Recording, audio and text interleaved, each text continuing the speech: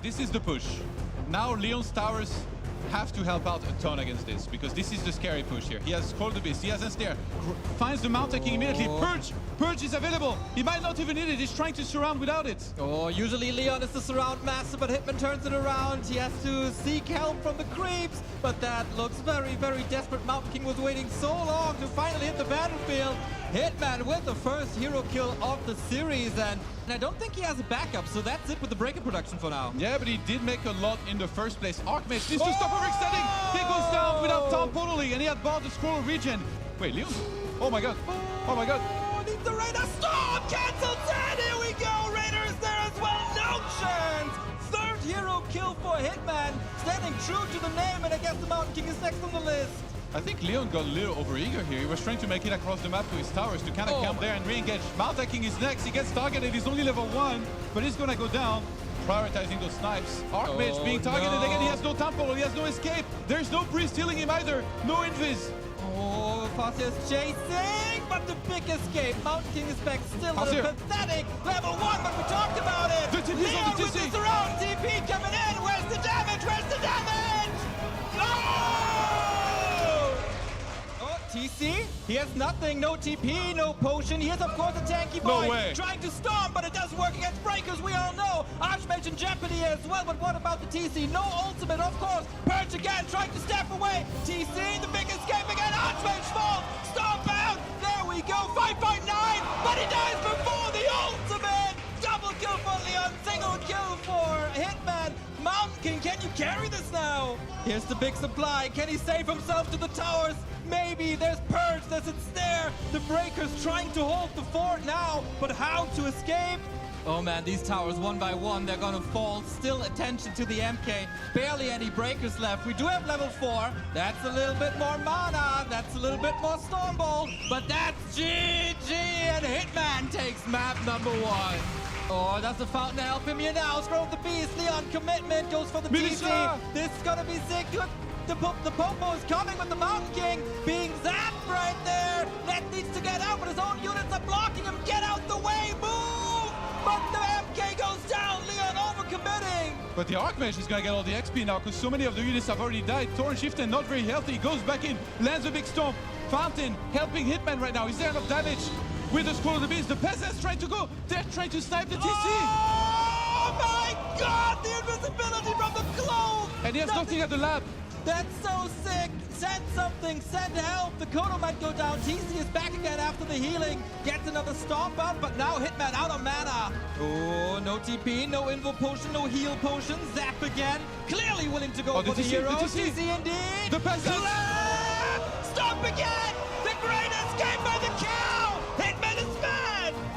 4.5. The Orc heroes had a slow start, but now they're online. A new Purge, more crowd control. Leon trying to evacuate to the lab. Zap! Is there a Zeppelin? More Purge! Oh, the priest! Oh, no! Oh, he messed up with the priest. He wasn't healing the whole time. He might have survived. And Hitman takes the win. Play 2 passives. Go back to his side of the map and creep. He knows that right now he's still very powerful. Impale lands on all 3 heroes. Archmage goes down. He did have Town Portal. And that's going to be it. X-Lord with a 2-0 victory. But there might still be healing advantage on Foggy. His Moonwelt should be looking better. He's trying to get away with the rest. And we have a Dark Ranger 3rd, by the way. Love it. Against the talents, Black Arrow plus Silence. That's amazing! Just like the Zap, and all of a sudden the first hero's down, and so is the lead for Foggy. And we have a lot of units dying on both sides. The heroes so far largely untouched, except for the one Demon Hunter. Heal Scroll comes in as well. That was the last Heal Scroll by Foggy. Can he still hope to hold on? I don't think so. More right clicks. There is an inbolt to save him last second. Demon Hunter in trouble as well. Heal Potion will keep him alive for the time being. Now we try to pick up the heroes one by one. The Dark Ranger was the most disappointing appearance so far. Has also got to bite the bullet. Oh, can you get these hits in like these guys get the koalas in? I hope so. Potom in trouble, gets an item! And he loses it! No TP! The Crystal Ball obviously didn't help, but how can he lose the TP? He might even lose the Expo and the game! The curse is real! Always good to have a plan B, apparently. Yeah, oh, and the Naga! That is not the right neighborhood for you! Oh, she has not been having a good time. Oh, this is not a fun day for the Naga. I know that LawLiet is off-racing as human, but man, getting blocked in that spot, not good. Oh my god, the critter. Wait, that's the... Oh my god, it is the mechanical It's the skink. The famous skink. Do you know what noise it makes? It's some horrendous noise like... That's exactly what it sounds like. Does he kill it? Dude, Max Verstappen is driving that thing. Look at this. Yeah, Lewis Hamilton is piloting that skink right now and confirms the location of that Tier 2 expansion. It's a pretty chaotic fight here right now. We have fighting on all fronts. Yeah. Great micro by Focus. He went for the backline and the casters with the Raiders. That's what they do the most damage to. But now Mountain King is level 5.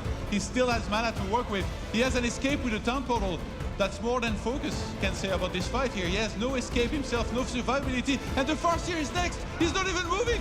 The Farseer is next on the menu right now, Todd. He has absolutely no chance of getting out, not even needing the level 3 vault to secure the kill, and now the TC is next on the menu. This is a pretty messy fight once again, of course. Units being killed on all sides. The peasants here do what they do best in dying.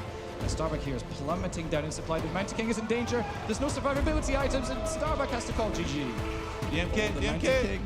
Wait, the snare lands no. from miles away, but the counter focus on the Farseer, and the Farseer isn't able to trigger the impulsion in time or TP out, and he goes down as well. Archmage being targeted. He has no town portal. This might be the end.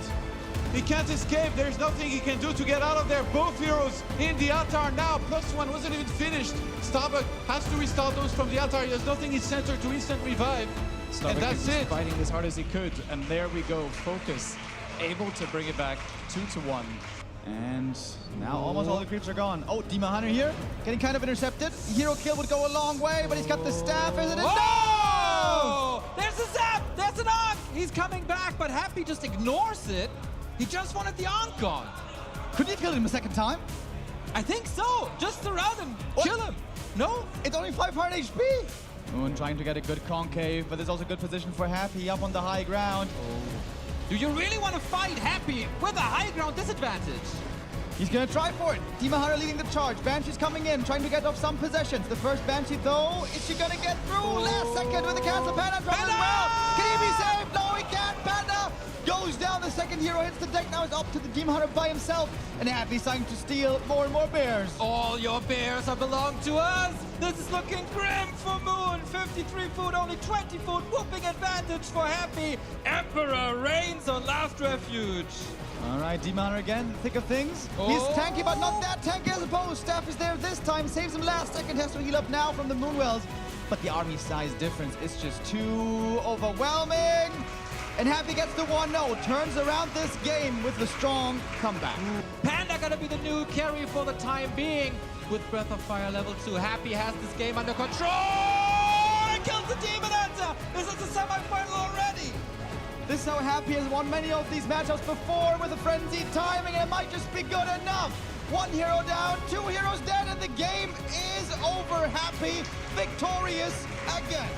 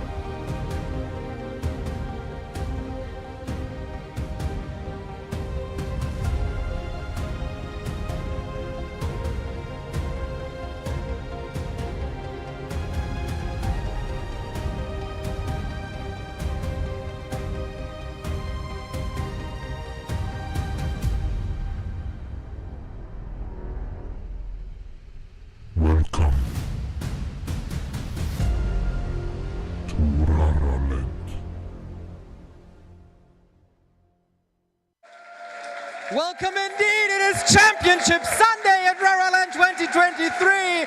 Hello Dortmund, hello Warcraft World. We started this little tournament. I like the vibe, boys. We started this tournament with the 114 players on Friday. We're down to the final 6. We got Happy and Foggy already in the semifinals waiting for their opponents because the Koreans and DICE are fighting it out in the last round of the lower bracket. Do or die the entire day. There's no fallback net anymore. Whoever loses here today is out. Best of 3 in the first 2 matches, then best of 5, and of course the grand final, best of 7. Will Happy retain the title, or will we have a new king of RARALAND? This is gonna be hyped, everybody, and I hope the boys on the couch are as hyped as this crowd right here. Indeed we are, Remo, Mr. Remo Demo, and of course myself, Young Ulrich. We are going to bring you the hype of the final day of RARALAND 2, RARALAND 2023, if you will. And we're going to start with a Night Elf mirror with DICE versus LawLiet. We haven't seen that before, right? They did actually meet in the upper bracket. That's right, this is the second encounter in the lower bracket. I think you guys call it the run back. Mm-hmm, we do. Yes, sir. Yes, sir. And it's a very important match here. This is, technically speaking, the last match of the group stage there, of the group where they're trying to get out of to make the top 4. We have 2 of the players in the top 4 already, that being Happy and Foggy, 2 of the shining examples of European Warcraft. And now we're going to look for 2 more players to join them. We're going to have DICE versus LawLiet to determine one, and later on Focus versus Moon. Oh yeah, Focus versus Moon. This is also like somewhat of a classic, if you will. These guys have been playing so many times in their careers against each other. Both of them have been active for like almost 20 years in Warcraft. So yeah, that's it's actually yeah, one of the you know, all-time matchups, if you will. Focus versus Moon. But Focus told us yesterday on stream in the interview. He said he usually loses to Moon, so this time he doesn't want to. Yeah, I would love for Focus here to break through finally the curse that has been his offline tournaments, but indeed, I talked to him this morning as well. He didn't sound super confident. And everyone who knows Warcraft 3 and the Korean scene, they all have reverence for Moon. Moon is the god gamer. He has won it all in the past, the most successful player of all time. It seems like everybody is expecting Moon here to go through and make it far still.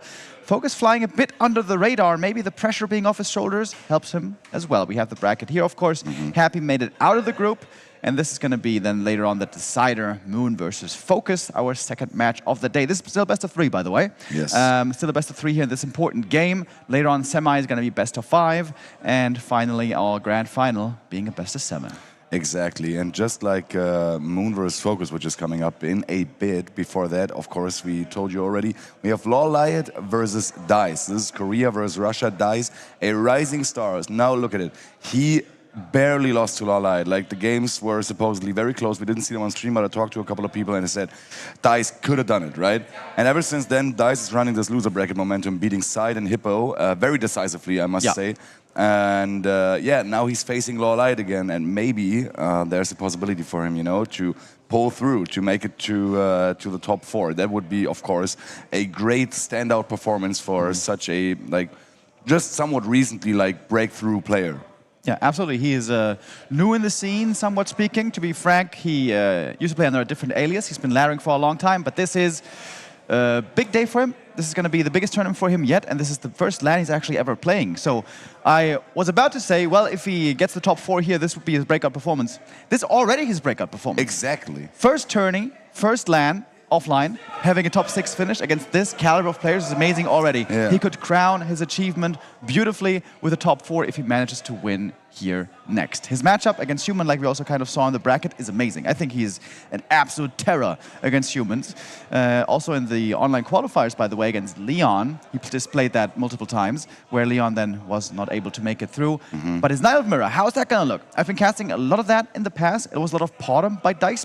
DICE was one of the Night Elves who was refusing to play Bear Mirror for a long time. But he's incorporating it more again, I think. In their previous match in the upper bracket, it was a mix between Potom and Demon Hunter and Bears and so on. So not so easy to predict what we're going to get. As always, it's going to come down largely to the maps as well. We have the head-to-head here, and I have to squint my eyes to see it. It's looks a like 70% win rate. Yeah, it looks like they've only have played 3 times so far. I don't know how accurate these head-to-heads are. Yesterday we had a little bit of trouble because we all knew that the data was kind of wrong, but maybe it's just a data pool from like this year maybe or something like that, you know.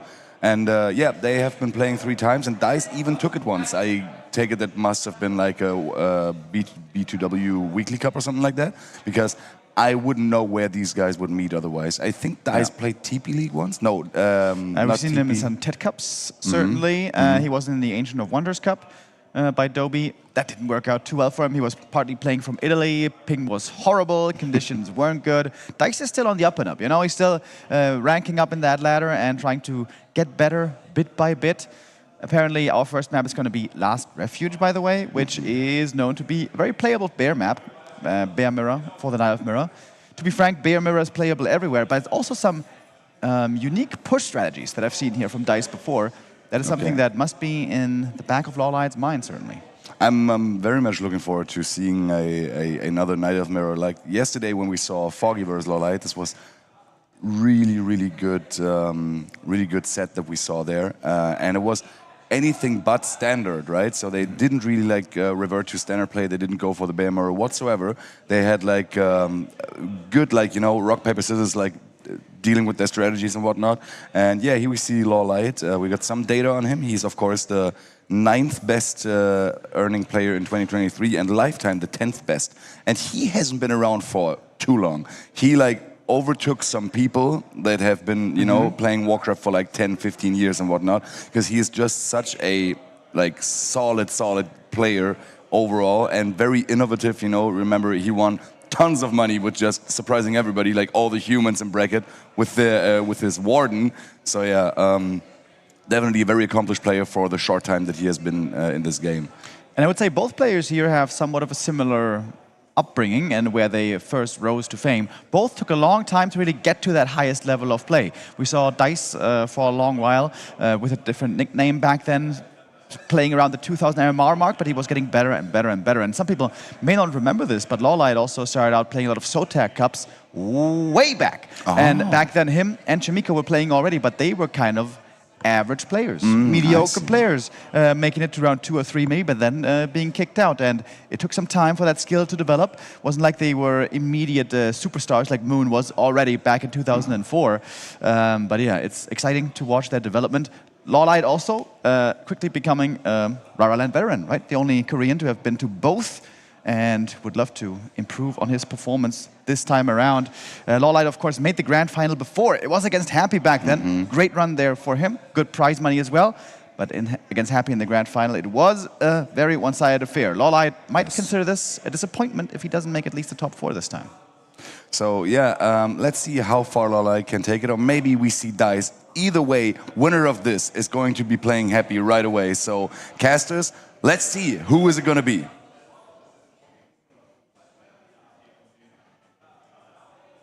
Muted. Mute. Back to Mutecraft here on Championship Sunday. All planned. Are we all good? We're good now. We just had to get it out of the way, okay?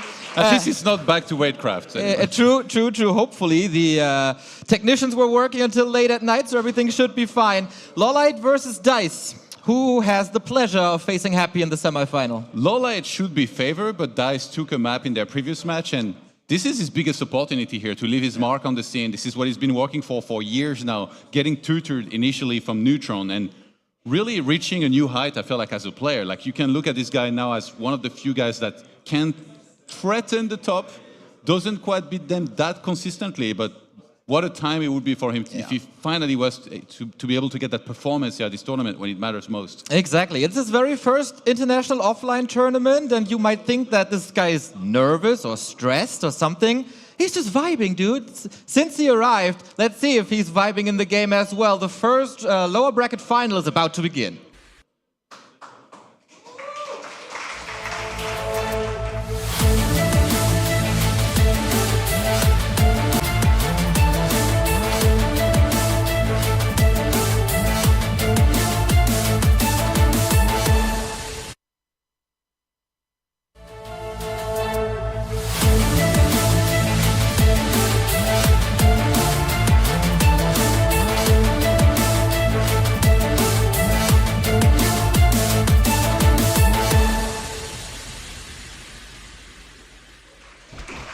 Let's go Dortmund. It is time for some games on the bottom left-hand side. Can he make a run into the final four? Representing Thunderdogs, it's Dice.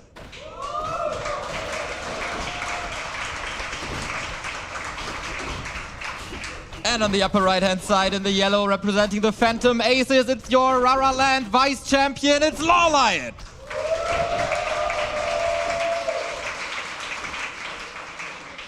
LawLiet has always in high spirits, making all kinds of jokes. He said that if he won against Dice here, he would forfeit the next match against Happy actually yesterday. So yeah, definitely in high spirits himself. I love what you said about Dice vibing. You know, like this guy, he looks so chill as well. Look at that mane he's rocking. Like he looks like he just went to the local skate park, you know, did a couple hours boarding, and now he's ready to take on the best in a video game that he excels at. Right on, man. This might be the first time I see him this weekend where he's not smiling, so the game phase is on. We open things with double Demon Hunter once again. There is a little bit of a difference here. We got Mana Burn Evasion on Dice's side, Immolation on LawLiet, and he didn't decide to go for a second skill yet. Yeah, maybe he's waiting to decide further down the line. Last Refuge, no surprise, is all about the items early on. You want to collect some of these smaller items, but hope for the best ones possible with possible damage, agility. Of course, armor is actually useful here on the Demon Hunter as well. And you might even see some circlets being bought from the merchant in center. Do they want to add boots? And as far as second heroes, when we see a Demon Hunter first, it's usually either between a Naga or Keeper second. And very often I feel like one player goes for one and the other one goes for the other. We'll see what it's going to be. I'm very interested in the strategies. LawLiet known to not being a fan of Bear Mirror, but everybody is aware that that is the most stable strategy. The mass range can oftentimes go wrong. But what about Dice? I'm really not that familiar with this Night of Mirror. Yeah, he's capable of playing many different styles. Remember when we were casting DreamHack a while back, and I think he was one of the top elves mentioned that Dice inspired him because he was going Priestess Archers, which nobody else was really doing back then. So Dice is not afraid to experiment. And item-wise, that demon is going to be a beefcake here. Look at this, he got the Vamp Aura. Yeah. So I wonder if that changed his decision now to go for bears. I think when we see Demon first, like we're always going to see bears, I think almost anyway, regardless. Like we see the Hunter Soul, we're already on the way, so... But yeah, like you absolutely need to go for bears if you find this. This is the... It's regarded as a game-winning item that's the absolute best in this matchup. So for him to find that early on here, LawLiet is going to be very happy with this. Whereas on the other side, Dice as just a super tanky demon, plus 8 armor, extra hit points with the belts. I think the Demon Hunter of Dice was about to go into LawLiet's base to potentially cancel some lores and go for some Wisp to reduce lumber and delay tech. But LawLiet is right there, closing the door. And techs are finishing. What are the heroes? Naga or Keeper? Yeah, usually whoever controls the center is more inclined to maybe go for a Naga. Neither player with a second hero being queued in the altar yet. Okay, Naga is hired here from Dice, who's on the chase against LawLiet. LawLiet not having evasion. This is really curious. True. Yeah, he has Immolation level 1.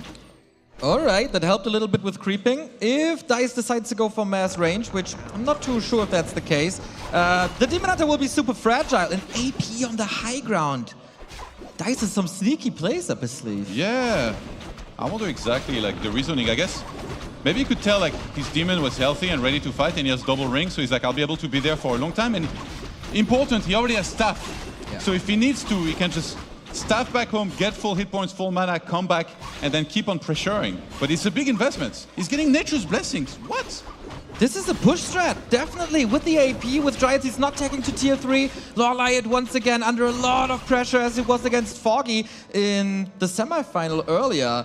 He's trying to go for bears, obviously, with the Keeper. He has a super strong late game composition, but can he survive until the late game is the question now. Maybe he saw the Vampora and he's like, I don't want to play a late game Bear Mirror because like I'm just going to lose against this item alone. So double lore, Nature's Blessing is going to go for a lot of Dryads, I assume, since there's no tier 3.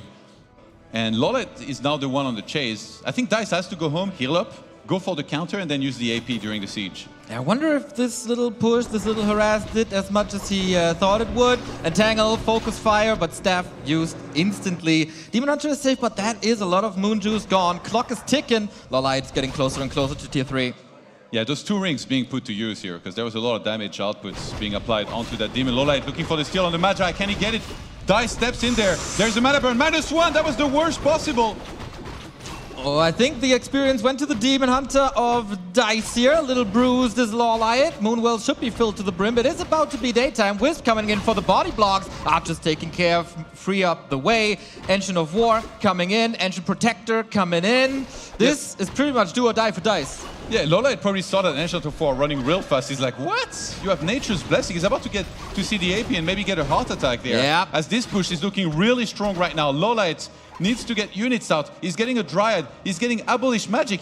He doesn't need Abolish Magic at all, actually. Not really, no. He might have cancelled it. Okay, maybe just a misclick. 3 seconds, tier 3, then it's the orb. Dice on the way. He is supply block. He can't build any more units, but I don't think it's necessary. If something dies, he's gonna replacing it. Muddy is coming in, indeed. Demon Hunter under fire, needs to retreat. Moon Juice almost empty, but there's a big invo potion for LawLiet as well.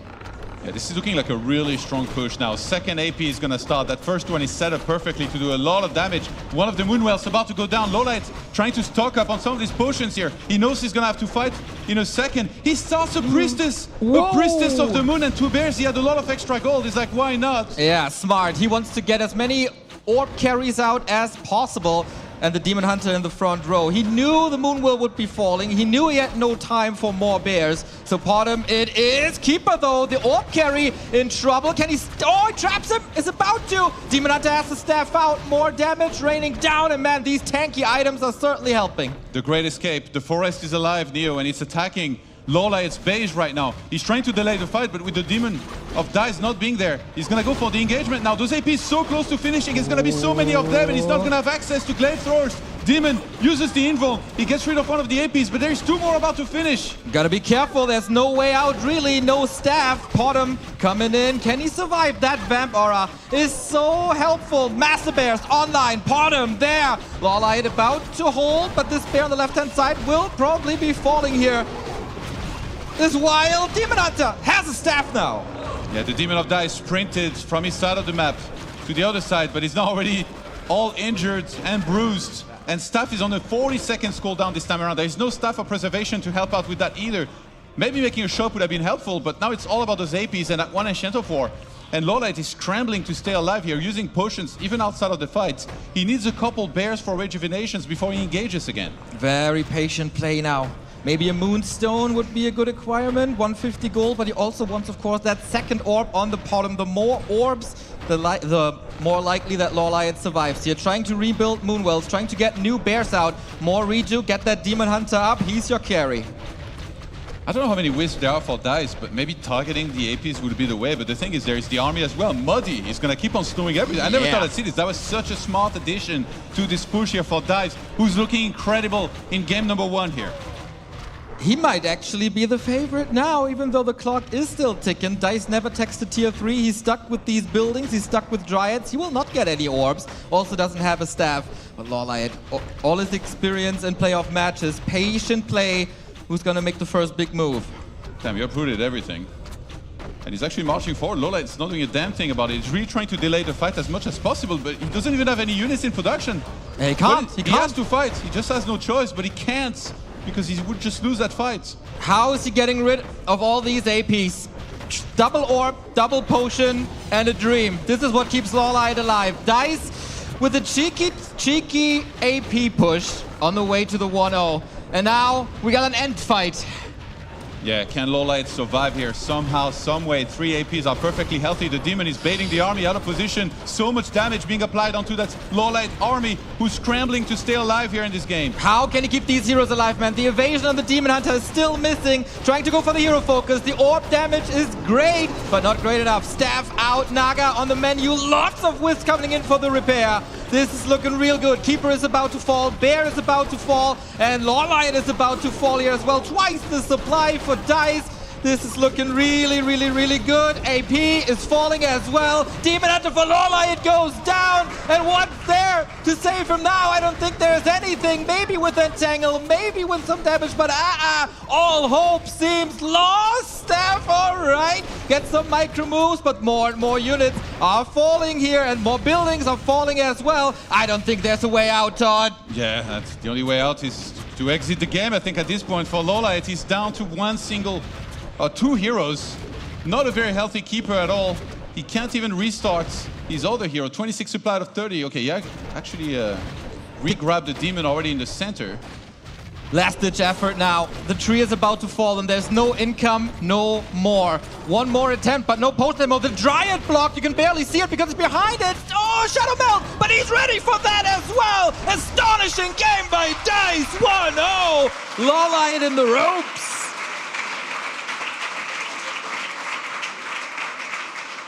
The most important tournament he's ever played. The first big offline tournament, and he delivers like this. What a guy. Years of practice. Tremendous amount of games on WT Champions, and it all comes down to this here, able to win map number 1. What a dream this must be for Dice. Absolutely fantastic. I'm really curious if that was the plan all along, or he decided that, okay, you got the Vamp Aura, I'm going to push you on tier 2. That was so smart. That AP worked so well. Who does this, man? Tier 2, Dryad, AP push in a Night Elf mirror? Unthinkable. You know, like I'm no Night Elf mirror expert, obviously, I'm a human player, but when I saw the first AP on the high ground, I was like, what is this? This makes no sense. One AP, like you need to make like a multiple, but now I understand. The first AP is to cover the other ones, because he does a lot of damage when you do the siege after that, so it was perfectly planned, and you were asking about, you know, his practice and his preparation. Earlier, I was hanging out with Razor Moon, and he showed me a photo of Dice watching replays from last night, and he was just holding his head like this in front of a laptop where he had been watching replays, so I think he just did a lot of research, and he couldn't quite figure out for a long time exactly what to go for, and then he decided to bet all his chips here on this big push, which worked out perfectly. What a workhorse, man. Coming in super prepared. LawLiet known to not be the biggest fan of Night Elf Mirror, especially when it's Bear Mirror, but that was no Bear Mirror. LawLiet is supposed to be the creative one. He's supposed to like turn the tables on his opponent, but it felt like he was outplayed here, really, and super surprised by the strategic. Dice has some extreme resilience as well. Like he plays all the weeklies, he loses to Happy in every finals. You know, after the third time, I'd be like, all right, I'm off to 4v4 or FFA, you know, whichever one. But no, he plays every week, and he's always ready to challenge himself, and it pays off. Hard work pays off here. Of course, he's only won one map, but already, like, what a performance this deep in the tournament against one of the best in the world. Someone who's ranked above him in the yellow rankings. The vice champion of DreamHack, the vice champion of RARALAND, usually like 3 times the charm, but LawLiet might just be out in the round of 6. He said top 6 is his goal, but you know, you really want to go further when you're here. For sure. I think he's one of the few guys that on paper is able to challenge Happy somewhat in that he can win some maps, but it might end earlier here. It might end after this one. Map number 2, match points Dice on Concealed Hill. And people are afraid of Bear Mirror, but we are getting a Bottom Mirror. There we go. All right, Concealed Hill, definitely the map for that. A lot of spots to, you know, hide some buildings here and there if you want to go for a siege of your own. I think that usually when you go Priestess like this, you expect to play against a demon, and then you know how you're going to push against that. But for it to be a Priestess mirror, I actually wonder who would have more experience with that. I feel like perhaps Dice. Obviously, both of them are supremely strong in mirror, in my opinion. LawLiet had to play this map in mirror against Moon a lot in the Asian tournaments, and Moon is always going for bottom hunts here with various tweaks to the strat. But LawLiet should know what to do. I think he's more experienced in this. Dice in a bottom mirror I haven't seen in a long time, but so far everything looks the same. So how many hunts is the question? Will you tech or not? Will there be an AP push, or are you clearing out the lab for some Zeppelin action? Yeah, I mean, I was saying, I think Dice is going to be very experienced with it, because I feel like Europeans, they love their Priestess also. Like the European elves, I mean, are you kidding me? Star-shaped? This guy's never made another unit than Huntresses in his life. So, yeah, Dice should be also very well seasoned against that style here on this map. Great bases. Look at those walls. Very important not to let the opponent in too easily here, otherwise they get on top of the tree, and with the bounce attacks from the hunts, a tree can die very quickly and you can't even repair it properly. It's also built in a way that you can hide an AP behind in case your opponent is the one to push you, which of course you want to be the aggressor at all times, but sometimes your opponent is faster and you're all of a sudden the defender. Item-wise, bottom of Dice looking good with the claw. LawLiet also a little bit of damage boot with the gloves, but that's about it. I think a little edge to Dice for now, but same build, man. Mass hunts all the way. Yeah, the items, of course, always very important, and we had a claws for Dice as well as Mental, so a bit of extra mana. On the other side, Gauntlets feels like almost like the worst. I really don't like those items that you have to drop when you heal. It feels like so inconvenient, you know? Some extra work for Todd. Oh, yeah. You don't want that, you know? You just want to click on that Moonwell and then boom, clean regen. But yes, Sentinel early on here for LawLiet. So he wants to have like really good map control with this, which is going to be very important. Yeah, Sentinel was buffed not too long ago when Ultra Vision was moved to tier 2. The vision advantage now comes from Sentinel. Dice not going for this, so vision advantage by LawLiet. He can spread out these hunters and see what his opponent is doing. Level-wise, Dice is 0.2 ahead, not too shabby. And yeah, we see exactly what I was talking about. The lab open up for probably both players. I think the best item by far would have to be a Scroll the Beast here when they go for this strategy.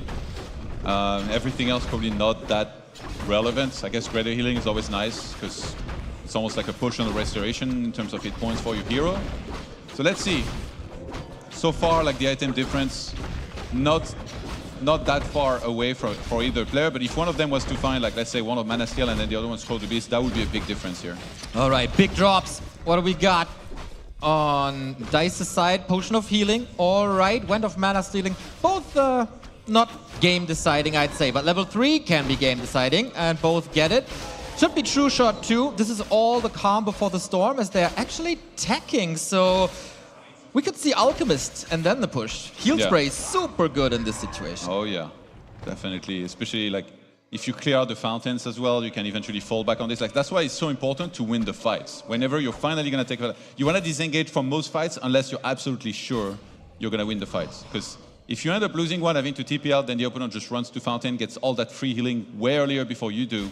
And then usually that can mean the end of the game. Especially those guys are very good to be able to recognize that whenever that happens. Ships in the night. They both want to be the aggressor here. AP is building for LawLiet immediately, draining some resources. On the other side, the Ancient of War is falling if you only have half your production. That's of course not ideal, but Ancient of War under attack here as well for LawLiet. Okay to heal up a little bit. For Dice, absolutely no chance. But this goes into the lumber department, and LawLiet is already only down to 20.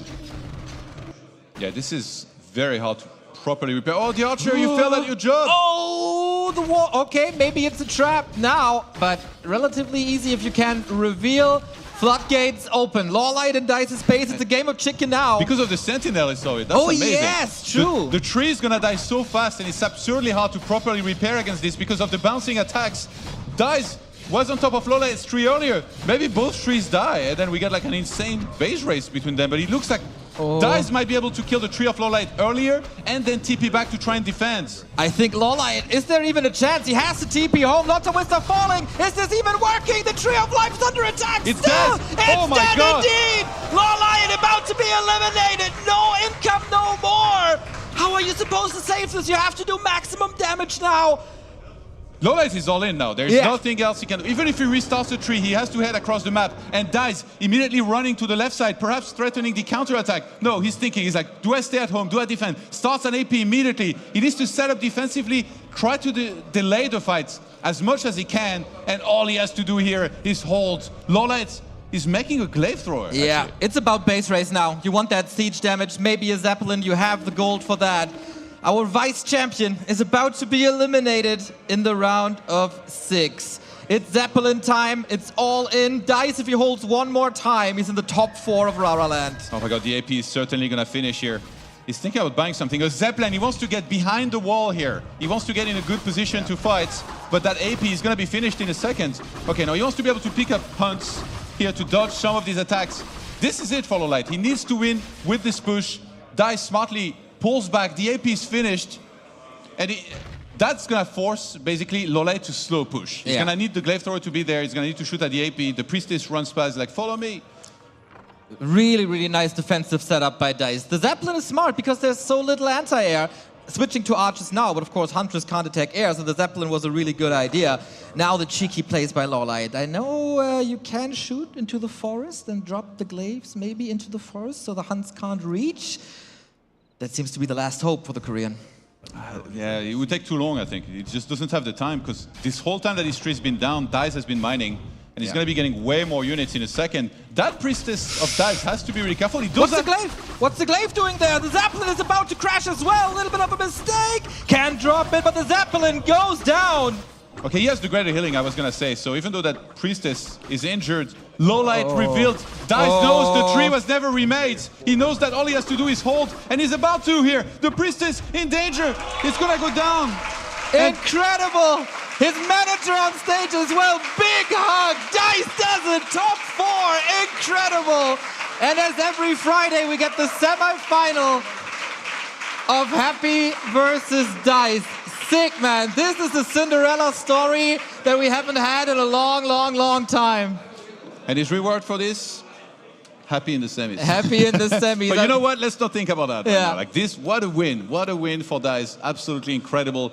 Lost the first time around to LawLiet. Didn't let it get to him. He worked hard yesterday, late into the night, watched replays, studied, talked with other people. I'm sure Razormoon helped him out as much as he could as well. And today he shows up and delivers a 2-0. Very convincing both games. He did exactly what he needed to do. It almost made it look like he was the favorite the whole time. Right on, man. He was dominating pretty hard the entire series. Great strategy. No flaw in any game, really. There was no miss micro. There was no botch. Well, the archer, but he wanted that, didn't he? There was a track.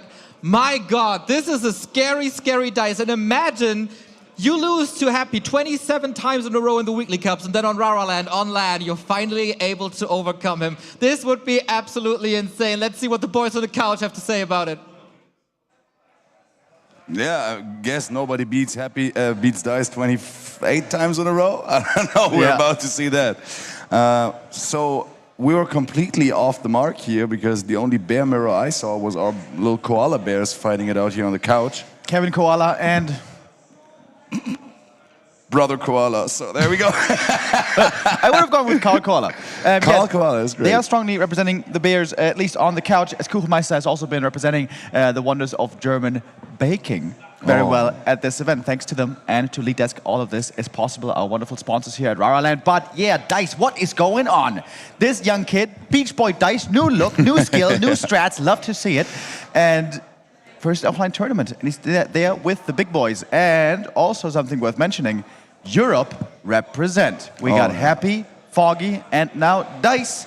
3 out of 4 European players. As Infi said in the past, Europe is going to overtake Asia one day in Warcraft 3 skill. We might be seeing it here at RARALAND. Dang, yeah, it kind of looks like it. Like one of the Koreans already out, and then one of the other ones is going to be eliminated. Another one though is going to be in the top 4 then.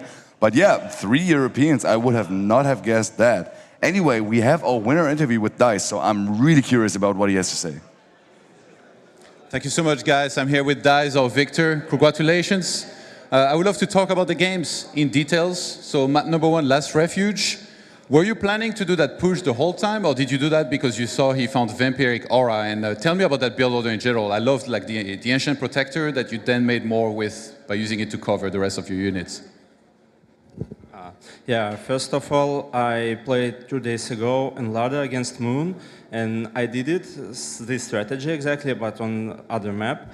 Yeah, so I know how to play it, I know what to do, and me and LawLiet played yesterday on this cup upper bracket, and I saw that his lack of respawn, his laboratory, so he can see this sneaky protector, and I choose this strategy because I saw that he found Vampiric Aura, and I know that there's no way to play against bears with Vampiric Aura, so yeah, I decided to go with this push with Naga Dread, and he was too greedy to go Keeper, so he must play with Naga Cell when he saw that I buy my Naga, yeah. And then game number 2, we had Priestess Hunt against Priestess Hunt. Then you both went to each other's base, and you start attacking his tree earlier than he does yours. And then it looks like his tree is about to fall already. What were you thinking in that moment? Were you already thinking, oh my God, like I'm about to do this, I'm gonna go to the next round? Or were you still very focused on everything that you need to do to make sure to win? He made a mistake to attack my Ancient 4 on the laboratory, so I went straight to his main and killed Ancient 4, so there's more space to get my hands into his main. So I put my archer in the way, but a bit wrong place, but still I move it, so only 2 hands goes to my main, so I just started to attack his actually faster, and he didn't heal Wisp. I just pressed my Moonwells on autocast to heal this Wisp, so my Wisp was infinity of HP due to Moonwells, yeah, and he just can't heal my main, so he decided to late to TP because he just thought that he can kill my main faster, but no, I get really prepared for this, yeah. You're one of the new generation players that we have in the scene. You're one of the newer names at the top level. Is this everything you ever dreamed of? Is this what you've been working so long and so hard for, laddering as much as you do? Is for a moment like this? Like, is this like a dream come true for you to come to an offline event and beat a player like LawLiet? Yeah, this is absolutely a dream to be here, to play against such cool players. That's really an honor for me to be here, yeah.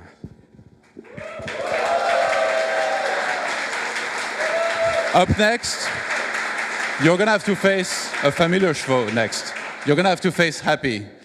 You meet in the finals of every weekly cup, so how do you go into this match? Like, what kind of mindset? Are you just content with how far you've gotten, or do you try and pump yourself up and tell yourself like you're gonna have the best shot possible? Like, tell me about how it feels like to have to face Happy in semis. Well, I hope it's not gonna be the replay of every back-to-walkout weekly cap, yeah.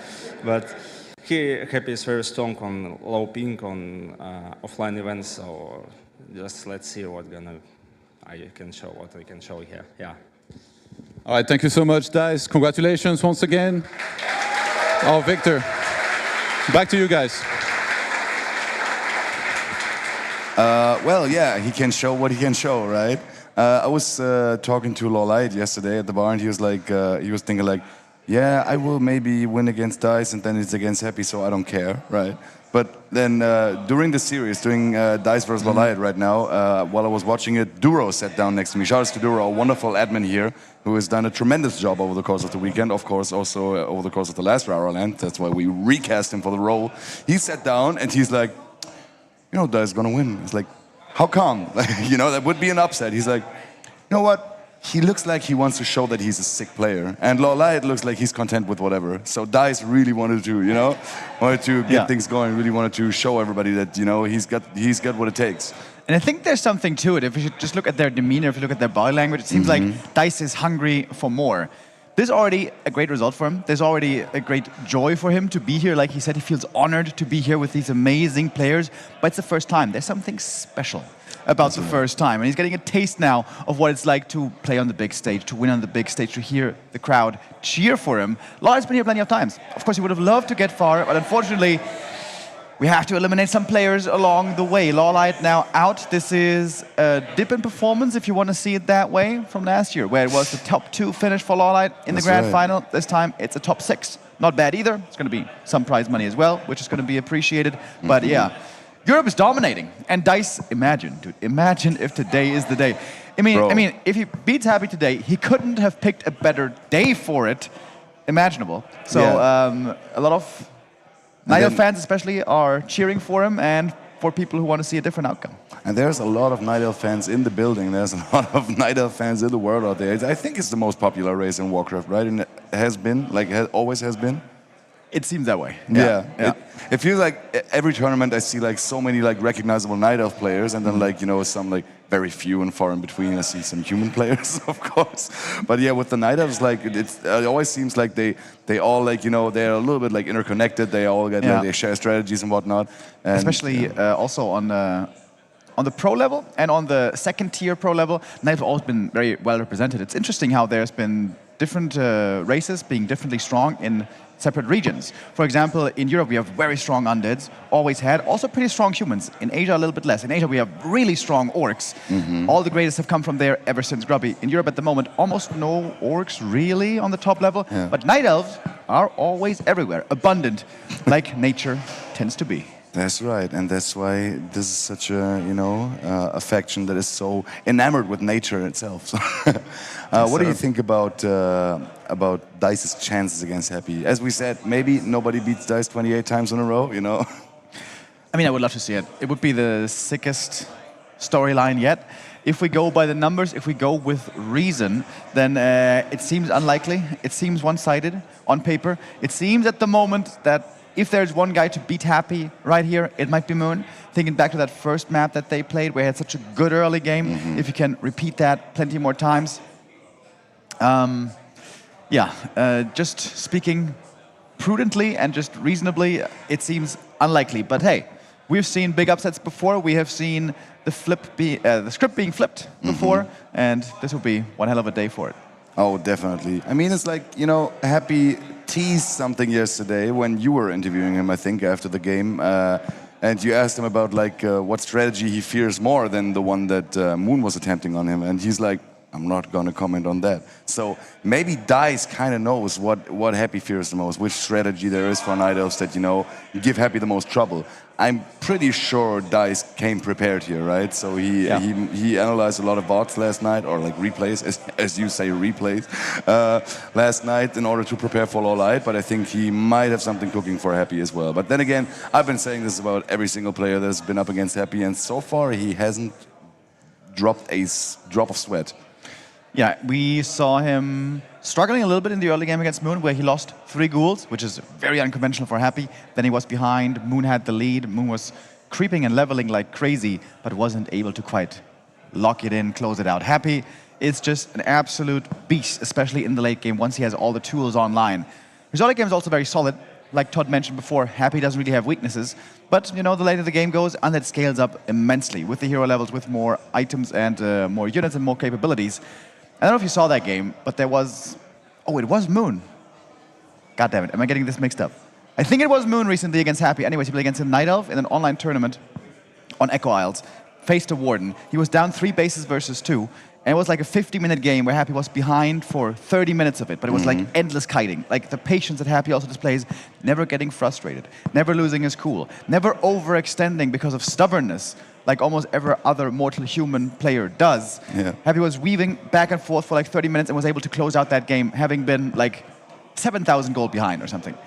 Insane shit like that only Happy normally gets to do.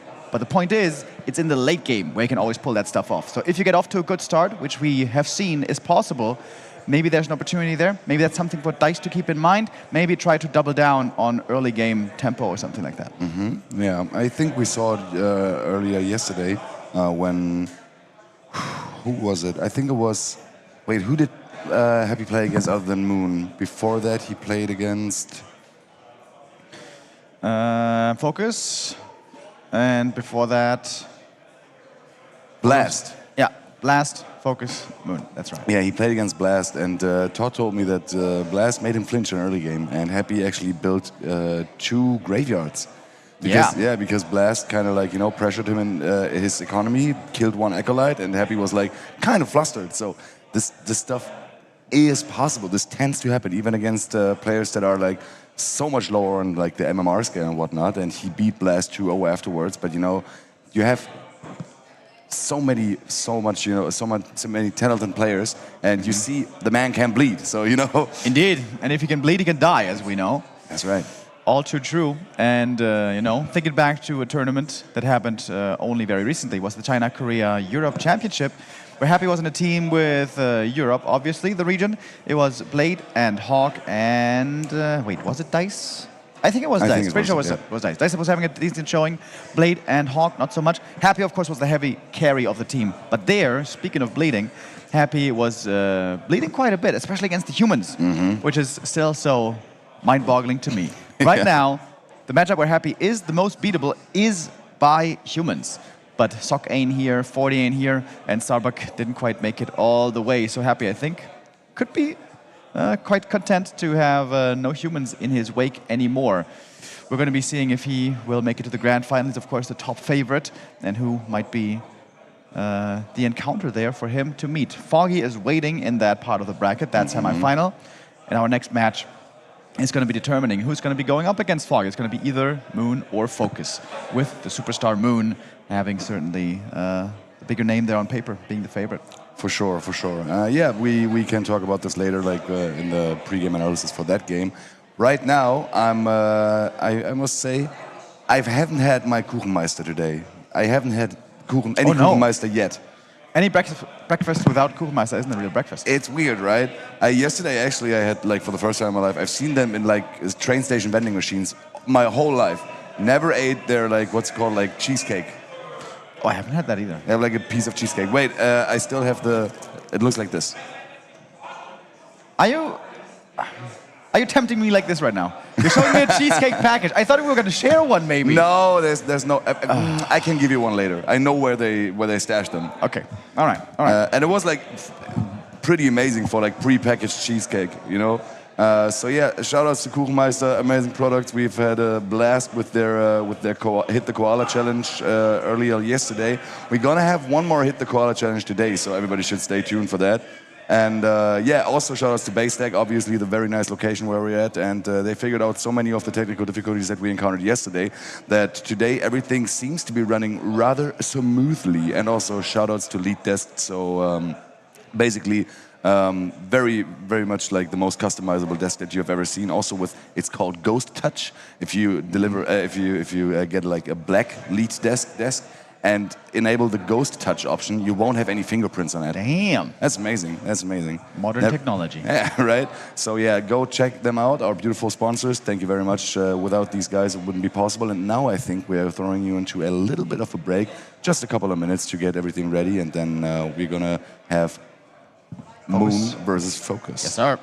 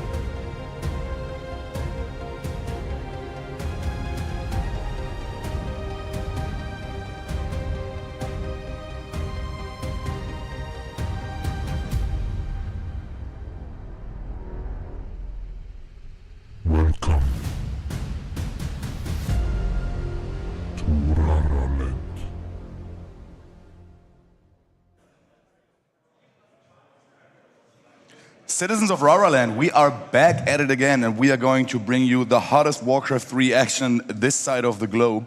We have Moon versus Focus. Now, that is a classic of the game indeed. These guys have been going back and forth and been going at it for like 15 years or something like that. And Focus yesterday said he usually loses those, and he tries to break the tradition starting today.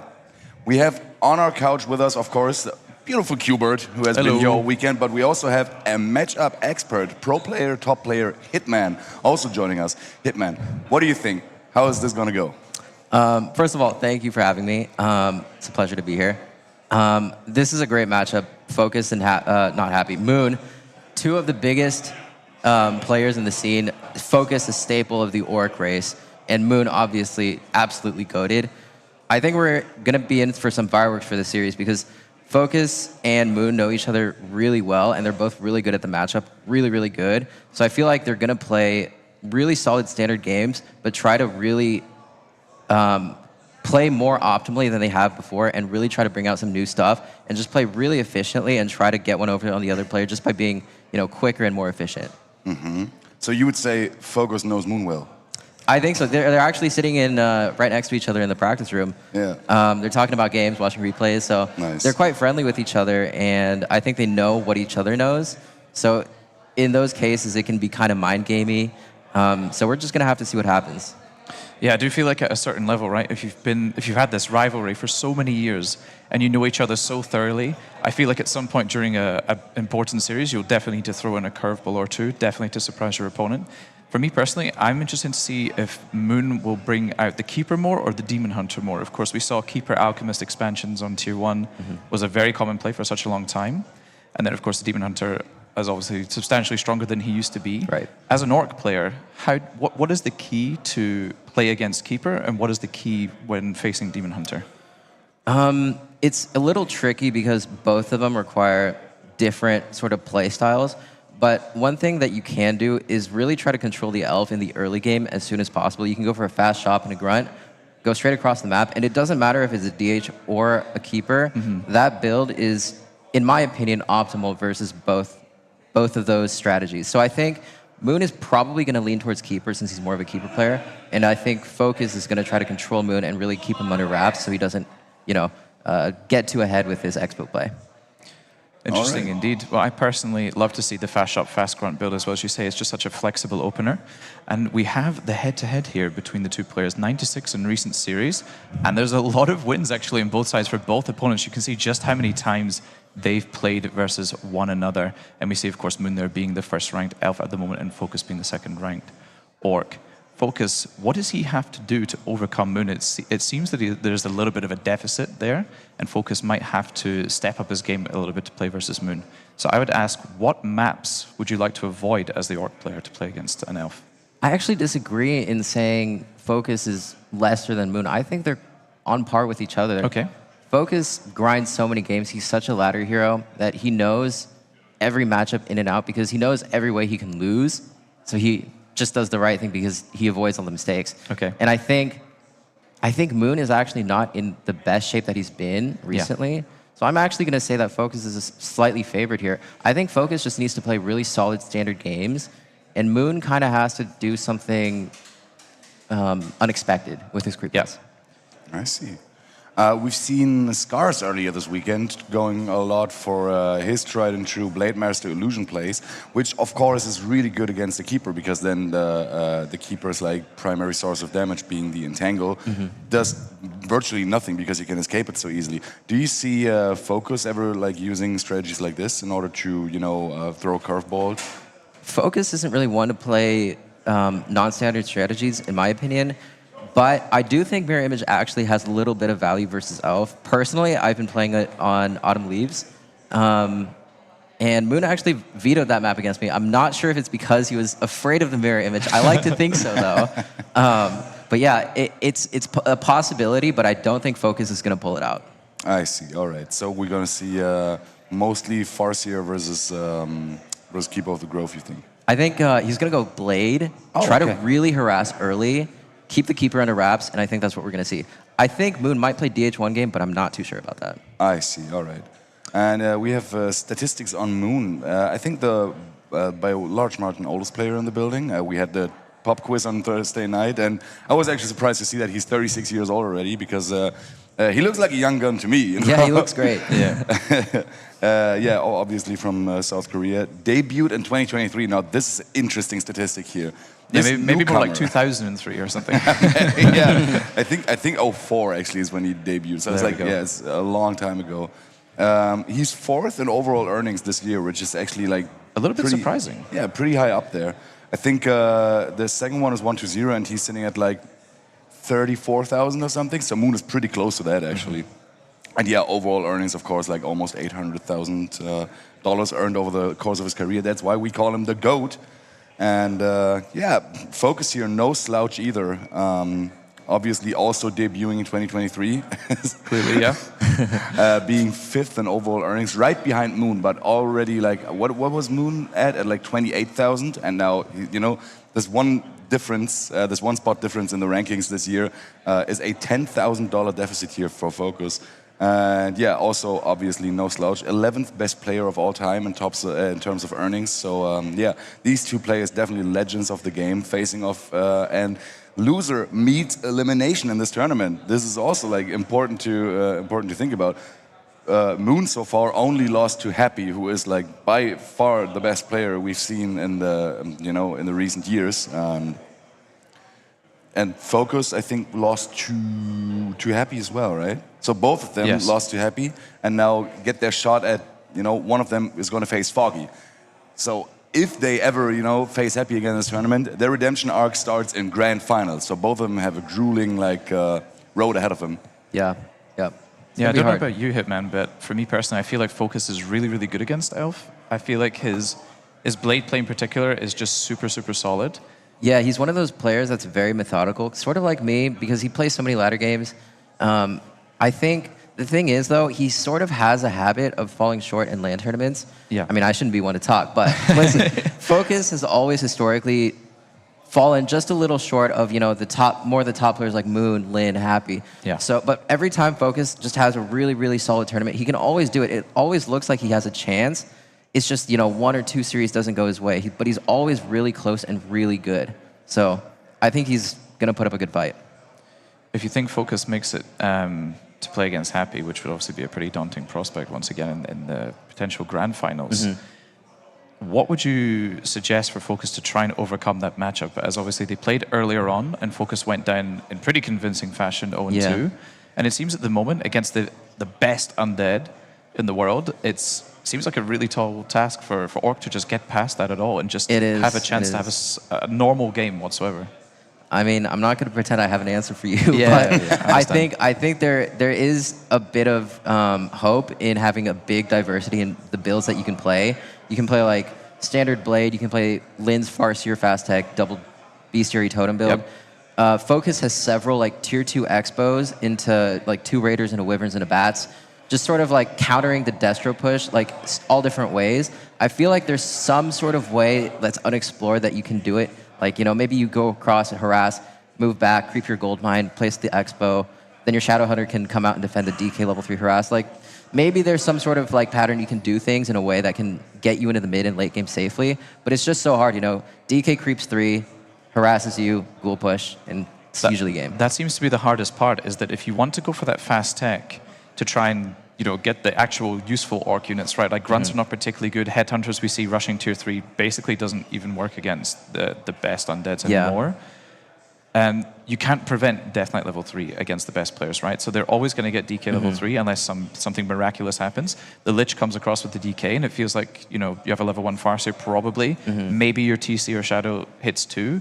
And it still feels like that moment of the game is insanely hard to fend off the undead attack. And at the same time, you need to get the expo down too. Yeah. Otherwise, like, you have no chance of winning with a tier 2 Orc against tier 3 undead. It's hard, like, no matter what you do. It's just up to the Orc players to play better. I mean, a lot of players like to pretend like, Happy 1-2-0 only wins because of their race. That is so untrue. They are the best players, without a doubt. So it's not because they play undead. It's because they're so good at this game that they make the race look so good. Yeah, that's like all the three Koreans that came here for this tournament told us on I think it was Thursday night that over the last 2 years the only people that have ever won tier 1 tournaments and for 2 years straight now have been 1-0 and happy. Yeah.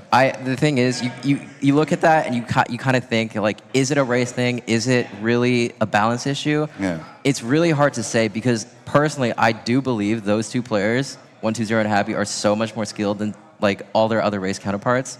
I can definitely feel that. So, you know, it's just hard to say. Maybe Undead is a little too good. Maybe, A little bit too, but it's hard to say because they are a little better, you know? Yeah, that's right. Anyway, we have our match underway, so thank you very much for joining us for the game analysis. I'm sorry, a little bit tired today.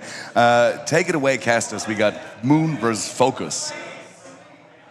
It's time for some games, everybody. Who's going to be the last Korean standing? Moon versus Focus, Remo Demo. Yeah, absolutely. We've been here many times before. Moon is holding up the flag for South Korea, normally in a very impressive manner. How many tournaments has he been to? How many titles has he won? It has been numerous. That is why he is the legend. That's why the fans have been so excited to see him. His match against Happy here yesterday in the arena, the first map, was, I think, by far the most electric we've had so far. Interesting matchup we have now. Like you say, only one of the Koreans going to make the top 4, and Moon, normally always the reliable one. Focus, can he finally do it today? Let's check it out.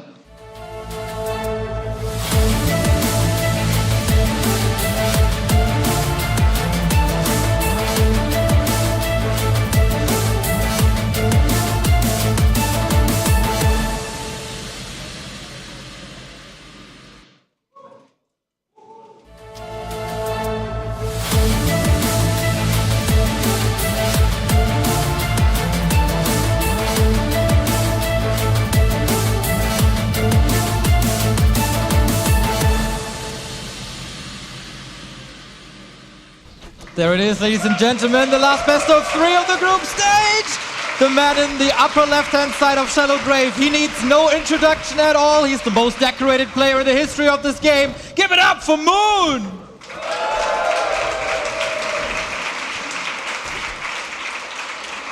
And his opponent, a good friend of his, the last hope for the Horde, is Focus.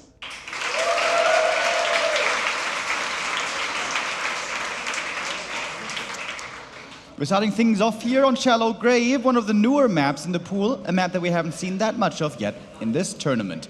It's going to be a Blade Master with a Demon Hunter. No keeper first here. Hitman was mentioning it on the panel. Moon seems to be mostly more a keeper player. His keeper play is excellent, but no Demon Hunter here now. Starting off with Immolation, wants to get off to a quick head start with creeping. In fact, it's Focus who's doing 0 creeping, looking to be very aggressive early and mess with his opponent. Yeah, but he's not running into the Night Elf base to go for the Wisp and the Harass. Feels like Focus is not really finding Moon. Interesting setup we got here. Now it's Moon being the oppressor onto the shop, which is of course always a little bit late because you want to start the tech as fast as possible. And that is certainly the cancel and the first exclamation mark by Moon. It's a bit annoying for Focus. He's going to have to wait for the heal salves a bit longer, but he didn't take that much damage. Only creeping a small camp, so he's going to be able to still be active, I imagine. He got the first item, so did Moon. Mantle, not too amazing for the Blade Master, but the second hero, which should be the Shadow Hunter, is going to appreciate it, and soon decisions have to be made. The question is, what's Moon going to play? Are we going to see Bears? Are we going to see Talons? It's very unclear still. Well, we're going to see Dryads, especially with an expansion. Dryads in the hands of Moon, a weapon. Probably the best Dryad micro in the history of this game. Will we see expansions? Who's going to be the one to push? That's for us to see. The stats between them, by the way, very, very even. One might think that Moon is a big favorite from the stats, but that's actually not the case. It's pretty 50-50, and wins and losses come in waves. So 1 week, one guy is advantageous, and then the other guy is catching up again. Oh, nice little steal by Focus. So the question here today is, who rides the wave better? And oftentimes the answer there was Moon. He normally delivers where we said Focus, sometimes doesn't. But good move here for Focus. He's going to get an Archer, got a last hit steal as well. And there's no level lead on the Demon Hunter at the moment. He is revealed though. Blade is hurt. Ready to use the TP perhaps? Oh, okay. Reveal by Moon was ready. Important. That Grunt is also saved, but losing the town portal that early. But if you use it for a good reason, I think this was a good usage of it indeed. He gets home fast, can heal up right away, Grunt survived, and he got some kills there. And the Sentry Ward sees the expansion. You were right on the money. This is looking like a Dryad expansion, which is not at all the norm in this matchup. Okay, yeah, it's a Moon special, and we were talking, what hero is he going to be playing? Demon Hunter and or Keeper? Answer is both. Yes, sir, indeed. Ideally with the Demon Hunter, you want to stack up on items. There he's looking decent with the Circlet and the Claws, and also you want to have good levels. Levels not so tremendous yet. And Moon playing very far back, very passive. The Sentry Wards here are so wonderful to focus back, basically boxing in the Night Elf. One to the right, one to the south of the base, and Focus knows perfectly what's going on where, and has the next opportunity. Stealing Magpie, can he get that one? 2.3 on the blade, and he got it. Plus the item, Quick Fingers by Focus. Of course, hurt, you gotta be careful about that, but this time there's no dust anymore. Focus, by the way, double bestiary. No more lanes. Yeah, especially when we saw more mass Dryad play, which again isn't the norm nowadays. Mass Raiders is what Focus has displayed many times, because Shaman don't do anything against Dryads, Walkers don't do anything against Dryads, but the Mass Ensnare and the Blade Master damage can. But of course there's also a downside here. No Dispel, nothing against the Entangle. Focus will have to keep that in mind and be careful. Was that a little mispronunciation, Mr. Remodemo? Well, I wanted to let you have the honors. What's it called again? Dispel. Dispel. Dispel. Here we go, Focus with the attack against the expansion. Seems like Focus is clearly on top of his game here. Great cancellation with all the knowledge he gathered with the wards, as you said. And Moon definitely needs this expansion, because the Raiders do so much damage. You need Dryad in masses. Yeah, Dryads don't really cut it normally, one base versus one base, so Moon might be forced to change course and perhaps tech up instead. But we can see he's just going to try with yet another expansion attempt. Creeping continues. Demon Hunter is about to be 3, but hurt already. No mana anymore. And Focus is looking pretty good so far. This kind of looks like, now that he's adding the Torrent Totem, this kind of looks like the Orc strategy versus Undead that Lin introduced with the double bestiary into Walkers. Let's see how this pays off. That is also the Dispel, not there for a long time. So Entangle reigns supreme, but Moon isn't able to catch any of these Raiders yet, but he's going into Focus space now, trying to cause some trouble. Yeah, Moon going for a base attack with not many units at all. A fortunate catch here for him. Gets the Raider with the Ensnare, Entangle rather. That should be a kill. An Archer might be traded for it. Oh, but the Ensnares find the Dryads. And the question is, who's gonna be favored here in the end? Well, Dryads give a lot of XP. Want to raise up that Shadow Hunter. Nobody is creeping really. Uh-oh, baby Deer on the menu now. Town Portal swap, no Hex possible, no Ensnare anymore. So TP out. Nobody able to portal home anymore. Nice little exchange. And of course, bought time for Moon. And the expansion here is coming up. And I thought Focus saw the second expansion attempt with the Sentry Ward that was still there. But maybe he didn't, because he's not moving towards there. Might not be the best timing for it. And we see Walkers starting to be made. Does Focus have the wrong read here? Maybe. Walkers you only really need against bears. Yeah. There's no bears coming. Focus might be a bit off kilter here. Okay, so far everything was good, but Moon is flipping the switch, and expansion is about to be finished. Getting so many kinda steals, hard. by the way. Yep. Very nice Blade Master play. As so often by Focus, I was hoping for that against Happy as well, but he decided to go fast here. One of the best Blade Masters in the history of this game, obviously. And that Expo is done now. And the Blade was very close by, almost able to see it. I'm still not sure if Focus knows. We're going to find out soon. If he goes for more Walkers, which he's doing, it seems like he's reading the bear play, which obviously is not the case. But might be thinking about a counter expansion. Peon in position. Oh, and this could be a great creep jack for Focus. He's right around the corner. Again, if this Ogre Lord is going to Focus, that's absolutely fantastic. No reveal, Crystal Ball only in 3. Demon Hunter is able to get it. Endurance Aura, fantastic. Dryads are fast as well, but here's the creep jack. All right, and every Ensnare could land or end up in a kill here, possibly. And now the Walkers, you can see, not really doing anything here. These Walkers at the moment not paying off. Here comes some Spiraling, but there should be the spell. Abolish is researched. The Demon Hunter still doing lots of damage. The Keeper getting trapped there in the corner. Yes, the TP is the damage there. It must be an escape in the end. TP gets him out of there. And Moon gets away with a black eye. Who would Focus, man? Only 33 food. That Grunt dies to the Entangle. Black Eye, I'd say he has the lead now. Expo is up, supply lead is there, heroes are leveling, Endurance Aura very nice. And Focus second base only now. He has to play a Raider lane from here on out, almost. Yeah, difficult position for Focus, I guess, against the Keeper. He also wants to have some Dispel. Perhaps that's why he had the Walkers. But the walkers there in the first fight didn't look too impressive. Moon now looking quite strong indeed. Going for the safe camp. The healer ward here is helping him stay healthy, and a double level up from this camp, no less. Wow, oh, Moon is in full control now. Staffs are coming out soon with the shop as well. More upgrades. Moon clearly not intending to go to tier 3. It's just going to be Dryads up to 80, 90 food. Immense supply lead already. Yeah, Focus perhaps he just didn't see that expansion, which seems so confusing. The sentry ward saw the first one. Seemed like it should have seen the second as well. Maybe there's some good Blade Master play, can still get the irons out of the fire here. Could steal more last hits. He's got the invuln as well, but he knows if he shows himself, he's going to get entangled right away. Yeah, and he has no mirror image to get out of that, so entangle is probably equal to a kill. And Moon seems to have a great idea about this Great Hall and still needs more than a minute to build. Moon is all over Focus right now. How long did this Merc camp take to creep, by the way? A long time. Shadowhunter was down there forever. The High Priest with the inner fire and the healing made that really difficult. Raiders not that much damage. And it seems like just all the momentum now in favor of Moon. But Focus has managed to build a decently sized army. 50 supply is up, more Raiders are on the way, and lots of end snares will be available.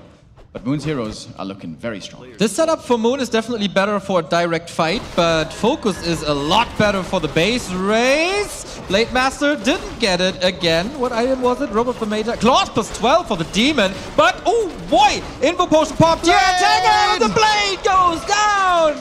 Moon, man, this is full control, and Focus got greedy there. Maybe thought he has to make a play. His expansion was under attack, but this is looking really good for Moon now. Oh, he almost got away with the Windwalk. Maybe he was missing some mana to be Windwalking earlier. He could have gotten away safely if he had the Windwalk early during the invuln. That is very painful.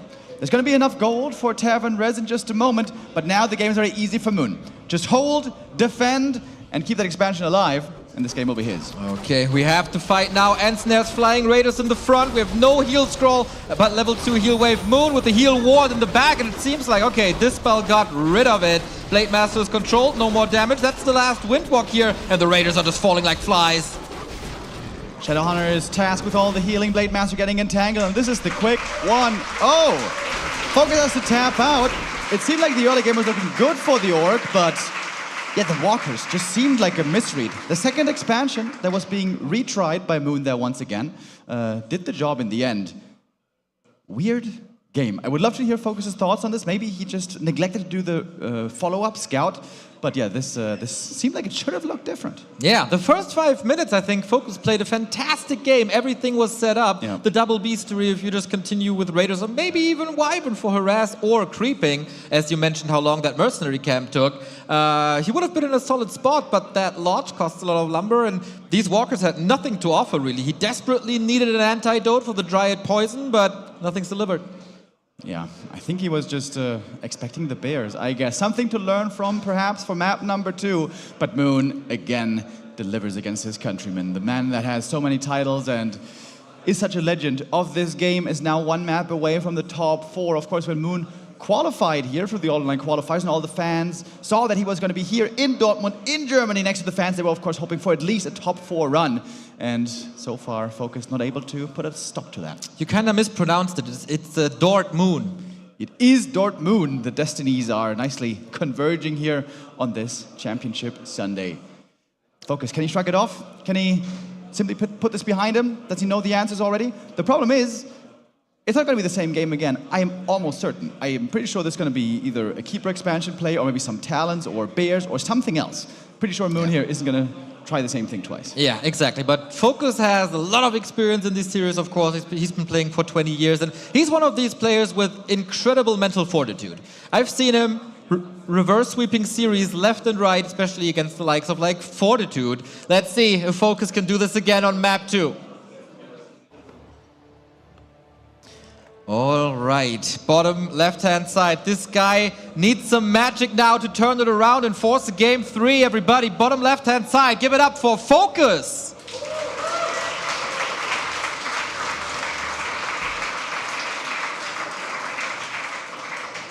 And on the upper right-hand side of Northern Isles, representing DRX, is Moon.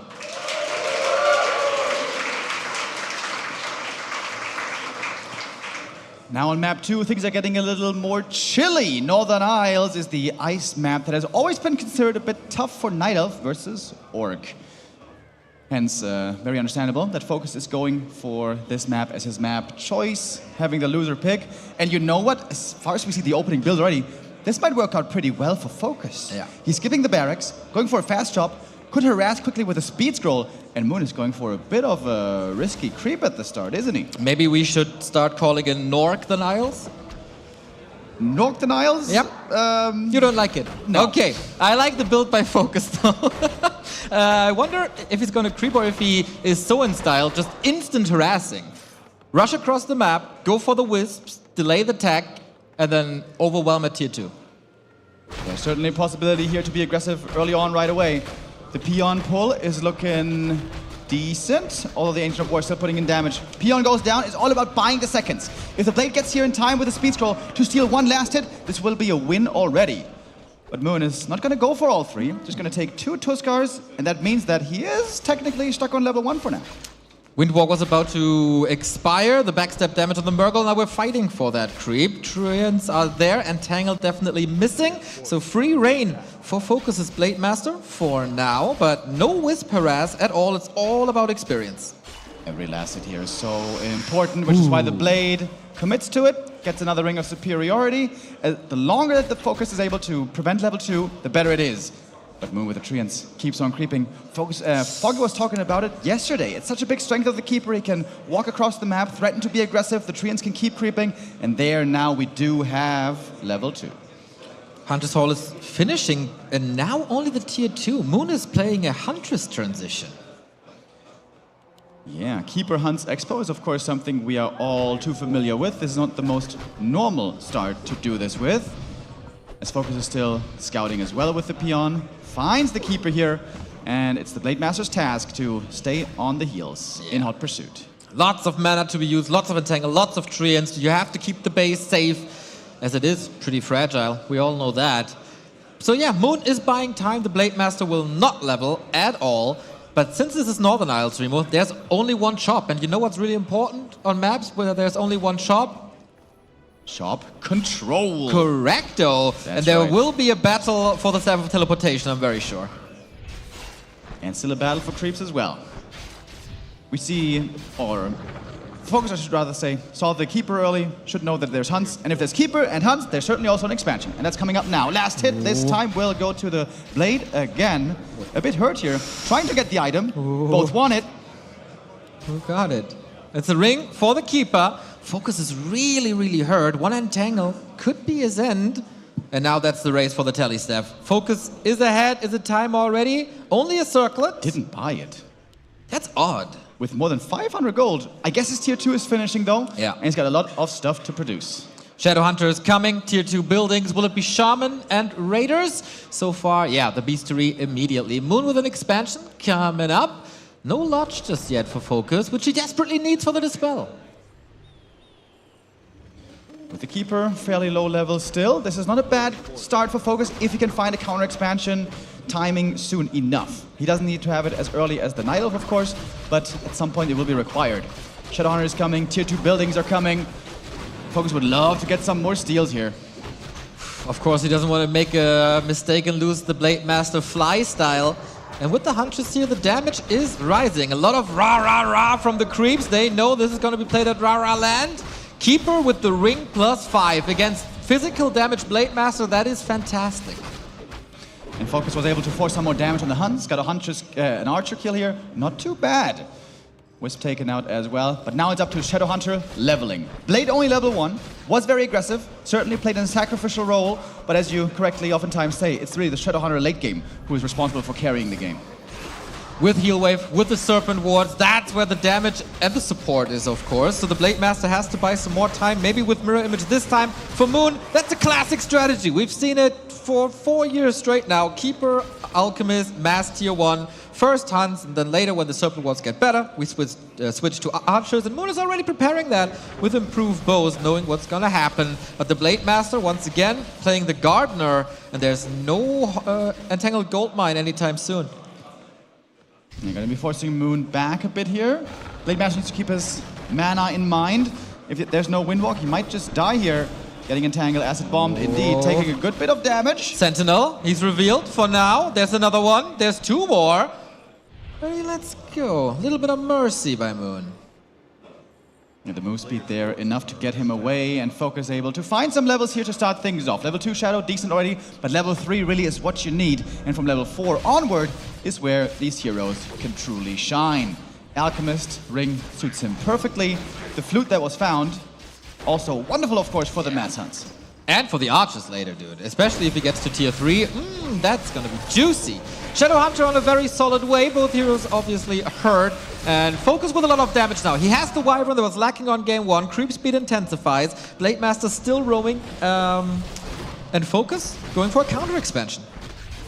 Big Acid here once again. Blade Master would love to get this item. He's got the invuln as well to be safe. And here comes the Creep Jack. First big opportunity for Focus this game to grab a bit of a lead, perhaps. Trolls are still alive. Moon retreating. Wonder if he turns around once more archers are coming in. Blade Master finally level 2. Is it gonna be Mirror Image to be able to get out? And it is. No crit just yet. Where are the big red numbers? Not here. Level up important. And heal wards. Oh, what a sensational item. This is wonderful for orcs always. Ideally here, Focus behind this would want to get an expansion, but that has not been started yet.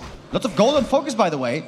He's going for an aggressive timing with that strong level 3 Shadowhunter right now. Shaman Adept upgrade is coming. Lightning Shield can be applied. Supply numbers are even. Usually Night Elves on tier 2 like a 10 food advantage to be on par with the Orc. And let's see if that expansion mines a lot of gold or if it's gonna go down. Focus here, notably, doesn't have that many Shaman, not that much Purge, but also not so much mana on the Keeper for Moon. A couple of Purges onto the Treants right there. And the Snake Pit is starting to be established. 3 Serpent Wards out, that's number 4. Little mana for the heal wave only, but the siege has been laid. Entangled Goldmine under attack. Focus is committing. No TP, only a speed scroll. Can Moon hold? He has to keep the Hunters back. It's only the Archers really firing right now. If the Hunts run into the Serpent Wards, they're gonna die. You can see the damage from the piercing looking so strong. Look at that. This Hunters were only in range for like 5 seconds, dead instantly. Focus playing a beautiful timing, knowing exactly how strong he is here right now. Oh boy, this is juicy. Without an expansion, there's no chance for Moon, really. Buying time for the counter expansion, as you said, and getting further and further ahead. Ensnare is coming, Entangle. Arch is still falling as he can get out with that 15-second invul potion. But is it time to get out here for Focus? Seems like at some point he will have to, notably when the mana is gone. Shadowhunter is basically dry. The Serpent Wards will expire at some point. Wants to get a hero kill first, though. But there is an invuln, also saving this Alchemist. But still a very successful attack for Focus. Got lots of Archer, Huntress kills, Wisp kills, forced some repair as well, forced a lot of mana and items, and all he lost was 1 grunt. Pretty sweet attack, I gotta say. Buying so much time. Great Hall is at 50%. He finally gets the Tele Staff now to send the Shadowhunter home, get the mana back, and of course heal wards can't be cancelled by creeps, because creeps are a little bit stupid. Don't cancel them, and that's an easy task here. Claws plus 8. Blade Master damage is rising. Absolutely. All of a sudden he's level 3. Blade Master was certainly slow out the gate. Still no crit, by the way. Level 2, Mirror Image. We'll probably buy some Clarities soon to get that mana necessary. Love the staff, by the way, for the Shadow to get home quickly, get those Clarities running.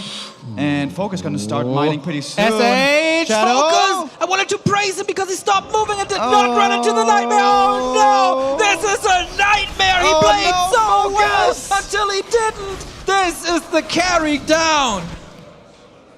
Just stop moving. Blade Master runs in as well, don't tell me. Oh, boy. Oh my god, the Shadowhunter wasn't in the group, he was just standing there. That is a disaster, and of course Moon knows Focus wants to get to the tavern for the res. But then he has no mana, he just used the clarity as well, they might be out of stock. Focus. That is just an absolute gut punch. He has to go for the tavern res, there's no other way. Yes, okay. Hunters are causing some trouble at the expo. How is this Shadowhunter gonna get mana? Has to be a huge investment into mana potions. Clarity shouldn't be available. Will Moon push through now with 56 food? Yeah, Moon couldn't believe his luck there. That was a gift from the gods. The Shadowhunter kill suddenly out of nowhere. Teleportation is ready again. Needs to get the Clarities, needs to get the mana ASAP. But Moon's supply rate is rising. Using the Blade Master as a little bit of a bait. Shadowhunter has the time coming back. No Snake Pit established, of course. Whisper coming in for some detonates against the Shaman, possibly. Blade Master Lightning Rods, but Moon is at the ready. Protection Scroll. Is this the fight for the semi-final? Trying to go for the archers in the back, but there's not much damage against them, especially not many grunts. The heal spray is coming through, keeping them alive. Invo Potion used. Focus is blowing through his arsenal very quickly. Blade Master in trouble as well! And the Blade goes down. Second hero kill. And that was it already. Moon does it again. Focus certainly testing his opponent, but making a few too many mistakes today. The Horde is down, the humans are down. It's only the Scourge and the Night Elves, and of course the Goat is still alive here in the semi-final. It's gonna be a Master versus Apprentice matchup. Moon versus Foggy. This is gonna be a banger of a Night Elf mirror. Hell yeah, this is going to be a wild best of 5. Now our group stages are over. The top 4 playoffs will be beginning. Semi-finals, best of 5, and grand finals, best of 7. I feel a bit bad for Focus. He had the opportunity here to play a stronger game. Good position game 1, good position game 2. Sadly, the stage fright is still with him. Still, right? After all these years, Focus offline in the early stages of a tournament, that was just great. But then the closer we get to the grand final, nerves play in effect, and that was, yeah, pretty picture-perfect explanation of that. Let's see what the couch has to say about it. Man, F's in the chat for Focus. That was so sad to see. My guy, in the second game especially, made like some very uncharacteristic mistakes that were so crucial, like for example, just leaving his Shadowhunter, just standing next to the shop. Not even in shop range, mind you, so he could maybe potentially buy ATP if he ever gets into trouble. No, just far enough away to be surrounded by the Night Elf army, just passing by, not thinking about a Shadowhunter lurking in their neighborhood. And yeah, that I think spelled doom for the second game, and it's such a shame, man. Focus just choking so hard, man. It's like, how can this be? This man's been playing for 20 years. Yeah, I mean, I would really be curious to ask about the players' like mindset and mentality. Like, what is exactly going on behind the scenes? You know, is it nerves? Is it just difficult to concentrate, perhaps? I'm not so sure. It feels to me like Focus literally is losing his focus in some of these games. We saw against Starbuck as well previously, you know, the Farseer just randomly getting surrounded by the Mounted King Footman. A bolt wasn't even required to secure that one. Yeah. And this game, of course, the Shadowhunter, I feel like maybe Focus wanted to put the Shadowhunter to the shop, and just didn't necessarily issue the command to go directly there and just left it sort of in the middle of the map. And, you know, you run into the Keeper there, and the Keeper just easily surrounds you. The Hunts are so fast, they could just close us around. The Blade is nowhere to be seen, of course, to break the Shadowhunter free. And yeah, that kind of nailed the coffin for Focus in the series. Yeah, that was quite the sad thing. But whenever such a sad story in competition happens, there's, of course, also always a bright side. A victor here. And this victor is being Moon, the GOAT. The one, the only, and he is live on stage for an interview now. Oh my God. And here we are with our winner, moving into the semi-final. Ladies and gentlemen, give it up for Moon!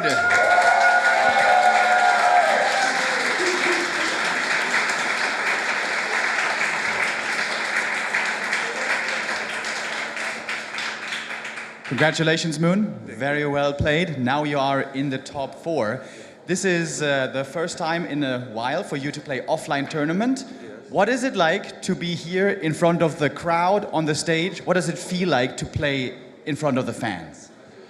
A long time ago, I visited Europe. Yeah, but when this time I also come to here. Yeah, so nice to see fans and players. Yeah, they are so kindly, and I enjoy this tournament. I enjoyed this tournament, and so happy to go to top 4 now. Yes. Very good. Your next match will be against Foggy in Night Elf Mirror. What do you think? What do you expect from Foggy? What do you think Foggy will do in the semi-final?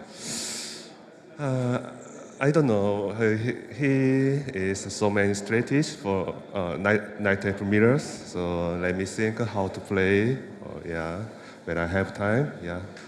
So, but I think he don't like bear versus bear. Yeah. So he will play another strategy, AC or Talon or Mass Riot. Yeah, I think so. Yeah. Okay, I know that many of the fans want to see you in the grand final. Do you?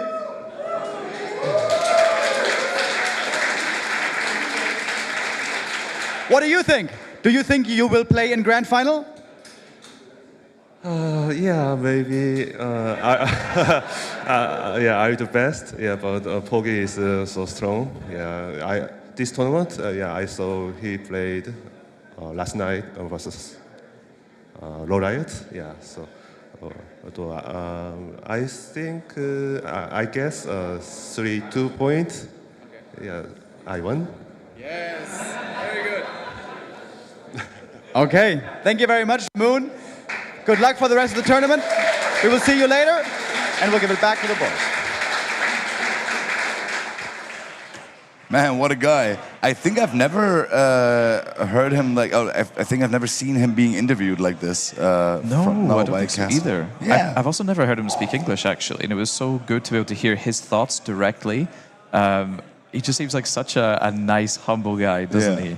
But I like that he understands as well that he respects his opponent, but he still thinks he will come through in a close-knit series. And I think that will be the case. Foggy is so good in Elf Mirror.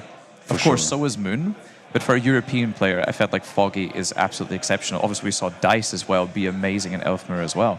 It seems like Europe has a lot of strong Night Elf Mirror representatives. Yeah, it definitely looks like it. And Foggy, of course, I think, especially early on in his career, word on the street was that he modeled his playstyle after Moon because he's such a big Moon fanboy, right? So Foggy also likes to play the Masked Rise, and he also likes to make them dance around the way that Moon does, you know? Yeah. So yeah, I think maybe we're gonna see like a true mirror match in like one of those potential 5 games in the semifinals here, and maybe we see some dancing Dryad left and right, and I would love to see that. To see like maybe the apprentice overcoming the master or whatever. I don't think that they have like this like real like coaching dynamic going on, but definitely like Moon is more than an idol for Foggy, and Foggy I think would be super happy to is super happy to play him in the first place, and then he, I guess, would be super happy to win as well. Yeah, imagine you're in that sort of position, right? You know you're a great player yourself, obviously, you're a professional player, and then you play against one of the greatest of all time on the live stage, and then you've taken so much inspiration from this man, and you've implemented his style into your own strategies, and then to have the chance to overcome him in a series live at a LAN event like this, that just sounds like a dream come true. Yeah, that sounds amazing. Let's see if this happens. But now we have statistics from the Moon vs. Focus game. We try to forget about this, but here we go again. So this is game 2, obviously, and we had a very strong Shadow Hunter by Focus. Even leaving the blade behind a little bit and not creeping up with him, so the Shadow Hunter could get levels. And we had a really nice push by Focus actually that almost kicked the Expo there, and I think he had to disengage because of no more mana on the Shadow Hunter, so he couldn't get out the snaky sticks anymore. But yeah, the crucial mistake, of course, that we saw there was him just forgetting about his Shadow Hunter, apparently, for no reason whatsoever, and that, sealed the deal here. But other than that, I think we saw a great game here from Focus. Yeah, particularly, just to quickly run through game 1, I felt like Focus had a pretty strong early game as well, and he did decently well, I would say, but at the end of the day, the expansion for Moon came up pretty much unmitigated, despite the greedy opener, and it felt like Focus just wasn't quite on the ball with securing very important last hits. I feel especially in the bottom left corner against the Ogre Lord, it was a really easy steal for a player of Focus's caliber, and it went still to Moon, and of course it was Endurance Aura, which is just absolutely huge for Night Elf, overcoming one of their primary weaknesses, which is movement speed, of course. Yeah. And then sort of attempting the same so desperately in the top right corner as well, and then losing the blade. I forgot the elf for a second here. Moon. Yes. Of course. No worries. Moon, I got you. There's so many Night Elves here. Yeah, this and can't there's happen. so many elves at the last stage here. Moon was definitely a lot more prepared for that creep jack, and at the end of the day, the blade came out of Invis and got killed, and the Claws 12 going back to Moon's side there was really, really rough in game 2. Yeah, I think so as well. Like this definitely sealed the deal. Like both these crease spot situations that that you mentioned. Yeah, sealed the deal for game game 1. And yeah, in game 2, I liked the opening for Focus yet again. And like most uncharacteristic mistake I could imagine a player of this caliber doing is what seals the deal for him here. So yeah, unfortunate stuff for Focus really. But now let's take a peek into the future. Yes. Because next up we're going to have the guy that we saw win earlier today in the first series, Dice, all the way from Russia, playing against Happy, also all the way from Russia. Yeah. And yeah, this is basically the best player I think the game has ever seen, the most dominant player I know from any esports that I know of. Happy, of course, being that. Having won the last 27 series in a row versus Dice. Crazy. But you know what they say, no one ever beats Dice 28 times in a row. So after a short break, I think we're gonna take a quick look at that.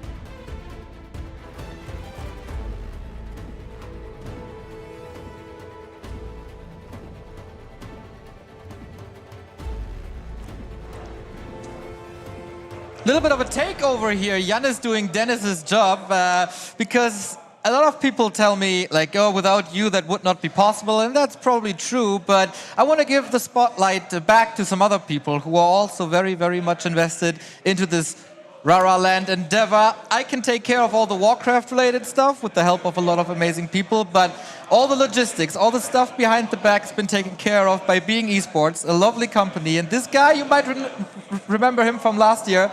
Yannick, thank you so much for making this event what it is. Thank you for giving us the opportunity to doing it with you, actually. So thank you for giving us the reach to the Warcraft community to bring so many amazing people here. I think you are very right with saying that you can take care of all of the Warcraft stuff. And I think that this would never be possible without you. So it's amazing to be a partner with you. It is an amazing partnership indeed. Imagine Remo taking care of logistics, dude. I have no idea how good he would be, but let's not find out. Let's not find out. That's a very good answer, dude. So, second time we're doing this now. How's the event so far from your perspective as an organizer? From my perspective as an organizer, I would say I would like to base this on the things that I've been hearing and reading in your chat. And it was so amazingly positive, so I hope that it's going great. What I generally hear is that it's once again, or not once again, but that it is a level up from last year's edition, that everything seems to be a bit more polished. I tend to never be happy, so there are a lot of things. I think that we can still improve on all sorts of things, but still, I think it's going great. Yeah, we're definitely learning here. And I want to ask you a question. Of course, you at Being Esports, you're not doing only RARALAND, of course. You have PUBG as well and Dota 2. But let's be honest here, what's the best community? Oh, I can be super honest. People will hate me. I hope that none of my... I'm quite... networked in the PUBG scene, so let's hope none of them is watching the stream. But Warcraft is the best one. And I've been saying that last year, I've been saying that this year, I've been saying that in the meantime. One of the amazing things is if you go into the arena area after the match or after a day has ended, pre-cleaning, there's like 5 bottles, 2 plastic cups, and like a little bit of dust maybe. If you were to do this with a less mature community, it would look very different. So that's amazing. The cleaning people have been super happy because their job is halfly taken by the community itself. So Warcraft is a freaking amazing and like a very loving community. You can feel it the whole day round. Yeah, man. Since we opened doors, it's love is in the air from all perspectives. So that's all going great.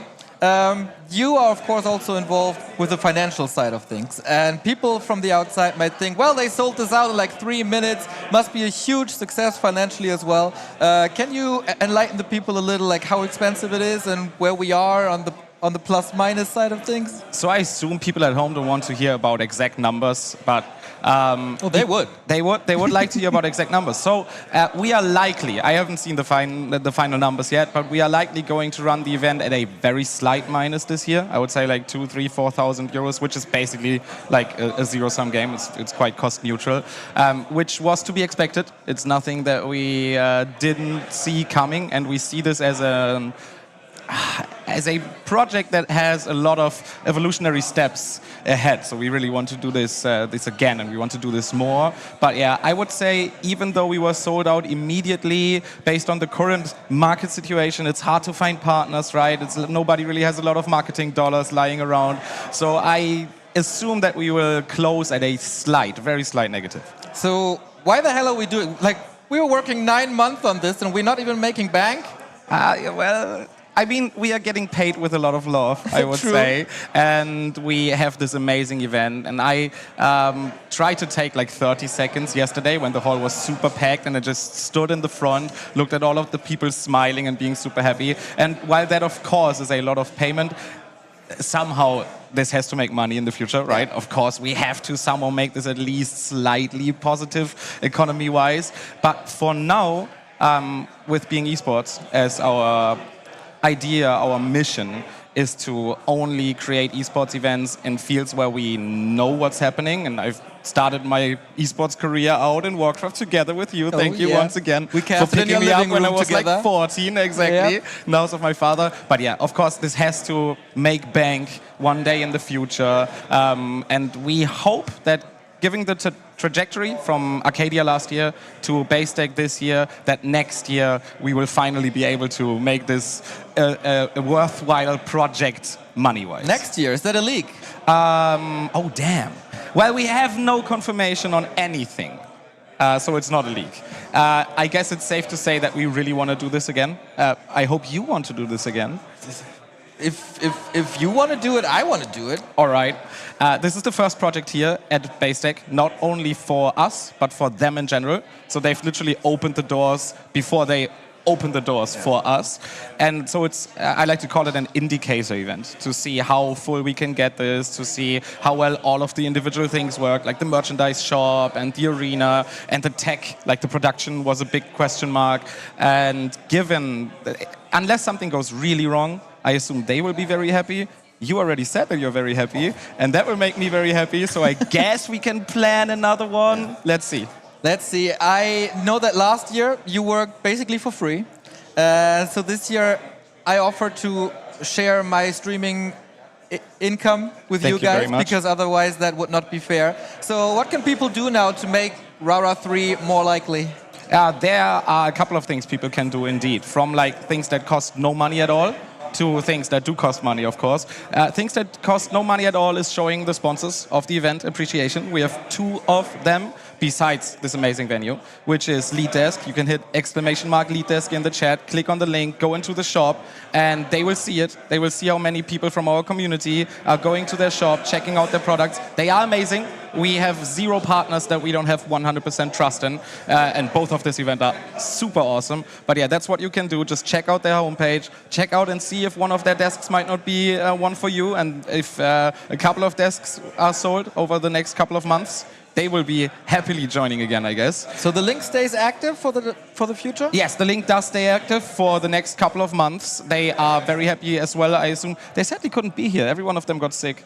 That was so sad. Even though one of them is from Düsseldorf, so it's like 30 minutes away. But they are watching online, and they have sent me some WhatsApp messages, so they are very happy. But yeah, that link will stay active over at least the next couple of weeks. You can take part in our RARALAND giveaway, where you can even get something. It's not even that they don't have to pay, they can get something. You can win Gamescom tickets, you can win a free koala supply for an entire year. And all you have to do is either while you're here, take a picture with our koala mascot, which will come out in the next minutes, I heard. And you can also take a picture of how you're watching this wonderful man and all of his colleagues at home, and then post that with the hashtag KoalaLand to Instagram. I know, Warcraft community, a little bit older, as I am myself, 30 plus, but those of you who have Instagram can definitely do that, and then you can win. And I saw that there's a good chance of winning something. So that's the 2 free options that you can choose. You can win tickets to Gamescom, you can get a full year of supply of the koalas and more. You can check it out. And of course, on the financial side of things? Yeah, on the financial side of things, every bit helps, every sub helps, every donation helps, everything you contribute, which Yannis has already said, he was happy to share for the budget of next year. So, to see if next year would be possible. I don't want to put anything final so that you get in trouble if we don't manage to do it in the end. But every bit, every sub, every donation, everything on the financial side helps. And then also, if you want something back for your financial support, you can go to the merch store. It's still up. !merch, I think it should be. And then you will find the link. It's amazing. We pretty much ran out of stock for one of the 2 shirts. The other ones, there are a couple of left. And online, there's also mouse pads, flags, arm sleeves. What is wrong with the Warcraft community there, man? Why is nobody using the benefit of arm sleeves? Yeah, the great arm sleeves. I don't know why the people are not buying them. I cannot understand great arm sleeves. I think it's an FPS kind of thing, right? I guess you have to go to the CSGO community. But yeah, of course, if you have a company as well and might want to sponsor the next RARALAND, you can send an email to... JR@beingxGmbH, which is basically company in German, .com. So JR@beingxGmbH.com. Very nice. And of course, you guys here in the arena, you can empty the bar, and that helps a lot as well. Now, we did a lot of sellout talk. That's enough for now. We want more games, and we got Happy versus Dice.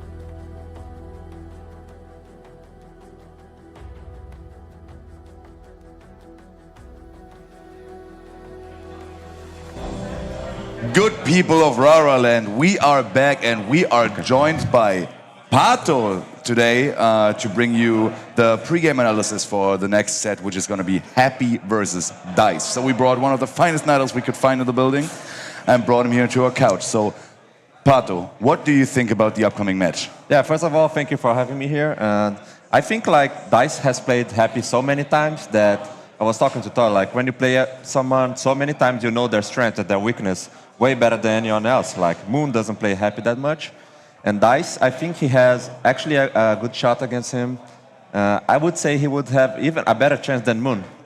Oh, you would say so? Yes, that's interesting. So. Because the last 27 times Dice played Happy, he lost. But that's why he has a better shot now. Yes, that's right. Every day getting a little better. He grinded the Happy matchup specifically. Yes. Nobody beats him 28 times in a row. Of course. And he has been taking maps off him on the weekly cups, like not all the time, but sometimes. And earlier on, he would never take a map. So I don't know, man. Dice could make a surprise for us here. That would be so cool. If like he waits for like all these weekly cups, he sits out, he waits it out. He's like he takes the punishment all the time, and then he comes to the first offline event of his life, and then he beats the best player the game has known. Yes, that would be crazy. As a night elf, I'm rooting for that. Of course, of course. I mean, most people in most competitive things are usually rooting for the underdog, right? So I think there's going to be a lot of people being like, "Woo, let's go, Dice." Me personally, I'm a Happy fanboy. I'm an undead player, and I love to see this guy succeed because the things that he does, especially on LAN, when there's like virtually zero ping involved, are mind-boggling to me. Yes. And also, like, we should say that Dice has been rising throughout the tournament because he lost to LawLiet, and now he beats LawLiet. So he's a young player, and young players usually have some inconsistency issues. So I think if Dice can bring his A game, yeah, man.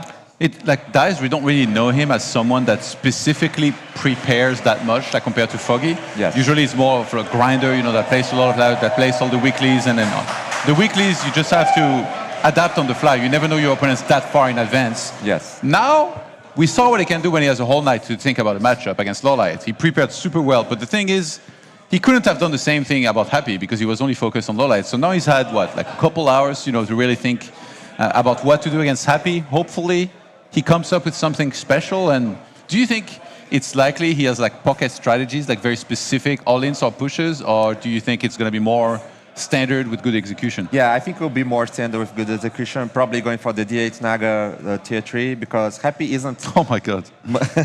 We look at the score and kind of... Wow. Yeah, this but is, by the way, let's go Dice. we learned, I learned today, Todd informed me that this is, by the way, on the current patch. Yeah, the 19-0, yes. 68-3 is the series lifetime. Yes. Good God. God. I mean, it's above 0%, right? That is right. That is Helpful, right. you know? My God, this is so crazy.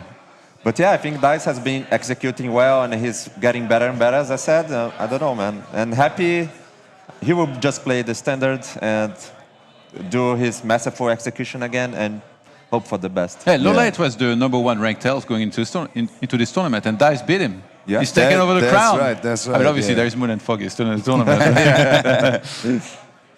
How do you like the new Beach Boy look of Dice? I think I only know the Liquipedia picture, right, with the short hair. And then I came here, I was like, oh my God, he looks like a surfer dude now. You have to stare at him like for 5 seconds. Oh, so you are Dice? Yeah, that's right. Oh, also, by the way, shout outs to the good people at Kuchenmeister now that I see it, sponsoring this event. I think we had a whole segment of shouting out the sponsors, but I really want to say, guys, there's going to be another Hit the Koala challenge that was really popular yesterday with the people on site. Not so much with the people in chat. I saw you guys. But yeah, these koala snacks are delicious, and we are very grateful for them to sponsor this event, just as well as leetdesk, who provide the desks for the players in the stage arena area, of course. And you should, if you need a new desk, Todd has a lot of recommendations about the leetdesk. 75 centimeters. That's the height. 75. That's the gold height. standard. All right. Anyway, we got some data on the players, so that's Happy, right? The 2023 earnings. So he's the most earning player this year, of course, being the most dominant player on the planet with 66,000. Now, guess what the second place has in earnings this year? 30? It's 1-0, and he's sitting on, I think, 34,000. 34? Yeah, so it's sick, right? It's crazy. That's almost double the amount. Yeah. And Lifetime Happy is in 6th place already, even though like the majority of his career happened in the last like 3 to 4 years. Yeah. That's actually crazy to At think this about. rate, give him a couple of years and he's going to be very high up there, like way higher as well. Maybe he can catch up to Moon, but yeah. I don't know if there's that many years of Warcraft, but maybe he will catch up.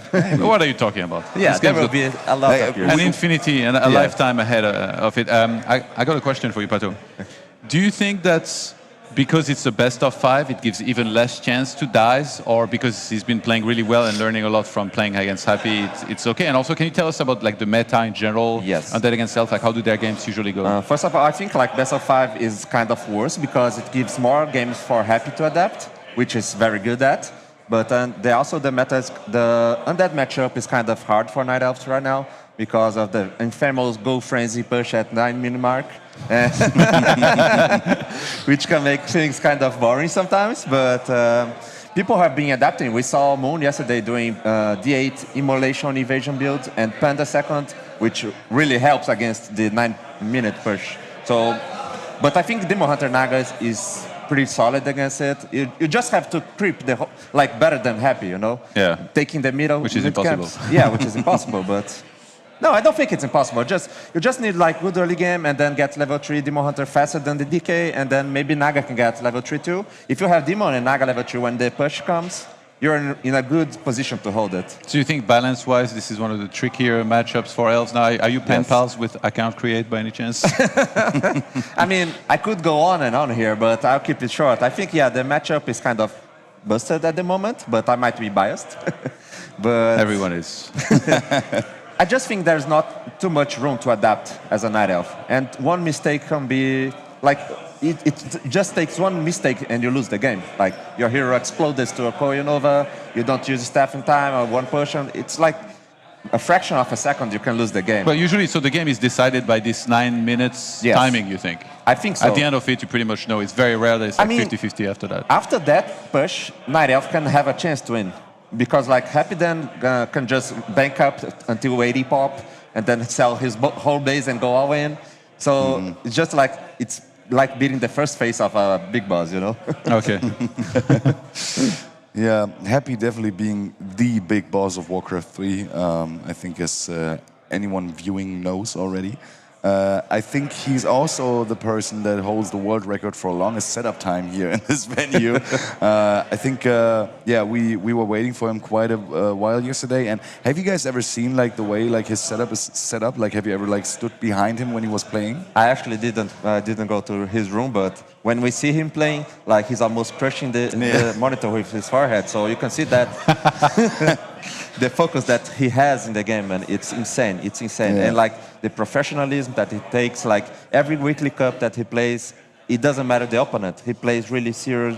He takes it really seriously. Like doesn't mess it around. Yeah, that's right. Yeah. He's like very particular, like way that everything is like set up, right? So he tapes his keyboard to the table like every time that he goes to the stage. Then the monitor's got to be just slightly tilted, just slightly. Really? And you also see him sitting like looking like this, right? Yeah. And for some reason, that must be the most comfortable thing for him, right? That's because he like also tilts the monitor like this, so he basically watches it like as if it were straight ahead of him, right? Super funny to see. And yeah, we talked about it yesterday that to last year's RARALAND he brought like some sort of like brick to put on the armrest of his chair, really? so his arm is just at the perfect height. Yeah, I see. He taped it, like, you know, he taped like some sort of brick, and he was just sitting like this with his armrest because he came here and he's like, these chairs don't work, and then like, he pulled out, you know. Well, good thing the armchair now it's adaptable now. You can move the height. I guess it's because of that. Maybe, maybe they thought of Happy here. The good people at BaseStack. Yeah, they thought of it. They're keeping an eye out for our boys. Yes. So you think no pocket strategy at all from that? I think we won't see a pocket strategy. Maybe for Keeper, Demon Hunter, Mass Fairy Dragons, I could see DICE going for that. Which is like Foggy style as well. But I meant more like an AP push glaive throwers. No, I don't you know, I've seen that. Happy get so many sick holes against this. Like he's almost never lost. Even though some games it looked like he was about to lose, he just always barely held and won. The only strategy that I could see rather than Demon Naga is this one. Keeper, Demon, and Mass Fairies, maybe like on maps like Tide Hunters, which is easier to expo. On Conceal Hill, we used to see that a bunch. Too, yeah. So, and Fog, if Happy ever faced Foggy in this tournament, I think he's going to be facing that a lot. Foggy will play that for sure. That would be in Grand Finals. Only Night Elves left for Happy to get through. That's right. That's right. You think he's content with that? Yeah, it's coincidence. I mean, it was meant to be, man. Like the Night Elf players played better in this tournament. It wasn't about balance at all. Our Todd does not like to hear that. Okay, dudes. I mean, Starbuck came pretty close to qualifying for today, right? By losing to Focus in a very, very closely contested fashion. Twice in a row, actually. Yeah, so she won both twice. I think Starbuck, like, and he was beating Moon at ladder so easily. I think he had a really good shot at taking Moon down too, but unfortunate to lose to Focus as well. Actually, you're in the 2v2 tournament, right, with Starbuck? Yes, I'm playing the 2v2 tournament. You're 3-0, right? Yeah, 3-0, so we are kind of in the semifinals. And me and Bucky, and we play Ido Scars now. Ooh. So yeah, we still have some fun playing the other tournaments. Are you playing them next? You know that you're playing Ido Scars? Yeah, I think Ido Scars now. Oh, that's nice. sick. Yeah. I was talking to Fishy earlier today, like this morning. No, not Fishy. Link, who was organizing the 2v2 tournament. He said it's like 6 rounds of Swiss. It's 5 actually. 5, okay. So like 6, that's so many rounds. Like, I want to see the team that is able to pull through with like 6-0. That must be amazing. And like I kind of want to watch it too, so I just hope the 2v2 tournament ends now. So both wearing her hat today, is that a sign of anything? Might be, I don't know. Happy had his there's like some sort of like sponsored jersey or something like that. It looks like a tournament, like you go to a tournament and you get a free t-shirt. Yeah. And instead of Fred Perry, that's what he's rocking today for some reason. You bought one too, right? I thought we were going to be twinning. We were going to be brothers here, and then he just lets me down like this. Dude, he outplays you every step of the way. Yeah, that's just how gold he is. Next tournament, I show up in a sponsored shirt, red shirt, like him. He's wearing Fred Perry. I just can't win with this guy. You need to talk to him first, man. I tried. You tried? I ran into him to the toilet yesterday. I was like, so are you going to wear Fred Perry tomorrow? His answer, maybe, maybe not. Oh my God, and then walks away. Yeah. What a guy. I would have loved to also like his tried and true answer, I do not speak on that matter. Oh God. He should be more relaxed, right? He's too serious, man. The thing is, like, he is when they were shooting the player clips, right? The videos, the little, that we see in front before each game. Heide, who's actually working the merch at the moment, she was shooting it with him, and she was also doing this last year, right? I see. And she's like, you guys think he's too serious? He's just a silly guy. And like because every time they have to do something like that does not have anything to do with Warcraft, right? He's like just the silliest guy cracking jokes, having like a very dry sense of humor, of course. It's different. I kind of felt that when you interviewed him yesterday, and was it you? It was Remo. Oh, it was Remo. When Remo, You mean that dumpster fire of an interview? Oh, poor Remo. I have to interview Happy probably later, so I should be careful. Like, I don't know how it's gonna go. But I thought it was so funny because Happy was just he has the most deadpan expression, and it's got to be on purpose, right? Yeah. I think he's just a no-nonsense kind of guy. You know, he's here to play. He's here to play well. That's what he does, and then so whatever. What I said is professionalism, right? He never messes around. I don't know if I would still equate that to professionalism. Okay. You can be professional and still somewhat playful, right? Yes. I mean, you know all about that. That's right. You were memeing on the fourth stream talking about the Brazilian social media girls. No, bro, don't say that. That's only for the Brazilian You're ratting me out, man. Come on. Oh, God. Okay, I can be all friendly, but I don't have a happy skill, so we can't have it all. Not yet. Not yet? But that's got nothing. I'm getting old, man. That's got nothing to do with professionalism. It's just being somewhat playful, I guess. Yeah. If there's another Rara, would you come again? Yes, man. Last year, actually, like when I saw the event, I was really drooling to be here, and then I thought to myself, like, if there's one next year, I'll come for sure. But I couldn't take like a vacation, so it's kind of rushed. I see. Next year, maybe I'll take a vacation, then come to the tournament and go sightseeing something. Oh yeah, looks better. But the event is so good, man. So yeah, you enjoy I'm really it so glad far. I'm here, and thank you guys for having me here. And it's Of course, amazing. of It's course. amazing, bro. Always. I think you were a very cool addition to the tournament here. So thank you very much for your expertise. Thank you for having me. And I think we are throwing it over to the casters now to bring you Dice versus Happy, the best of 5. Yes, sir, Thank you. indeed. It's finally upon us, the final stage of RARALAND 2 here in Dortmund in 2023. The initial stages are behind us. Now we're down to the top 4, and here the best of 5s begin in our playoffs. The first playoff match and encounter we have seen many times before. Dice, Beach Boy Dice as we now call him, has been looking absolutely fantastic this tournament. Yep. But he finds himself in the ring against the juggernaut, the all-great Happy, who's also, of course, the defending champion of RARALAND from last year. A matchup that we see all too often in weekly tournaments where the outcome is always the same. Today, Dice has to prove fate wrong. Yeah, I think we all understand Dice has definitely got a really tough task ahead of him. He has played so many times against Happy and has come up short almost virtually every time, barely ever able to take a map in a series. But we're going to see what Dice is able to do today against Happy as we go into Game 1 on Northern Isles.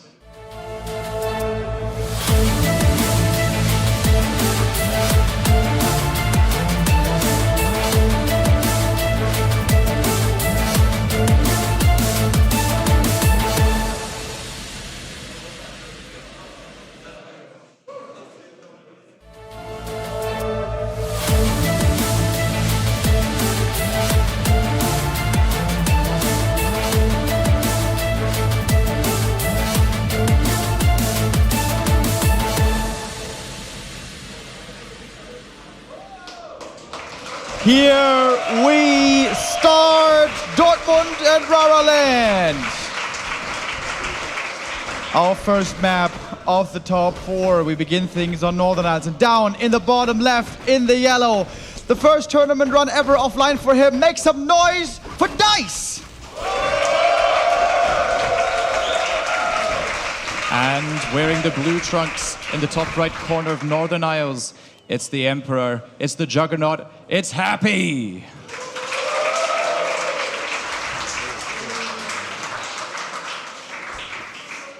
It is DK versus Demon Hunter here once more, and I wonder if Dice is feeling inspired by Moon. Of course, we saw a fairly unconventional strategy there before, where we saw the Demon Hunter without mana burn.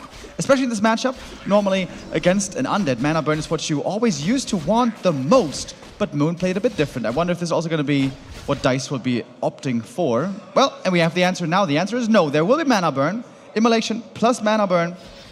On Demon Hunter here, Dice still sticking to his own playstyle. I don't know about you, Remo, but I do feel like the mana burn immolation opener is the greediest. Of course, immolation you need in the early game in order to creep. And the mana burn, of course, you need in the late game. But having no evasion, I feel, in the late game is so tough for the Knight Elf. Obviously, the Demon Hunter always being the primary target of the undead. Quite a bit of a skirmish here in the early game. Happy taking a ton of damage on that DK. We saw the immolation and mana burns go out. Wow, Happy blowing through all of his mana here, but managing to secure the second Murloc creep.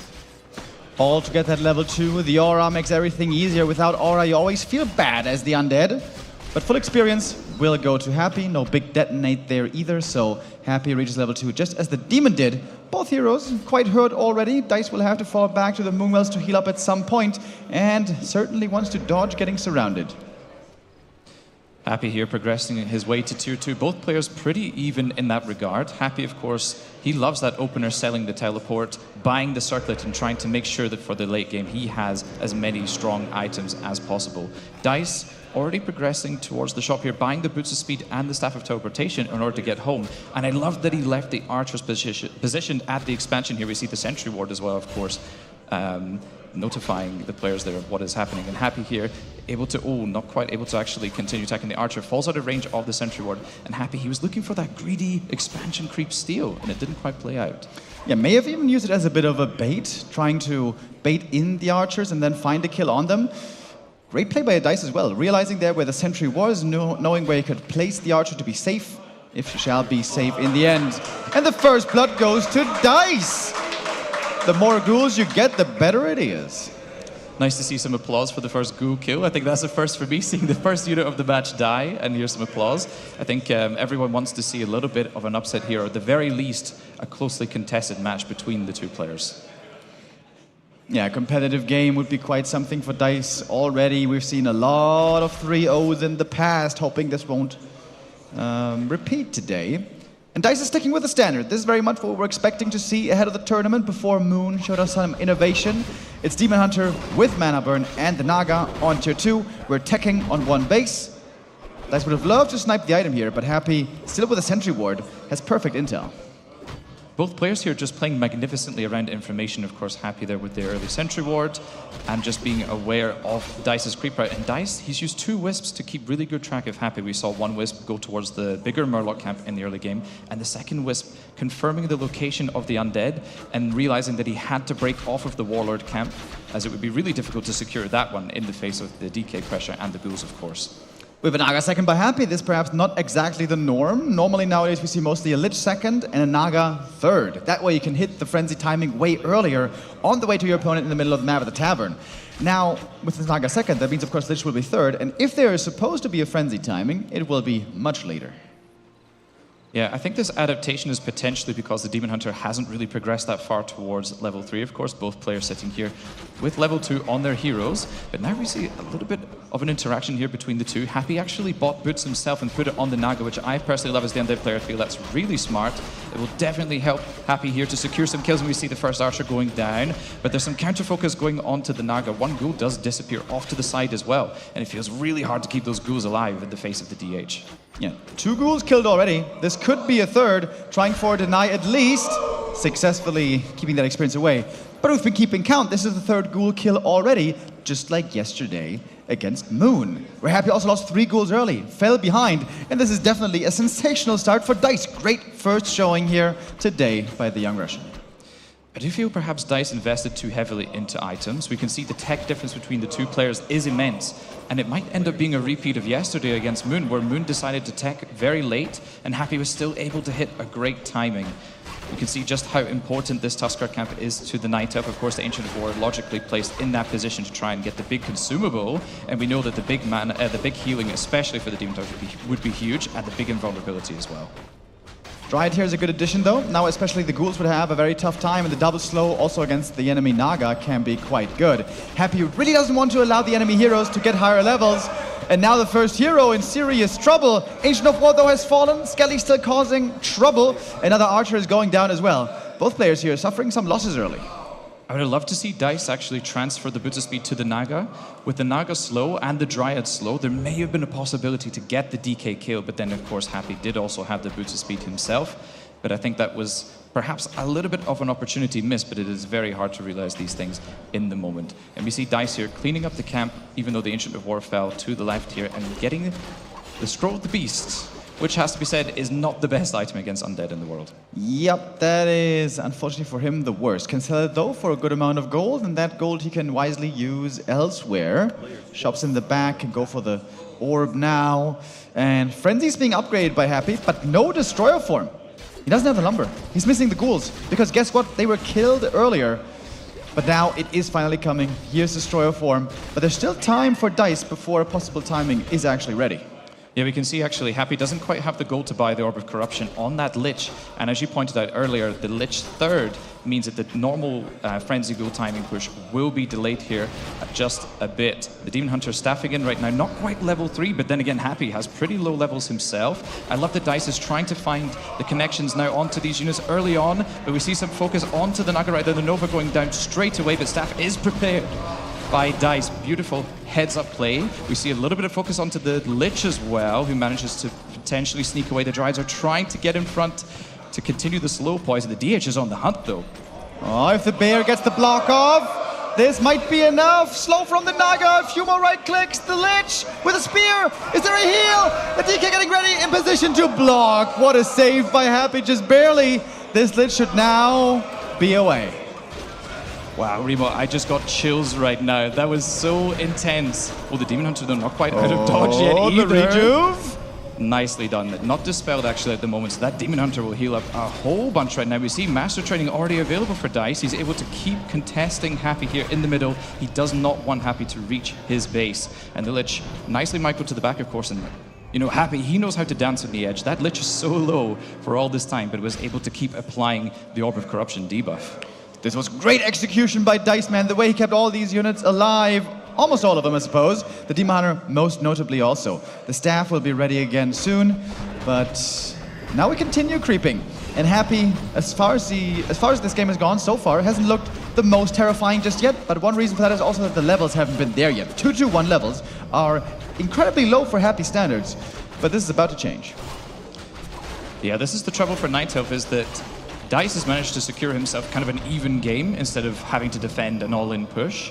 But then you have to contend with Happy late game. And it has to be said that that is not the most enviable task. Happy will take that tri-hero combination that he has of DK, Naga, and Lich, try to power creep those heroes up, get good items, and get the levels he needs in order to combat the Night Elf army here. But Dice, he will look to do the same way. The Destroyer here used to be was scouting, and it had been caught in the middle and it goes down. That's a ton of experience going to the Night Elf right now. And that was one of the clearest mistakes by Happy so far this tournament. A rare sight indeed, good XP, and all of a sudden this Naga for Dice is basically level 3.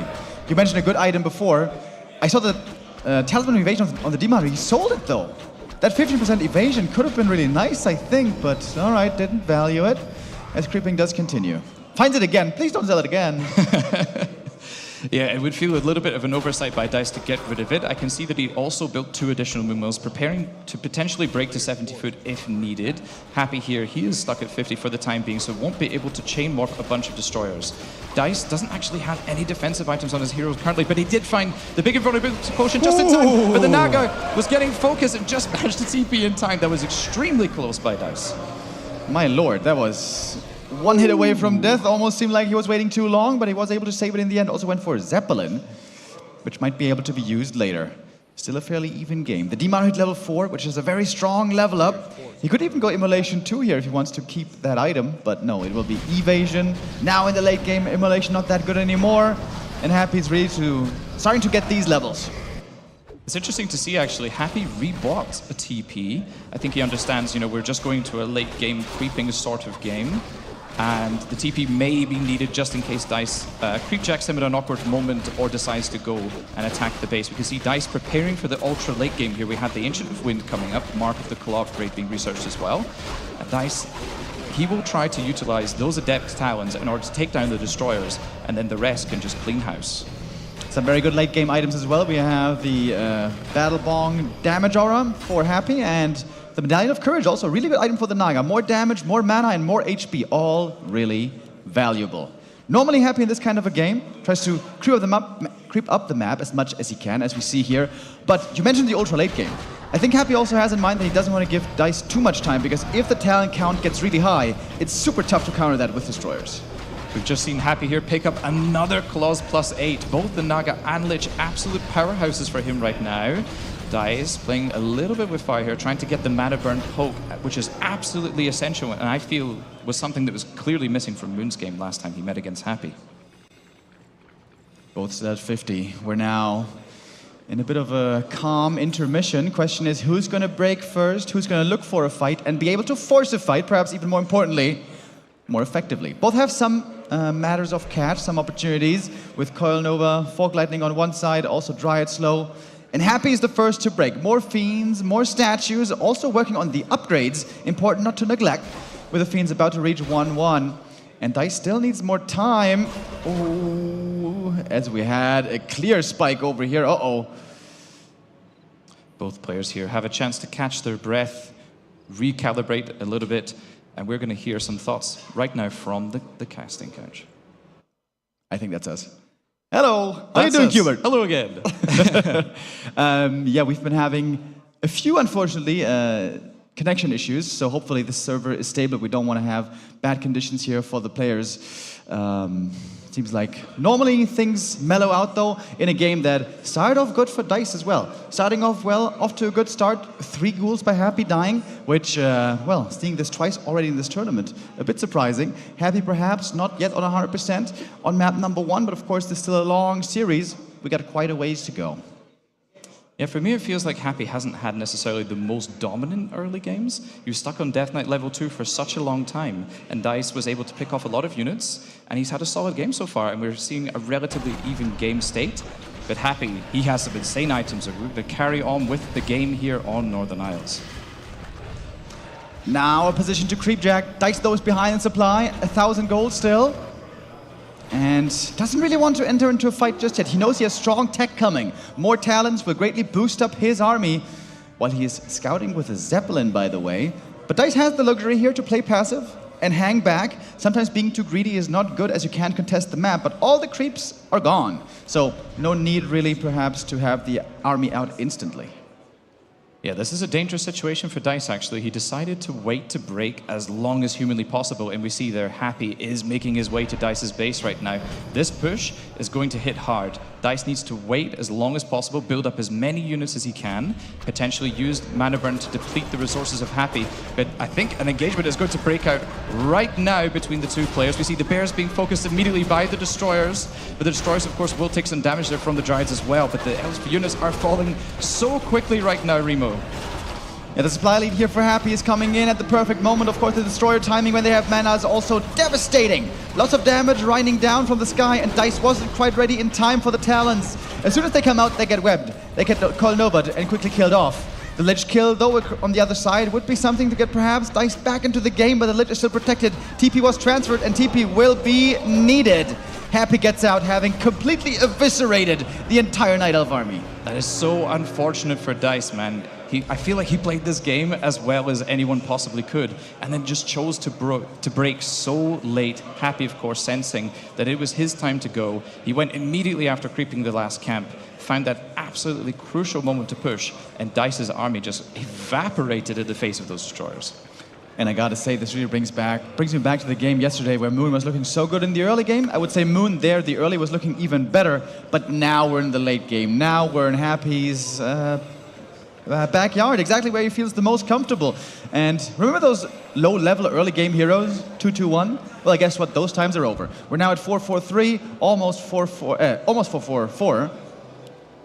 I didn't even know that was a command. Me neither, actually.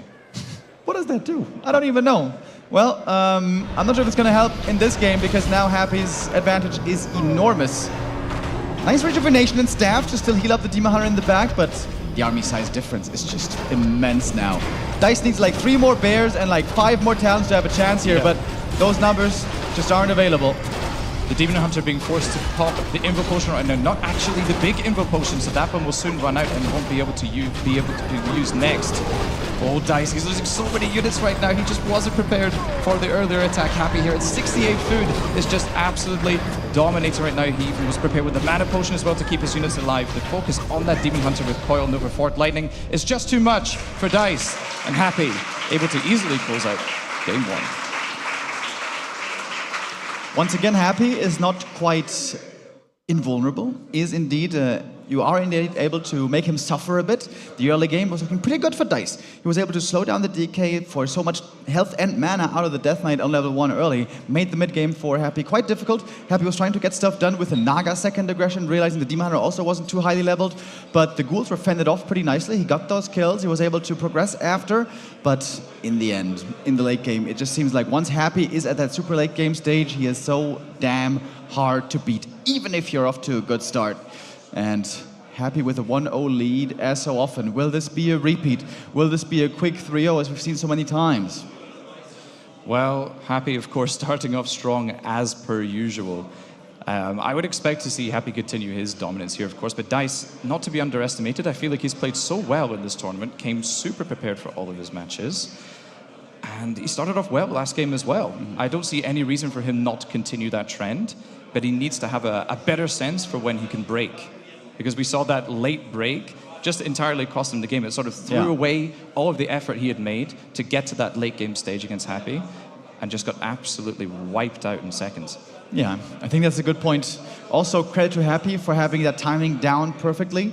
Yeah, like I said, once you are facing a high number of talents, and perhaps you don't have the mana to Coil Nova them, Fog Lightning, take them out quick, then the talents can really dominate the air, and as soon as there's no destroyers, that's when the Bears really come into play. With the roar, with all the damage they're doing, and of course also the rejuvenation, the lifeline for the Demon Hunter. Yeah, I wonder if perhaps Dice's strategic hand has been tipped a bit here, because Northern Isles is normally a very expansion-favored map. It's one of the best expansion maps for Night Elves out there, but Dice wasn't interested in that playstyle. No Keeper, no Expo, just one base Demon Hunter, basically the most standard playstyle, the most standard strat that is imaginable, which is also pretty much playable on every map, but certainly stronger on some than others. And Happy might be able to reliably tell now what's coming still for him in the rest of the series. Yeah, as you pointed out, Northern Isles is typically quite a good Keeper expansion map. I personally like to play it there as well. I think it's a solid opener for Elves to go for. They're able to secure the Tuskar camp easily enough early on. Set down a proxy in a relatively safe position. It's pretty close to the base. It's easy to transfer wisps across in order to defend against skeleton harass, for example. Maybe ghouls coming across with the DK. And there's so many good camps to take as well with the second hero. For example, if you go with the Panda on the elf side, you have the Ancient of War positioned at the lab, for example. It's huge experience. And I feel like you can get quite a good tempo lead there on Northern Isles in particular. And it will be more difficult for DICE to resort to a keeper, I feel, on other maps. Yeah, I think the most impressive play that we've seen so far from Elf against Undead was Foggy. His series that we saw against Extor was absolutely phenomenal. Everything nicely meshing together. Every move had some purpose and yeah, was just working out brilliantly. Here, I feel like it was almost, yeah, a bit too predictable. I would love to see some more cheeky plays. I would love to see some more expansion stuff, but maybe that's not really DICE's playstyle. Maybe that's not really what he's been practicing. We're working on the fix for map 2. As you saw, we had some spikes there, but to bridge the time, I think we have a replay as well from our first map. Let's take a look. Yes, so this moment here we see, of course, Happy smelling blood in the water. He just sensed that timing. That was basically the opportunity for him to close out the game, and DICE here just broke far, far too late. He had so much gold, he had the Moonwells prepared, and then Happy here was just able to hit that crucial timing. Yeah, it's so hard to beat a strong undead army at that point in the game. 60 supply, 65 supply oftentimes seems to be the sweet spot, especially when the undead was able to creep so well. Had 1 or 2 1-fights already. The hero level is looking that strong, and especially in the hands of Happy, it is such a tough army to beat. There was a glimmer of hope. I think it may have started like a year ago. When exactly was that talent change with the piercing damage? It's been a little while. Maybe 6 or 7 months, I feel like, by now. It's been quite some time. That's when Undeads got caught off guard in some games, where they were creeping up the map, taking it really slow, avoiding fights for the longest time, thinking that they would be favored in the late game, but then the Night Elf rocked up with 80 supply, huge bear army, lots of talents, and then when you fight against that huge of an air force with the talents, that's really hard for Undead to properly deal with the talents also being able to shoot from such long range. But Happy has adapted, he has learned, and he's looking for these timings now earlier. Now, you mentioned previously that the production there seemed to start too late. So hard to make the right call exactly when that army will be needed. And just from the game mechanics, it also favors Undead a bit, because Undead can break into upkeep and morph the destroyers and have that nice little bit of extra punch for the push that they can decide when it's going to be happening. Yeah, Undead is of course able to pre-build the statues. You could have maybe 1 destroyer or 2 from earlier, have another 3 statues, and then for any crucial end game engagement, you chain morph all of them. They will all gain mana, of course, as well, the ones that absorb from those statues. And the damage is just massive from Orb of Annihilation. We see the bears just absolutely melt in the face of that magic damage. And of course, the high-level heroes as well. And the items on those heroes, the Naga and the Lich last game, were absolutely stacked. Yeah, true. All that additional bonus damage goes a long way with the Undead normally being able to stand there, have great damage uptime, and poke away with the heroes from range. The Demon Hunter, especially when he gets slowed down, has a much tougher time connecting. When you don't have boots, it sometimes even seems impossible to be effective in those late game fights. There are some few exceptions to that. Kaho, for example, has made the impossible seemingly possible, playing a very potent Demon Hunter without boots against Happy. We've seen that before, but so hard to manage. The Demon Hunter play, contrary to some belief, is indeed very hard to pull off perfectly. Yeah, Kaho is an interesting one to mention, actually. I feel like he is probably one of the best Night Elf versus Undead players we've seen in a while. And obviously, being a relative newcomer as well is quite surprising to see, because I feel like that matchup has been tough for Night Elves for so long. And we saw him use the talents, especially on that game on Last Refuge, do you recall? There was a game where Kaho managed to get up to a huge number of talents and just keep pushing Happy in his own base. We saw the elf push all the way into Happy's base and just die without using things like, you were talking about, of course, neglecting boots. Kaho also likes to neglect Wellspring very often, which I'm definitely critical of. And he used to neglect Ultravision for a long time, which was driving me crazy. Yeah. I think he's been upgrading it a bit more. For 50 gold, 50 lumber, it is indeed a worthwhile upgrade. Guys, we're still working on the technical difficulties here. Seems like in a few minutes it should be resolved. It was, the connection to the server. It has to do with the switch or the router or something. I know nothing about these things, which is why I am here, and our staff is hard at work. Or perhaps it might have been something about the headphones. but we're trying to resolve things as quickly as possible. We are still perfectly on schedule, so we're not falling behind. That's good. We've been having quite a few 2-0s, I suppose, to keep us in line with whatever delays that there were. And we are certainly hoping this is not going to be a 3-0 like we've seen before. Yeah, Dice, I mean, he has been at the receiving end of those 3-0s for such a long time. I mean, how many weekly cups have you guys casted to see Dice fall against Happy? I mean, poor Carson has had to cast so many of those finals, man. I'm pretty sure they must have occurred in his dreams by now. Oh, definitely. He won't forget them. Yeah, it's just ever occurring every week. He must be feeling like Sisyphus, like every week it's the same thing. But now we have fixed the issues as it seems. Let's jump into map number 2. Yes, finally it's time. Map number 2, the players are ready. Dortmund, are you ready?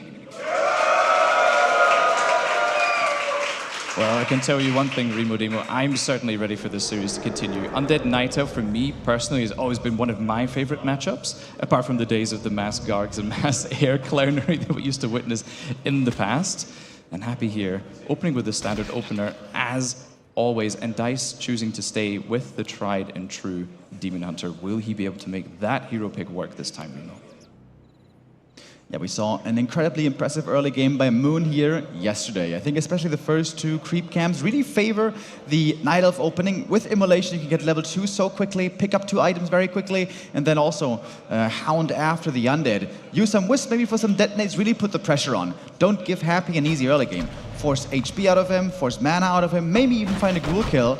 That could go a long way. If then also you can have the strong late game follow-up that so far the opponents of Happy weren't able to find. I'm really interested to see here if Dice is going to play super aggressive in the early game. I think we saw Foggy against X-Lord on this map, and Foggy decided to go with the mana burn early on and just keep the pressure on the DK as much as possible, burning the mana, using detonates on the skeletons to get rid of them. But no, Dice decides it's time for Immolation. Once again, getting the claws +4. A strong start indeed. Taking out the Scout Acolyte early. That one ran into the Ensnare. And Dice is going to be off to a good start. Quick level 2 will be achieved much quicker than the DK thanks to the nature of Ancient of War creeping. But a Happy strength is going to be that he's always going to be able to continue to creep, albeit a bit slower than the Ancient of War. But with the ghouls and skellies, Happy will be able to move from camp to camp, and Dice will probably try to slow down that on the other side. Dice here, creeping level 2, securing the Wand of Illusion. A pretty nice item, can be used for some cheeky plays, especially on Last Refuge. How many times have we seen illusions be used to aggro that mercenary camp? And it feels like for Undead, this is a tricky section of the game. The Murlocs with the Ensnare and the Poison, always dangerous to deal with in the face of the Demon Hunter. We see the illusion being used as well. Dice here coming with the Wisp in the back to try and land a huge detonation where we see one. A decent detonation going down. One skeleton, I think, going down. And the Ghoul here in the back as well, also being killed. Dice, another strong showing here in the early game. And the illusion being used once again to aggro the creeps onto those Ghouls. Must not forget about the Demon Hunter, though. Was taking a lot of damage right there, was busy microing the illusions. So one Ghoul died in the end. The rest are going to be saved. But this is certainly a win. The DK is kind of low HP. Most of the mana is gone, and one Ghoul kill was achieved. Good start for Dice, but of course, it's only the first step. Yeah, the step one of many to give yourself even the opportunity to take a nap off of Happy, as we all know. Dice, I saw that he went for 2 Moonwell tech actually, so the tech is coming along nicely, but of course it is hard to keep the Demon Hunter topped off when using Mana Burn and Immolation. Oh, nice cloak usage by Happy right now, preventing the Mana Burn and keeping another coil potentially to save one of these ghouls going forward. Yeah, heavy investment on the items on the Demon Hunter. 400 gold here spent on the staff, plus boots. That means that a tier 2 or tier 3 follow-up rather, plus archer units and so on will be rather limited. But the Demon Hunter is of course going to be relied on for the rest of the game, and these will be valuable items for the rest of the game. As tier 2 is nearing completion, we see a Hunter's Hall again. Dice is still following the standard playbook. Yeah, no real deviations here from either player, of course. Happy, interesting to see that he skipped the Nerubian Tower, felt comfortable enough that the Demon Hunter was not going to try ever go into the base like we saw Moon do against Happy on this particular map. In the meantime, Dice actually starting the creep camp already here in the north of the Mercenary. 2 Wisps being pulled for the repair. I love the Merc purchases as well for Dice. The Berserker, of course, being super strong and helping to take down the Rock Golem. And Dice will be praying for a really good item right now. Yeah, this was of course Dice map pick, and we see here why. The creep pattern for the Demon Hunter could be very strong on this map indeed. Very quick level 2, pick up 2 items, pressure on, move the Ancient of War, and then creep on to level 3, which was now achieved. Zoe Mask could be quite nice for the Naga. We see her here now, ready instantly for the creep jack. Could perhaps, oh, steal a creep right there, nicely done. Oh, and Happy missing a coil ghouls as well. Happy managing to miss a coil off to the side. Happy feeling a little bit flustered here by this creep jack and missing a second coil in a row. How often do we see Happy make that mistake, Rebo? Yeah, and that's 3 ghouls dead. Again. 3 ghouls dying twice, back to back. This is starting to honestly become a pattern for Happy. He's losing ghouls all the time, and that is not always just because of his opponents, but also him sometimes making some mistakes. Wow, Happy here finding himself in such a difficult position. What can he do with the level 2 Death Knight here, trying to put a little bit of pressure onto Dice, but Dice does not care one bit right now, Remo. Dice finding the Wand of Mana Stealing here, not the best item, but of course can be sold for another circlet, which would be rather nice. The Naga looks okay with the Claws +4 as well. I feel like Happy here is going to have to rely on a bit of creeping, and I don't know if this tier 3 timing is going to be successful or not. All right, we have a quick pause. Seems like perhaps, again, there is a little issue with the connection, unfortunately. We're going to find out what that's about shortly. But great start for Dice. Once more, I mean, this is even better than the first map, I would argue. Taking camps away from the middle of the map, the Demon Hunter is looking very strong indeed, and Happy is still far away from looking like a scary threat. Yes, indeed, the DK here is pretty hurt. Lacking mana completely and not really that close to level 3. And of course the Lich coming from the altar here will make this section of the game a little bit more difficult for Happy, especially when you're on the back foot. Dice is feeling so confident right now, taking away Happy's High Troll Priest camp. And if this Mercenary camp creep gets spotted right now, Rebo, Happy can find himself in quite a lot of danger. Oh, Nova on the illusion. Waste of mana. Things are looking great for Dice, going for the DK now. Can he get the hero kill here with the illusion? Trying to go for the kill, the mana burn! Oh and he gets it! The crowd loves the sight of this. Dice might even be thinking about more. Would love to get the Lich here as well. Fog Lightning on the ghouls. How many ghouls are going to fall this game, my lord? Here goes number 4 and 5 and 6. Dice playing absolutely out of his mind right now. A DK level 2 kill, 6 ghouls dead. Wait, Dice's spell, he wants more, Remo. He is diving into the base right now. The Naga is a bit under threat though. Oh, Acolytes being beautifully used right now to keep the Lich blocked inside. You see the way he manipulated the Acolytes there to get the Lich in a safe spot and out again. That was magnificently done by Happy, but he is still in a terrible position right now. Dice, he has played so wonderfully so far in game 2. Yeah, Happy's getting battered and bruised, dude. He has like almost nothing. He's struggling in his main base. The tier 3 just finished. Not having the narrow, perhaps a bit too greedy. The Demon Hunter is still looking for more. And he can also get out easily. He's got the Telestaff, doesn't need to burn the TP here, as Happy's still desperately waiting for the DK to come back. This has been Happy's most difficult early game, and I don't know, all year probably. Yeah, safe to say this is probably the most adversity we've seen Happy have to go through. Of course, all tournament long and potentially for the past few months. That was incredibly well done so far by Dice.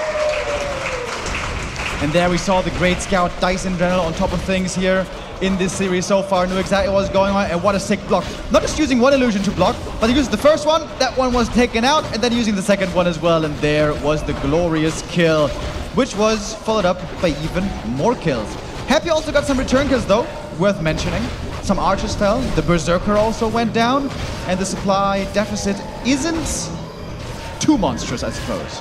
A big smile on my face watching that replay. That was so fantastically done by Dice. He was so on top of that. And here we go. After the DK fell, we see, of course, a few units being taken off, picked off in the background there by Happy. But then the ghouls, where can they possibly go? They just run into the arms of the Demon Hunter, and he just slices them down with those glaives. Yeah, Dice looking absolutely wonderful here on map 2. It almost seems like a challenge. Like, how bad can Happy's early game be for him still to not lose in the end? It's absolutely incredible. Is Happy really going to be able to bring this one back? It is an insane hero discrepancy. Level 4-3 versus level 3-2. 2 full levels is never what you see here normally. Yeah, I can't recall the last time I've seen this against Happy, to be honest. Even being forced to use the Coil Nova here to secure the Overlord, finding the Captain American mask, as I like to call it, not the best item, unfortunately, for Happy. And of course, he also found the Rune Braces before, which can be okay on the Lich to help protect him against the Fort Lighting from Dice, but still overall not the strongest items. But the Lich, of course, looking stacked as per usual, it has to be said. With the Naga coming third, the hero focus is going to become more dangerous. And this Demon Hunter, by the way, as strong as he is, as well as he is leveled, and as good as his early game was, he's not very tanky with these items. No rings, no strength, no HP gain. This Demon Hunter could still be nuked, possibly. Here now comes the fight. First Coil Nova, not on the Demon, but rather on the Bears and the Destroyers. Dry's also coming from the back. Good engagement by Dice. This could be plenty of kills for Beach Boy Dice. Coil Fly saves one of the Fiends, but another one was taken out. Most of the damage seems to be coming from the Demon Hunter at this point in the game, and the mana burns have been looking good. There's very little mana for Happy to work with anymore. Both players here splitting their units like absolute gods right now. Happy sending off 2 Fiends to different corners. The Destroyer's flying back over the trees, but the DK is finding himself in a little bit of trouble once again. The Frost Armor being applied there to keep that one alive. But Dice, he is so aggressive with this map. It is so fun to watch. Yeah, great play by Dice. I really love that he's stepping up to the plate, not terrified by Happy, not shrinking here, playing on the big stage. No, he's playing absolutely phenomenal. And it's rather Happy who hasn't, perhaps, shown his best just yet. Map 1 was a great start for Dice. Oh, map 2 here, I mean, the early game has been great for Dice. But now we are starting to enter the late game. We are starting to enter the comfort zone for Happy. Happy has played so many of these situations. You know, he is never one to be counted out, no matter what happens in the game, which is crazy to say. I mean, he has taken catastrophic losses this game. Dice knows that we are entering this late game stage as well. Of course, we have the Ancient of Wind being prepared just like last game, and hopefully Dice is able to prepare a bigger army this time to make sure he doesn't just roll over and die like last game. He's got very strong hero levels this time to play with. This is the key difference, I would say. His heroes are looking stronger. Double level 4, which I think is sometimes overlooked on the Naga. That level 2 Cold Arrow is crazy good. This is going to be terrific slowdown of the enemy units and heroes, especially in conjunction with the Dryads. And yeah, you're right, it's looking quite similar now to map 1. Things have slowed down. We're creeping up the rest of the map. And after that, I suppose, we're going to see a big push. I'm personally a little bit sad not to see some mana shield action right now, Rebo. I mean, to be honest, it's actually quite effective as well, because you can put a second Orb of Venom on that Naga, which does great damage as well, and you can activate the Cold Arrow manually should you wish. It's another layer of defense for the Naga, but Dice decides he doesn't need that and would rather have the level 2 Cold Arrow available at all times. And Happy is breaking early again, sticking with double hero this time. Interesting to see as well. Holding on to the Book of the Dead as well. I'm surprised that one wasn't sold. Dice, of course, he found earlier on the Wand of the Wind as well. This item can be crucial in fights, especially against Undead. If that DK gets thrown up in the air at the most crucial moment, you could see a hero die. Yeah, absolutely. And Dice has learned his lesson. This time he is pumping into upkeep way earlier.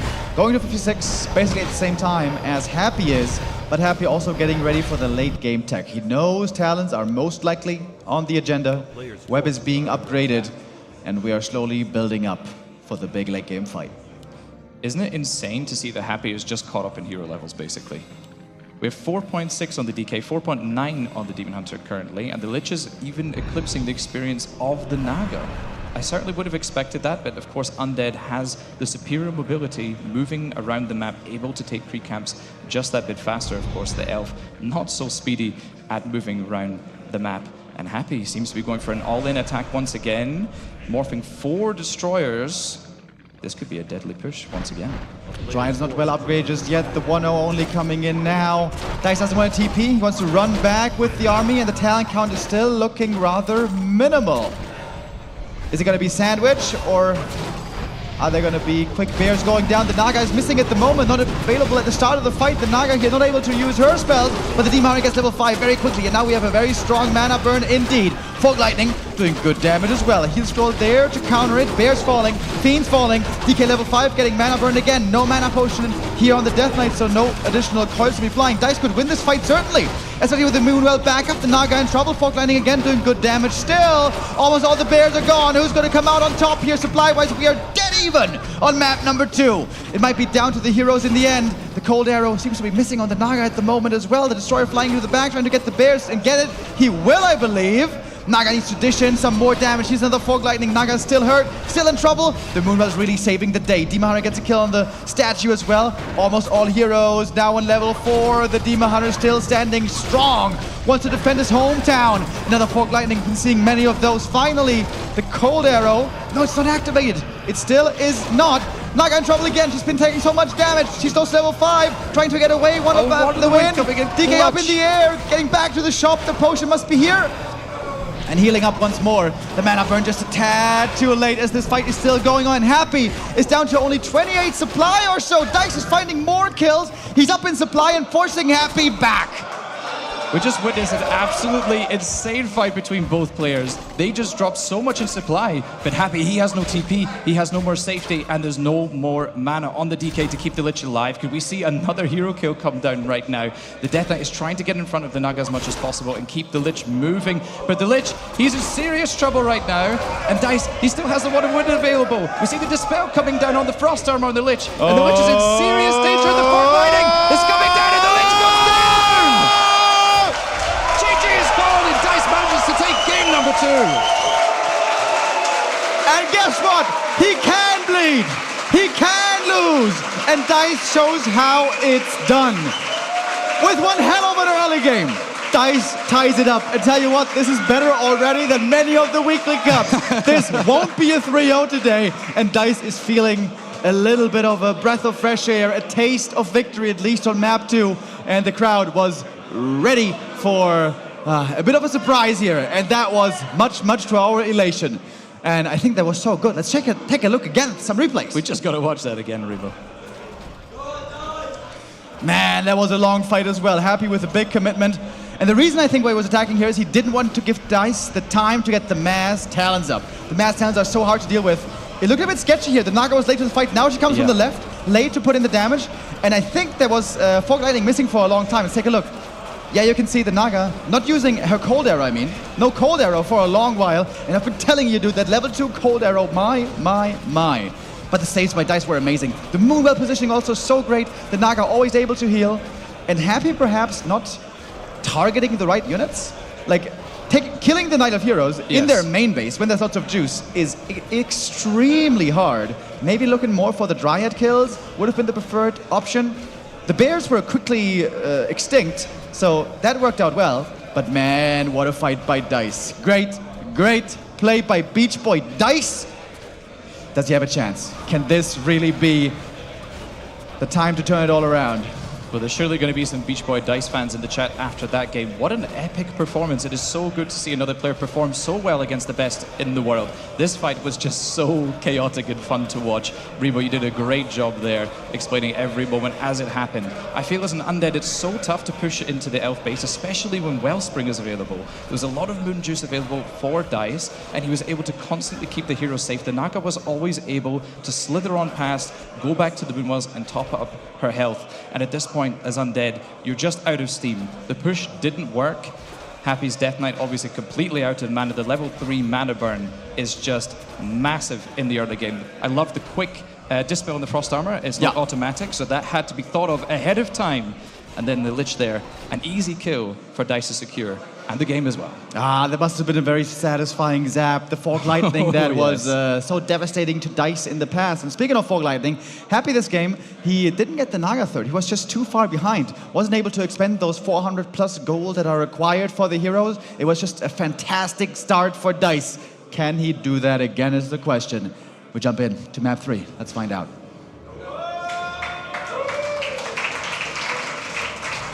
Springtime. How do you feel about this map in this particular matchup, Remo? I'm not sure how strong it is for Undead overall, it feels like there's not so many amazing spots to get the best items. And I feel like Happy really thrives on those maps where you can either get really strong permanent items or have access to a marketplace. I feel like Springtime in particular is full of a lot of small consumables. Yeah, it's still a map that is fairly new in the circuit. I would say it's not clear yet who is to be favored too much. A clear indicator always to look for is the early game creep route and creep potential. How well can this demon creep? How likely is a level 3? Level 2 should be very easy. You take the green, you go to the middle, get the other green, and then pick up the 2 items. That's always a good start. But I imagine moving on to 3 could be quite hard with this DH. Yeah, for Elf, it's also not the easiest map in the world to secure level 3, especially when you start with an easier camp. You see the Ancient of War here, of course, taking the Tuskar as per usual. Happy not managing to trigger the Acolyte pool, as you so famously seen doing, of course. And Happy moving out, of course, settling the TP, and also picking up the Ritual Dagger this time, also an interesting choice. I wonder if that may indicate a different play compared to before, or if he just wants to be a little bit safer in the early game. Yeah, I think that's a good adjustment. We've been seeing not just Dice, but also Moon pressure the DK a lot before in levels 1 and 2, and this item will help him heal up. Big last hits here. If the demon gets a steal, this would be sensational, but not allowed. The coil is there, and Dice is on immolation, so he can't really burn the mana right here. I like the creep route by Happy. Oh, but the archer runs into the end snare. Oh, that's an unfortunate start for Dice. Yeah, a little bit of an unforced error here by Dice. You should understand that the Trapper will almost certainly throw out that ensnare towards his own archer. Losing that one early on does sting a little bit, and it should be difficult for Dice here to steal this Trapper last hit. Happy, of course, desperately needs these last hits early on to unlock the aura and, of course, solidify his early game. Blast Coil being used on the Ghoul right now, and the Demon Hunter for Dice is getting really low. Yeah, he's committing in pretty deep. Also, he's like more than halfway across the map. Getting back to the Moonwells will take some time. Maybe he wants to stick around, annoy Happy as much as possible, then get the boots when they're available, and then it's going to be faster. But yeah, it's not looking quite as sharp so far this early for Dice. We can see the Ritual Dagger coming into play right now. That Death Knight will be nicely topped off. Of course, the couple low ghouls as well will come back to full HP if given the time. Dice, in the meantime, going back home to, of course, heal up his Demon Hunter. And we can see once again the 2 Moonwell tech is quite greedy with this opener. The Demon Hunter is barely above half HP. And it will be difficult for him to recover. And this is a greedy camp to go for. But I guess the Berserker might be enough. This is a tough camp, especially once Inner Fire starts getting applied. He's taking out the High Priest first, which is the right thing. Both will be getting level 2 at pretty much the same time, but Happy's taking it away from the enemy side. And this Demon Hunter. The cool thing is now he's got the Priest to heal him up, which is always valuable to have on the Demon. Yeah, that is certainly going to help Dice in the early game here, especially because he has to blow through so much mana, and of course, regenerating mana with Moonwells is very inefficient. I love that Happy went and stole the camps off of Dice's side. He's even stealing the small green next to the base as well. This is just superior game sense from Happy right now. Won't quite get him to level 3. Oh my god, look at these items. Oh man, there's going to be another stack Lich. Yeah, insanely good items for the Lich or the Naga second, whatever it's going to be. Most likely Lich. And Happy now, so close to the enemy base, may as well go for attack. See what he can get done. Yeah, this is actually a really interesting timing by Happy here. He's not super famous for making these sort of early pushes. 2 Wisps going down right now gives the DK level 3, and that is another 2 Wisps going down, one being detonated, of course. Oh god. Oh no, there's 5 Wisps going down. I think one was also killed earlier. We're at 6 so far. That is pretty catastrophic losses, of course. Dice here with a ton of lumber, but he needs to remake a whole bunch of Wisps to be able to build the buildings. Oh my god, lose another Wisp. There was like 6 Wisps total or something like that. The first 3 Wisps died, and that gave the DK level 3. Then there were more coils, more kills possible, and this is a gut punch of an early game. Yeah, this is a little bit of a shame for Dice. You know, he played so well last game, and this unexpected timing by Happy here certainly threw Dice off guard.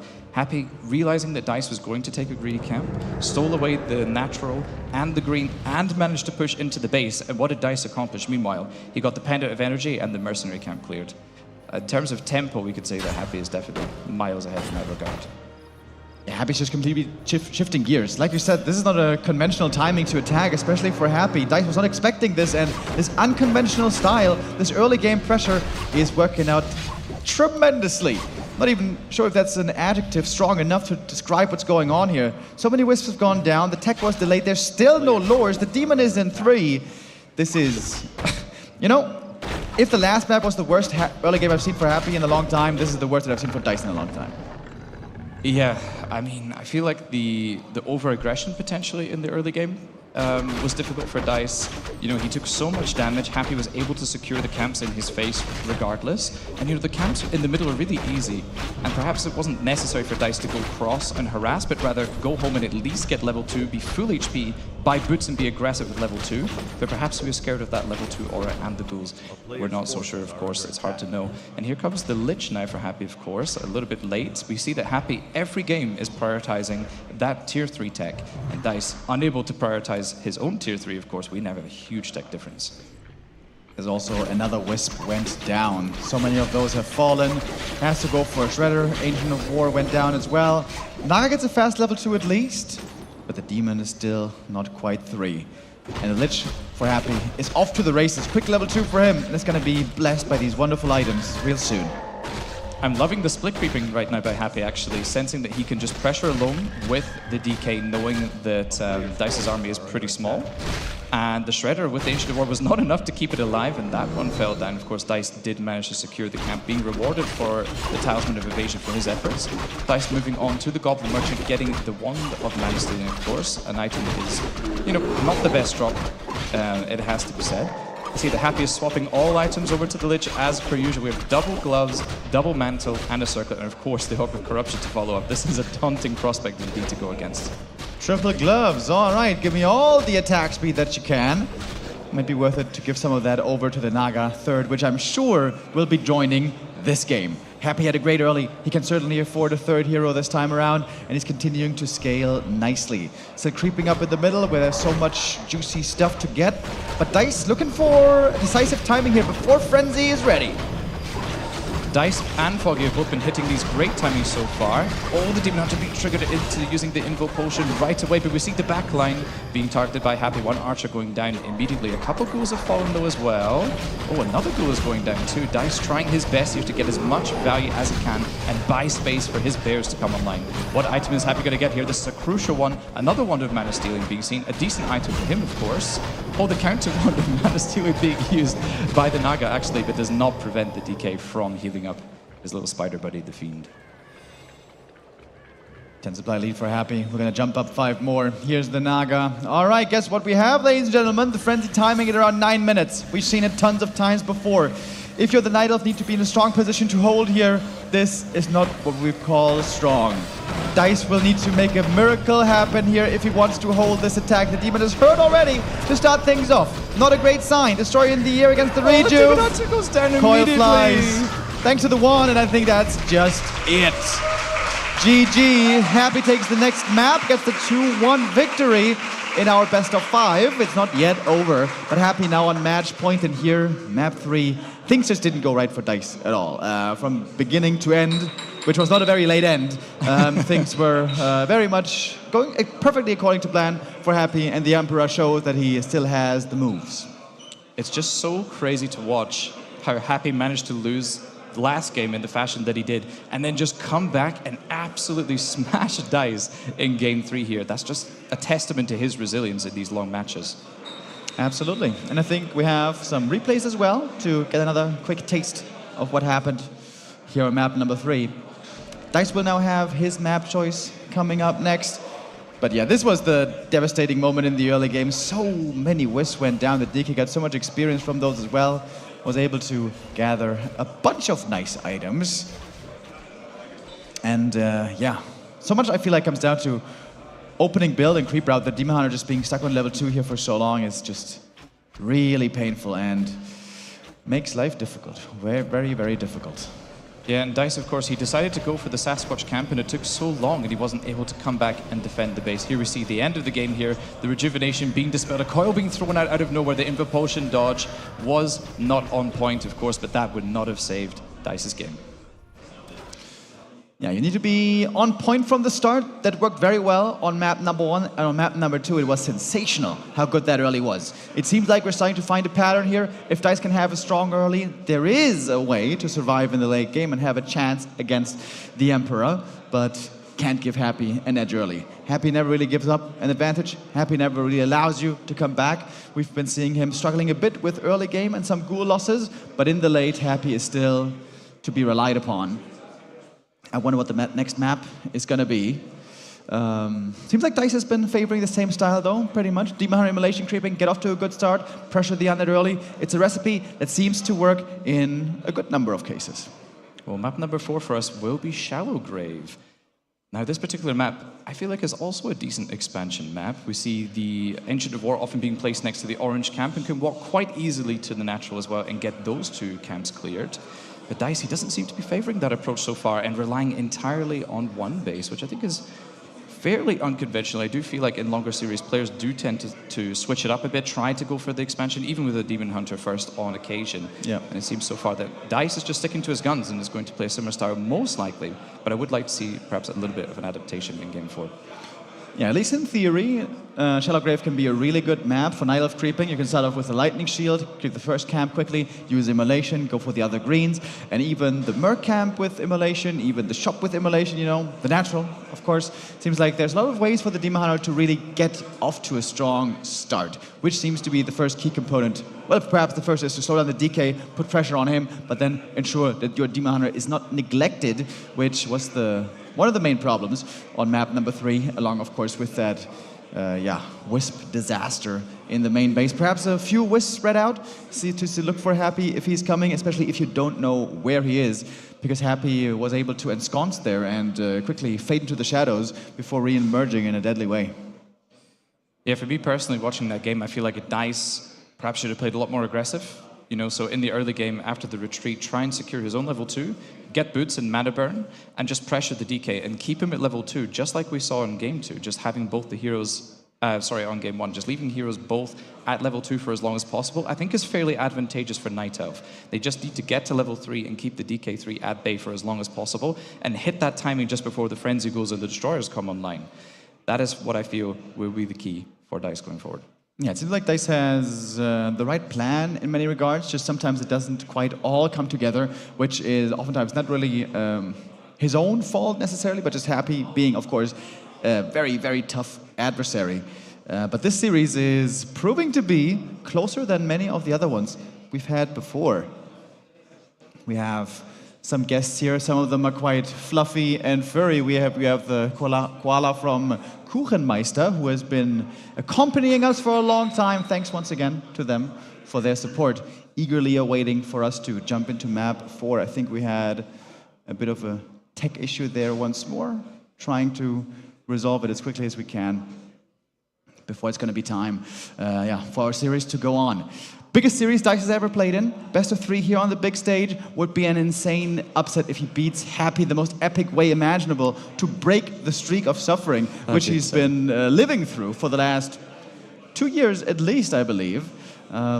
He showed that he's capable of it. He showed that there is a way for him to do it. But still, of course, Happy is the raid boss at the end of the dungeon, who is always so tough to bring down. I love what Pato said earlier about getting through the first phase of the last boss. Yeah. You know, so DICE managing to not die to the frenzy push, but then still having to overcome Happy's late game, of course, is just so challenging for him. But it cannot be understated how well DICE has done to get to this point. You know, imagine playing against a player who you almost always lose to. Like every single time, you know, all of us here play Warcraft, and it can be frustrating to lose, you know, multiple games in a row. Imagine losing so many series in a row and then coming out and playing as strong as DICE has. Yeah, and of course he proved himself also running the gauntlet of the qualifying stage to get here. He came here from the open qualifier, where he defeated Leon, for example. Especially his strong matchup against humans seemed to carry him a long way. Also here in Dortmund at RARALAND 2, where in the lower bracket he was able to beat Hippo and, was it Side? Yes. We had Hippo, Side, right? right? We had Hippo and Side, and another Hippo rematch as well. Yeah, precisely. And playing LawLiet twice, losing to him once in the upper bracket, but then getting the revenge in the lower bracket. We saw that earlier to be able to cement his name here in the top 4 in, one hell of a run already for his first offline tournament. I hope we're going to be seeing more of DICE there in the future. There's also him getting used to the LAN setting, something completely new for him, but he has already proven himself quite well on this big stage. Yeah, for me, it was almost shocking to see just how easily LawLiet went down against DICE. It felt DICE was so prepared for that particular series. I mean, for example, sensing the urgency to try and end the game against the item drops that LawLiet had, didn't want to go into a late game bear mirror against Vampiric Aura, you know, that's so dangerous indeed, and just playing so magnificently well in those two games. He was so prepared. Yeah, it also seems like he's really good with these decisive push timings. Whenever he senses an advantage to try to push it over the edge and finish the game early. The downside is in this matchup, that doesn't really work. Undead tier 3 power-ups, Undead main base too strong to really force the issue earlier on tier 2. AP pushes not really a thing, with also, you know, wagons being so easily accessible. So, yeah, finishing the game early doesn't really work against Undead. You can try to get ahead early, but you're never gonna beat Happy before, I don't know, 10 minutes. Unlike Happy, who wins the game often at 9 minutes. Exactly, yeah. No, it feels like it's pretty much impossible against Happy to take a decisive victory early on. Everything would have to go catastrophically wrong, and even then Happy will still just stay in and continue to fight as much as possible. We saw on Last Refuge, of course, how much Happy had to fight to stay in that game, and for a second it looked like it could be an even match, and then DICE in the end was of course able to get ahead in that last engagement, but it still looked close. I mean, so many units died for DICE. You know, he lost that entire bear front line. Happy doing a great job splitting off the destroyer to catch the last bear in the base as well. Such a nice touch. But at the end of the day, once you run out of steam, of course, that is the nail in the coffin so often for Undead. Yeah, when we were watching that game on LR, when you pointed it out, I hadn't even realized it before, but Happy somehow was able to catch up back in experience when he was 2 full levels behind, just like 2 or 3 minutes prior to that. So yeah, at that point, it looked all of a sudden quite good, but that level 5 Demon, it just seems to be, well, first of all, just a good stat boost and mana burn boost, but also, it seems like a confidence booster sometimes for Knife. All right, now here we are. Now I got the Demon 5. Now we're ready to tango. And I must again come back to the Naga level 4. I think the level 2 Cold Arrow is amazing indeed, even if it was turned off for a little while there at the start of the fight. But yeah, fighting with those strong hero levels in the main base, with the Moonwells to aid, were indeed the key to victory there in one of the few maps that DICE has taken off of Happy. But hopefully that is now a new tradition that can become reality today, that DICE can at least get more map wins. Yeah, it would certainly be great to see DICE going forwards, and Weekly Cups especially, be able to take more than just the very occasional map. You know, obviously we pointed out that he often goes down 3-0 in those series, but it'd be great to see more 3-1s, 3-2s, and then potentially a victory for him as well. I think that would be a huge confidence booster, but obviously winning a map in the fashion that he did was just a massive confidence booster, surely for him. I'm sure DICE is absolutely elated right now. Yeah, you know, at some point, every streak must break. Question is just when. We saw that from Foggy in the past as well, when he was losing to Happy week after week, time after time. But yeah, then at some point there is an opportunity to get revenge. Of course, we'll be seeing Foggy again later on today. 2 more Niners will be meeting in the other semi-final. It is Master versus Apprentice, Moon versus Foggy. I hope Foggy is not going to be showing too much respect to his big idol. But yeah, this is going to be a wonderful meeting of the masterminds of the Night Elves as well. Yeah, as we discussed earlier on, of course, Foggy and Moon has been such an innovator for Night Elf for the longest time, and of course Foggy has taken out so many pages from his playbook and incorporated them into his own. But Foggy is of course a capable player in his own right. I feel like Night Elf Mirror is one of his strongest matchups, and he's proven it time and time again. And against Moon, it's going to be such an interesting contest. I hope a closely contested one as well. And I think that Foggy can potentially put a victory. But we heard from Moon earlier, of course, live on stage, and he thought that it will be a very tough match, but that he will win 3-2, which was quite interesting to hear. 3-2 either way, we would be amazed and yeah, overjoyed to see also in this series. Yeah, this is going to be really exciting later, by the way. I think it's going to be a battle of the wits, by the way. Foggy makes this matchup so weird, so unpredictable, and it's really hard to have the perfect reads all the time. But Moon might be perfectly situated to be the player to go up against that, because Moon has so much experience and just the ability to extrapolate from the game state and to yeah, to be able to go for the right call all the time with Moon is just so impressive. Yeah, really looking forward to that as well. Yeah, and of course, whoever makes it to the grand final there, I mean, we'll see potentially another Night Elf Mirror with DICE against the winner of Foggy and Moon, or Happy, of course, having to play again against another Night Elf. But we know he is strong in that matchup, and we're going to find out what the analyzers on the couch think of this game right now. Well, well, well, another series, another set of technical difficulties to overcome. I think the admins and the technical staff are working overtime here, and so are the casters. So I think we are here to give our fair share of insight as to what's happening on stream right now. So Todd, this series is at 2-1 for Happy at the moment, and DICE, surprisingly, I guess, took a map, survived the 9-minute gruel timing. Yeah. For once, you know. What do we think about it? What do we make of this? Yeah, the games have been pretty good overall. I feel like the last one, unfortunately, maybe not as much. It was a real struggle for DICE, but last Refuge before that the place erupted. It's like, you know, any time that Happy drops a map, I think people are just always going to be like that because it happens so rarely. Like it feels like you're witnessing, you know, history unfolding. That's right. What a game it was by DICE. Those blocks with the illusion and really like gaining momentum, and from there building up more and more. So I hope we can see more of that, and hopefully not the rest of the series is going to be like last map was, because on Springtime it was all pain. Oh, yeah, for sure. I hope so as well. I hope we're going to see a 5-game banger, and I want to see that in the other set as well, actually. I think these... You're not greedy at all. Exactly. I think we have some highlights, some replays from the first couple of games, so let's take a look at them. Okay, yeah, that was Nolderai, the big push. You know, here, like, Happy just... He's always going to get the better end of things unless you have some sort of supply lead, it feels like, because...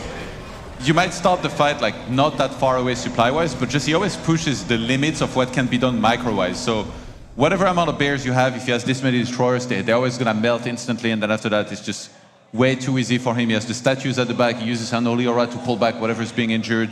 The cards are always clean. So, you know, sometimes the game looks almost like equal, but no, like you need to be ahead, way ahead of him in order to hold here and somehow get a win. And it's actually crazy to think about it. We saw a 17-minute game for the first one, right? So he survived the 9-minute timing very well. But that was sick, though. Oh, that was yeah. sick. Well, the illusion, he even baits a coin Nova out of this. DK has no matter the golem. He's like, I'll help you out a little bit, you know. Gives a couple right hand and left hooks to the DK, which ends up going down. And then after that, I was a little bit surprised not to see an ice tower, because DICE actually went deep inside of the main of Happy. But yeah, great game on Last Refuge from DICE. Hope to see more of that. It did feel like maybe it was a bit more of a one-time thing where like the stars kind of align, you know, yeah. like even the golem helping him out a little bit, the illusion able to block. You're not gonna get that every game. Yeah, that's right. Happy also, I think, missed 3 coils in a row, like very barely missing them. Yeah, washed. That's what I'm saying. Right, we have one more clip here for you. Yeah, that was the follow-up here, attack into the main base. And at this point, honestly, if I was DICE, I'd be nervous. I'd be like, oh my god, did I just kill a hero? Are you kidding me right now? I'm killing ghouls, what's going on? I think he killed 6 ghouls by this point. Yeah. That's actually amazing. And now no ice tower, that really surprised me actually. He went pretty deep into the base and yeah, was able to get a win, a very big win here in that one. You know, it's 1-1, you're like hopeful, but then you see game 3, it's like, yeah. You know, like things are going south again. Also, I think game 2 ended precisely when DICE got his level 6 Demon Hunter, and I think this is the first time we've seen a level 6 Demon Hunter all weekend here. So yeah, I was excited for that. Hopefully not the last. Yeah, let's hope for the best. And yeah, that was the ending of that game here with the big supplies clashing. DICE was actually behind here supply-wise, but his heroes were absolutely insane, especially a Demon forward here. Just mana burning the hell out of everything. Mana burn level 3. And Dryad's putting in work. Also attacking deep inside of the elf base. Not something you see very often. Usually Happy will be more proactive out on the map. Like when he goes for this attack, usually he can tell he's going to finish the game. But here that wasn't the case, and he ended up being held and just kind of dying at the end of this. Even chasing down the heroes beautifully. Yeah, I think this was also the game where he like somewhat randomly lost a destroyer that was flying over the map and got caught by some Dryads, if I'm not mistaken. I think it was game 2.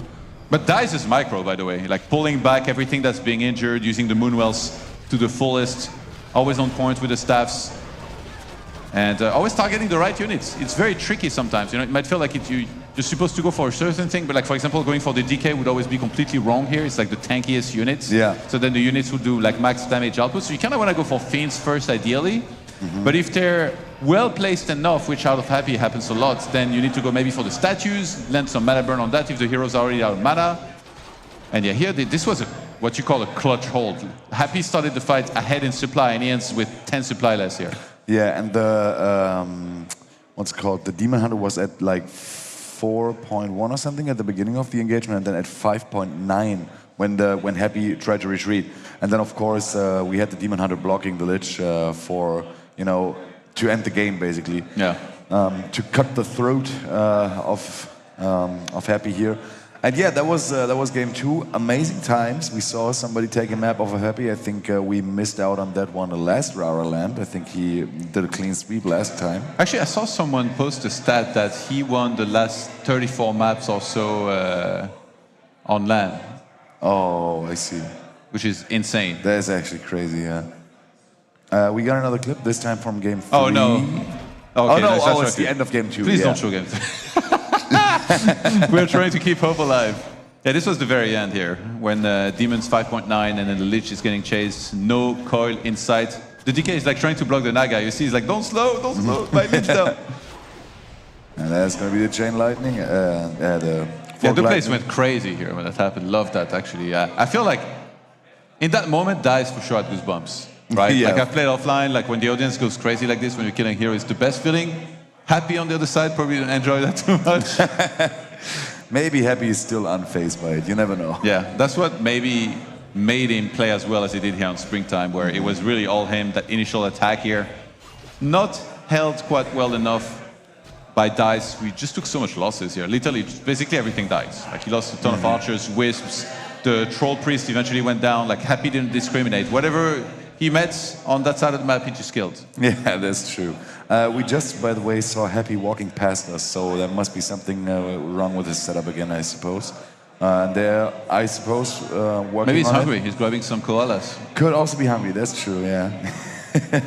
Maybe he's like practicing for the Hit the Koala challenge. He's like, I'm on stage right now having to play, and afterwards there's the Hit the Koala challenge. When am I going to practice? He heard you were having the Kuchenmeister muffin, which actually looked pretty damn good. Yeah, it was very good. He went and grabbed one himself.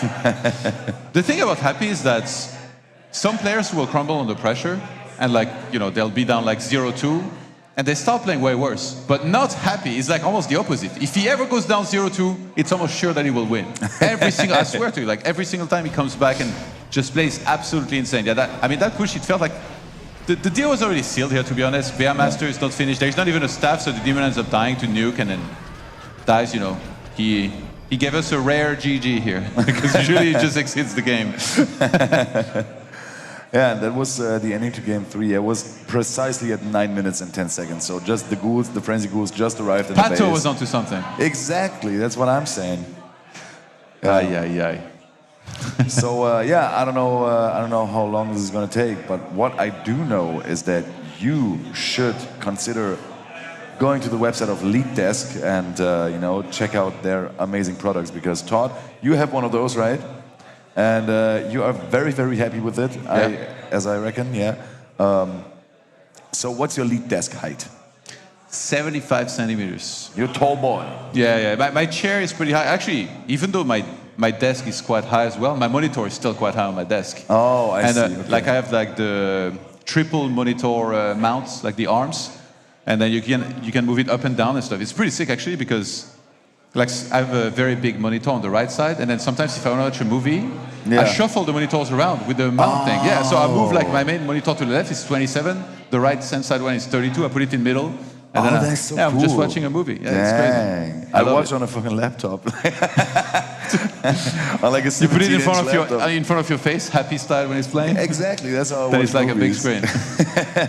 It's actually kind of like the setup here. So what you guys don't see in between the games when we are not visible, I lie down on this couch on the side and watch on our little monitor screen here the games. And that is precisely how I came to be a big Back to Warcraft fan in the first place. Shout out to Back to Warcraft. They have been bringing the hype back into the Warcraft community about 10 years ago when they started casting the top 100 games of all time, or top 100 replays of all time. Giannis and Remo took the project and went with it, and now 10 years later, look at us, we're here. we esports, despite everything, despite being like a 20-year-old game that, you know, no developer and rarely any sponsors are interested in because, you know, what is there to market but a bunch of maniacs, you know? Yeah, absolute degenerates playing this game with creeps and heroes and items.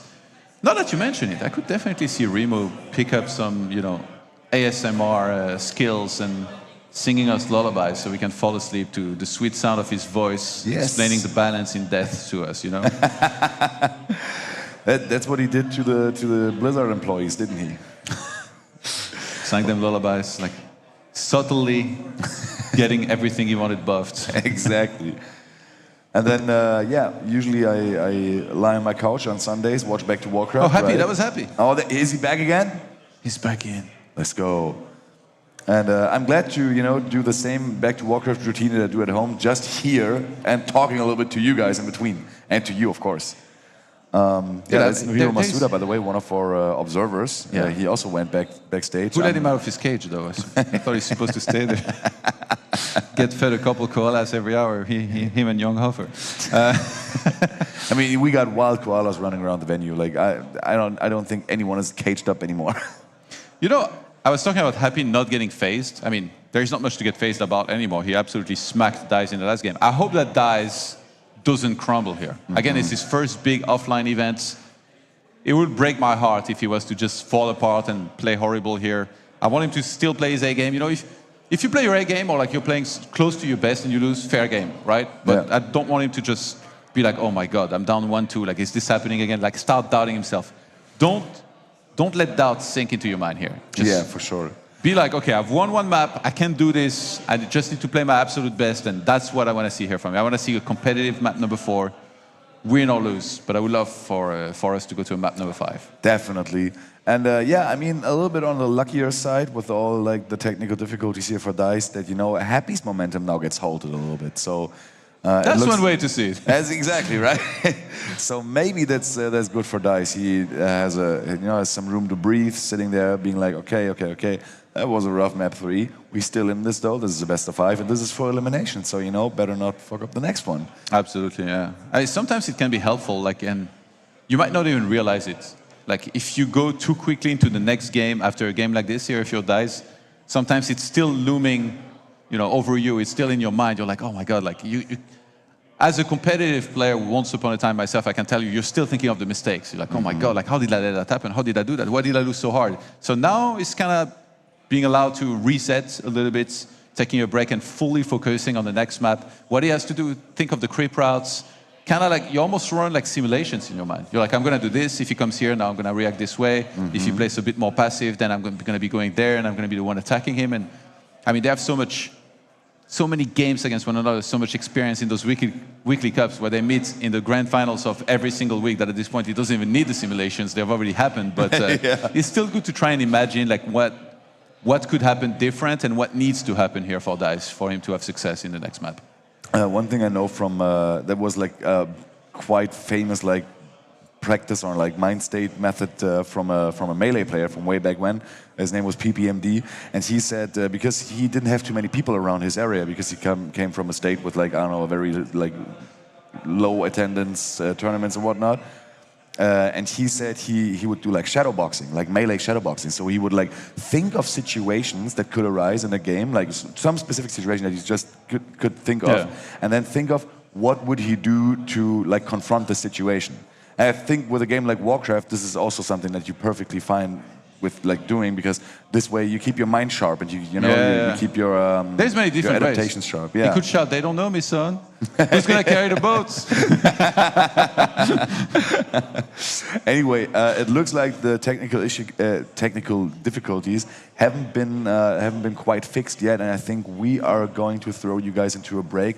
Stay tuned. It's Happy vs. DICE, and it's going to be an amazing series after they get the computer sorted out, and see you on the other side, guys.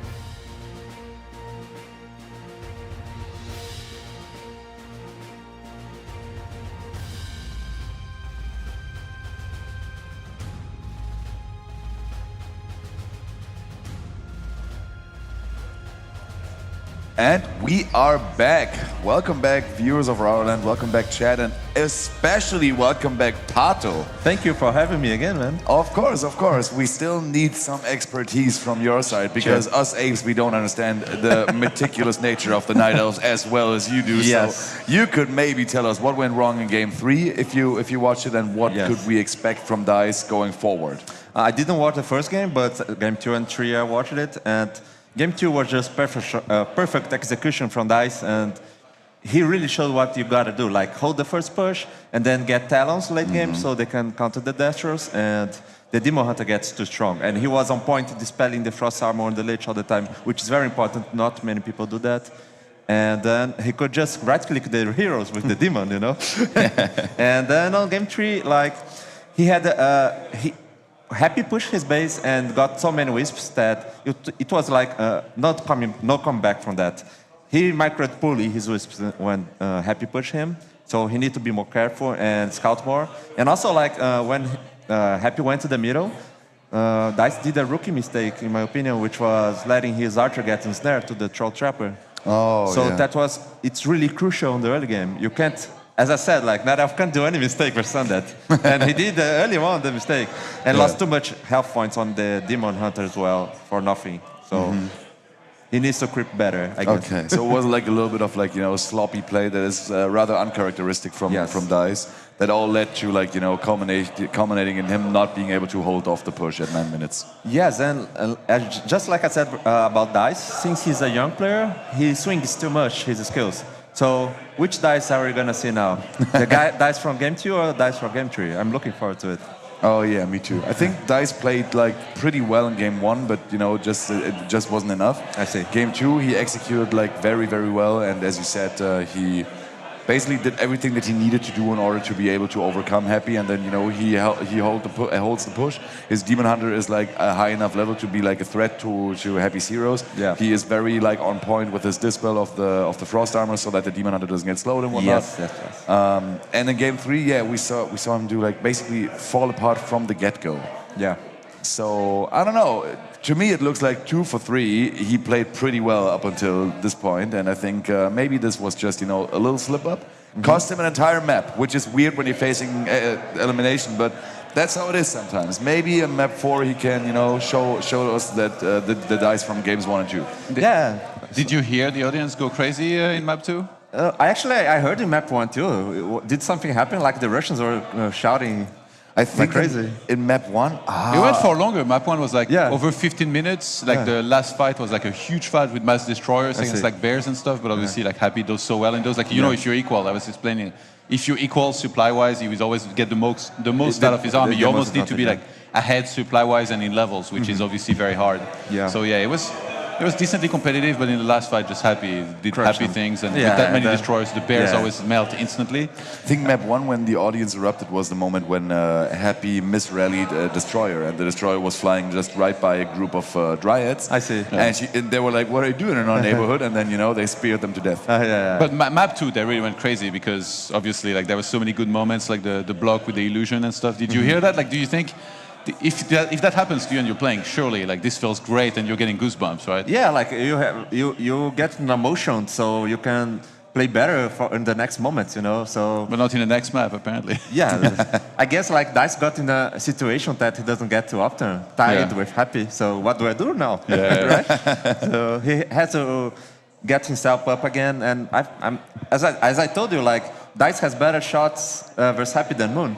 And this is what's happening. Yeah, but okay, do you think there is only Night Elves left to play against Happy? Do you think it's maybe better for Foggy and Moon to get to see firsthand exactly what's happening here, right? Because Happy, on one hand, like you kind of know what he's going to do, but also the execution is so good that maybe it doesn't matter. But in this case, like he has to play multiple times against the same. I remember I didn't like that feeling back when I was competing. If I had to play elves and then there was more waiting for me, I was like, oh my god, they're seeing like everything I'm doing, they're going to be ready. So it's almost like this mind thing, right? Yeah, it's because also it's not only like main strategies like Demon Hunter Naga, it's also the small details that matter all the time on the maps and the creep routes. So yeah, it's information, valuable information. But for Foggy, I think he won't play Demon Naga, so it shouldn't be that important for him. But for Moon, for sure, man.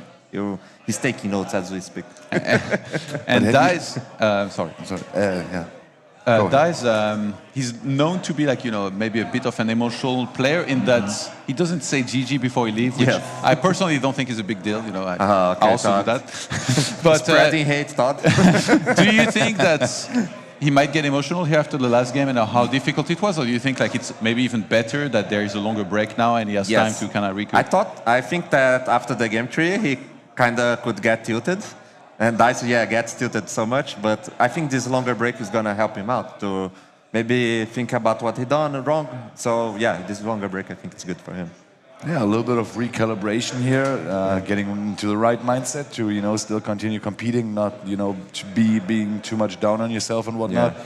These breaks, they can hold your momentum in the sport. And Happy doesn't seem to be a player that's faced by something like that too much, so I guess for a Happy it's going to be looking like business as usual. Maybe it must be a slight annoyance at the very least for him, because like he's had this like multiple times on stage. But everything is a slight annoyance. That's true as well. But like if he had could type, he would be like 3 dots. He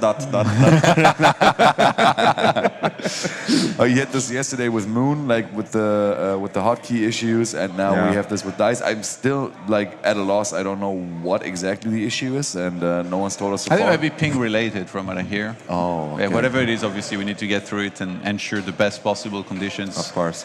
And Happy, it seems like he never really gets phased. Like obviously he gets irritated and like he'll write ... or whatever, or like he'll complain a little bit. But in terms of playing, when how many times has Happy been down 0-2 and then we're like, all right, here it is again, and then he wins 3-2, like he doesn't care. I mean, there were series that Happy was down 0-3 versus Lin, and on a best of 7, and he turned it around to 4-3. Imagine the psychological of this guy. Man. It's crazy. But we also need to talk about Dice. Like, it's the first offline tournament, and this guy is taking a map of Happy.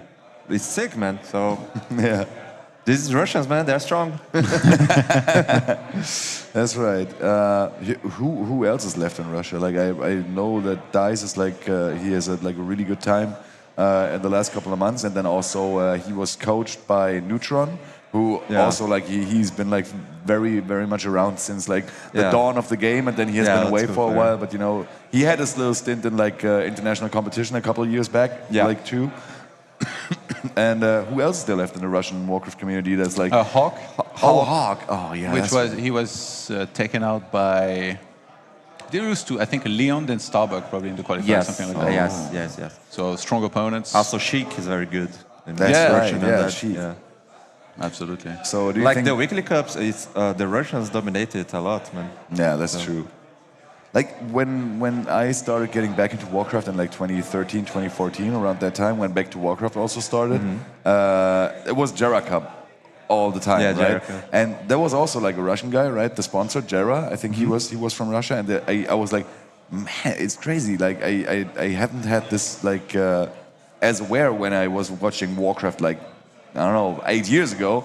That there's so many like Eastern European like powerhouses, but it's like they really took over the scene. There's so many strong players, and even some that of recent years that just somehow disappeared, like Cash, for example. He was really good and kind of disappeared like over the last couple like 2 years or something like that. Yeah, and also like from Ukraine, Foggy, Sonic, so many good Eastern players. Yeah, you're right, man.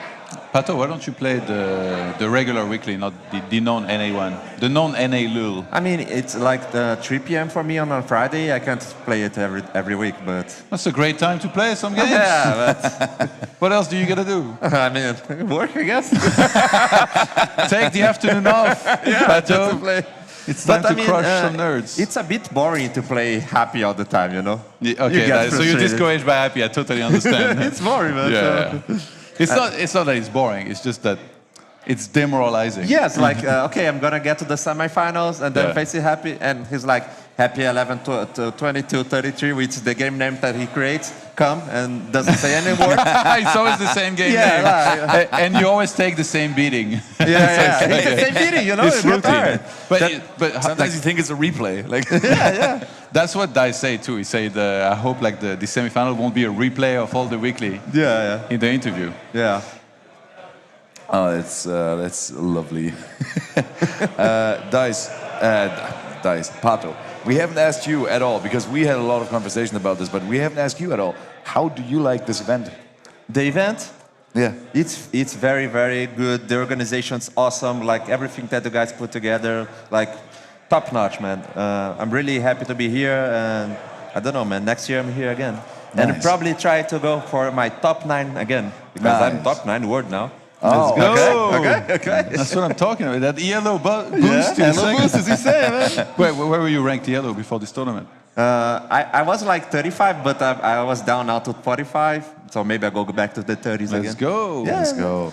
And man, take a map of Moon here. It's awesome already. I think that's.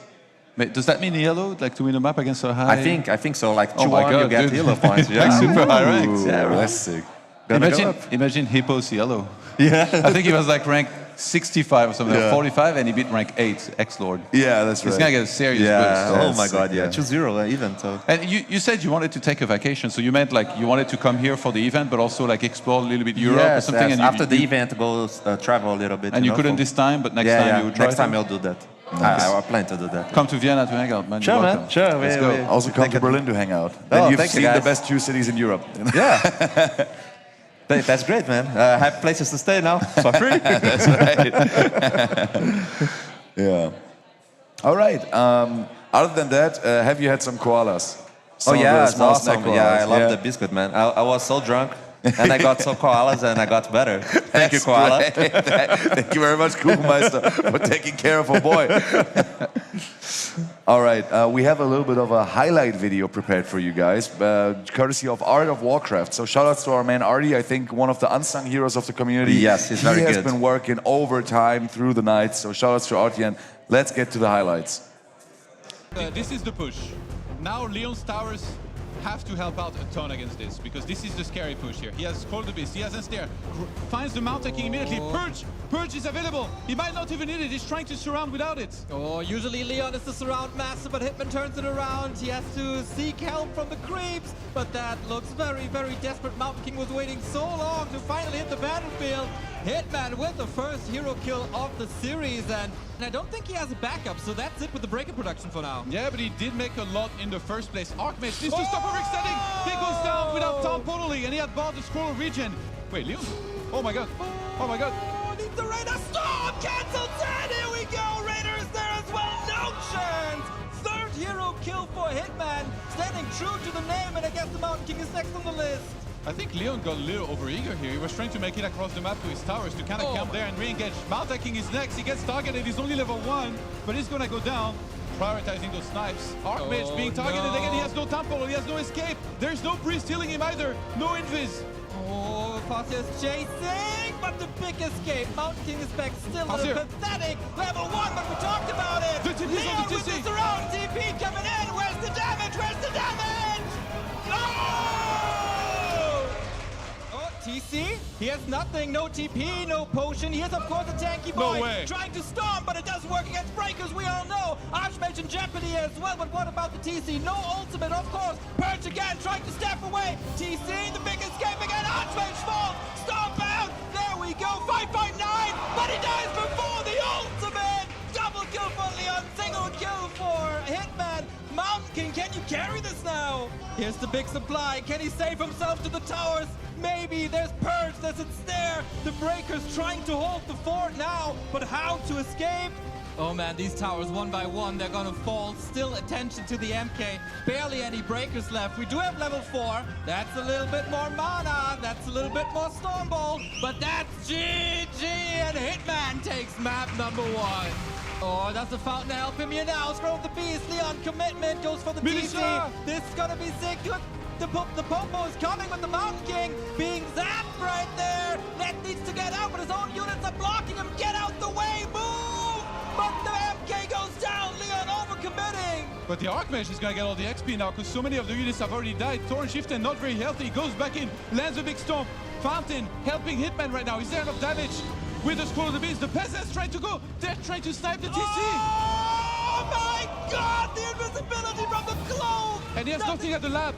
That's so sick! Send something, send help! The Kodo might go down. TC is back again after the healing. Gets another stomp up, but now Hitman out of mana. Oh, no TP, no invo potion, no heal potion. Zap again. Clearly willing to go for the hero. TC indeed. The peasants. Stop again! The great escape by the cow!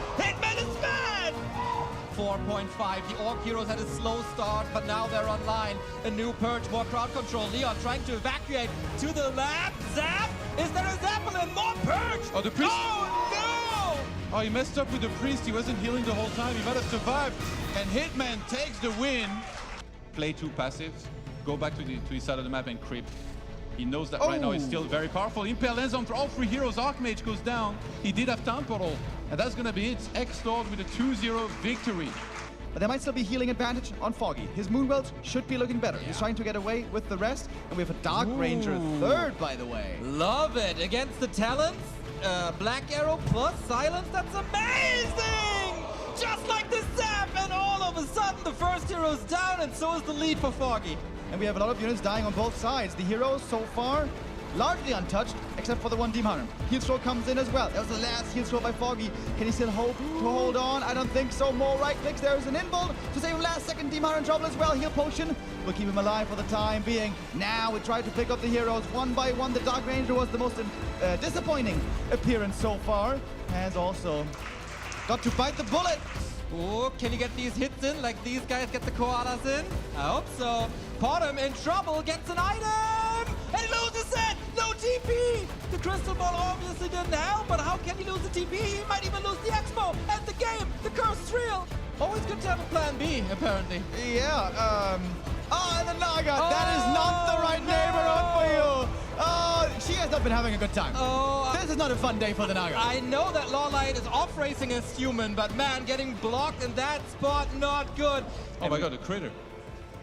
Wait, that's the... Oh my god, it is the mechanical It's the critter. skink. The famous skink. Do you know what noise it makes? It's some horrendous noise like... That's exactly what it sounds like. Does he kill it? Dude, Max Verstappen is driving that thing. Look at this. Yeah, Louis Hamilton is piloting that skink right now and confirms the location of that Tier 2 expansion. It's a pretty chaotic fight here right now. We have fighting on all fronts. Yeah. Great micro by Focus. He went for the backline and the casters with the Raiders. That's what they do the most damage to. But now Mountain King is level 5. He still has mana to work with. He has an escape with a Town Portal. That's more than Focus can say about this fight here. He has no escape himself, no survivability. And the Farseer is next. He's not even moving. The Farseer is next on the menu right now, Todd. He has absolutely no chance of getting out, not even needing the level 3 vault to secure the kill. And now the TC is next on the menu. This is a pretty messy fight once again, of course. Units being killed on all sides. The peasants here do what they do best in dying. And Starbuck here is plummeting down in supply. The Mountain King is in danger. There's no survivability items, and Starbuck has to call GG. DMK. Wait, the snare lands from miles away, but the counter focus on the Farseer, and the Farseer isn't able to trigger the Invo Potion in time or TP out, and he goes down as well. Archmage being targeted. He has no Town Portal. This might be the end. He can't escape. There's nothing he can do to get out of there. Both heroes in the altar now. +1 wasn't even finished. Starbuck has to restart those from the altar. He has nothing in center to instant revive. Starbuck and that's was it. fighting as hard as he could, and there we go. Focus able to bring it back 2-1. And now almost all the creeps are gone. Oh, Demon Hunter here, getting kind of intercepted. Hero kill would go a long way, but he's got the staff, isn't it? Oh! There's a Zap! There's an Ankh! He's coming back, but Happy just ignores it. He just wanted the Ankh gone. Couldn't you kill him a second time? I think so. Just surround him. Kill him. No? It's only 500 HP. Moon trying to get a good concave, but there's also good position for Happy up on the high ground. Do you really want to fight Happy with a high ground disadvantage? He's gonna try for it. Demon Hunter leading the charge. Banshee's coming in, trying to get off some possessions. The first Banshee though, is she gonna get through? Last second with the cancel. Panda drops as well. Can he be saved? No, he can't. Panda goes down. The second hero hits the deck. Now it's up to the Demon Hunter by himself. And Happy's starting to steal more and more bears. All your bears are belong to us. This is looking grim for Moon. 53 food, only 20 food. Whooping advantage for Happy. Emperor reigns on Last Refuge. All right, Demon Hunter again, thick of things. He's tanky, but not that tanky as opposed. Staff is there this time, saves him last second, has to heal up now from the Moonwells. But the army size difference is just too overwhelming. And Happy gets the 1-0, turns around this game with a strong comeback. Panda gonna be the new carry for the time being. With Breath of Fire level 2, Happy has this game under control. He kills the Demon Hunter. This is the semi-final already. This is how Happy has won many of these matchups before with a frenzied timing, and it might just be good enough. One hero down, 2 heroes dead, and the game is over. Happy victorious again.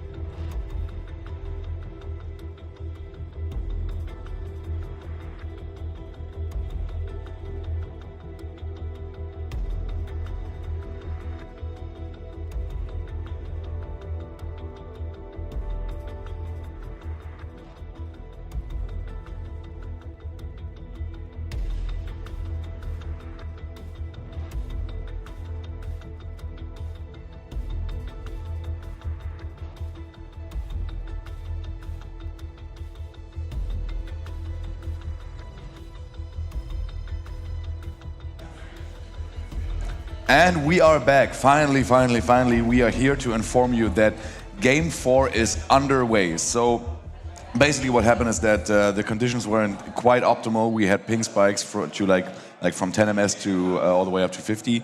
And that also happened like quite regularly, so both players were like, well, let's maybe, you know, find a different solution. So now they are hosting through a different server, if I'm correct, if I'm informed correctly. And Remo went to church and he said a prayer.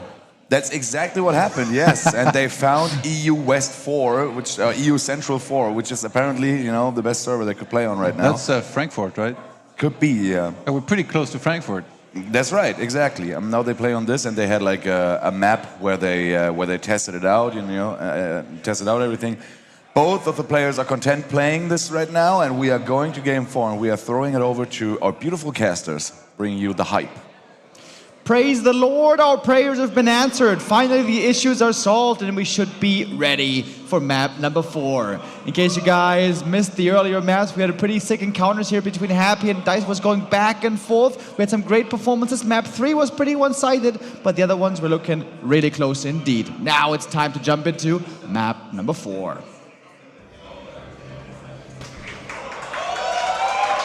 Here we go once again, Happy and Dice. It's map number 4, which is Shallow Grave, a map that we haven't seen all too much on stage at the moment, and I'm really excited to see what Dice is going to bring on this particular map. We know what Happy is going to aim for mainly, but Dice, he has the opportunity to play a little bit differently, and I want to see him make some surprise adjustments that might catch Happy off guard.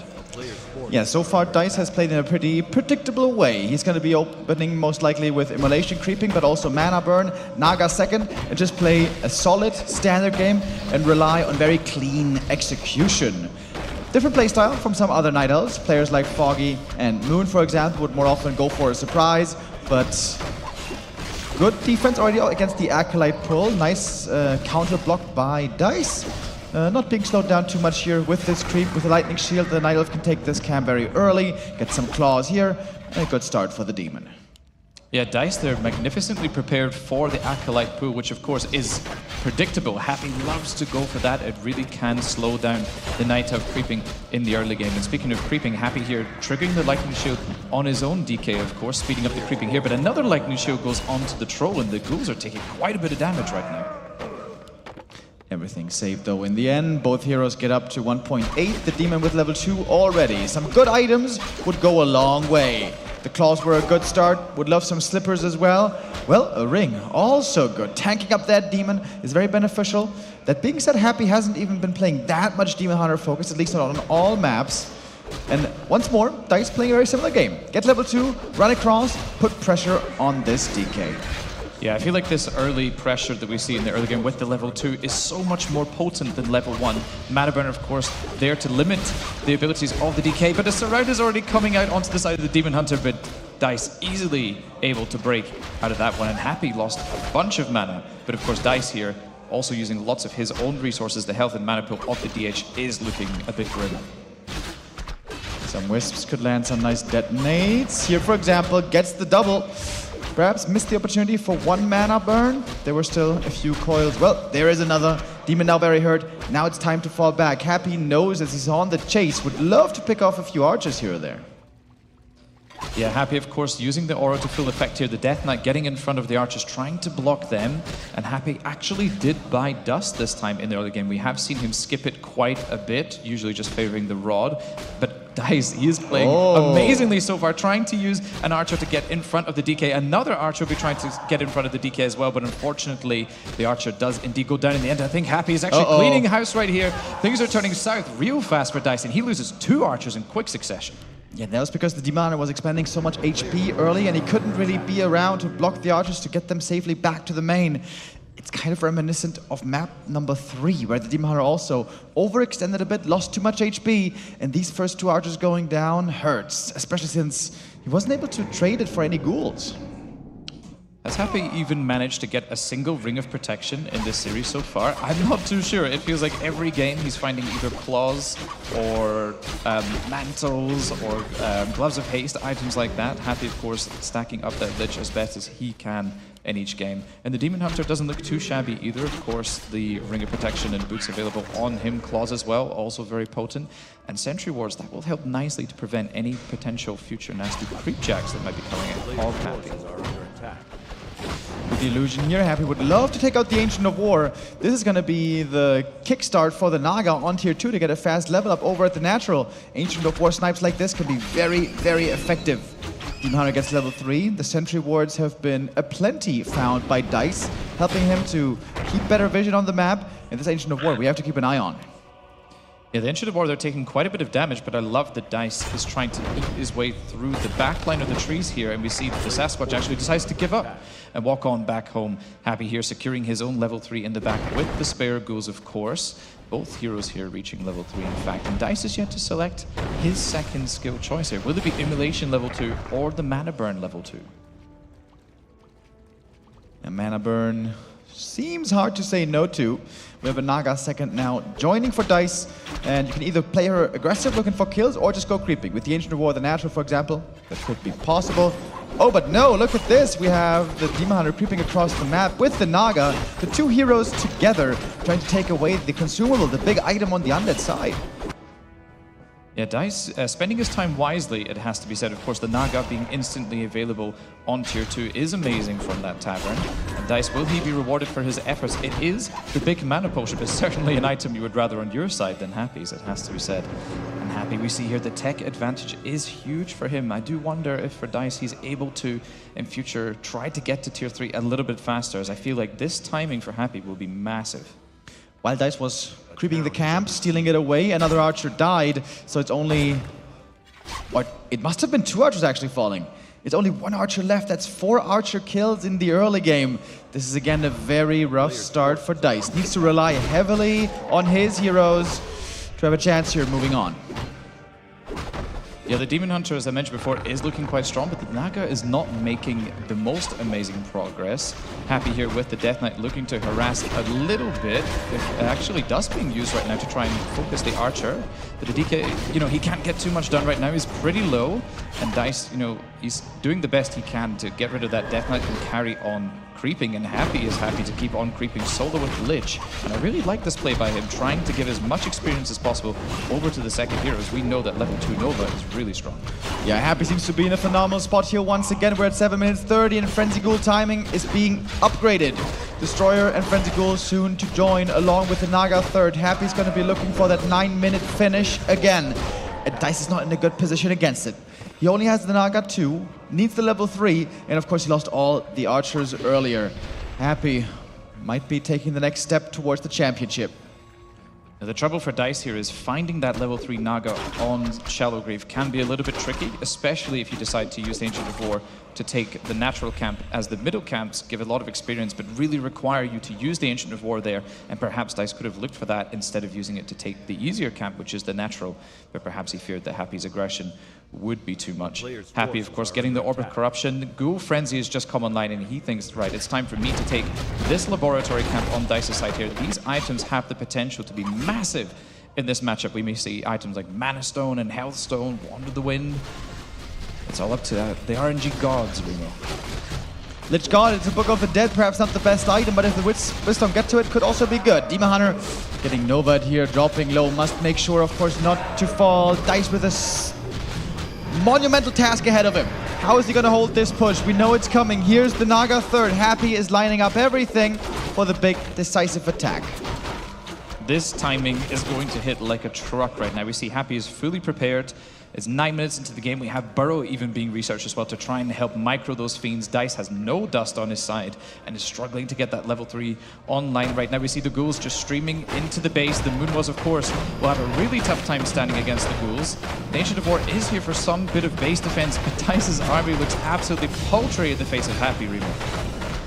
And with the Mumas falling, healing's also being reduced. It's 2 Dryads and 2 Bears, that's it. All that DICE has, along with the heroes to hold the push at the main base. Happy with the Book of the Dead, needs to cover Wisp instantly to get rid of it. And that is a nice detonate. Guess what, that's level 3 as well. Level 2 Folk Lightning coming in right away. The Demon Hunter with the Immolation also doing more damage. When all the ghouls go down, there might be a chance for DICE.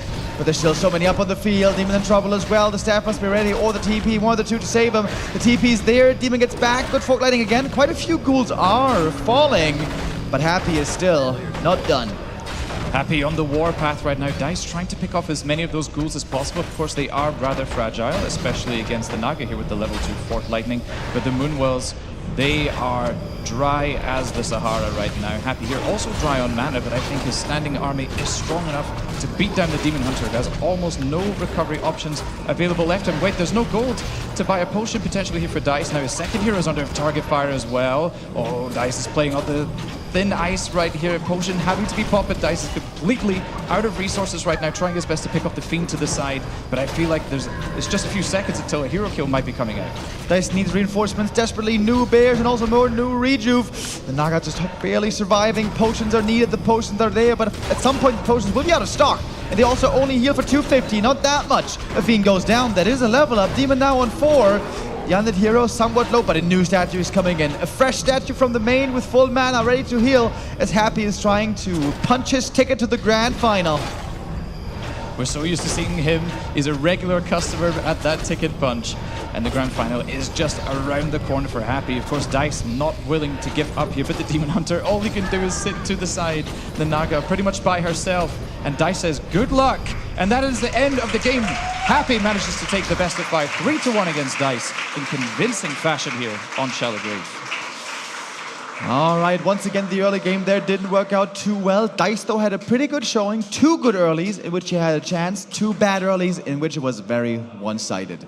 Happy makes it through to the Grand Final, drops only a single map, but guess what? That is more already than last RARALAND. Happy perhaps is more vulnerable than last year, but the Grand Finalist he will be again. The defending champion still looking to renew his crown, take gold again. We know he is now in the Grand Final and will be there waiting for either Foggy or Moon in, again, another matchup against Nidalf, where he's always looking so damn strong.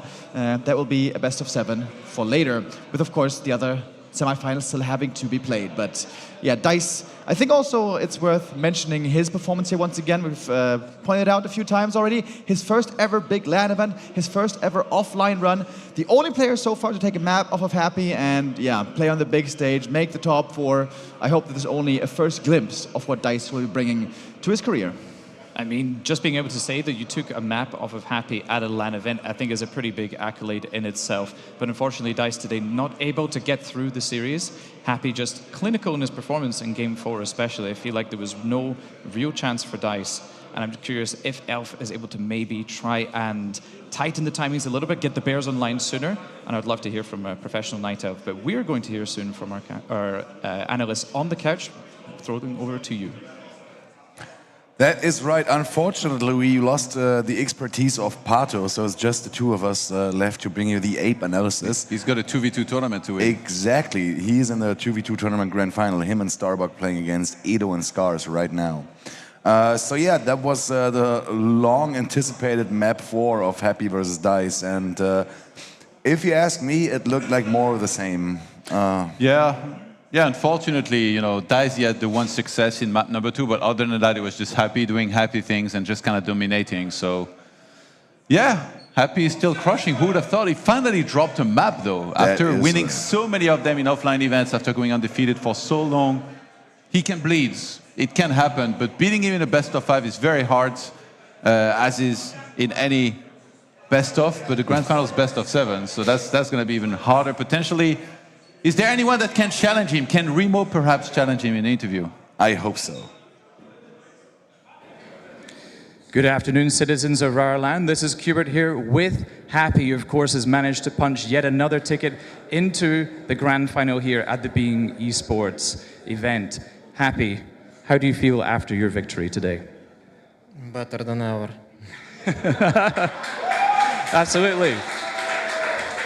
Happy, as an undead player myself, could you possibly explain why you like to always sell TP and buy the circlet at the start of the game. And does that ever lead to awkward situations for Undead? Because you need extra money early on, so you can both buy items early game and continue making goals. Has there ever been any situations because you sold the TP that someone attacks your base and you wish that you hadn't sold it, or you need it every single game? Well, I mean, like, even if I had TP and I had to use it, then I basically waste those money. So such situation should not happen. Yeah, especially at your level of play, as we're so used to seeing.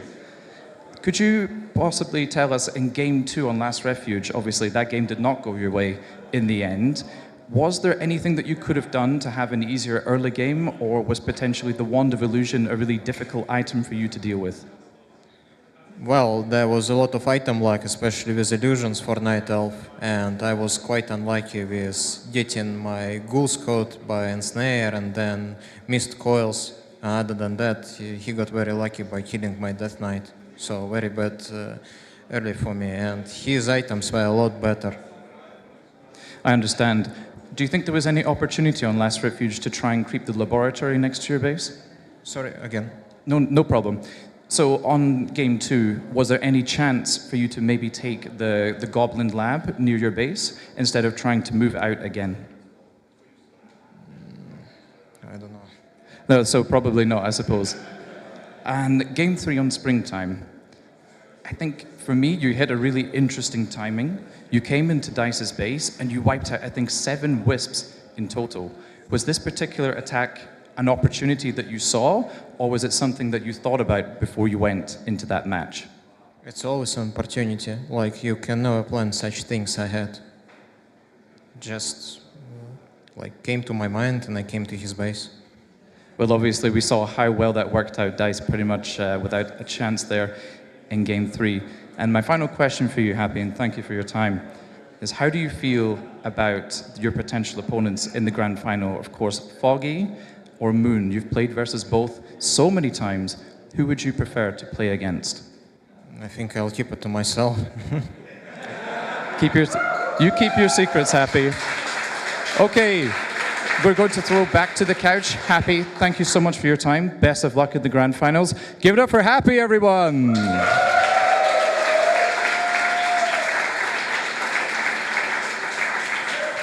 He doesn't give us anything, right? Not the smallest, not the slightest insight into the brain of the legend, the genius, the Emperor. Oh my God. Do you think that this because if like the person that he says now that he struggles more against potentially, if they win, then they have like a better mindset going in and he doesn't want that advantage to come to fruition? It's very... I'll keep it to myself. Honestly, I don't know. I can't make sense of it, but yeah. I don't know. Maybe, yeah, there has to be that, right? What else could it be? Exactly, what else could it be, yeah. Well, that is a high-level competitor if I've ever seen one, you know? Just, you don't want to give anything away. I respect that, you know, in a way, right? Like, imagine if he was opening up in interviews and he would be like, all right, what I struggle the most against is fast Demon Hunter level 3. Then you get this many Dryads. He just gives people like the cheat codes to beat him. You know? Of course he's not going to do that. And Foggy is really good at doing that, so I'm very afraid facing him. And I really hope he doesn't see this interview and doesn't do that. No, like, of course, he's not going to give everything away. So I can understand in a way, but it's just the blunt delivery, you know? Yeah, he's such a dry guy. It's such a dry sense of humor. Anyway... Speaking of giving things away, we have another Hit the Koala challenge happening pretty soon, I suppose. So everybody that's inside the base deck arena at the moment, please find yourself at the Hit the Koala stand back there. Because I think after this segment we are having right here, and before the next series starts, which is of course going to be Foggy versus Moon, best of 5. We are really looking forward to seeing that. We are going to throw some more koala snacks into people's mouths. I feel like I was the hipster that started that, by the way, because on day 1 I arrived. I didn't throw them, but I grabbed one of those Kuchenmeister koala boxes and I was going around and I was putting them in people's mouths. Not throwing them. And then, you know, I like to fantasize that the production saw this and they were like, We gotta do this. We can do something out of this. Content. Let's go. That's great. Next year we're gonna do it with the Kuchenmeister cheesecakes and throw it like frisbees. And you got. I don't know that you. Yeah, that's a little dangerous. Well, it's very soft, right? Yeah. It's gotta be not like, you know, messy. That's the word. Not dangerous, but very messy. That's what it could be. I think the muffins though would be impossible. They're just way too big. It's like no way somebody could fit like an entire Kuchenmeister. Only one way in to their find mouth. out. That's also a good mindset I see here. All right, and we got the koala bear all set up. Our boy that's been running around all weekend, handing out treats to strangers from his little Kuchenmeister. I thought Halloween was already a while back, but there it is. We're still handing out treats. And there we go. We have Gideon standing there. We have Remo, of course, moderating the whole ordeal again, because I think he is a seasoned veteran of the Hit the Koala challenge. Even though he is not the most successful competitor of all time in that, he's still definitely a veteran of the game. You know about last series, but I really want to say props to Dice because he showed up so strong this tournament. It's a bit heartbreaking because he was walking back to the play area and then he stopped by to listen to the interview. In the moment that Happy was repeating that he was lucky with the items and stuff, like, oh my God, like he has to listen to like the one map that he won. He was lucky. It's like, come on, like he give the guy some props. But yeah, that was kind of mean because maybe that gives him like a fire, like it's like his villain arc. It's just like he comes back way stronger because of he heard this. That's like the Joker origin story for Dice.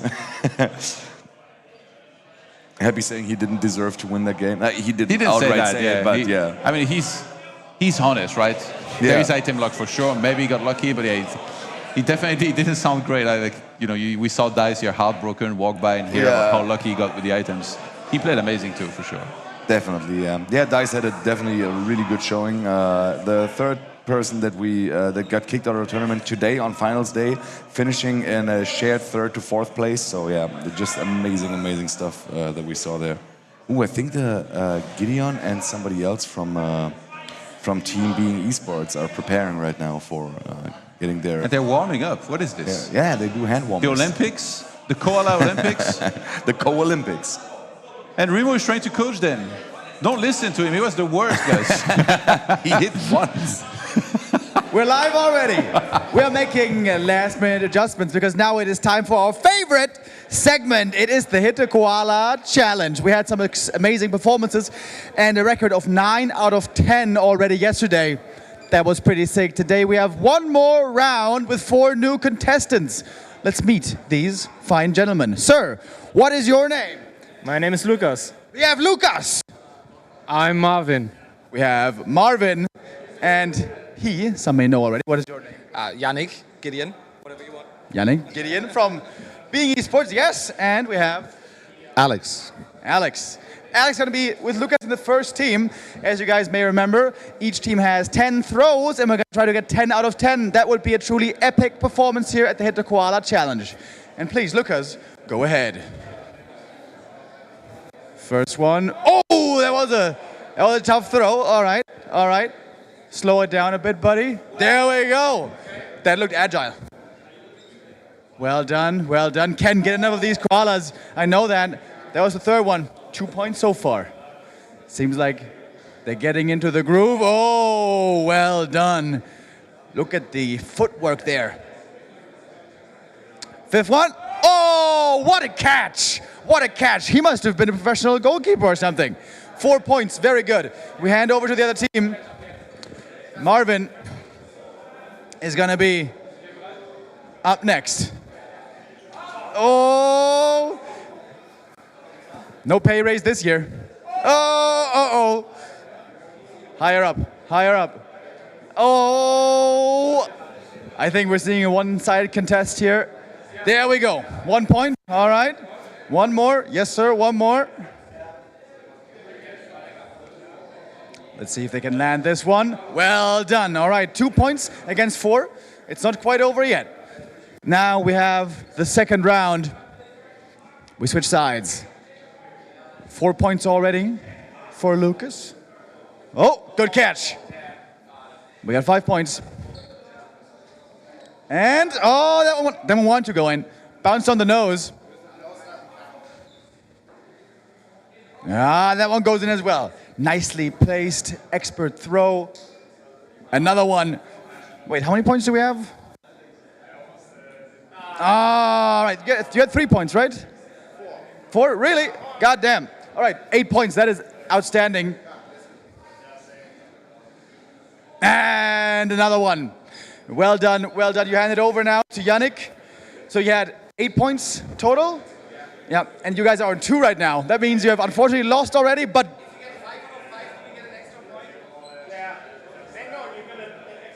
You get an extra try. Look at this guy, always trying to get a little edge.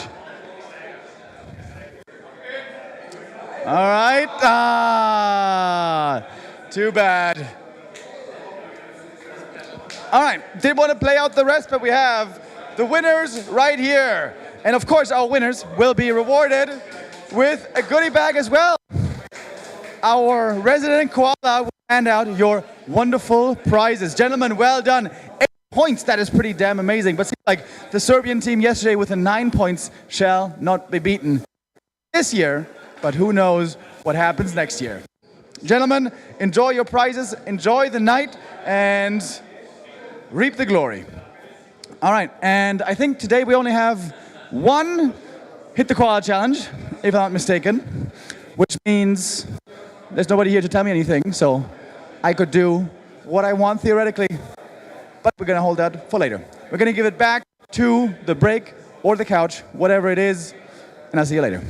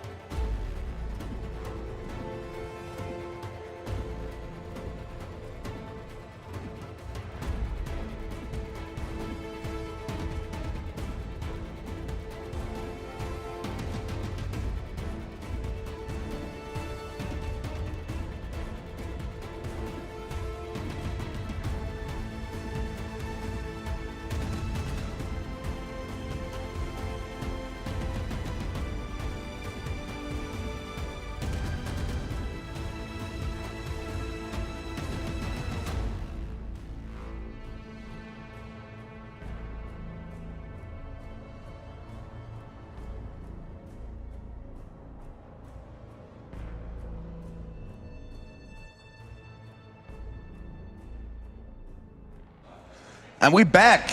And again, I got another expert on my side. Not only Mr. Remo Demo, a very good player in his own right, but we also got Scars here. Competitor in this tournament. We saw him on Friday on stream. Basically, we saw every single game that you played on Friday, I believe. And now you're here because you're out of the tournament, unfortunately, already at this stage of the tournament, already out. Weird. But you're sitting here, and we are going to discuss the upcoming game, which is going to be the other semi-final. Who's going to face Happy? Is it going to be Moon or Foggy? Yeah, I'm really interested in this game. Not only because of this wonderful mirror matchup, of course, no, but because we have two really, really great players. And I think, and I hope that Moon advances, because I think he's a bit ahead in the matchup against Undead, and I think he has the better chances. He played a wonderful map against Happy where it was really, really close.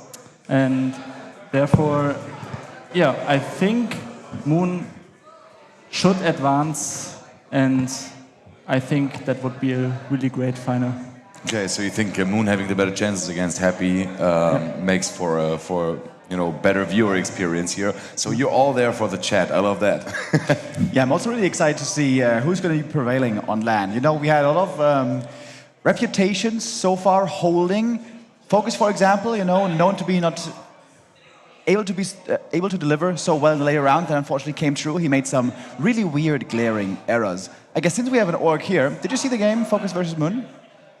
Yeah, I saw both games, the end of the first game and the whole second game. I think, especially in the second game, of course, there was like the crucial mistake of the Shadow Hunter getting caught. Oh, dude, he was in such a good position if not for that Shadow. I could relate so hard because in one really important game, in ESL Meisterschaft with Ente, I did the same, and the score was 1-1, and I left my TC for like half a minute on this map, same position actually, and he got it's caught. Like the Bermuda Triangle. Yeah, yeah, and then I lost the game. I think I was never so mad as after such a loss. That must really be painful. Like, you're down 1-0, first game could have already looked good, if not for some mistakes maybe, and then you're in a good position, and then maybe the shift into key didn't work at the Shadow Hunter in the group, something annoying. Little reminder, by the way, for our venue here, the signing session has started. We had one yesterday as well over at the entrance area. If you guys want to get some signatures we have Dykes there, we have Focus there, and I think Happy might be joining as well, maybe. Not sure about that, but certainly these two players. But I've been just told that Happy might be coming on later. And yeah, this on Northern Lights was a very obvious mistake, the Shadow Hunter, of course, going down. We casters at the desk were really confused on map 1, Shallow Grave. Couldn't quite make sense of the walkers. He seemed like Focus scouted the masked Dryad play, but then still added the walkers in as well. Did you find that surprising, or what did you make of that? Yeah. It's really hard to say, because you kind of need the walkers, but the key is how many do I need? And trying to adapt in terms of how many bears does he have, or does he even go bears, and do I really need the Spirit Link and the Dispel? So it's an easy mistake to do, to overmake walkers, and then you lack units that are good against Riots, and I think that was a problem there. I actually think about going B-Series only and Expo, like Lin did some, he had some good builds in the past where he goes Expo with 1 B-Series and Wormel, or even 2 B-Series, and adding a Torrent Totem later just for the bears, because many natives, and obviously Moon loves the Dryads. They just math them with Tier 2 Expo, and then they have a really good scaling just because of the hero levels on the DH. Yeah. Also seemed like Focus there was able to get the first Expo cancel really easy, and he should have still seen the second Expo with the Sentry, but never came back for the cancel. Things didn't quite seem to work out that way. Focus, he unfortunately tends to crumble in the big games. It's a shame. I would love to see him, make a deep run and play his best all the way through an entire tournament, but that is so rarely seen. And the way it worked out is we had no orcs then in the top 4, no humans either. It is Happy and all the Night Elves against him. He dispatched of 1 already. And yet, to come back to my earlier point, normally Foggy and Moon are both reliable on LAN. This is normally where they play the best. And now, if both bring their best game to the server, then I'm going to be very excited to see how it goes, and especially if our luck holds and we keep avoiding Bear Mirror, because so far we have. You know why we are so lucky with the no Bear Mirror matches on stream? Because Foggy doesn't like to play Bear Mirror. True. And whenever we get Foggy, it's just simply not happening. because he doesn't want to do that. I want to see Dryad Mirror, actually. I want to see them dancing around in all directions, like them splitting them Dryads and whatnot, like all the time. That's gonna be hype. By the way, I was just informed that the Moon and Happy signing sessions are going to be happening after the Grand Finals. So both the players could focus on their upcoming matches, you know. And yeah, we have the tail of the tape right here. It's by 4-1 in Moon's favor on the current patch. Yes, indeed. Moon has been looking superior here. Of course, all these games were online before RARALAND. And I looked it up earlier as well. We even had some games this year before the patch, so it's 5-1 this year in 2023. Moon here looking favored, also historically looking favored, also in the big matches. Perhaps the biggest game these two ever played was the WGL Grand Final back in... It was the keeper patch, I think. When was that? 2018 maybe? I think so, yeah. 17? 18? I think it was 18, and I think it was the keeper patch. Somewhere around there, exactly, where Moon took it home in the end. The score was 4-1 at the end of that series. Of course, Moon is the big mentor, perhaps not person to person, but playstyle-wise, strategy-wise, inspiration-wise for Foggy. Foggy has looked to Moon for inspiration and knowledge for so many years, as so many Night Elves have. Of course, Moon is the #1 Night Elf of all time, but Foggy could, mess with the GOAT's career a bit today if he is the one to make it through in the end. And I think he could. I don't think it's outside the realm of possibilities at all. Again, I come back to Foggy's unconventional playstyle. We also saw him prevailing in difficult games when, against LawLiet, for example, the early game was going horrible on Twisted Meadows. Had to go for a plan B, tower push all in. Somehow that worked in the end. And this is a great asset for Foggy to have. He's really hard to predict. He's not going to play like dice. He's not going to have the same strat every game. He's not going to be super predictable in his movement. So Foggy's going to make things weird, but Moon is also a master of adjusting on the fly. This is why this is perhaps the most interesting Night of Mirror that we could offer even. Yeah, Foggy definitely more of a thrower of curveballs, so to speak, as opposed to what we saw with Dice earlier today. We saw Foggy basically playing like 5 different strategies and 5 different like Night of Mirror games that he played on stream, if I'm not mistaken.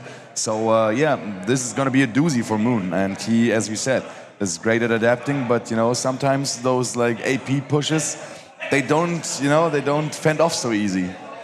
Yeah, and I feel like Moon is definitely not feeling so super sturdy with the Demon Hunter defensive play. You have to be really honed with that craft, meaning you have to spam Demon Hunter all the time, like Colorful would do, like Kaho would do. I think Moon is rather going to take the invitation to the dance and enter into a crazy tango where both play weird strats, where both are out on the map, ready to be aggressive with hunts, which makes for a very chaotic, interesting, and demanding Night of Mirror between both our players.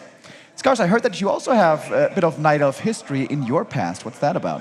Yeah, I mean, it's a really long past because like roughly 20 or 19 years ago, when my 10-year-older brother just played Warcraft when it came out, I was playing the campaign as well, and obviously I want to play the stuff my brother wants to play. Except, of course, the race, because 2 brothers can play same race and like same play, of course. Yeah, that can't work out, and it's especially a problem if my trauma, in my inner self, I always liked Orc more and Grubby more. But because he liked it, I had to do and choose other. That's exactly right. You have to wait for him to die, and then you could also play Orc. Symbolically die in the way that he stopped the game, and then I could give my comeback and so on. So yeah, because of that, I started playing, I mean, I was 5 to 6 years old, Night Elf, like in single player, and I really liked Night Elf more, and I was cheering for Moon. So it's actually funny that I'm visiting now, almost 20 years later, a tournament where I can see him actually play, or could almost have played him. Yeah. So, yeah. So despite your young age, you actually started playing really early. But what year are you born again? 99. 99. Don't we all feel goddamn old right now next to Scars? What year are you over born, here. Remo? Huh? What year are you born? 91. 91, me too. Yeah. 91ers. Hell yeah, bro. Let's go. By the way, the koala is also number 91 on his jersey. Yo, now that's my bear. Okay. So that's great. I think Focus and Dice, we can see them from across the venue, are having a great time with their signing sessions. Did you guys get your stuff signed yesterday? I did not.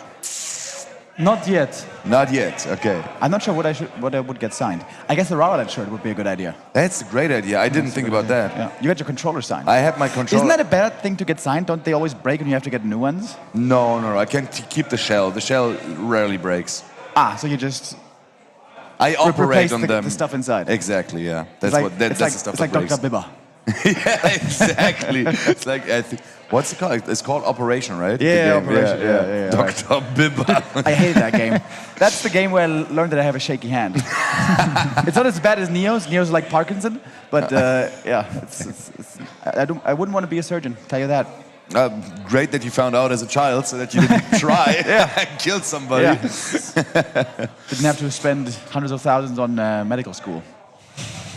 No, wouldn't do that. Scars, you neither. How much have you spent on drums lessons? Hours?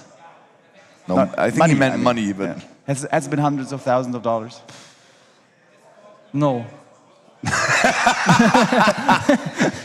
Less. You're taking a page out of Happy's book here. But or maybe I'm Remo was also, just the most terrible interviewer ever. I don't know. I'm also not counting it. I'm not counting it, but in hours, definitely more than Warcraft. So maybe, I don't know, a few thousand hours, 5 to 10. Damn. Yeah, I think you're going to be going on a tour next year, right? That's what you said? Going drumming with a band? Yeah, maybe. So I'm probably playing for a band next year. I'm not able to tell which band yet. Ooh. So, or pretty cool. If I make it, I hope so. So much music. I'm preparing a lot, so much musical talent in the Warcraft scene. We have we can make a Warcraft band. Okay, I just realized I can also play an instrument, but way worse than you two. Like Carson's extremely good on bass, you're extremely good on the drums, and I'm quite mediocre on piano. So I don't know if I would be able to keep up with you guys. But by the way, if you guys didn't know that, Carson isn't here unfortunately because he's touring with the band. They got gigs and they're getting big, I think, kind of, sort of. Dude, you gotta hate to see it. I mean, depends. You know, if it's his dreams coming true. No, who are we to mess with his dreams? I'm dude, very seriously. happy for him, by the way. I was just joking, right? Yeah. They've, I think, released 3 songs so far on Spotify, and I think they're really good. And I've been asking Vito, where's the album? Album still isn't out yet.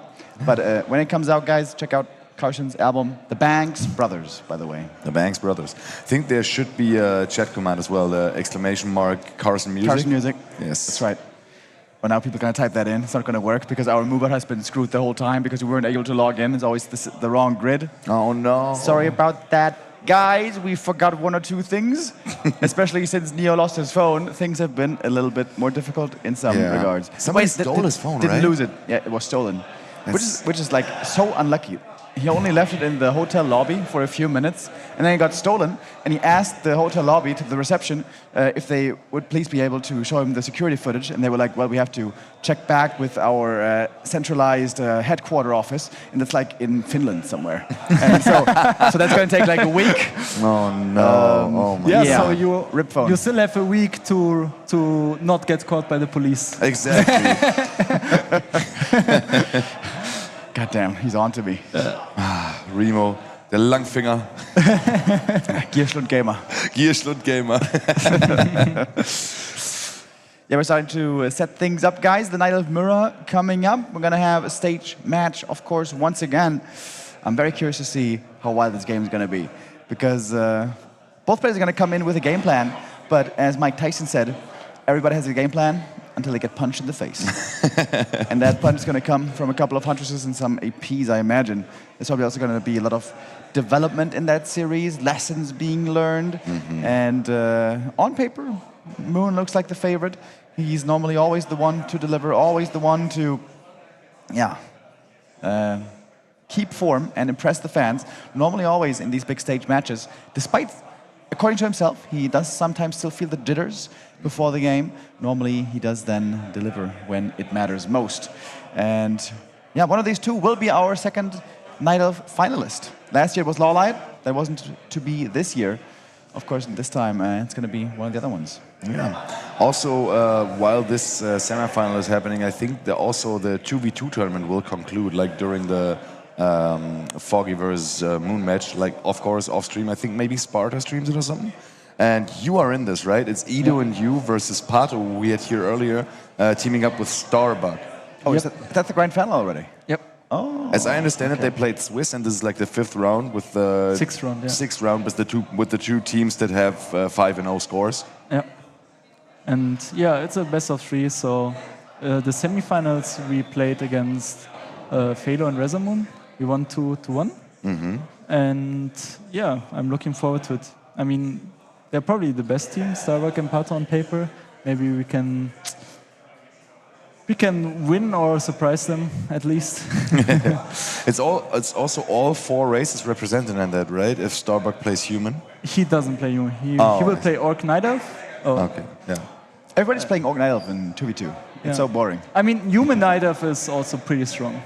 Human Night Elf? Yeah, really good. LawLiet and Sock showed basically how to play it with Mountain Giants, Griffins, Casters, and so on. MGs and Griffins? Yeah. What? Really? Really strong. Like, all the recent 2v2s I was casting was all about tier 2 timings. Like, get a second hero, get level 2, get heal scroll. Depending on map as well. Yeah, we saw many Archer, Tail, and Raider Walker pushes as well. Exactly. Yeah. Yeah, I remember not too long ago, it also seemed like the Orc-Human combo with rifles and innerfire and stuff was looking really good. But I haven't seen that in a couple of months now. Like, when headhunters were still available as a valid option, it was a nice combo with human. So mass Sanctum units, Blizzard, Clap, then backline, mass headhunters, Kodo, super strong. Seems like we are slowly getting things underway, guys. We should be ready to start before too long, if I understood our heavenly voice there correctly. You mean Sky Voice? The guy up in our voice of God. I think there's always such a funny thing with like these esports productions. I've had that with like when I went to like a couple of DreamHacks casting as well. When I had this, this situation for the first time in my life that I have like this voice in my ear, and I'm convinced that like the stream is able to hear this voice as well, so they hear us conversing. But the guy on the other end knows that, of course, they can't hear him, they can only hear me. And I'm trying to like, converse with the person on stream, and like chat is like, that must have been what weird. is happening? Who's he talking to? Is this guy hallucinating? Yeah, exactly. Everyone's like, bro, are you fine? Are you all right? Oh, man. Well, we are still doing quite fine here indeed, feeling good. That is speaking for now. When the tournament is over and we're all going to the bar, we'll see how things go then. I think you could also go to the Moon and Happy signing session. Speaking of which, Moon is up right now versus Foggy. Throw into the casters right now. Thank you very much, guys. A Night Elf mirror for the ages here in the semifinals. And I'm going to be joined by Kubert for this one. You're going to have to be the expert, my man. Yeah, I mean, it has to be said, we didn't call Todd in for his Night of expertise, but neither myself, it has to be said, I'll do my best. You're more for a random player than me. Yeah, that is true, to be fair. I mean, Moon versus Foggy here. Very exciting prospect. A master versus apprentice match ahead of us. Who would you give the edge to in theory? Honestly, I feel like Foggy impressed. Although, not seeming very confident or saying, that he hadn't been practicing a ton. He played amazing. So, in a way, him, but at the same time, maybe if that hadn't been the case, I would have said Moon. So I'd say, it's so hard to pick. It's really a coin flip. I'd say Foggy. Okay, cool. I'm gonna go with Moon, 3-1. Actually. Oh wow, prediction and everything. I love it. You know what? Let's find out if that happens. Let's go straight into map number 1.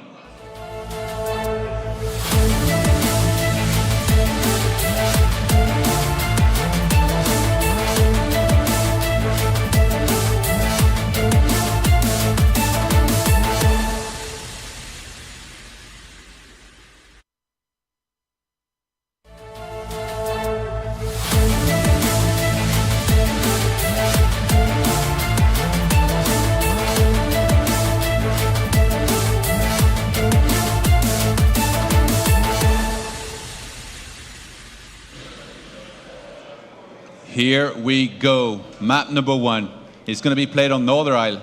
And starting in the bottom left-hand side of the map, representing Ukraine, playing Night Elf. Make some noise for Foggy. And in the top right corner of Northern Isles here, wearing the blue trunks, it's the GOAT, it's the legend, it's the 5th race himself. Make some noise for Moon!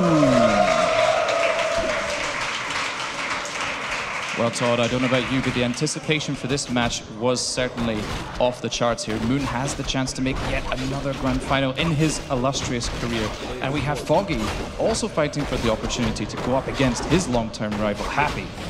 And already a deviation from both players. Of course, they both went Demon Hunter, as we're seeing, and are doing some creeping of their expansion, but Immolation for Foggy, whereas Mana Burn for Moon right now. So Foggy is going to have the advantage in the creeping speed, perhaps, but down the line, of course, you cannot really overcommit on the Immolation, because obviously you just get burnt, and you're going to lose hit points on top of your mana pool as well. Yeah, that is certainly tough to deal with. I spoke about in previous series, being able to get the mana and life back on the Demon Hunter. Not so easy when you use Immolation to creep, of course. And Foggy, he is known for being pretty sneaky in Elf Mirror. And we see already, of course, a Hunter's Hall from Foggy. A pretty common choice by him, honestly, strategically, in Night Elf Mirror. He loves those Mass Huntresses, the 2nd Ancient of War, of course, following as well. And Moon, so far, he's just taking up to tier 2. Foggy's going all in here. 2nd Ancient of War, Hunter Soul is going to mass hunts. He's going to go for the kill. Moon has to realize this is happening. The best way to realize this is happening is to scout. He needs to either see the 2nd Ancient of War or the lack of tech in the main base. I don't think it's been the case yet. Usually Moon has very good game sense. He should be well aware that Foggy is capable to go for this kind of build. If he does not see this coming, it's going to be supremely hard for Moon to hold. Yeah, Moon actually selling the TP here, which is pretty greedy. He might find himself being surrounded by those Huntresses later on down the line. Oh, he's going to scout. He's going to scout down there. He's going to check the expo first. Does he go into the main base? That's the question. Moon here, he might be able to deduce what's going on. He sees that there's no fast expansion, and I would love for Moon to go over and check the main base of Foggy once again. We'll see if he does that. But for the meantime, the Demon Hunters meet here on Moon's side of the map. Last hit goes over to Foggy. He's 2.5 already, actually, getting a little bit of an experience lead. And Moon here, you see his mana is looking a lot better. When the Demon Hunters stop brawling, he'll be able to heal up a lot easier. Moon sees one single archer. This is very suspicious. Now he's going to see a hunt. That's a massive tell of what's coming. I'm a little bit surprised that Foggy revealed this already, so he might be going for the attack here momentarily here after this, because now Moon knows exactly what's happening. Once you see one hunt, you know there's going to be way more and a potential all-in as well with this. Yeah, I don't think there's any tier 2 hunts players out there, unfortunately. So Foggy here kind of showing his hand a little bit too early, I feel. I think Moon didn't actually properly scout what was coming. We don't really see much of a special reaction on Moon's trying to end scout. at the moment. He wants to see if there is a tech. It could be one Rax hunt, I guess. Possibly, some players yeah. do that sometimes, even though it's like a little bit of a weird build. And he's going to see the lack of tech. He knows what's coming here. But the Hunter Soul is not up yet. I think ideally against this, you probably want to get an AP in the middle of your base. And usually what you'd see is a lot of archers and a lot of dryads for maximum piercing damage against the hunts to get rid of them. As far as the second hero goes, I've seen Tinker being used quite a bit in those situations. That's true. Yeah, also Panda is a perfectly acceptable choice. I do quite like the Tinker as well. It really helps to build a nice concave for the archers to keep them safe. We see Moon here adapting, getting the improved bows. Already 6 archers actually at his disposal, looking to get a second here from the middle, I'm sure, very soon. Foggy here wants to apply some pressure early on, trying to damage the Demon Hunter as much as possible, which is absolutely crucial when going for an all-in in Night Elf Mirror. And Foggy starts a tree. It feels like it's been revealed that this is not going to work. Moon saw what was happening, but I think it's quite delayed. I mean, the hunts are going to give him map control for a very long time. Yeah. For Moon to be able to fight, he's going to need to have a whole bunch of dryads to slow down the hunts when they come into fight. He's going to get a keeper as well, which is very good with Entangle against hunts. But of course, wisps can be used to detonate whatever Entangle gets used. Yeah, I'm a little bit surprised here to see the keeper pick, actually. Of course, it is strong to potentially pick up units, but as you pointed out, wisps, of course, an excellent counter against the Entangle. Seeing Foggy go for the hunt play, but also go for the early expansion reminds me of Nicker back in the day. He used to play quite a lot of hunt expansions, if I do recall correctly, a little bit before my time. And we see the defensive AP coming up for Moon in the base, absolutely essential. Even if Foggy against an all-in only, I think. Yeah, but I think also if Foggy ever decides to do a run-by, it will be a useful base defense regardless. And Moon here feels like he needs to stay tier 2, so I think getting a little bit of base defense is quite okay. Yeah, there's still no tech here from Foggy. It's just pure hunts for now. He's adding one more Moonwell. Of course, he's supply stock for a little bit because starting a tree was very expensive. So he's loading actually a good amount of gold right now. Upon seeing the keeper, he should start using a bunch of wisps to move out with his army. It's definitely worth, I think, to detonate against Entangle to make sure he doesn't lose a single hunt every time. And Moon is doing really the only thing he can do right now, which is creep something close to his main base where he's going to be somewhat safe. And it's really for Foggy to decide where he wants to go from here. Does he want to keep on massing hunts, eventually tech and transition into mass archers with his superior economy? Yeah, it'd be really interesting to see if Foggy does decide to hit that tier 2 button or not. It's quite common as well to see Alchemists be paired second with the Huntresses. Of course, that healing spray and, of course, the acid bomb against archers in particular could be absolutely devastating. Foggy finding the Mana Stone, which is being sold immediately, completely reasonable, I would argue, from the middle. And of course, as you said, Moon creeping defensively as much as he can, but getting really good items on his own side. We have the Pendant of Energy for the Keeper, which is really strong, and the big healing potion for the Demon Hunter. Always amazing. And Foggy now has, Mana Burn level 2, but no evasion whatsoever. He's going to do a pull in center to grab the Hill Scroll and perhaps the Invuln here. I think I see him, he just sold one of the items that he had. And the expansion is up.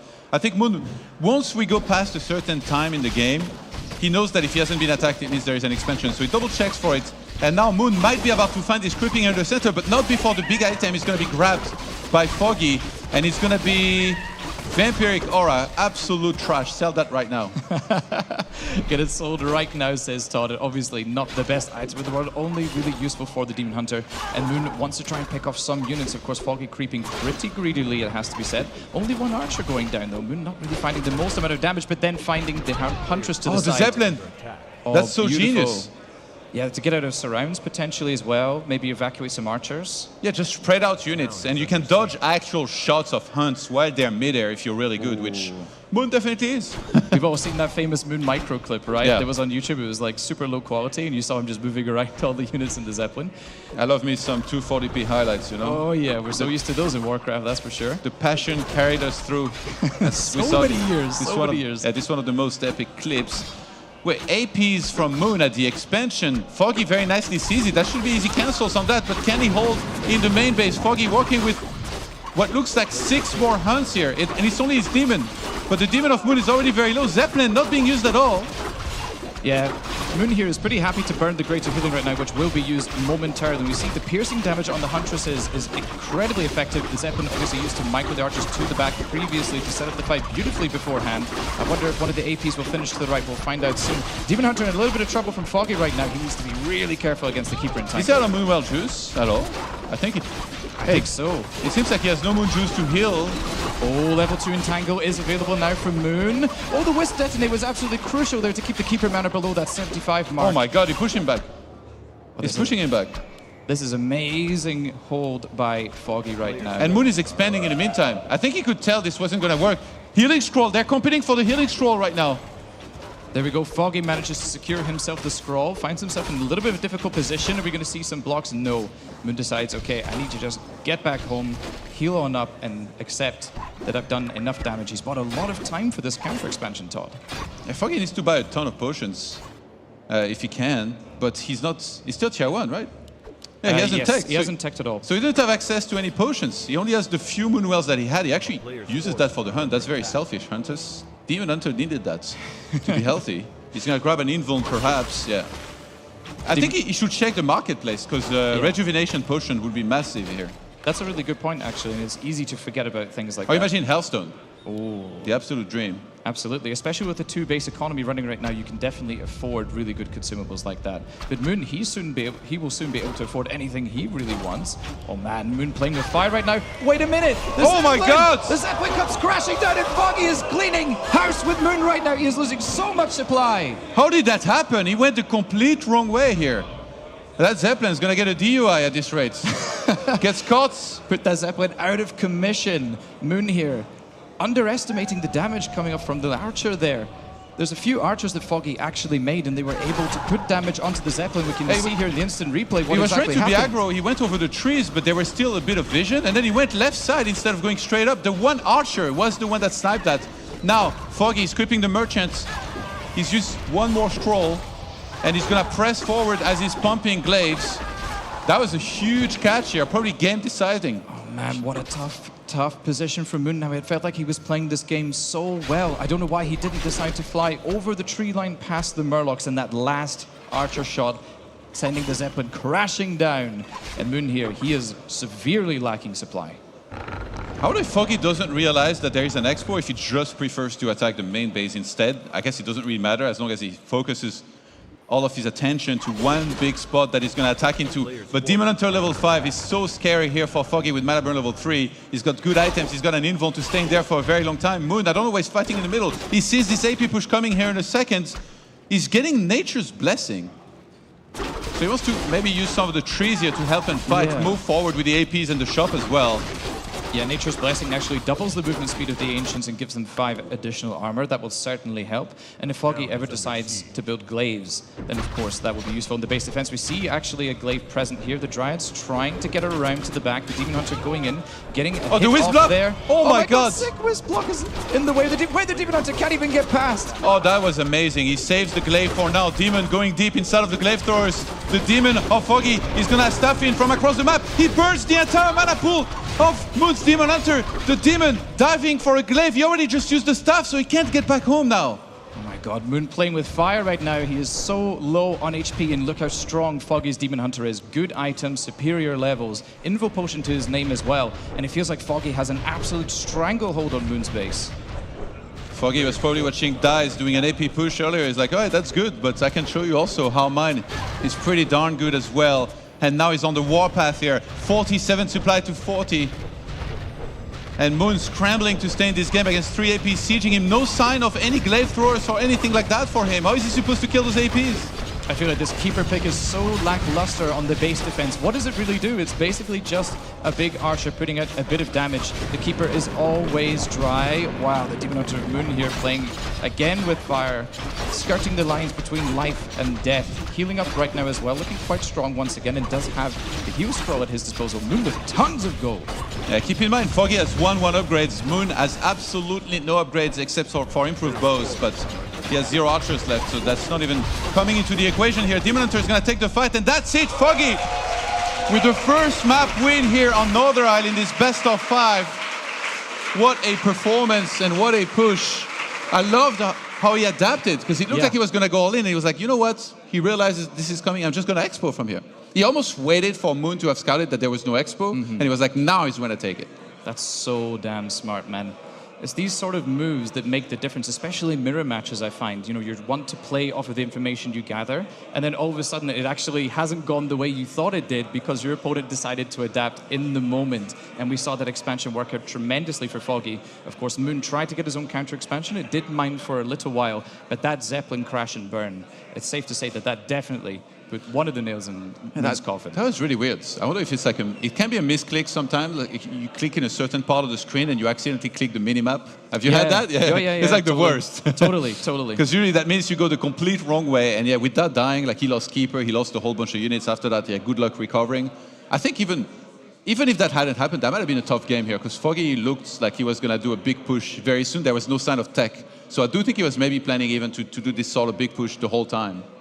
Yeah, I think so too, because at the end of the day, Foggy decided to never tech. I think the only option to close out the game, if you have the expansion, which is of course one advantage you try to get for yourself, is to put down your opponent. We saw he had time to set up the APs in a great position as well. He created so many interesting little chokes to be able to stream armies, his forces in and out. Of course, we saw as well the Wisp block there. The Demon Hunter couldn't connect with the Glaives for the longest time, had to run all the way around while taking pot shots.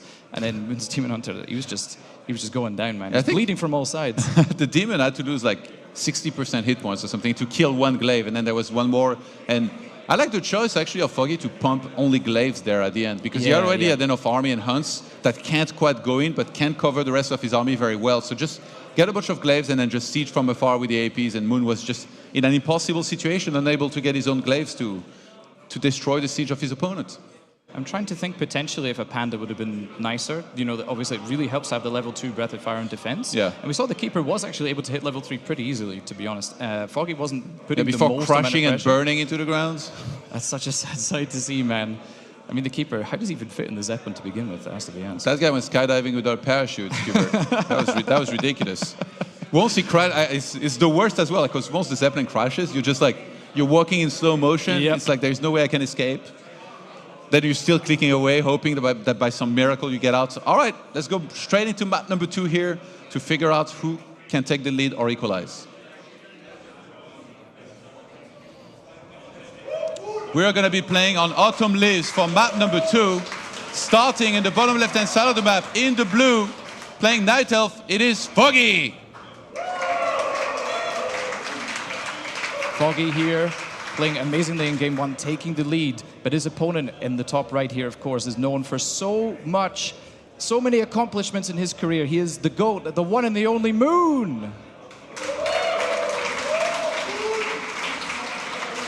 You know, both players, Todd, they're so adaptable in Night Elf Mirror, and we see that Moon has already made an early game adjustment. The Priestess of the Moon will, in fact, be the first choice for Moon, a rather fitting choice, I would say. Yeah, curious how it's going to try to make this work exactly. Usually you think Priestess, you immediately think, okay, mass hunts, all those gimmicks and stuff, but there's so many variations of build orders nowadays. Like we see sometimes, I've seen Priestess, 1 Rex Hunt into Dark Ranger Dryad at times. Yep.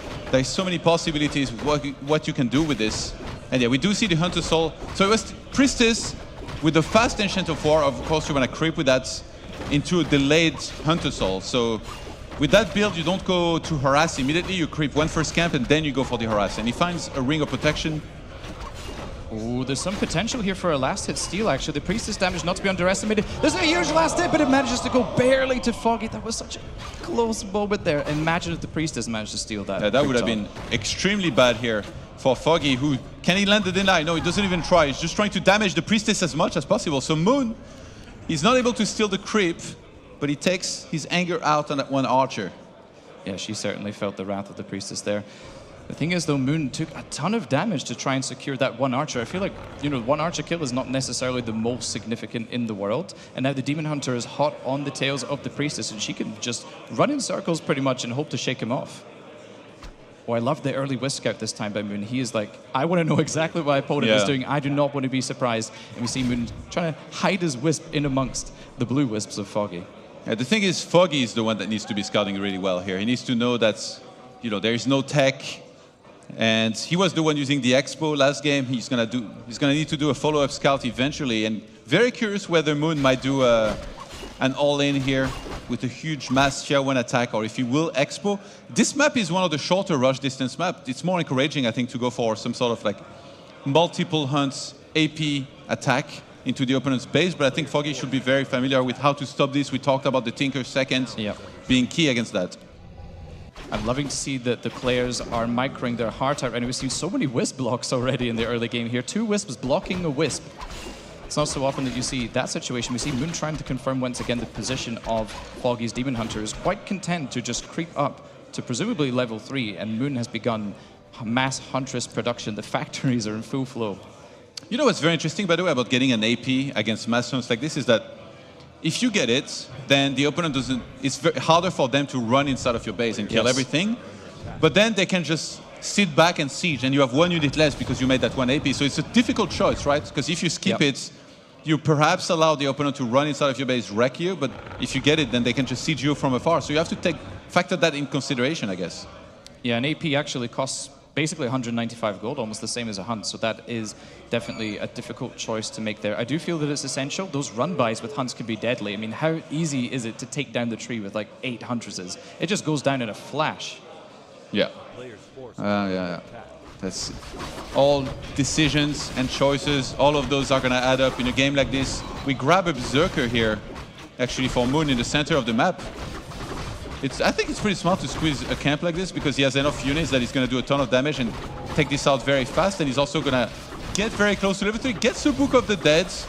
It's a pretty good pushing item, but against Elf, it's probably like the one matchup where you expect Wisps to be able to get rid of that. But that's before, without taking into account how well some of these players can split and kind of prevent that from doing as well. So curious whether he's going to keep that or sell it. Yeah, that's very true, actually. The Book, of course, is really effective on the attack, but also if Foggy's Demon Hunter ever ends up in an awkward position, Moon might be able to just immediately book and close that surround and seal that chapter. In the meantime, here we see, oh, Moon actually uses it to creep with, but oh, when he loses the last hit to the Demon Hunter managed to steal the Ogre Magi, but at the end of the day, the Priest is still able to secure level 3 easily enough.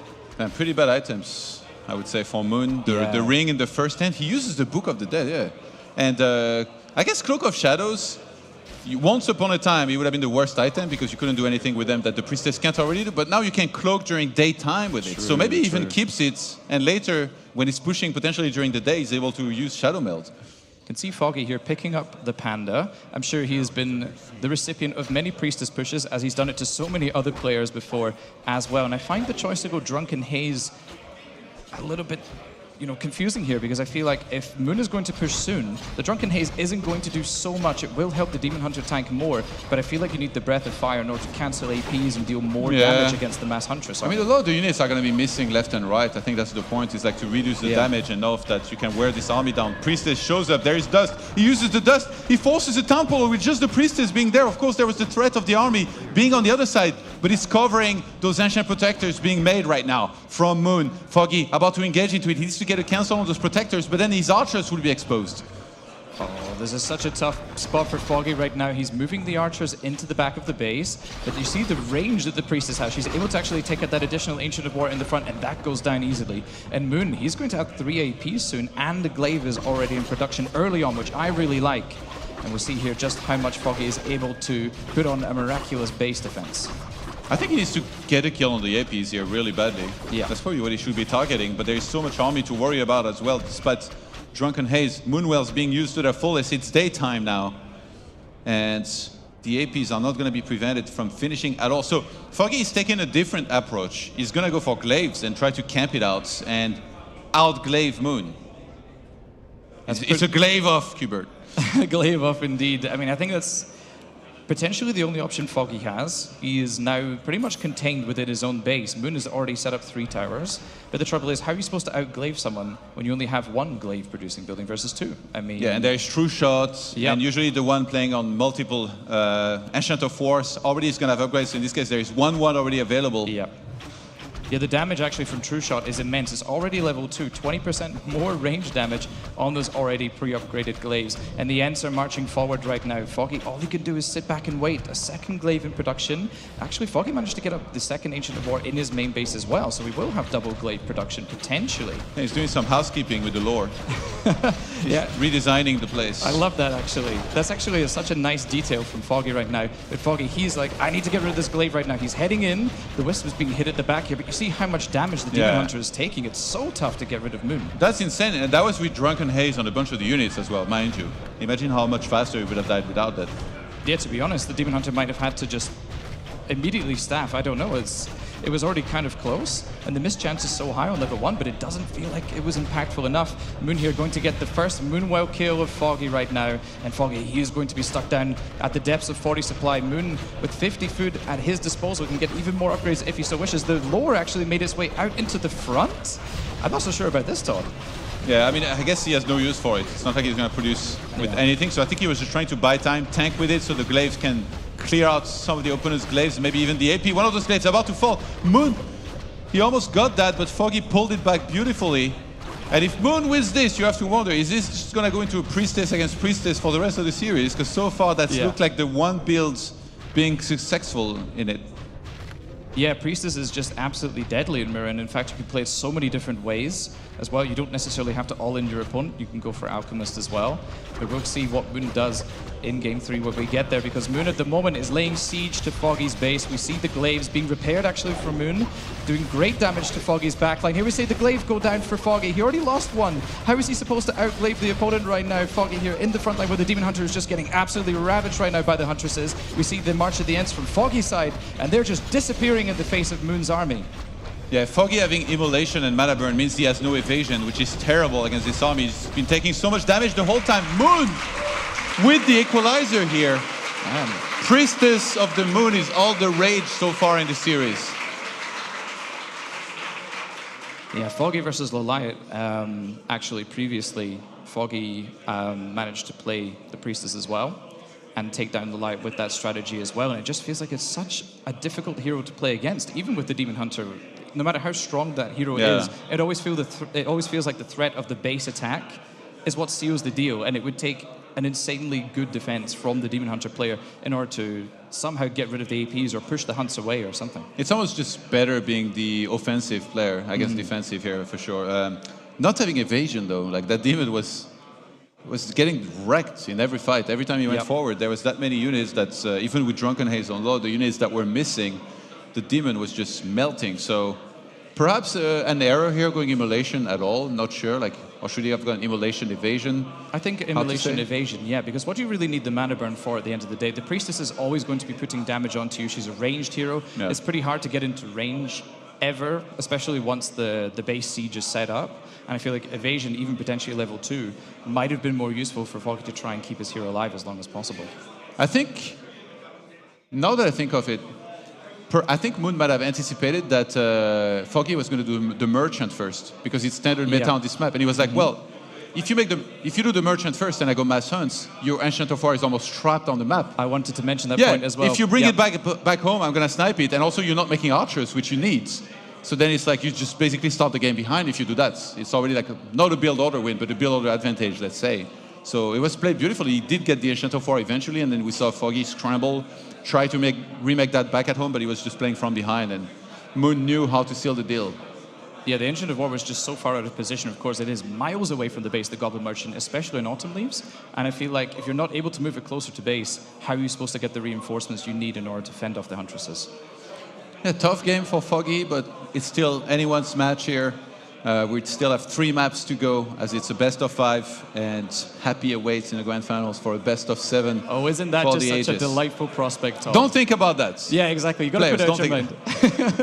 Put it out your mind while you can. But for the meantime, we will be seeing Game 3 between Foggy and Moon.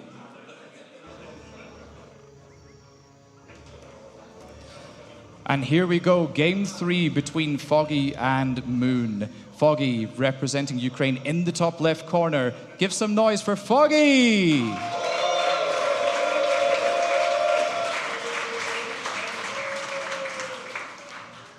His opponents in the southeast, in the blue, playing Nightail from South Korea, the legend, Moon!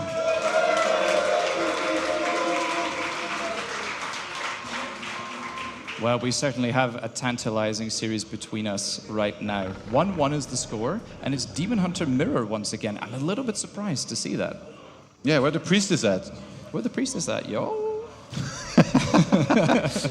Perhaps because of the map, I guess. Like, this time the Ancient of War would be way closer to the base, so there's not going to be a situation like on Autumn Lives. And we have a different camp being done. Moon doing the slightly greedier one. Of course, he's going to take a little longer to do this. Also, maybe a bit of increased RNG here, where you can get like some really quite terrible items, but also some very good ones, whereas on the other side, it's like a little bit more standard. We did have a Glove of Haste picked up by Foggy. Yeah, it's a very good point you bring up there. I was going to say the same. Basically, you're playing the lottery right now. Of course, Moon is going to get that level 2 sooner and gets a more difficult camp out of the way. He can take all the other camps that Foggy is currently doing at a later date. And it'll be harder for Foggy to go back and take the same camp. But of course, if you get a bad item, then it doesn't look so good for you. But in the meantime, Moon picked himself up Claws +8. Aye. That's everything he was hoping for. The absolute best item here possible for him. And he wants to build up on that. He wants to grab some more. I mean, on this map, I think across every matchup, you always see a whole bunch of creeping, and usually at least 2 to 3 items being picked up before the real aggression begins, depending on the matchup. And you have the marketplace on top of that, which some players utilize more than others. So if you can open with a bunch of damage items and you grab 1 or 2 more, like your hero is already in prime position to fight very effectively from the get-go. Absolutely. Both Demon Hunters here looking to grab as many items as possible. Moon here, I like his approach because he'll be able to get the 3rd item and move his way towards the middle and potentially buy a circlet ahead of time. And the dust as well may come in handy. And Foggy actually is going to meet the Demon Hunter almost at the same time. This is a close battle here to see who can press the button faster. And Moon, he does get the circlet. And Foggy's full hit points and full mana here going into this fight. So huge advantage. He's going to force Moon all the way back home. Very confident to keep on fighting. 1 more mana burn goes through. And that's going to be those Moonwells being fully used. This might give enough air for Foggy to go for a camp, maybe even the Magi, which is why Moon left an archer there to spot it if that were to happen. That is such sick heads-up anticipation by Moon. It's a pretty easy camp to do. Of course, the elementals there don't do any damage at all. Basically, the Magi is very easy to take down. And Moon here just has to sit back, sit tight, and obviously defend against the pressure here from Foggy. And Foggy is like, well, if you're going to sit in your base, I'm going to set up an expansion. And this time, Moon is the one playing without evasion, by the way. So his demon's taking so much damage every time he's being attacked here. He's not, none of these attacks is being evaded. Yeah, once again, I'm not certain about the lack of evasion here. It is definitely really difficult to continue to take trades without it. Hopefully Moon here can make some use of obviously using his two main spells. And Foggy, it feels like he's bought so much time. What a beautiful archer block coming in front of Moon's Demon Hunter right now. Is a TP going to be forced on? Oh my god, I think it is. He's blocking him a little more here. The Demon barely gets away. He turns around. Foggy trying to cut the retreat here. Neither player has boots. Foggy has a wisp at the lab. He might send that all the way around here for the block in a second. He's not doing it right now. He might just turn around and give that up. And Moon, what an escape here. If Town Polo had been forced, that would have been terrible. Yeah, you absolutely don't want to give up that TP so early on. I wonder if Moon's going to try and drop the items. He doesn't bother to drop the items, and there's the burns coming out once again. Both heroes now looking at least a lot more even, but that also gave Foggy the space to get the Naga first, which is definitely very important. And he's on the chase against the archers. He had an archer shadow melded, which I think Moon doesn't know about. So now he's going to get those archers cornered up there. Moon, I don't know if he scouted it. He might have scouted it. He's trying to go for the cancel on the tree. Foggy right behind him. He needs to punish this attack, kill all of those units as soon as possible. I think targeting the demon might be the wrong call here because he could really kill all those units, but he's trying to force the temple. Foggy getting ready to repair. I don't think the tree is going to finish on time, and it's going to be a cancel by Moon before getting out of there without losing a single unit. Oh man, Moon played that absolutely perfectly, able to cancel Foggy's expansion. It feels like Foggy was super reliant on getting that expansion up. Moon getting his own Naga at this point, able to retreat and heal up again. And pretty aggressive shot here though by Foggy. It feels like he might be going for some sort of all-in pressure. Maybe Archer Talon? Oh, it's Tree of Eternity actually behind this. Okay, so maybe Foggy wants to go for as strong an attack as possible and buy space. Oh, he's going to play Mass Archer with... marksmanship. Yeah, marksmanship, Orb, sometimes Tri-Hero as well, like Priestess Third. Oh, yeah, there is an Ancient of Wind, yeah. Okay, so Foggy perhaps just thinking, you know, what is it that I'm going to go with in the end? And he finally decides to go with those Druids of the Talon. Of course, they are really powerful when the Master upgrade is available. That Cyclone is such a huge disabler for the Demon Hunter. You know what it is? I think Foggy read perfectly that there is no evasion, and also Moon overextended. He lost a lot of his Moonwell juice here slightly before daytime. I think we're getting like right around the corner from sunrise in a few moments. So he's like, okay, well, you're not going to be able to heal very well. If I just push you here, this is going to work perfectly. And we have double winds on the way, in fact. So it's not going to be the Mass Archer style. It's just going to be Talon Tech, which we already saw featured in previous series here. Yeah, Mass Talons on the side of Foggy. Really, really powerful once you manage to get enough of them out, build up the mana pool over time, and have that Mass Cyclone that you can just spam relentlessly on heroes and bears. And Moon, he is going for lures. I would like to see if Moon goes for the Mass Bears regardless, or will he adapt and go lots of Dryads? I think Moon has a Wisp in Foggy's base. Can we check? That's a this really, is typical. really good spot. This is typical Moon. Such by a good the way. spot. So he knows. He should know what's happening. So he can already start adjusting. He's going lures. In this case, what we saw previously, I think it was maybe in one of LawLiet's series, is that he just went Dryads and then Mountain Giants. He just keep Bears entirely because Bears take extra damage from magic damage, which is what Talons do. And also with Cyclone, it's very hard to deal with. If you just go Dryads, Mountain Giants, you perfectly counter his composition here. Yeah, the only trouble for the Dryad MG combination is that it takes obviously a long time to get the MGs online, but it does feel like getting Mass Dryads beforehand and then breaking upkeep with the MGs with the upgrades pre-prepared is really strong. So Foggy, will he go for a timing attack, or will he try to get an expansion behind? The thing is that the Master training takes a long time for the Talons, though, 90 seconds. Yeah, but the Tree of Eternity is about to finish, and it's lining up very well with when the first training finishes, the Adept training, so he's definitely going to get that in a second. I feel like sometimes, like we ask ourselves those questions, he might not even have decided yet. You know, he might have an idea of which way he's leaning, but I think more scouting is going to tell him exactly what it is he needs to do here. And we see the Druid of the Talon Master training start now. And Moon on the other side, he's actually beginning with a Mountain Giant instead of Dryads. Definitely an interesting choice. He might find himself in a sticky situation if you come up against the Talons and don't have enough Dryads prepared with the Abolish Magic. I guess he can count on Wisps until then. Like, you don't maybe. really want to wait until you're tier 3 to get the Mountain Giants, because when tier 3 finishes is when you need to get the research for resistance skin and all that. That's true.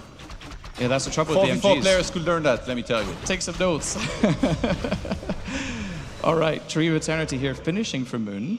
That should be the hardened skin and the resistance skin coming as soon as possible. And Moon trying to buy as much time as he can with that Demon Hunter, who is looking rather strong. Ring of Protection +4, the Circlet, the big healing, and the Invo Potion. It feels like Moon is really prepared. Yeah, Keeper third, it's so interesting by Foggy here. I think he's just trying to use enough things that require a Dispel that Moon won't be able to deal with all of them. In this case, Cyclone, Fairy Fire, and Entangle potentially. And he's going to give him some good crowd control as well with the Entangle, which I'm assuming is going to be the spell of choice here. And both players should be building up their orb counts, with multiple orbs being used down the line on all of their heroes. Druid Master, Talon Master training just completed here, so Cyclone is now available for Foggy. Yeah, Foggy with that Keeper third, a decent orb carrier, not the best in the world, but the Entangle will be useful in crucial moments. We see Moon is happy just to leave the laboratory camp there and move on to the next most important camp. As we know, Tidehunters has such great camps at the bottom. The chance here to get very good consumables is very high. And Foggy, I think correctly identifying he doesn't really have a window to just push, especially by getting an Alter Hero third, and he actually sets up an expansion behind. I think actually whatever item he gets here is going to be good. Scroll of the Beast, Creator Healing, Creator Mana, Mana Steel, Big Invuln, all of them are completely fine and very helpful. It's all gravy. Oh, and he gets the Greater Healing. Yeah, superb item right now, but the archers are getting massacred here. Foggy jumping straight on top of them, just completely ignoring the MG. Cyclone comes down onto the Naga right now. Oh, Moon might be in a dangerous position. The surround comes onto the... Oh, the Naga so close, but the Demon Hunter of Foggy is also getting low. Nice health potion usage, though, keeps that Demon Hunter alive. The Invo Potion was triggered as well on Moon's Naga. Oh, the Naga's in so much trouble right now. Does Moon have a staff? Moon does not have a staff! The Naga goes down. And he couldn't transfer the potion instead. The Demon Hunter might be next here.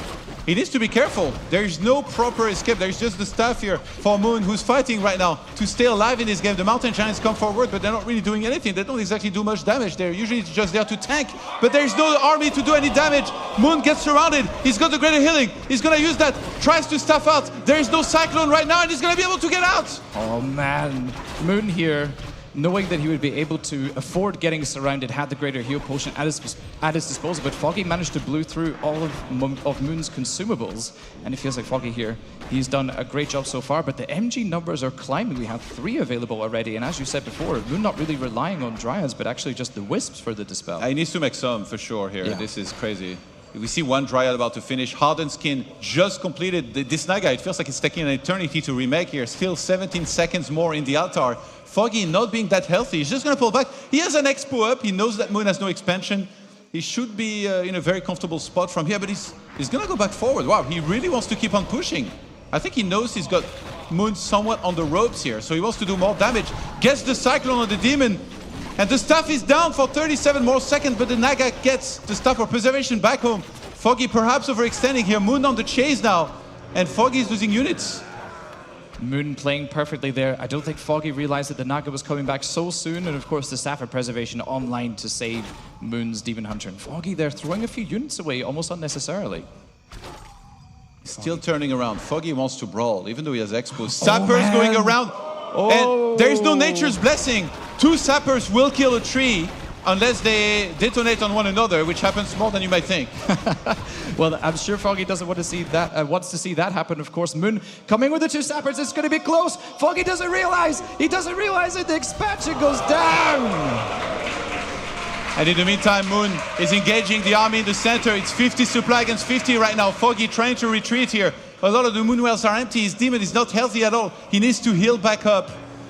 He may have overextended here, overfought, instead of playing a bit more defensive. And not seeing the Sappers coming was huge. If you had just had a Wisp on the way, you can easily intercept and prevent that from happening entirely. Or if you get Nature's Blessing, which, to be fair, didn't really make much sense with his build here. Yeah, Nature's Blessing, pretty expensive to get. I would have liked to see 1 Talon, just be left at the expansion, you can cyclone the second sapper that comes in and prepare the wisps around perfectly. And then you get to kill it afterwards. The thing is, if you see them coming, you can repair enough that the tree doesn't die in 2 sappers, and then the whole investment is for nothing. True. Like, you immediately start repairing after the first one. All right, Foggy engages on the other side of the map. He wants revenge for that expansion being sniped.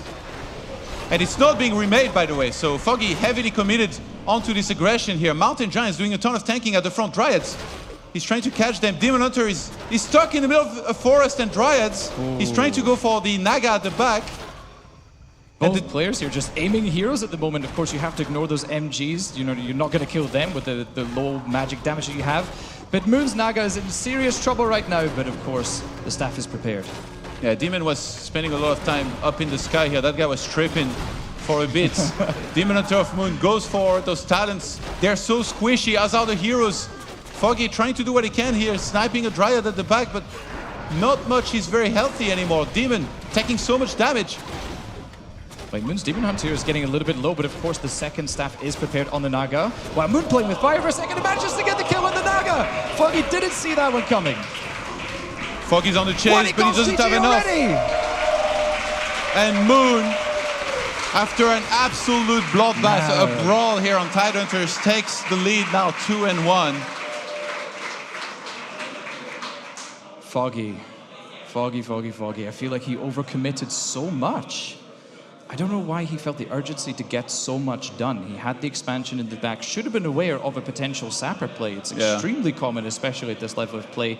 You know, no Nature's Blessing prepared. The lack of awareness, of course, would have been first and foremost in defending that cheeky sapper play by Moon. And of course, you know, these are such crafty players, and Moon managed to claw his way back into the game as a result of that. I think he played this aggro because he thought he was out-teched, and he would be right in that, because he was massing talents against Dryad Mountain Giants. This is absolutely not what you want to happen. So I think he realized that if Moon makes it to 60, 70 supply with enough Dryads with Abolish Magic, talents are going to become completely useless. And he's going to have his army countered so much that he has no chance anymore. So he tried to fight a lot, but Moon, he did well enough in the fights to stay alive, and then once he killed that Expo, he kind of put Foggy in an impossible situation, so he just went all in after that.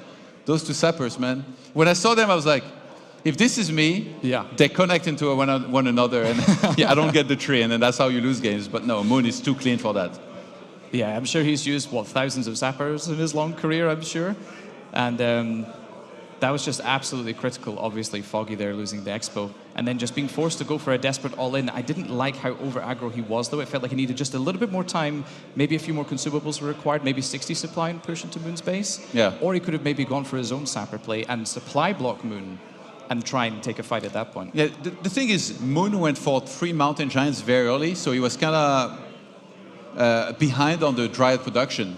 So while eventually Foggy would have been countered, the thing is, he had his talents very early because that's all he was pumping. So even if he had waited until Moon had, like, let's say 3 to 6 Dryads, in terms of mana, he would have been so far ahead that he might have been fine in a fight. Yeah.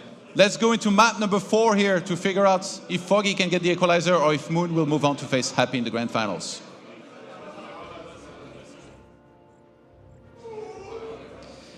Map number 4 in this first semi-finals of the Being Esports event that we have before us. Foggy representing Ukraine once again in the bottom left corner. Make some noise for Foggy!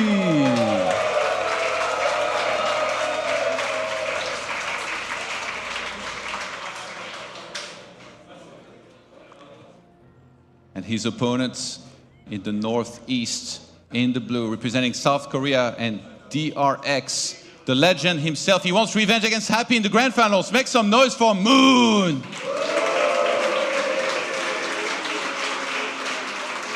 I can certainly hear a lot of Moon fans in the audience right now, Todd, and I can tell you I would be super excited to see a rematch of Moon versus Happy in a best-of-7 setting. Yeah, ideally with Happy not finding greater healing into Mana Stone. It always feels like Happy finds those drops, doesn't he? Yeah. And Moon here, he'll be hoping for some better luck himself. Both players opting for the Priestess once again. Pretty common choice on Concealed Hill and the Elf Mirror. We saw Dice earlier, utilizing that to great effect against LawLiet and outplaying him in the Priestess Mirror. I wonder if either of our players here took a look at that match before coming into this. Possibly, yeah. Slightly delayed Hunter's Soul by Moon because he wanted to collect more lumber first to start that sometime closer to his Enchanter 4. And he's already starting to work on his wall. We saw on this map how key it is to build a good base. Dies against LawLiet showed very well how things can change just from a little gap in your wall and an archer not doing its bouncer job. Yeah, precisely. LawLiet in that series, unfortunately, losing oversight of what could happen to his base. And we'll see if our players here are able to keep on top of everything that's going on. It's interesting to see a deviation in their build orders despite aiming to play the same thing. Moon here will have the Huntresses out a little bit sooner, but Foggy should have the earlier Moon juice. It's all about that juice, Kubert. Not just the slushies here at the bar. Oh man. Okay, Foggy here getting... Oh, actually both players got Slippers of Agility. Pretty nice start for both. Yeah, but the ring against the claw. Yeah. No, that's about as unfair as it gets. Yeah, you love them rings, Todd, don't you? Yeah, head claws. The Wisp, look at that little dance. Yeah, you know, Moon knows about every single hidden spot for Wisps on every map.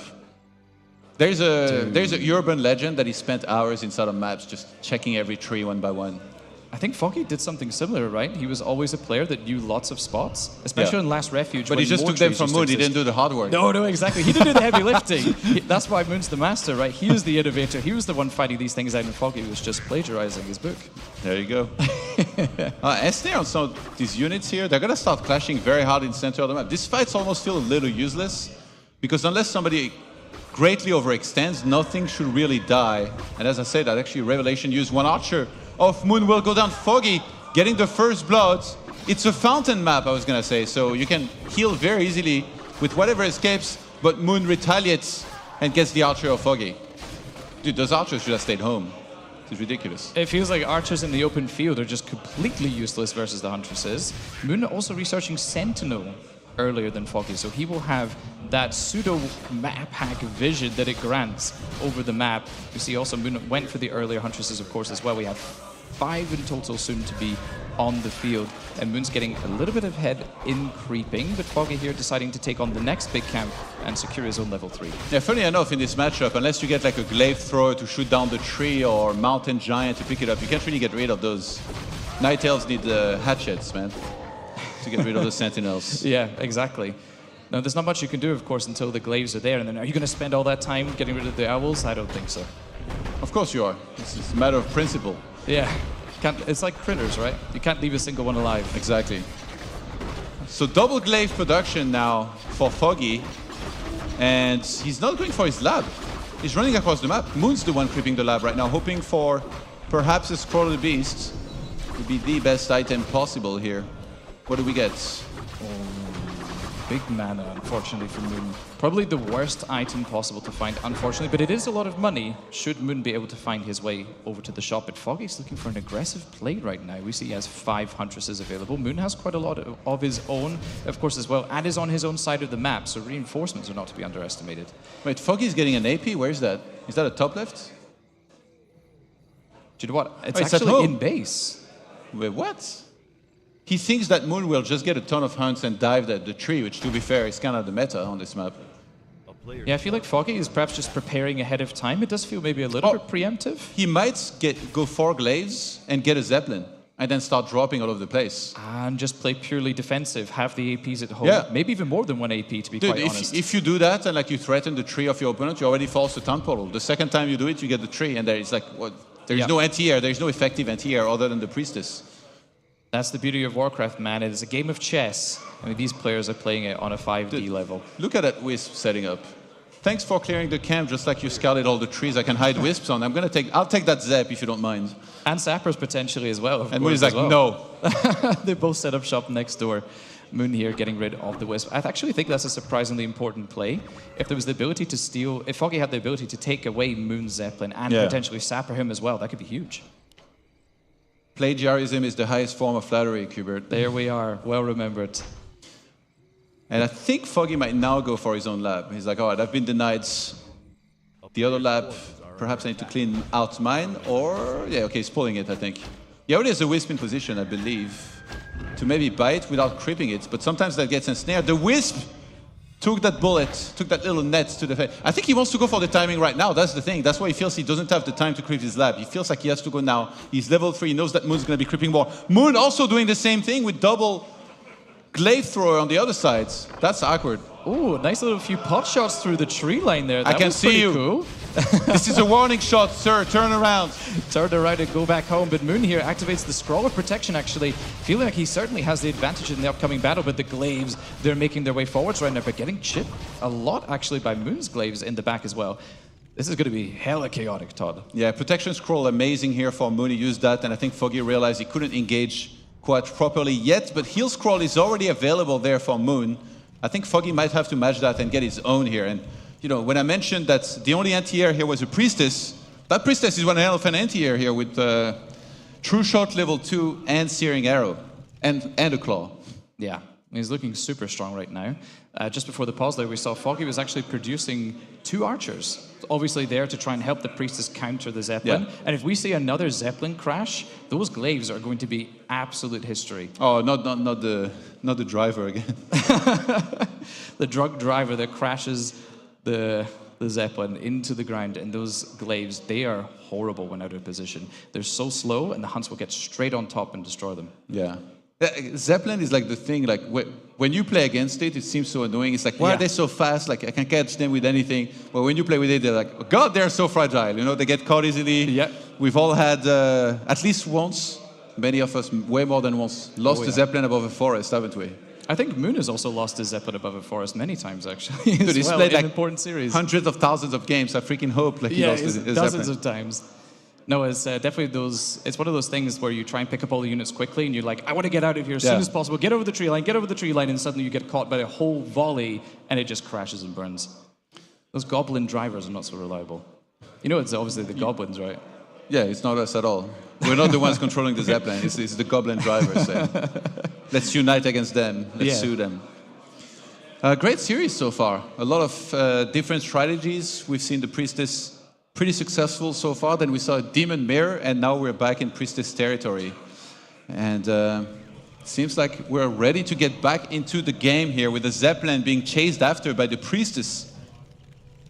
Yeah, Moon here doing a great job just keeping track of the Zeppelin. It feels really, really important to keep tabs of that. And we see the Huntresses from Moon just retreating into the base, going to heal up a little bit. Foggy getting his own protection scroll, having burned Moon's earlier. I wonder if that is soon off cooldown in Moon's shop. And Tree of Ages, yeah, starts for Moon now. Yeah.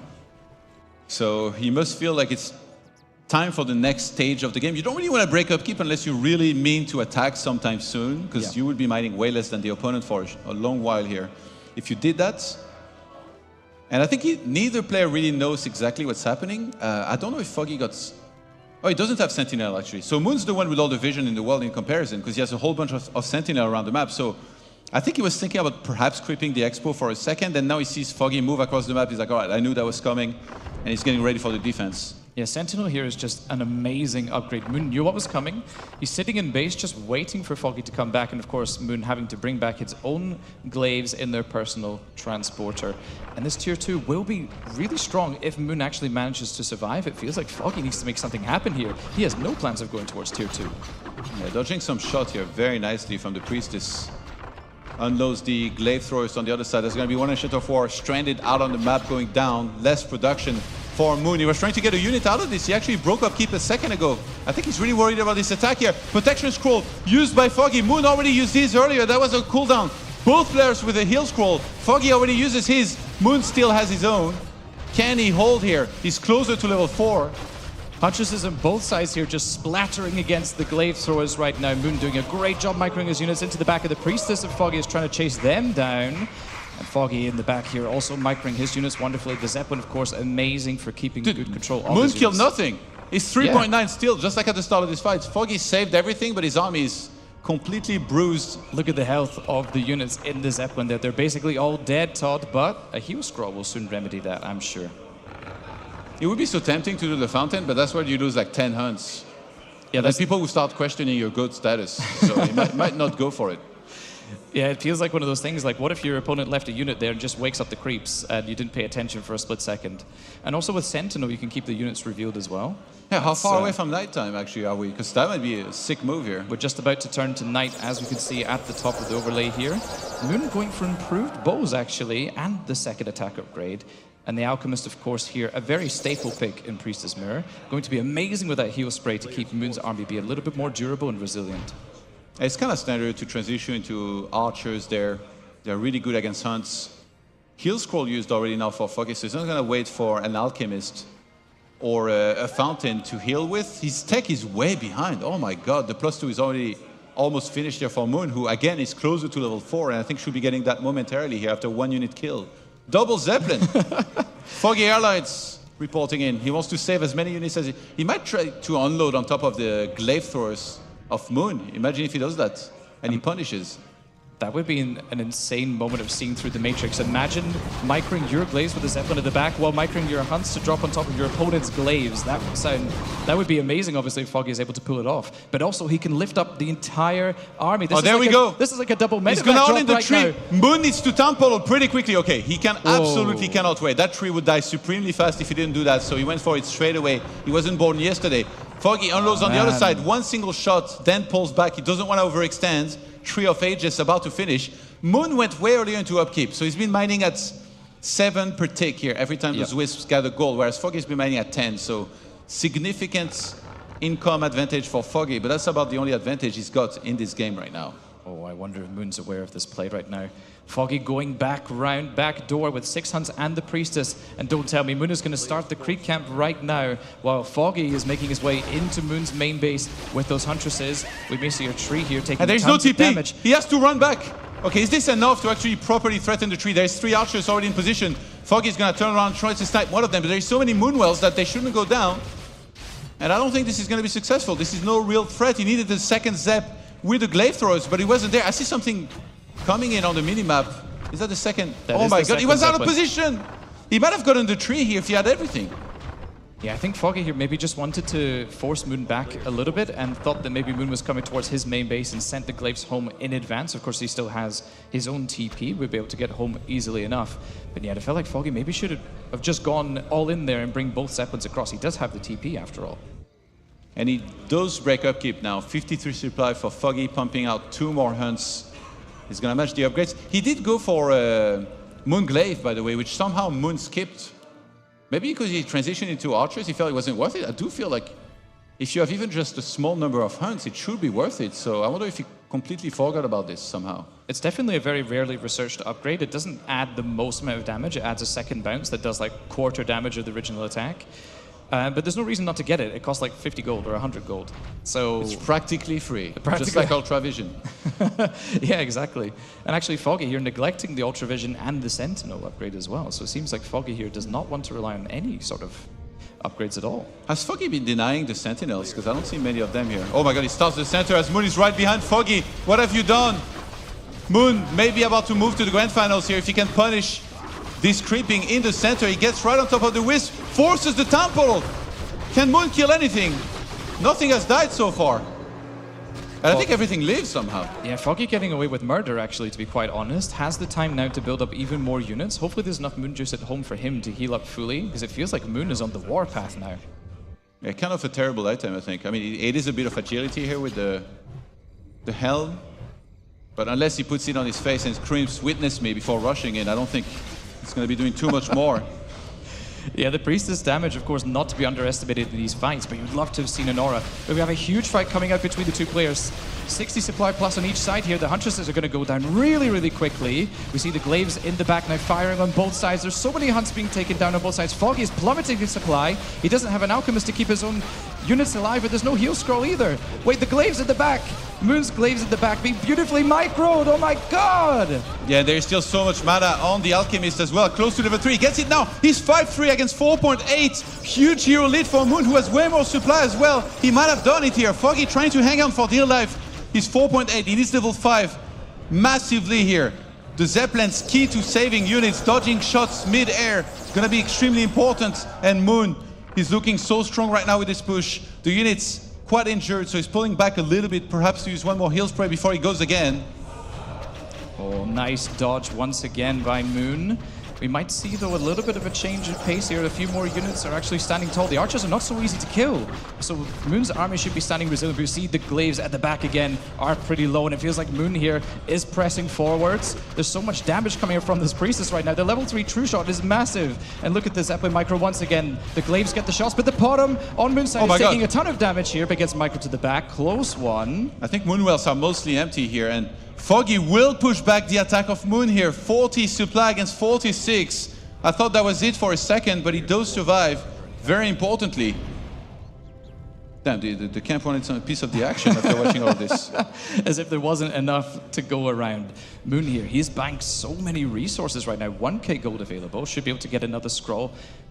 Staff of Teleportation, where is Moon going? He's tipping bottom right to actually do the Drake.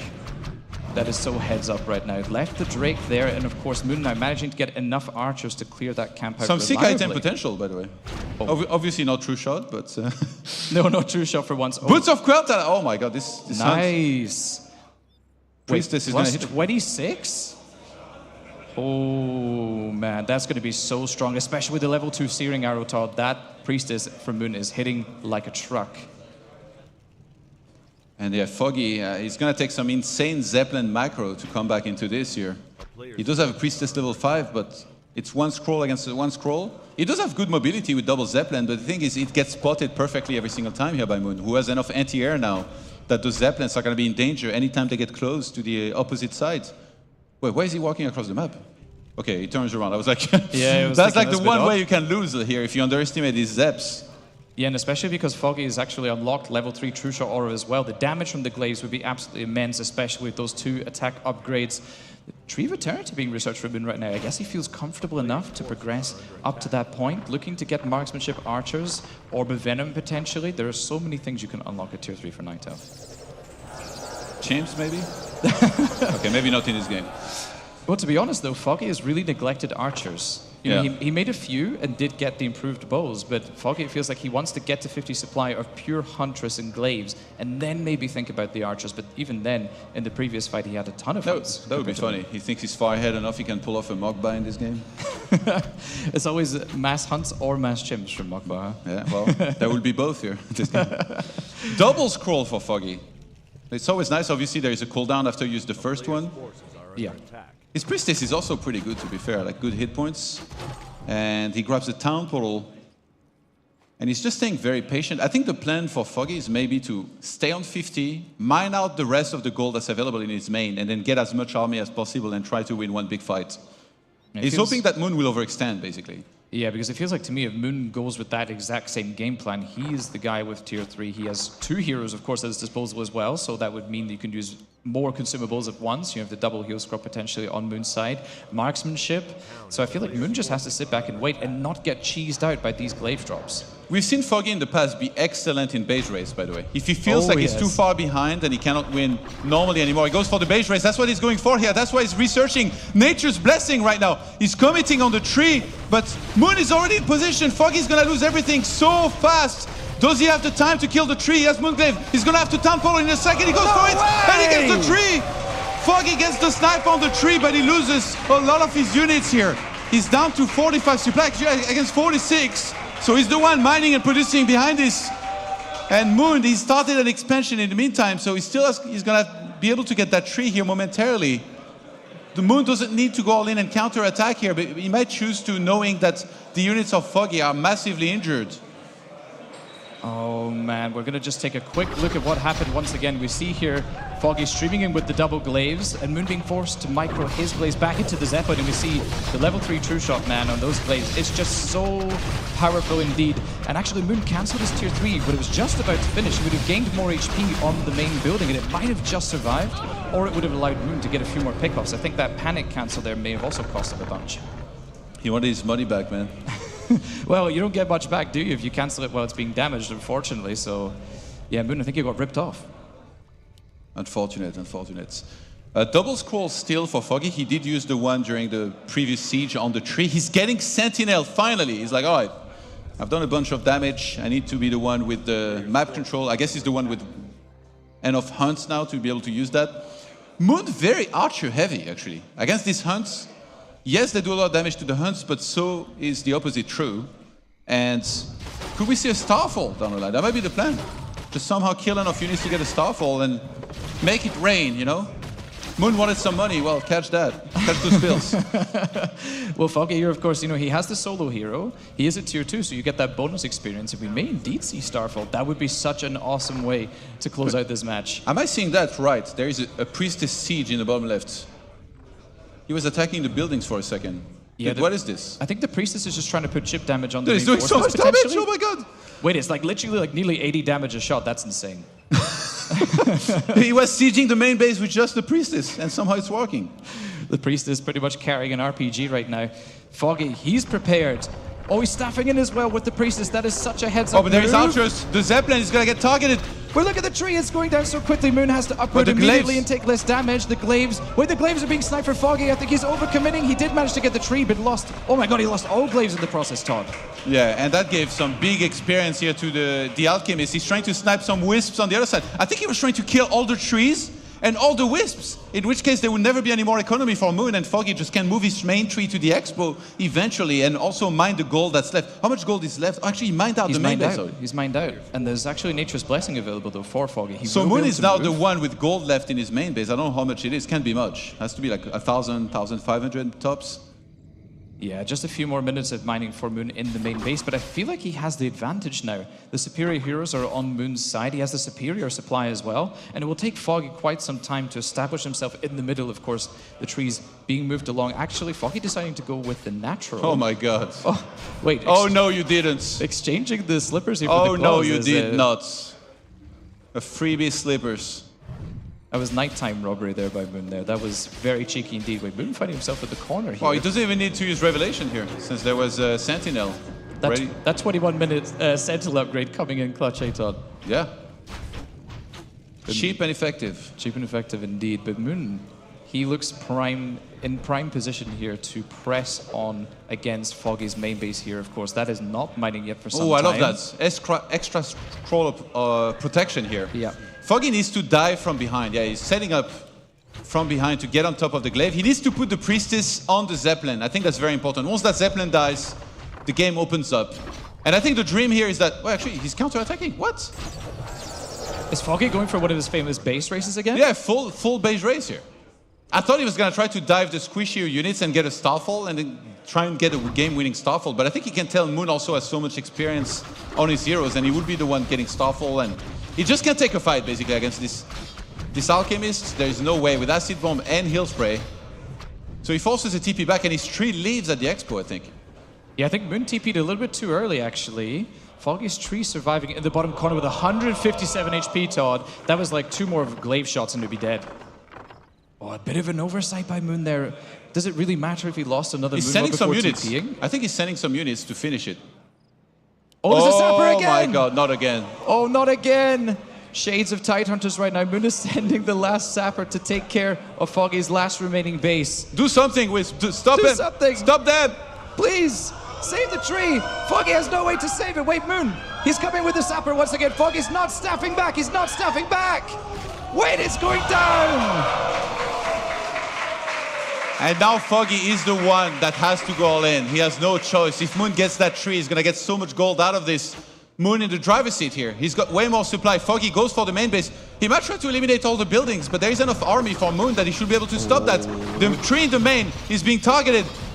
Moon goes for the staff. Priestess hits like a truck. Remember, that Zeppelin is gonna get 2-shotted. On the other side, glaive throwers eliminating Foggy. Moon is giving him a taste of his own medicine. Foggy here doing the best he can, I think, given the circumstances, does manage to take out Moon's newly rebuilt main base, of course, which mined out rather fast, and Moon pressuring Foggy's remaining buildings beautifully here. Of course, both players now running on no economy, but Moon had enough resources to start yet another base. Moon and his bases, man, how many of those does he make per game? It always feels like he has the gold to set one up whenever he needs it. You tell me? You experienced that You know how much I've firsthand. suffered against this guy? Oh, yes. For too many years, Todd. But it's okay, you don't have to suffer anymore. I wonder if the archers could win this alone. There's so many of them, by the way. Look at this. Oh my god. That's so much damage right there. With the Alchemist on top of that to heal them. You know, I thought the archers are squishy and this might be dangerous, but because he has the Alchemist with Acid Bomb and Heal Spray, he's actually totally fine. And I think Foggy is getting more and more desperate to get across the map and find some damage. He just has absolutely zero economy. He can't really afford to sell his items to remake a tree.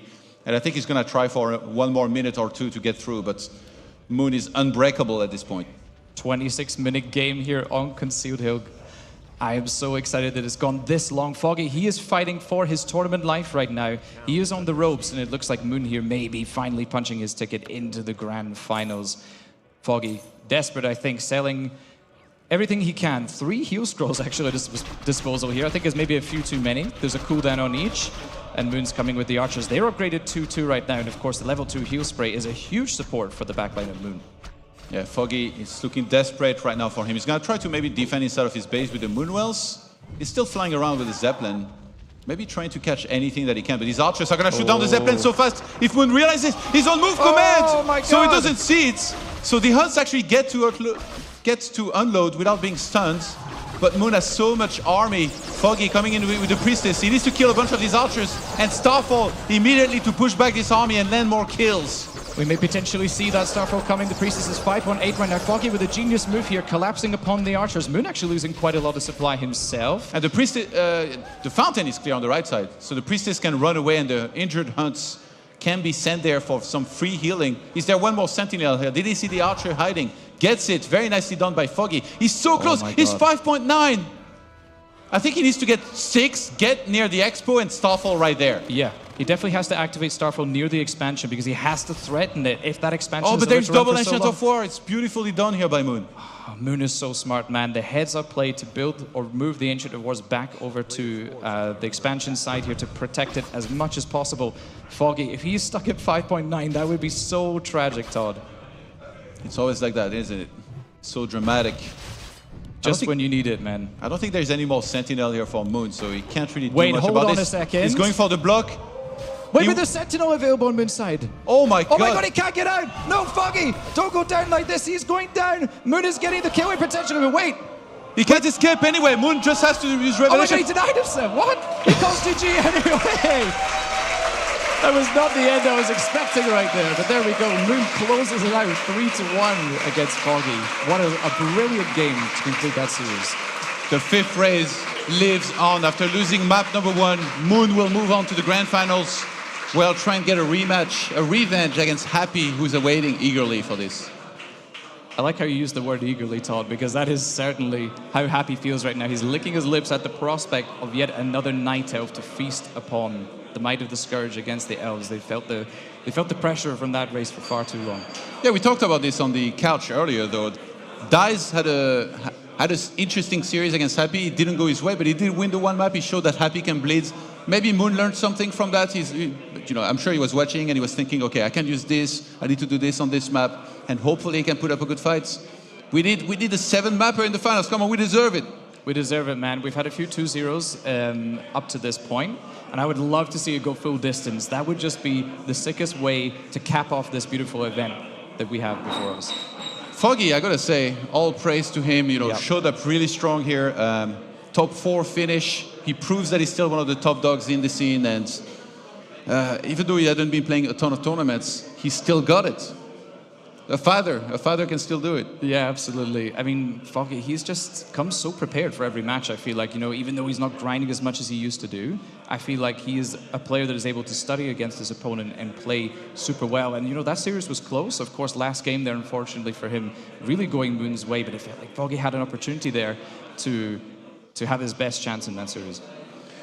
Yeah, oh man, I can't wait for the Grand Finals. I think it's going to be great. But first, before we go into that, let's go and hear from the guys at the couch. And here we are again, and what a series it was. Remo, man, especially the last game, that gave me goosebumps. Yeah. So much amazing Zeppelin micro there, and Foggy with some really nice strategic, surgical strikes. Striking the main tree that was on its way to tier 3 from Moon, just to get a little bit of breathing room there in order to come out of the deficit that he found himself in, because Moon just, I don't know. He was just the stronger player overall, I would say, and Foggy was constantly fighting uphill, it feels like. Yeah, it also seemed to me like Foggy was trying to go for plays, was trying to get ahead. He was trying to expand here, trying to go for a talent push here, trying to drop in with a Zeppelin. And a lot of these moves worked, but most of them didn't work, because I think credit here goes to Moon for being really on point. He had all the dangers in his mind lined up. He knew what to expect, and it's so hard against such a volatile player like Foggy. There's so many fires burning at the same time. You have to put them all out simultaneously. Lots of multitasking required, lots of presence of mind required, and Moon did really, really well. I think, for example, this is where Xlord kind of failed early on in the tournament. Foggy was going for plays and they were working out. He's going for a counterattack with the Panda. The Acolytes are dying. He can't respond, but Moon was always responding really, really well. We're going to take a look at some clips later on, but I think first we're going to have some other segments as well. I think we got quite a few coming up. If production could tell us soon what's coming up next, that would also be nice.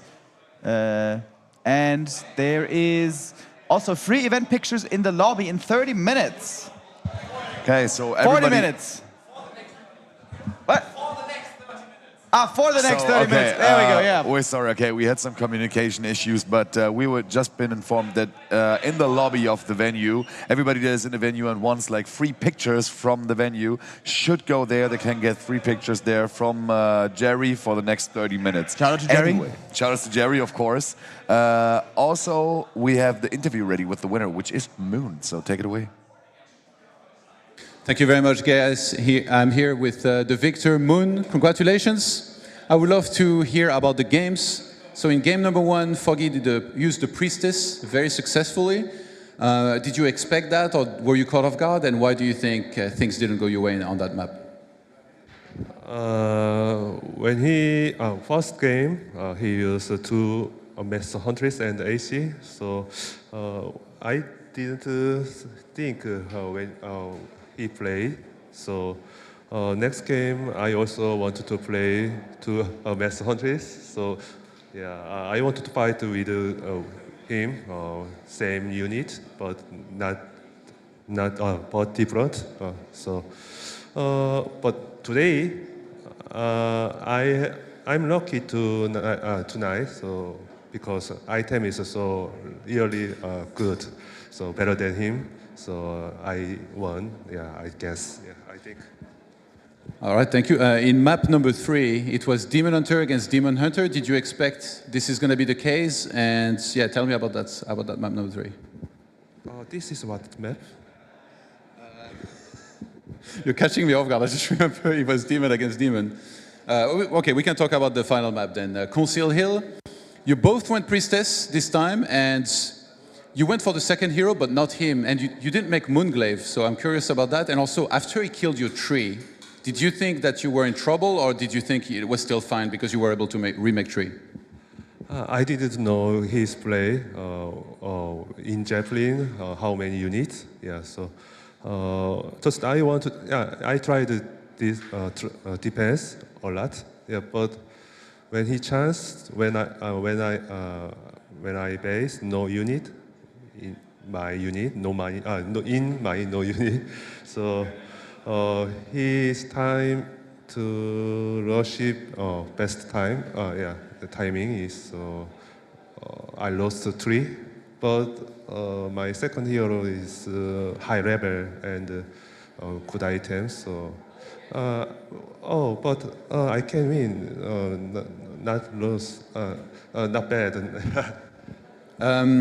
You've been playing this game for over 20 years. Did you ever think that after playing this game for 2 decades, you can come to an offline tournament like this and play in front of fans in Germany?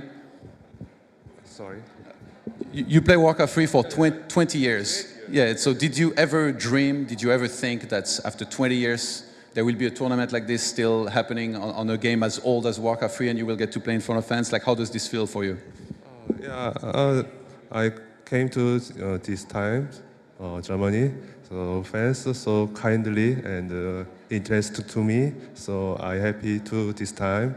Yeah, so next time again, I want to come to here. Yeah. All right, I'm definitely up for that.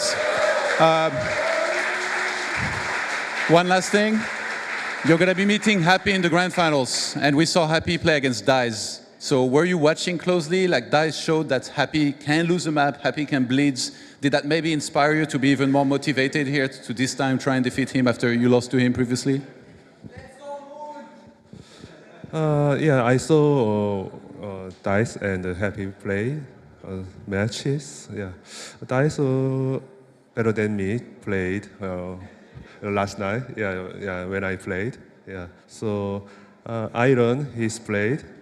Yeah, so I will do fast play against Happy.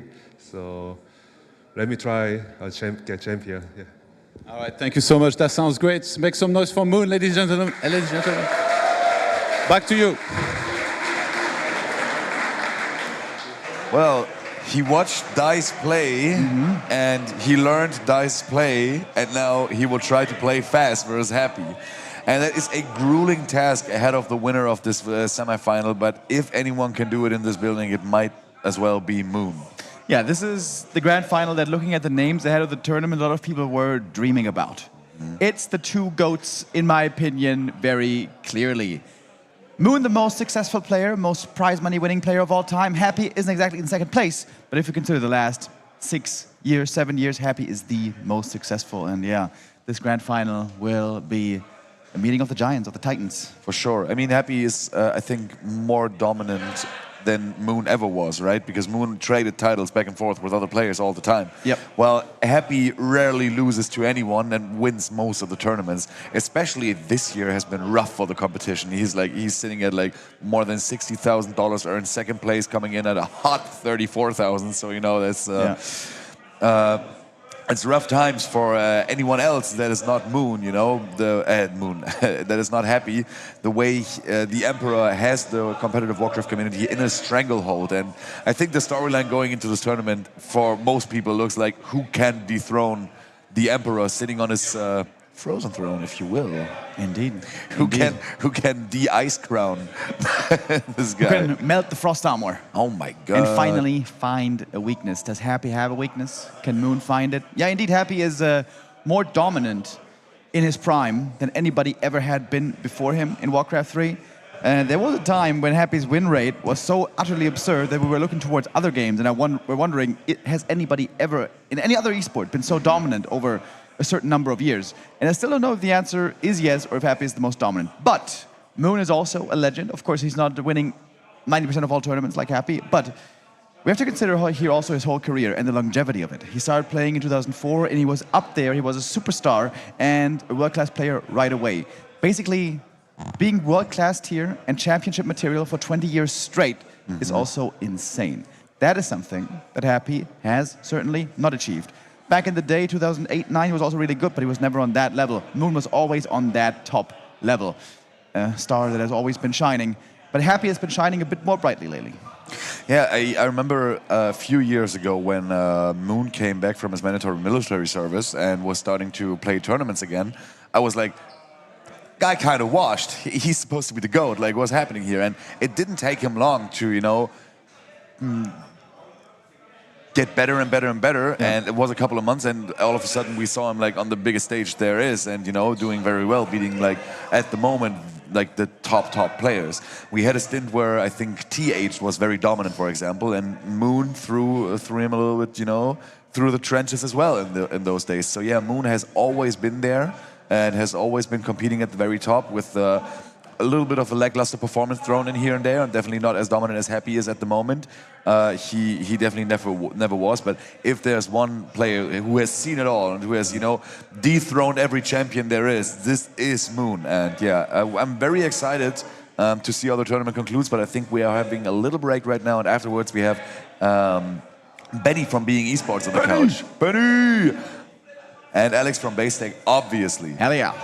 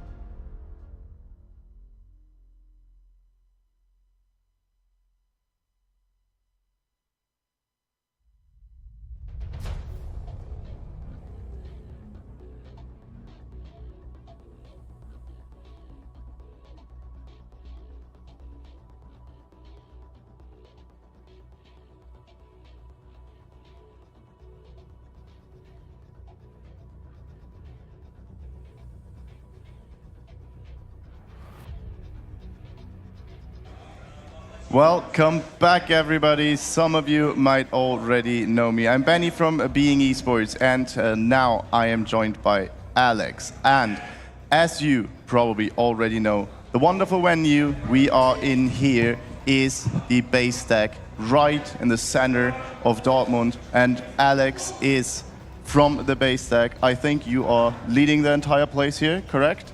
Yeah, that's correct. And so I think many people out there don't quite know what the base deck is and what the idea behind it is. Of course, they saw the impressions on stream with the venue, but what are you doing here? What is your vision? What should it be like? Thank you very much, Benny, for the kind introduction. And first of all, thank you very much for being here. Thank you very much. We are very thrilled to host the event this year, RARALAND at base deck for us for the first time. Definitely not for the last time. We are not even open yet. We're actually opening next week. So we will open a 1,600 square meter esport and gaming venue. We have 130 PCs. We can boost it up to 150 PCs. We can run RARALAND. We can host more than 300 people. But at the same time, we can host boot camps. We have boot camp rooms. We have VIP gaming rooms for 20 people, smaller LAN parties. We have the BVB in here, so the Borussia Dortmund Football Club. They are playing their virtual Bundesliga cups from here. We have co-working, we have an amazing bar. I think most of the people here at RARALAND enjoyed our drinks at the bar. I definitely did. The slushy machine is the hero of the bar. And we have nachos and whatever you desire. We have as well, we have a gear store, so merchandise, not only from us, from our partners as well. And this is just the beginning. We are in the heart of Dortmund, but we want to go out and build a community across Europe. Actually, we start now with our second property in Germany, or this the second property in total. We have one in Łódź already in Poland, and now starting in Germany, and there are more to come. So yeah, that sounds amazing. So for people out there, just to know, when I'm a gamer and I have gamer friends, I just come here and I book a PC or I book it online, or how does it work? How does I find it? Is there a homepage or anything? Yes, it's easy. It's basedeck.gg. You can go there, you can book your table, you can book your time. We are open from 8 in the morning until midnight, even on the weekend until 2. You can book either your single table, you can book it by the hour, you can book a package. And can I choose where I sit, or is it You just can actually choose where you sit, yes. You can as well book an entire boot camp for a week. We offer bootcamp packages with food and beverage items. We can even provide hotel accommodation because we are inside a hotel. And we have direct connection to the hotel, so we can always get a very good rate for you. So a whole wrap-up for a great gaming weekend. A whole package, yes. You can either come for your birthday party, bachelor party. Not either, come to all of them. Come to all of them, exactly, yes. That's really great. And you said it, it's with everything you need. You have the bar, you mentioned it, and you have chill-out areas, PlayStations are back there. I saw them in the BBB area.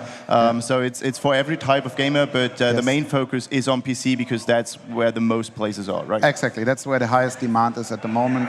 So we are offering everything from fun gaming, or for a fun gamer who really casually, occasionally likes to play on consoles or wants to try PC gaming, up to high professional PCs, which we are using as well for the event. Great.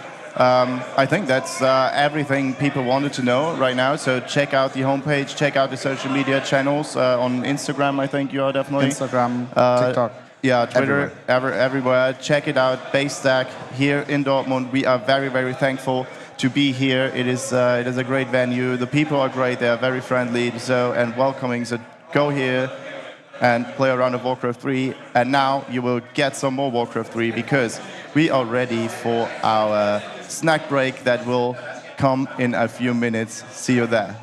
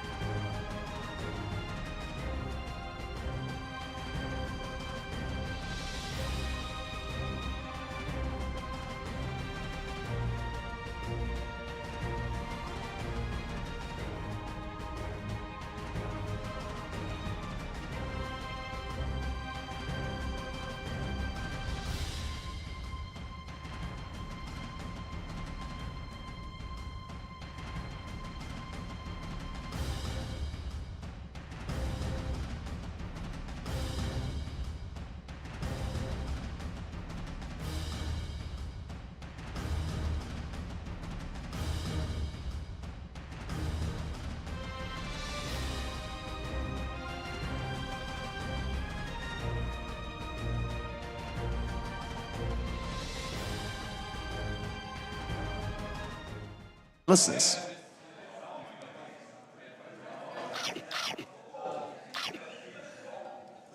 And we are back at it again with another Kuchenmeister Koala snack break. This means we have a lot of time dedicated just to bring you discussing analytically the highlights of the past series that was Moon versus Foggy. So I'm not alone here because my expertise in the game certainly is not enough to analyze whatever sick plays were happening in the series before, but I have Mr. Remodimo, of course, as always, and we got the one, the only, MG equals GG, Kevin Schwem, for the first time this weekend on the couch. Hi guys, thanks for having me, really happy to be here, and I hope I can provide some insights into the matchup. Representing the Meisterschaft, the German elite, the Night Elves, the Rocket Beans, and it's good to have you here again, Kevin. Many of you know him already, always normally a staple. Back in Experion, also last Arcadia, Kevin is the heart and blood of the German Night Elf scene, just to flatter you a bit. And that's why, of course, he's perfectly situated to get with us into the depths and the reads of the matchup. We just saw a crazy Night Elf mirror between Foggy and Moon. My favorite kind of Night Elf mirror, because there was zero bear mirror. Absolutely wonderful. And of course, we have lots of clips prepared. And I think we can just shoot them one by one. We're starting off on Northern Isles. No Podem here, but still an expansion play by Foggy was attempted. And yeah, lots of crazy stuff here. We had a lot of Zeppelin plays as well. And what did you make of this game, Kevin? Well, I think Moon played a really nice counter. He made sure to be really passive, spam a lot of archers and get the triads. I'm still not too sure about the keeper second choice. I feel like it's way better to have like some AoE damage or maybe like a summoner hero like Beastmaster than a Panda. But well, the biggest mistake was the Zeppelin loss. Yeah.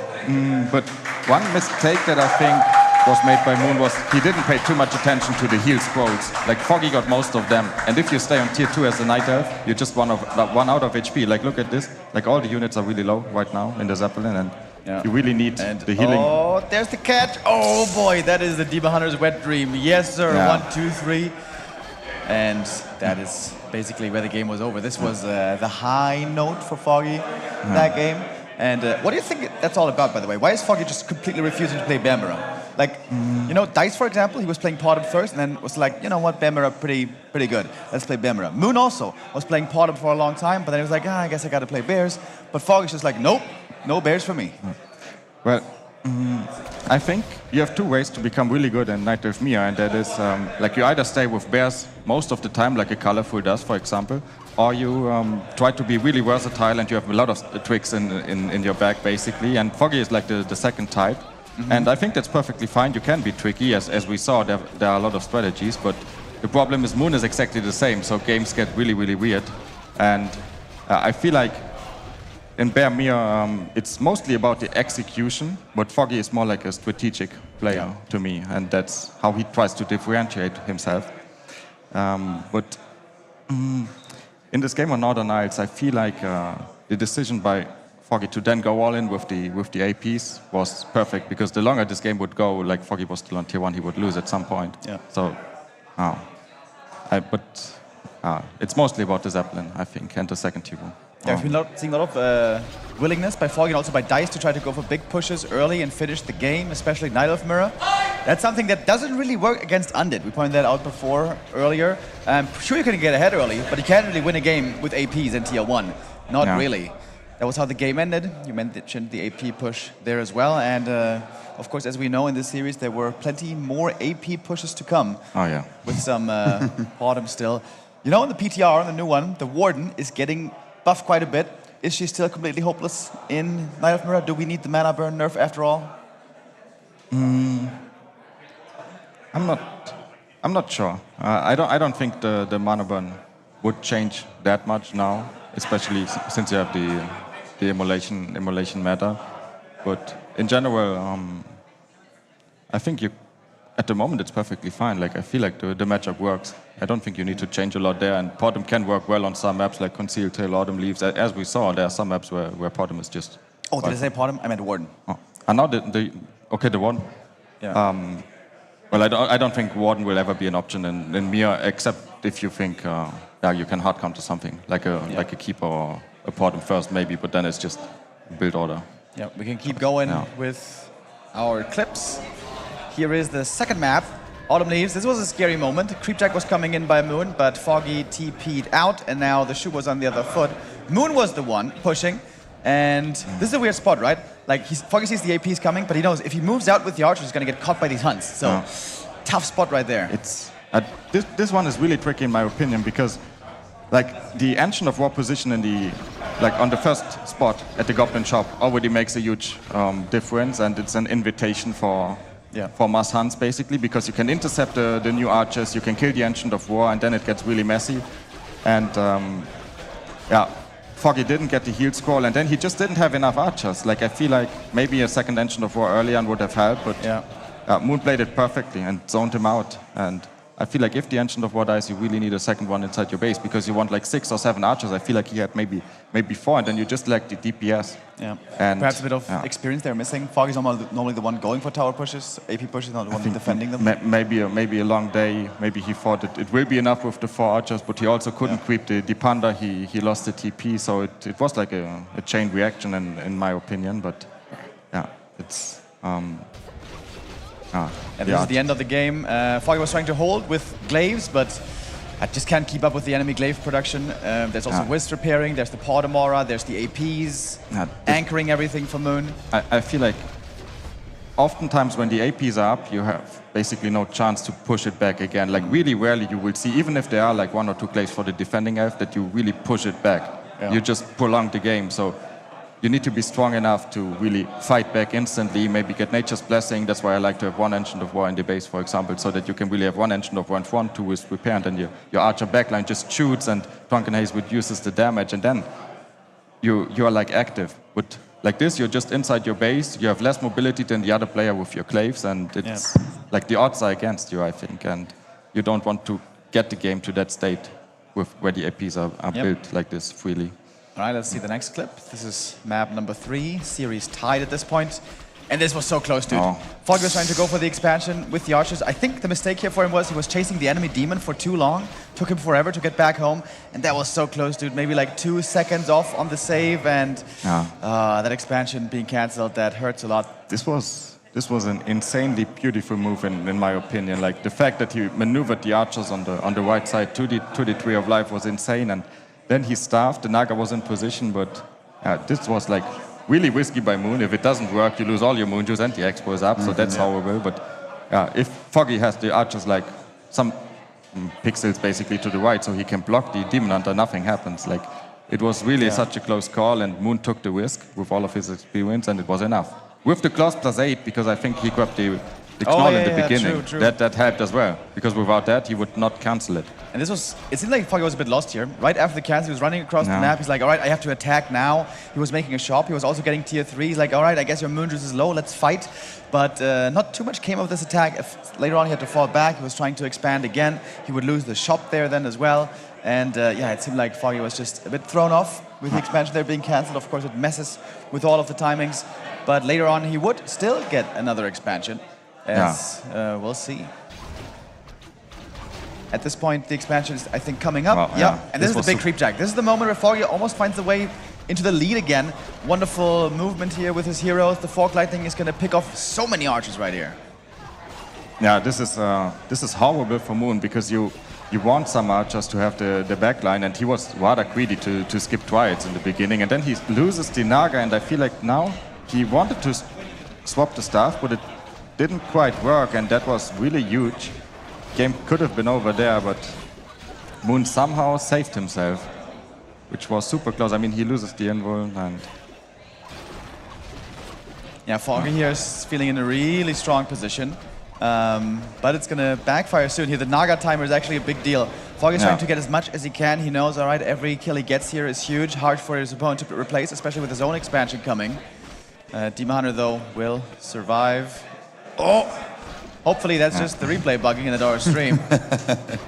If there's just a little bit more mana, you have 1 more entangle and the hero is just dead, but Moon somehow managed to survive with the MGs that were maybe kind of greedy before the first riot, but yeah, then he had like 3 MGs, he got Wellspring early, and then it's like you need the expansion as the talent player. That's why Moon put like priority on canceling it, and yeah, without the expo it's incredibly hard, and then Moon sniped it with the Zapper early on, but I feel like Foggy never really got a huge economical lead, which you basically want. Yeah. I think this should be the Zapper moment. Just a moment ago, Moon was able to staff out the Demon Hunter in that game. During the fight, this is so beautiful. Yeah, this is so beautifully sick. timed, No way and to stop he's this. fighting like 3 MGs without a TP, so he can't really not pay attention to the fight and TP out. But yeah, it was perfectly timed. And then, yeah, if it's one base against one base and the MGs are out, it's like really, really bad. If you have 2 bases, you can perhaps try to go for ferries and snipe the drives in the back and all that stuff. Yeah, even Hippo Riders sometimes, and then it can get really messy. But yeah, on this one base scenario, it's almost impossible, I feel like. And but Moon is really taking risks. I wonder what he will come up with later, because now we have the Zappers. In the other game, we had some risks. That's the worst feeling, right? When you go for 2 Zappers, you try to blow it up, and like, God damn it, he has Nature's Blessing. That is 400 gold right down the toilet. Yeah. That was really nice map. Why is it that the race that loves Zappers the most is always the Night Elves? For some reason. Because it rarely beats build siege units. I feel like it's a bit biased, because you need to see, well, you need to somehow get the Zappers in the first place. So an Orc can't really send a unit or a Peon, and Undead can maybe send a Skeleton, but it needs to be well timed. And while the Elf just can put a Wisp, and you always have that option. Yeah. So you always can buy the Zeppelin, you can always buy the Zappers. It's just like the availability is so much higher for the Night Elf compared to the others, and that's why we see it more for Night Elf. You can always get reveal, you always can mine out on the map, Yeah, you have a fast Night worker, Elf it has is- lots of vision, it must be nice. Night Elf is really strong. No, True. I don't. True. Ghoul's Imber. No. 3 out of 4 Night Elves in the top 4, just saying. It's the Night Elf Discord, you know, we push each other to our limits, we coach. Where's the Orc Discord? Where's the Human Discord? The Undead Discord? No, I can't understand. All right, this is map 3. Things here got really wild. Now we have the double bottom. Lots of hit and run play. Foggy was behind pretty early, it seemed like, this game, especially once the level advantage was on Moon's side, and later on the Alchemist. And he's trying over and over to go for the Trees of Life, to go for the drops. I was mentioning earlier after the game already that Moon held almost every attack super well. A few got through. In fact, 2 trees were sniped in the end, but Moon was always able to punch back, always able to get counter kills, always able to creep at least instead. Yeah. And Foggy, with all of his attempts, wasn't able to break Moon in the end. Sure, he got some victories, but also a lot of his attempts were, held pretty well. I think this is one of them. No, Foggy here also tries to go for a play, tries to snipe the red camp. But Moon is right on his heels, and it's going to force him to TP out. This was actually a beautiful TP out. Somehow, I think everything here survived. Scary moment. By that point, there was already an Alchemist. There was already the bottom level 4. Moon just is simply stronger on the field. Yeah, it's fascinating how, like, you have the exact same setup, Porto Massans on both sides, but then Moon just gets a 50 gold advantage there, 100 gold advantage there, and that's the 300 whatever gold you need for the tag. And then at some point he has the Alchemist and you don't, and he just gets slightly ahead always in these Portomir situations, which is crazy. And then he went tier 3, well, he lost the main, but like, he was an entire tag ahead, an entire level on the second hero, which was, and Moon, I think Foggy was forced to make a play like kill the tree, but it still wasn't enough. That shows you how brilliantly this was played. It was pretty cool. I was surprised that there was no Hippo for Moon instead of the tier 3, but... True, that would have actually been a big help. Like, to be just more safe, because he was ahead anyways in terms of damage, but this is such a tight moment, everything dropping in. This is all in by Foggy. Only chance to possibly win this game is to get the tree, and he does get it, but Moon already has a contingency. He's got a Tree of Life coming up somewhere else. Yeah. And this is one of the attacks, one of the attempts by Foggy that goes through, but Moon was playing so well in such a good spot, he could still recover. And I think we have one more left, or maybe 2. Yeah, there's another one, and it's very similar. It's like, oh my god, using everything to try to get the tree, and get it he will, but it's expensive. Foggy here loses almost everything except for the bottom. And he's trying to get to the ultimate as well at this point, I guess. He was trying to get Starfall. They got so damn close. Yeah, I think especially because he killed the tier 3 of Moon, so Moon couldn't get a third hero, which is usually the counter to the Starfall. So you get like a Keeper or like a Tinker or Firelord, whatever, just to interrupt the Starfall. It was a nice play, but the problem is if you're still forced to do plays like this at this stage in the game, you can only put so much into a Zeppelin. But Moon will get more and more units, so the defense naturally just gets better. Like he was defending 4 clays with like 8 or whatever archers, so the odds are just getting worse by the minute, and Moon could decide the pace of the game, and Foggy was forced to be risky or take risky plays. And this was one more attempt by Foggy. He was unloading with the hunts, finding quite a few archer kills here, but the Alchemist here with the heal spray is so good. And this is where Foggy almost got the level 6. He got so damn close, 5.9, but not just quite enough then in the end. I mean, he did what he could, really. He managed to find the timing, that one time where the archers are out in the open, and he got a lot of kills. But it's also, again, about the healing. Like, Foggy has to spend a lot of gold on the heal scrolls and everything, but like Moon can basically heal with the Alchemist. Like, there's one hero you need to spend the Moon Juice on, and you heal the entire army, so that helps a lot. And it's basically a gold advantage that you accumulate again, and then you get more units. So, just Moon was a bit better. I think Foggy played a brilliant tournament, but Moon was just ahead. Basically everywhere, also map 1, if we are honest.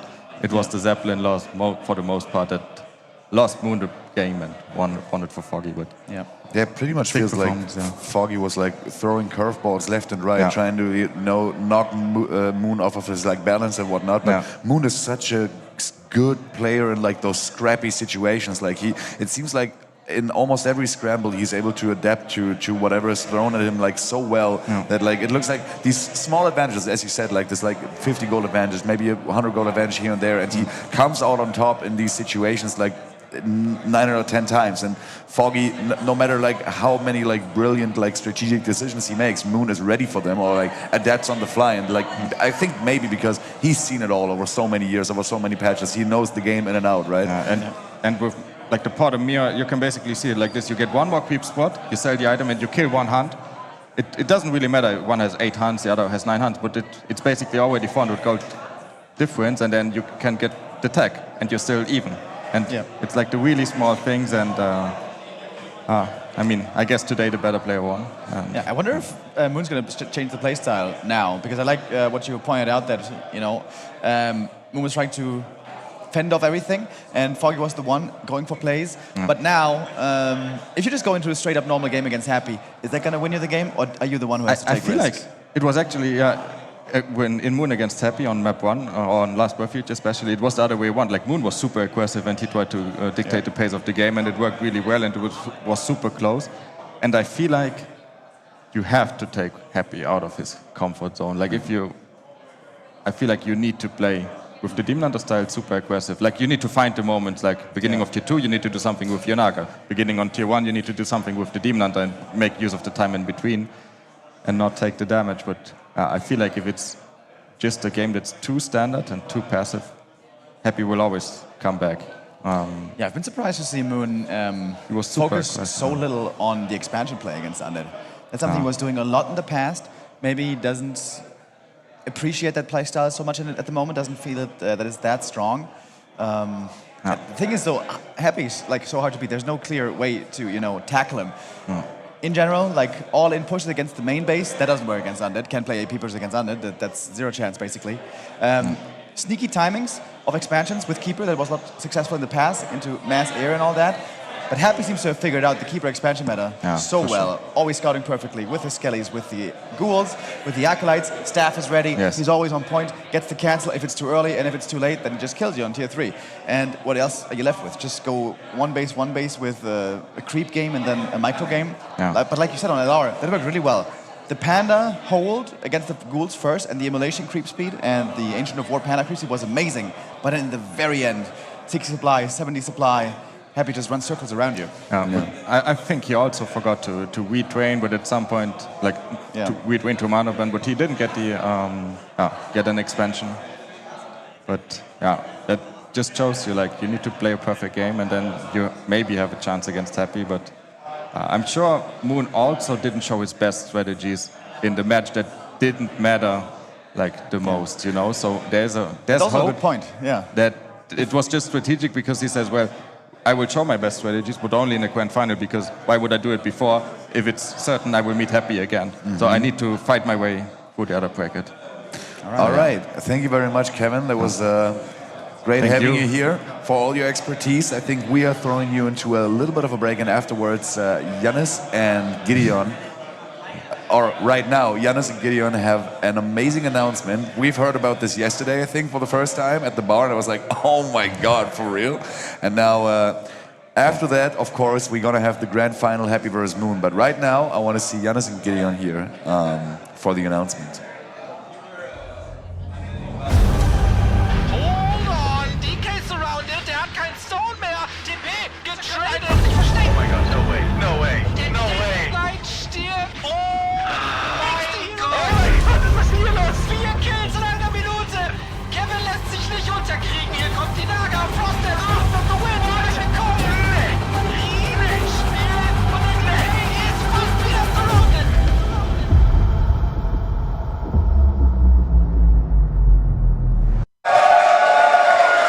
All right, people seem to like it. Yeah, it seems like it. Great. I'm nice hyped as they are. So, you guys might have read the news that ESL and Freaks for You cancelled Meisterschaft and cancelled Warcraft. It's fair. Yeah, that sucked for all of us. Took a lot of content away, took a lot of income away. And I was sitting there, I thought, this can't happen. We need it. We need a German championship. We definitely do. And I was looking for an expert in reviving German championships. So this is Benny from Being Esports, who are organizing RARALAND with me and will organize the new Dachmeisterschaft with me. You think they're doing a good job so far?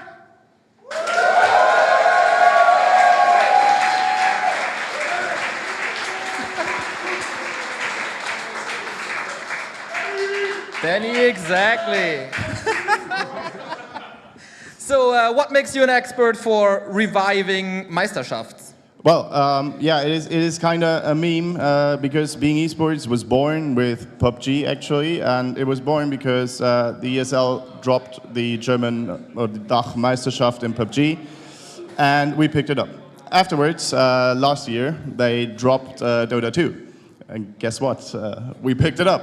And now they dropped Warcraft, and wow, what will we do? We picked it up. We picked it up. Exactly. Exactly. We picked it up together, and it is very, very exciting, isn't it? We had amazing help, especially from the Rocket Beans community as well. Shout out to them.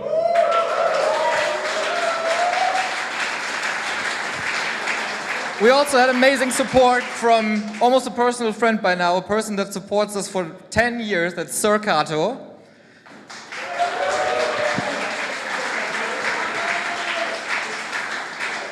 Many others as well. So, some information, we will run 2 divisions actually. Of course, the Elite League for the best players that you know from ESL Meisterschaft, but we also want that you show your skills. And what ESL Meisterschaft was always lagging was a Division 2, and we do a Division 2. Exactly. So, everyone can sign up, and the qualifiers for the top league, some players are invited already because they qualified via Meisterschaft, but everyone can qualify for the first season, and the qualifiers will be held in December, and the first season of the Meisterschaft starts then in January. Exactly. Not long time to wait, and I'm pretty sure you are asking yourself, how can I join? Exactly. How can I get in there? It is as easy as it can get. You can now use the chat command DACH, D-A-C-H, and you will find a Discord link to the Being Esports Discord, and in there is now a brand new Warcraft 3 section. When you enter the Discord, you simply choose Warcraft 3. You can also choose the other games, but let's be real, choose Warcraft 3. And then you get all the channels you need, and we will post all information on there. Also, our homepage was updated today, so if you go to beingesports.com, there is a new Warcraft section. If you go there now, they're still coming soon because we didn't want to spoil anything, and our entire team is here, so nobody's there to cater it. But in the upcoming days, you will find information there as well. There will be news, and as soon as everything is running, you will also have the bracket and whatnot always on the beingesports.com homepage. So make sure to drop by, make sure to get on the Discord, and of course, follow Back to Warcraft the socials.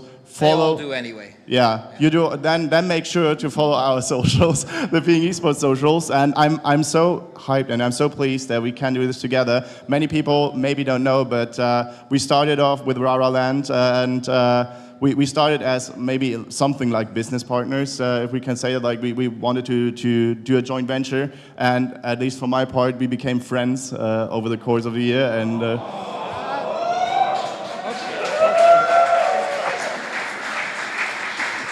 yeah. Right. As always, you're talking too much. Yeah. I really want to cast the grand final now. Can I finally leave when we kick off the games? Yeah, I think you can. Okay. So, have fun with the grand finals and join the Dachmeisterschaft!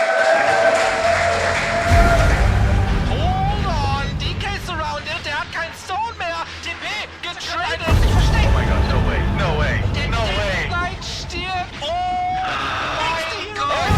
Was ist hier los? 4 Kills in einer Minute. Kevin lässt sich nicht unterkriegen. Hier kommt die Naga from the heart of the win. Herzlich willkommen. Spiel und in der Hänge ist fast wieder surrounded.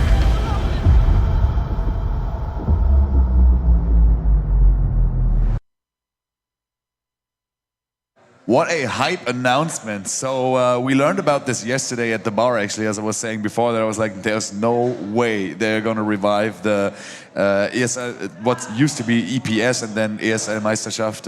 We had so many great years with this German, Austrian and Swiss competition, and I'm very glad that we can have it back thanks to the combined prowess of Back to Warcraft and Being Esports. Shoutouts to all of these guys, amazing.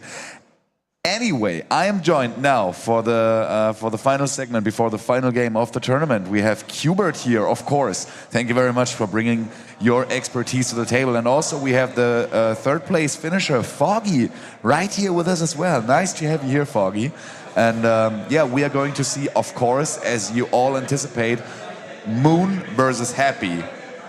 Moon vs. Happy 2 Electric Boogaloo, actually, because they already played in the group phase before. And as we were saying with the segment we had with Kevin and Remo before, maybe Moon didn't really reveal all of his strategies there in the best of 3 series that they played earlier yesterday. I think the second to last match of the night yesterday. And maybe we are in for a surprise here. So Foggy, you are very familiar with Happy as a player and also very familiar with Moon as a player. What do you expect out of the series? To be honest, I think Moon only one who can really beat Happy, because Moon is the same level, and this is only one player who had such experience as Happy had. So I think first match against these two was better for Happy, but not bad for Moon. Maybe he will grow up and change something. Yeah.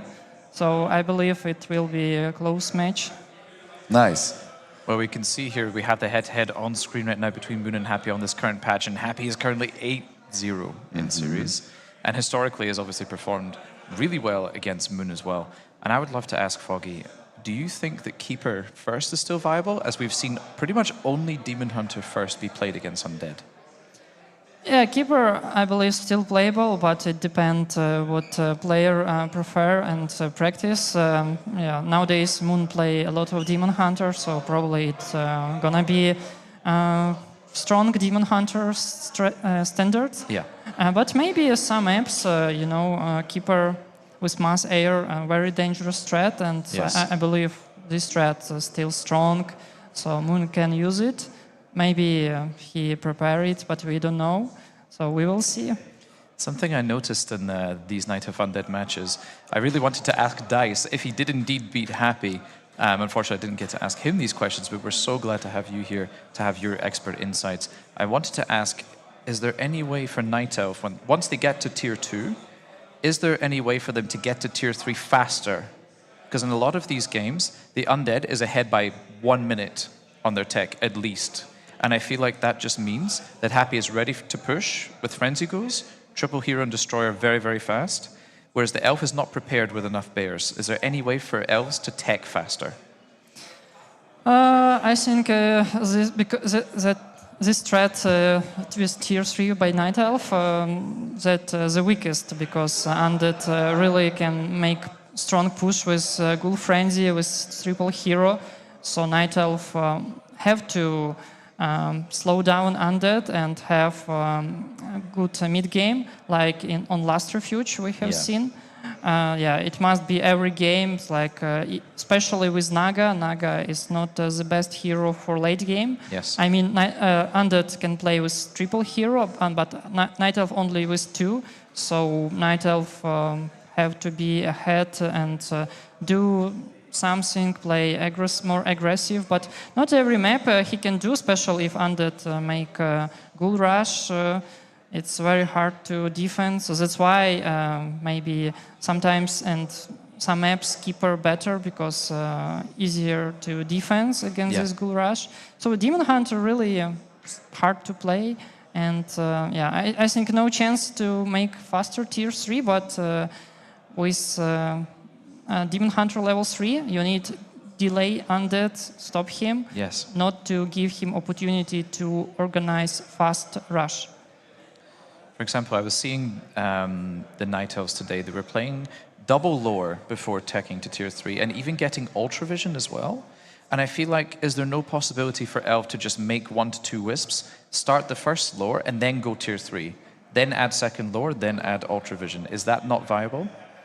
It's actually standard, but... That's what I thought. yeah, it's actually standard. Like, I think no big matter, like if you make 2 lores and then tier 3.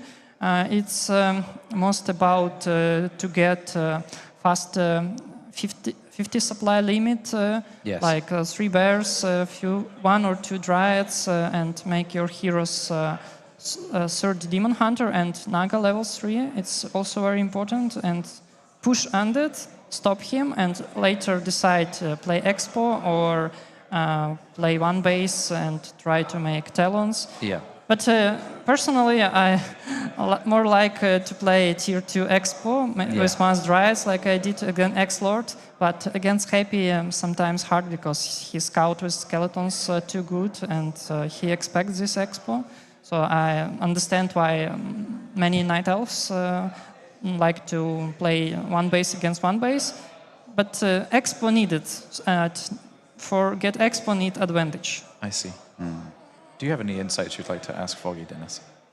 So you have played Happy an extensive amount of times. I think when back when you were like very active, you guys met in weekly cups like basically every time.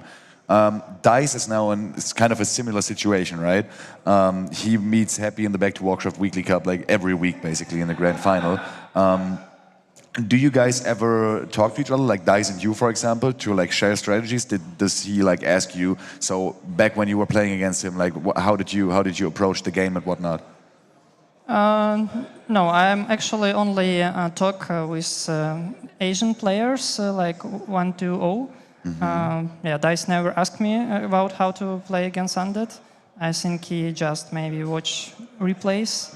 Now on Warcraft 3 info, very comfortable to check last matches, and even you can get YouTube video. So it's much better now to check and follow meta. But yeah, you're right.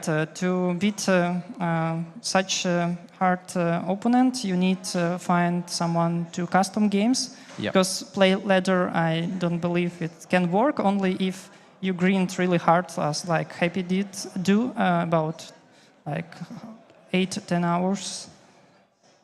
Yeah, every single day, right? The practice has to be consistent as possible, I think. I would like to see Moon try a lot more tier 2 expansion as well. I definitely agree. I think it's a strong strategy, especially with Mass Fairy Dragons. I think that's the hardest thing for Undead to deal with. Yeah, I agree. I think you need to understand that Undead in late game very strong, especially 1 base against 1 base. So I think any race, you play Orc or Human, you need advantage and bring Undead attack you early with not so strong hero levels and items, because in very late game Undead become very strong with his heroes, and it's the strongest side of Undead.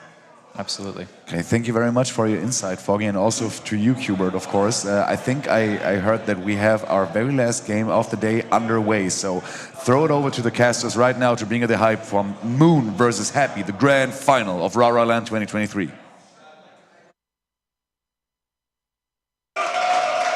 you very much, Dennis. Yes. Is Nemo casting the RARALAND Grand Final? Feels right, feels good. Happy versus Moon. What a dream match. This is what we've been hoping for since we saw the end of the qualifiers. Yeah, exactly. Two legends of this game, two of the most successful, perhaps the most successful players of all time. Everyone was hoping to see these guys meet. And not only is it going to be this one encounter they played once already, perhaps something for Moon to learn from, and now a big epic best-of-7 grand final. He can build on the foundation of the early game of the first map they played. Afterwards, there were some technical difficulties, and the second map, Moon felt a little broken, but things are hopefully repaired now. And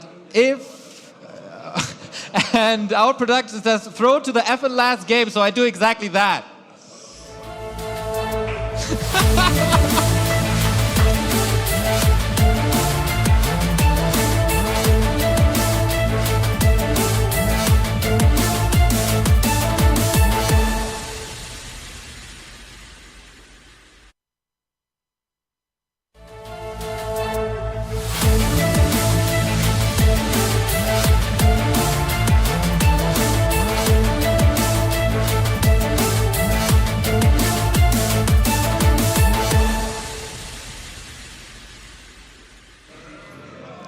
Remo, do you think these people in Dortmund are tired already? Dortmund, are you ready?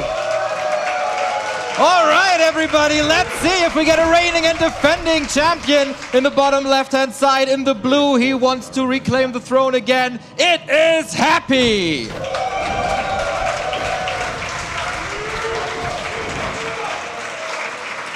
And on the upper right-hand side, styling with the Demon Hunter once again, representing DRX, it is Moon!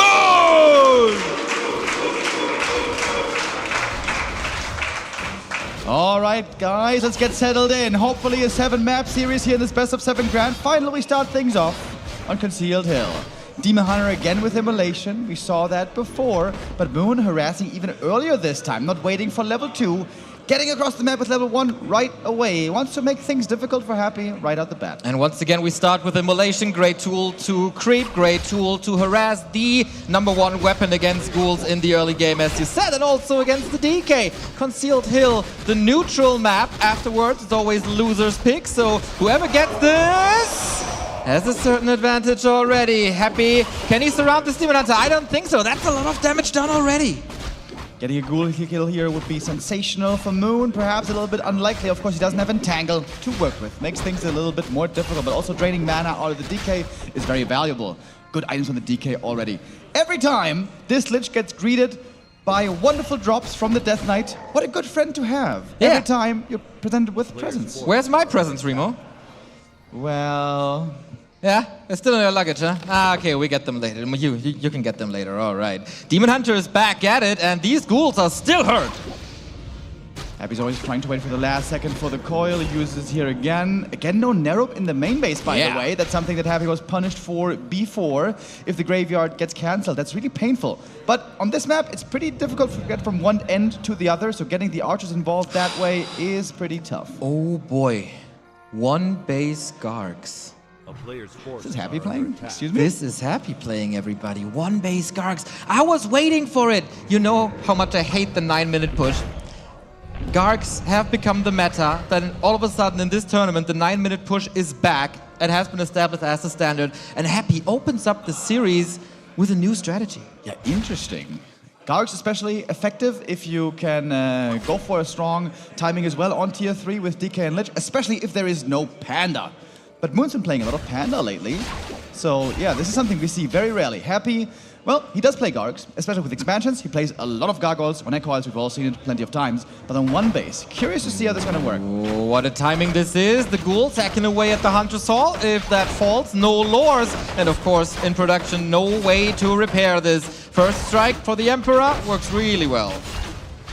He's got plenty of coils to work with as well. So far, no ghouls have gone down just yet. This might be the first kill indeed. We'll find that and reach level 2. And Moon has gone Naga this time. No Panda, no late game Breath of Fire against the Gargs. This could be a problem. Indeed. You will face a lot of Gargs. Since this is one base, there's not too many Gargs as there is on 2 base, obviously. Naga can still do a lot of damage. Fork Lightning hurts the Gargs as well, and maybe he can follow it up with a 3rd hero Keeper, maybe? But yeah, Moon seems to have a pretty wrong read and will be up for a surprise soon. Yeah, not having the Panda makes the Flood on tier 3 pretty difficult. The Ghouls plus the Gargs, if you fight them out in the open with just an Archer Dryad army, normally that is almost impossible to win a fight there if it's an even game. But we're still early on. Moon could still get ahead. Normally, if you play Naga against this, you have to get an expansion. But how? This is going to be super tricky. Happy again investing into upgrades as he always does when he plays Gargs. And it's always the question, like, how do you beat late game Gargs? With what? Do you want to go Hippos? Do you want to play Dryads? We'll see about that. First of all, lots of damage on the DK. And an Archer there goes down as well. Of course, the Hunter's Hall was cancelled before, but now it's finished. The lures are coming, and tier 3 is in the works. Next last hit goes to Moon. Has okay items, I guess. And now the Gargs are certainly revealed. How do you respond now? With a shop, he sticks with the lures, he sticks with the Dryads. Is that even playable? Yeah, I think high hero levels, Orb, and especially Expansion is the only way to do this. Happy pulls out the Drake. Of course, this is a classic move on this map, trying to get the item and experience quickly here with the Gargoyles. Moon wants to intercept though. Nice. Interrupting the creeping. Now the Drake can heal. That's a little inefficiency on Happy's side for the first time this game. Happy wakes up the creep. So, okay, there's 2 fountains though. So just fly across the map, get to the red one. Moon can't be at all spots at the same time. The cloak here for the Demon was also wonderful. It could heal up fully again, more or less, and can now rejoin the battle.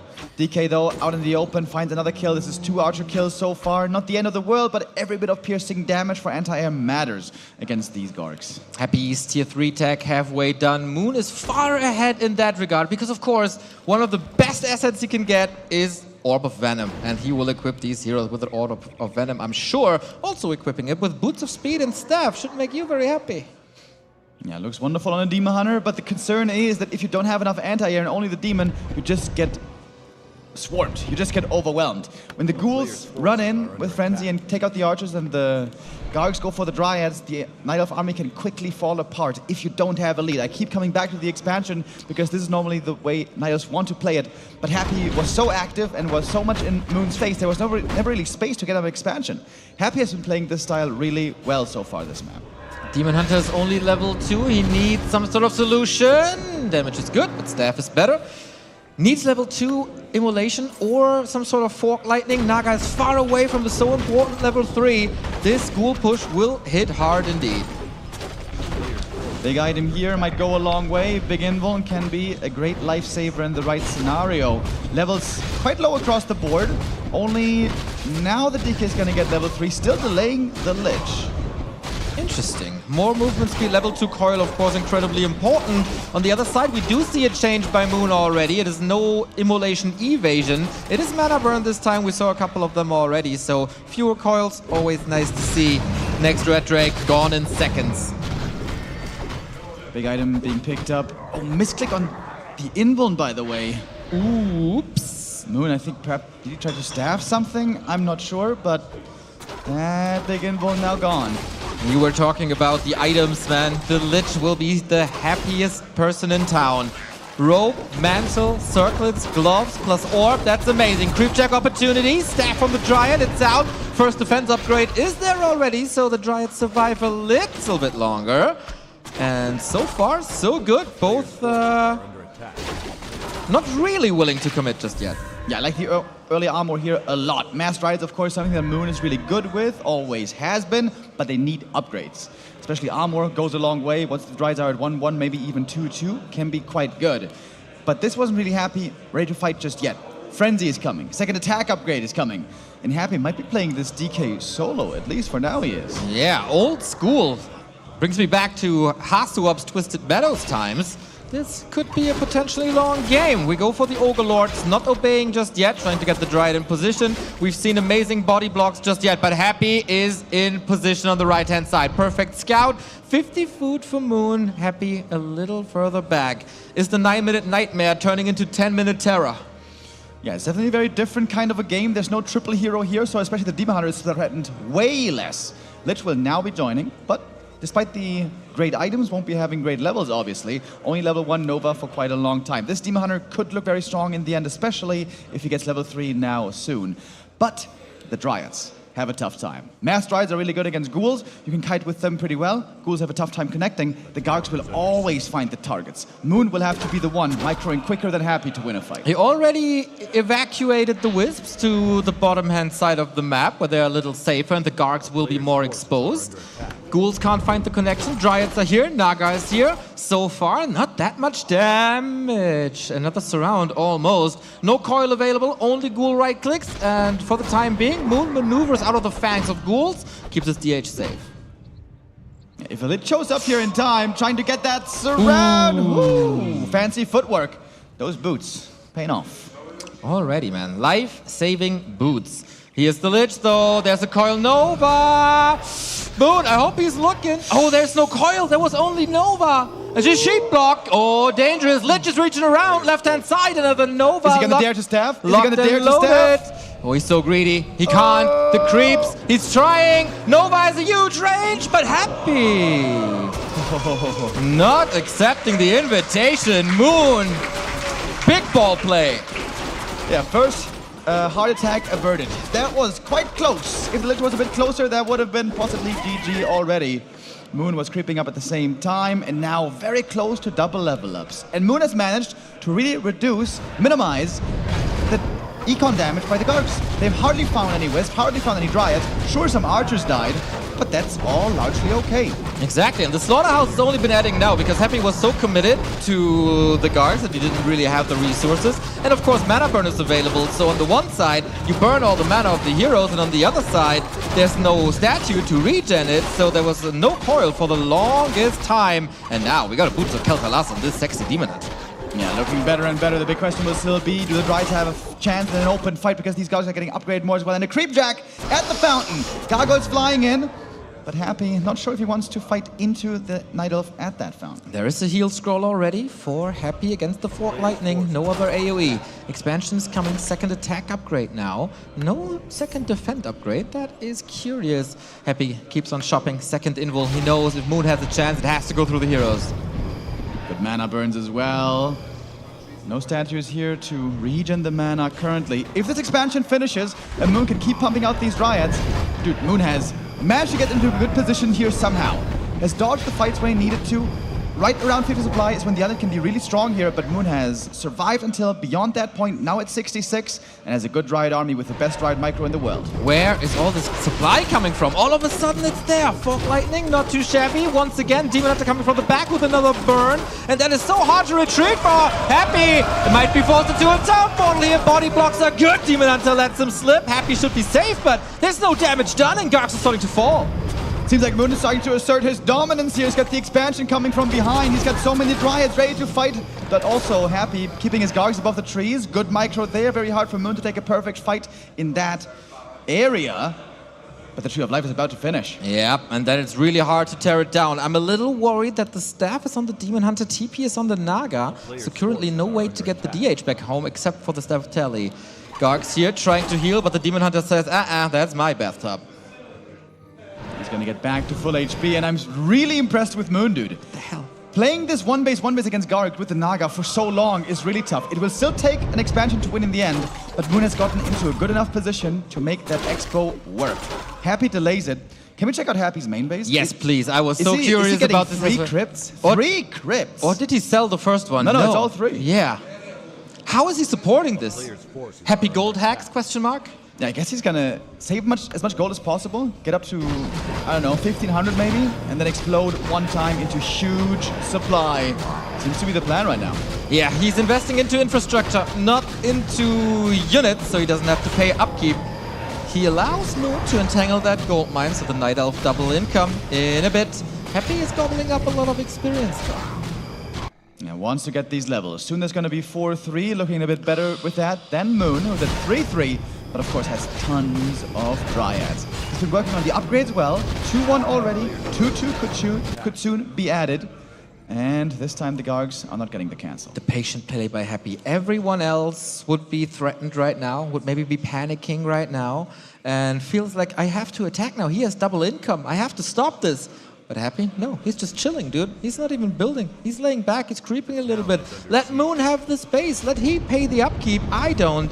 And then once the mines are gone, I'm gonna destroy this guy. Happy knows also that Dryads will fall off even in high supply at some point. A little bit of a creep jack here. Moon finds the opportunity to get 1 or 2 kills maybe, but the Frenzy Ghouls are indeed fast. Oh, getting a statue grabs, that's good. And now finally some infrastructure damage in the main base. Happy falling back to his own main. Oh, and got the statue. That is so important. The DK and Lich, they're constantly dry. How, if you can't use Coil Nova, the game's not over. Absolutely. And Happy, you know, he made 80 supply Ziggs, but he's not going to get that high. He's at 55 right now. Moon still looking in a great position. Team Hire defending at home, Naga creeping across the map. This is some of the least effective Garg harass I've probably ever seen. Yeah, I wonder if Happy is missing a few opportunities. I haven't seen him play this one-base Garg harass in a good little while, and it's looking good for Moon. Map 1 looking good for Moon. There's no AP anywhere, right? Like, it's just control and Wisp positioning. And some staffs of heroes. Really, really impressive. So Happy, when is the time? 64 food now. He's going A-bombs, ghouls, Gargs, and another statue for some disease cloud. Let's see if that works out. Yeah, Moon is not out of the woods yet. He's going to have a huge Dryad army, of course, probably a lot of consumables. But 30 supply of Dryads can die pretty quick. And what does that mean for these undead hero levels? Oh, and if they're statues as well. Oh, boy. This one is not over, but if Moon wins the next fight, if he holds, this should, in theory, be his game. Let's not forget about the Lich. Tons and tons of damage, lots of mana as well. Maybe a mana potion can be found. Moon has no consumables except this one heal potion. I worry a little bit about that. Naga. Oh, okay, that is the wrong neck of the woods, lady. Demon Hunter as well, the army is split. This is of course imperfect. Demon Hunter might be surrounded. First Dryad, down. Second Dryad staffed. This could have been worse for Moon, to be honest. Invul on the Demon. No invul on the Demon. Oh my god, dude. Coil Nova there could have basically killed him. Sketchy moment, but I guess the mana was just lacking a bit. Here we go. This is it. 70 supply against 80, more or less. Can Happy make this work? Alrighty. One heal scroll, a big heal potion, 2 invul potions. Hero kills are incredibly hard. Are the Dryads enough? Opening up the fight with the heal scroll, level 5 on the DK, a little bit of extra mana. Demon Hunter's back. Where's he been? Finally into the fight, 2 level ups for Happy already. You can see the Dryads dying quickly. Sure, they have good upgrades, but still the gargoyle damage is immense. With the 3 attack upgrades, Moon's trying to get more kills. Naga in trouble. There's a heal potion and a staff as well.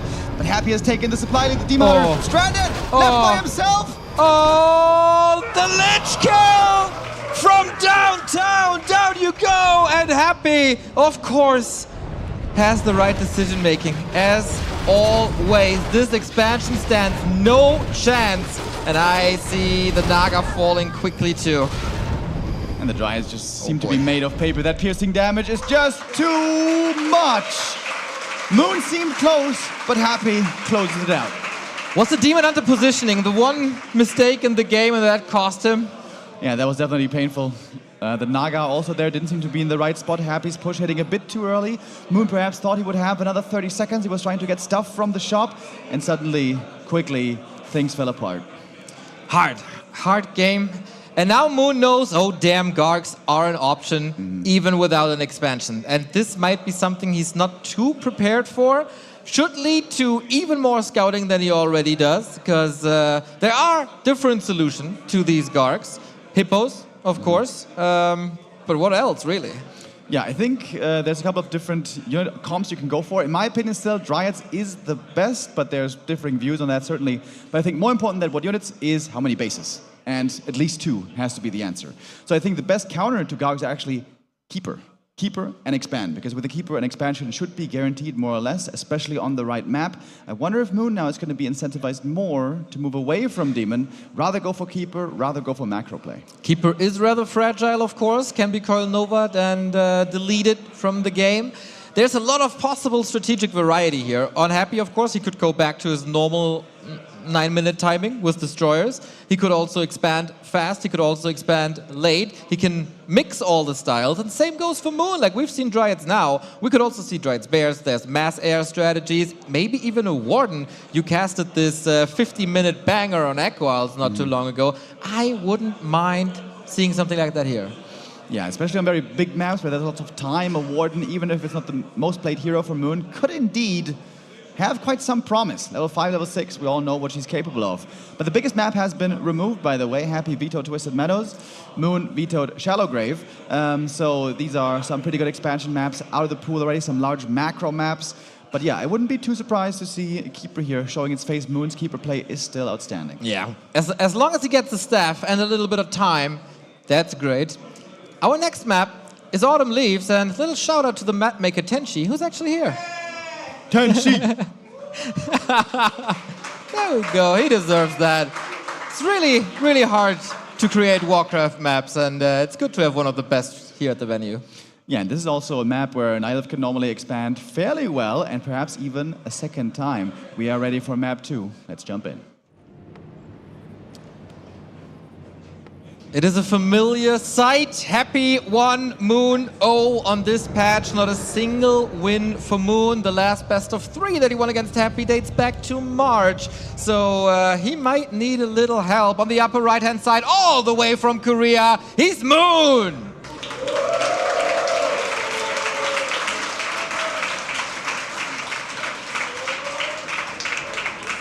And on the bottom left-hand side, only 3 maps away from defending the title of RARALAND, he's Happy.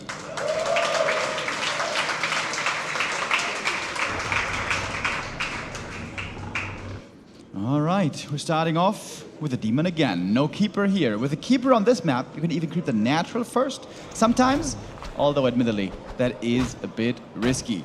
Demon Hunter will still be relied upon here. Is Happy really going to play Gargs again? He can't prevent an expansion as easily here. On this map, it's easier for the Nihilith to get one. Also, of course, there's no Drakes to go for. The one-base Garg play might be the very best unconcealed, so it may be a one-off. But like you correctly said, this is something that Moon will have to keep in mind as he's also finding progress. I would say his Demon Hunter could have been leveling a bit faster on the previous map. On this map with Immolation, should be doable much better. Yeah, didn't decide to go for it yet. So we'll see if it's the Immolation build once again. Very important to not deny anything. And he does not. Our Grand Finalist never does that. Gloves of Haste, kinda nice. Happy starts to creep as well. Is someone expanding? Because it's very easy on this map. It's very different in that regard compared to Concealed, where it's one of the hardest fast expansions. Here's one of the easiest fast expansions. And as we heard in the interview, Happy always selling TP, gets the circlet, no difference here. First kill goes to Moon. But the archers out on the map, low HP already. And that seems like a really unnecessary error. Why was she here? One archer going down is not perhaps the end of the world, but why was she there low HP? That does not seem exactly ideal. Well, good question that I have no answer to, but I do have an answer for Moon's skill build, finally. It's not the pure Immolation build anymore. It is with Mana Burn once again. Happy creeping at the same time, making strides, level 2.2 already, and the Wisp and Archer hunt continues. Yeah, Dice felt all too hard how painful this can be to be losing Wisps. Slows down the tech, slows down your leveling, and creeping slows down everything. So far, Happy didn't get much, but there is one Wisp kill indeed. Can he block the DK in the main base? Not really, there's too many entrances. Yeah, looks like a Swiss cheese, this main base. Happy is teching, no expansion on his side either. Solid tech advantage and constant scouting as we are used to seeing from him. And now the chase is the other way around. Demon Hunter goes after the DK, continuing to burn, but the staff actually going to Happy. Playing a staff against the Demon Hunter, this is not exactly the norm. He wants to rejoin the ghouls soon after. Staffing south, he knows the demon is far away. This is going to be another meaningful camp for Happy, getting very, very close to that level 3. But of course, this time there's a counter. in the form of the Demon Hunter. He can use the boots and the mana burn to deal with the threat of Death Knight. And this time also, the Hunter Soul will be coming up. Okay, so it's Dryads once again. Moon sticks with the guns. Illusion's great for scouting. And man, Happy's items again, dude. Look at this. Gloves, claws, double circlet. Good block. Big last hit here. Did go to Happy. Not quite level 3 just yet. By the way, there was a -1 mana burn. That is very satisfying if you're the undead. Oh, Wiz coming in for the detonate. Could get a double. Perhaps not even necessary. Moon wants to find these kills. He's committing pretty hard here with the demon.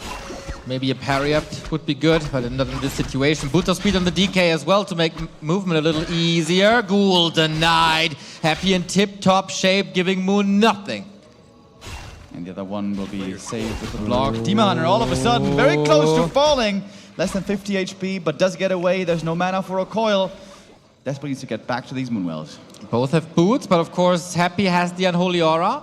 Could be faster, but no. Abandons this. Naga second, we meet at the tavern. Seems like a Naga on the other side as well. Yes, indeed. Happy with the Naga. Now he's almost level 3. Passes over the boots. This should be another kill, shouldn't it? Lots of archers have died. This will be number 3 if this one falls as well, which she should. Yep, the reveal is still there. That's level 3. He needs to use the mana burn quick, but again, Happy is faster. Dude, he is so on top of his game. It's been a long day, a long weekend, but no flaws in the Emperor's game. This is Moon's map. It doesn't look like that at all. It's Happy, Happy, and even more Happy. Yeah, Happy has taken the lead. He got more kills. He got more experience. But the two heroes here in the early mid-game stages for Moon are still pretty good. Sniping ghouls should still be a possibility with the cold arrow, with the right clicks.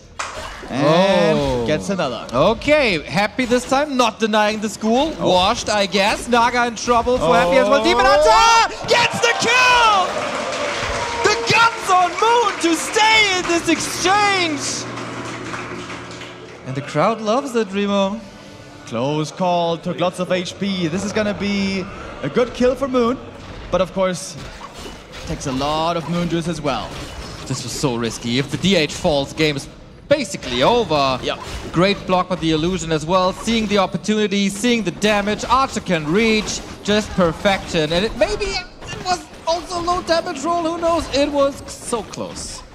The chase is on once again in the live picture. Catches the DK. More and more HP just shaved off of 50k. Good positioning on the Naga, able to poke at the DK, zone him out. And Happy knows he can't really get anything here, but at least he's trying to be annoying, trying to slow down Moon as much as possible. Really unlucky items for Moon. Yo, double gloves. Gloves is definitely the worst item for the Demon Hunter by now. And some rings go a long way. Didn't find any yet. Yeah, you want the rune braces, you want the rings. Rune braces, of course, in different spots. Happy stuck at 30 at the moment, waiting for tier 3. I think the Fiends now, of course, piercing damage against Dryads works really well. Engine of War helping with the creeping Naga, and Demon Hunter still have to level a lot. Happy far out in the open. If the double slow hits the DK, maybe there's an opportunity here. But with boots, with aura, these heroes are very fast. Happy, by the way, again has found sick items for the Lich or Naga. Right now, parked on the Naga, these damage items. Lich about to join us. Tier 3 at 2/3 roundabout, but Happy is charging up for the frenzy timing once again. He's been slowed down a tiny little bit, but I think the game is still going according to his plan, because it's still lacking the level 3 DH, still lacking the Fork Lightning. It's not looking too great, but he can use Reju this time. Yeah, the Frenzy Ghoul timing is on the horizon. Sure, it's a bit later, but still the levels are the issue. Moon would love to be double level 3 to deal with the Ghoul Flood, which is very, very strong against it. The Demon should get level 3 by then, but for the Naga, it looks rather impossible. She's gonna get level 2 at least.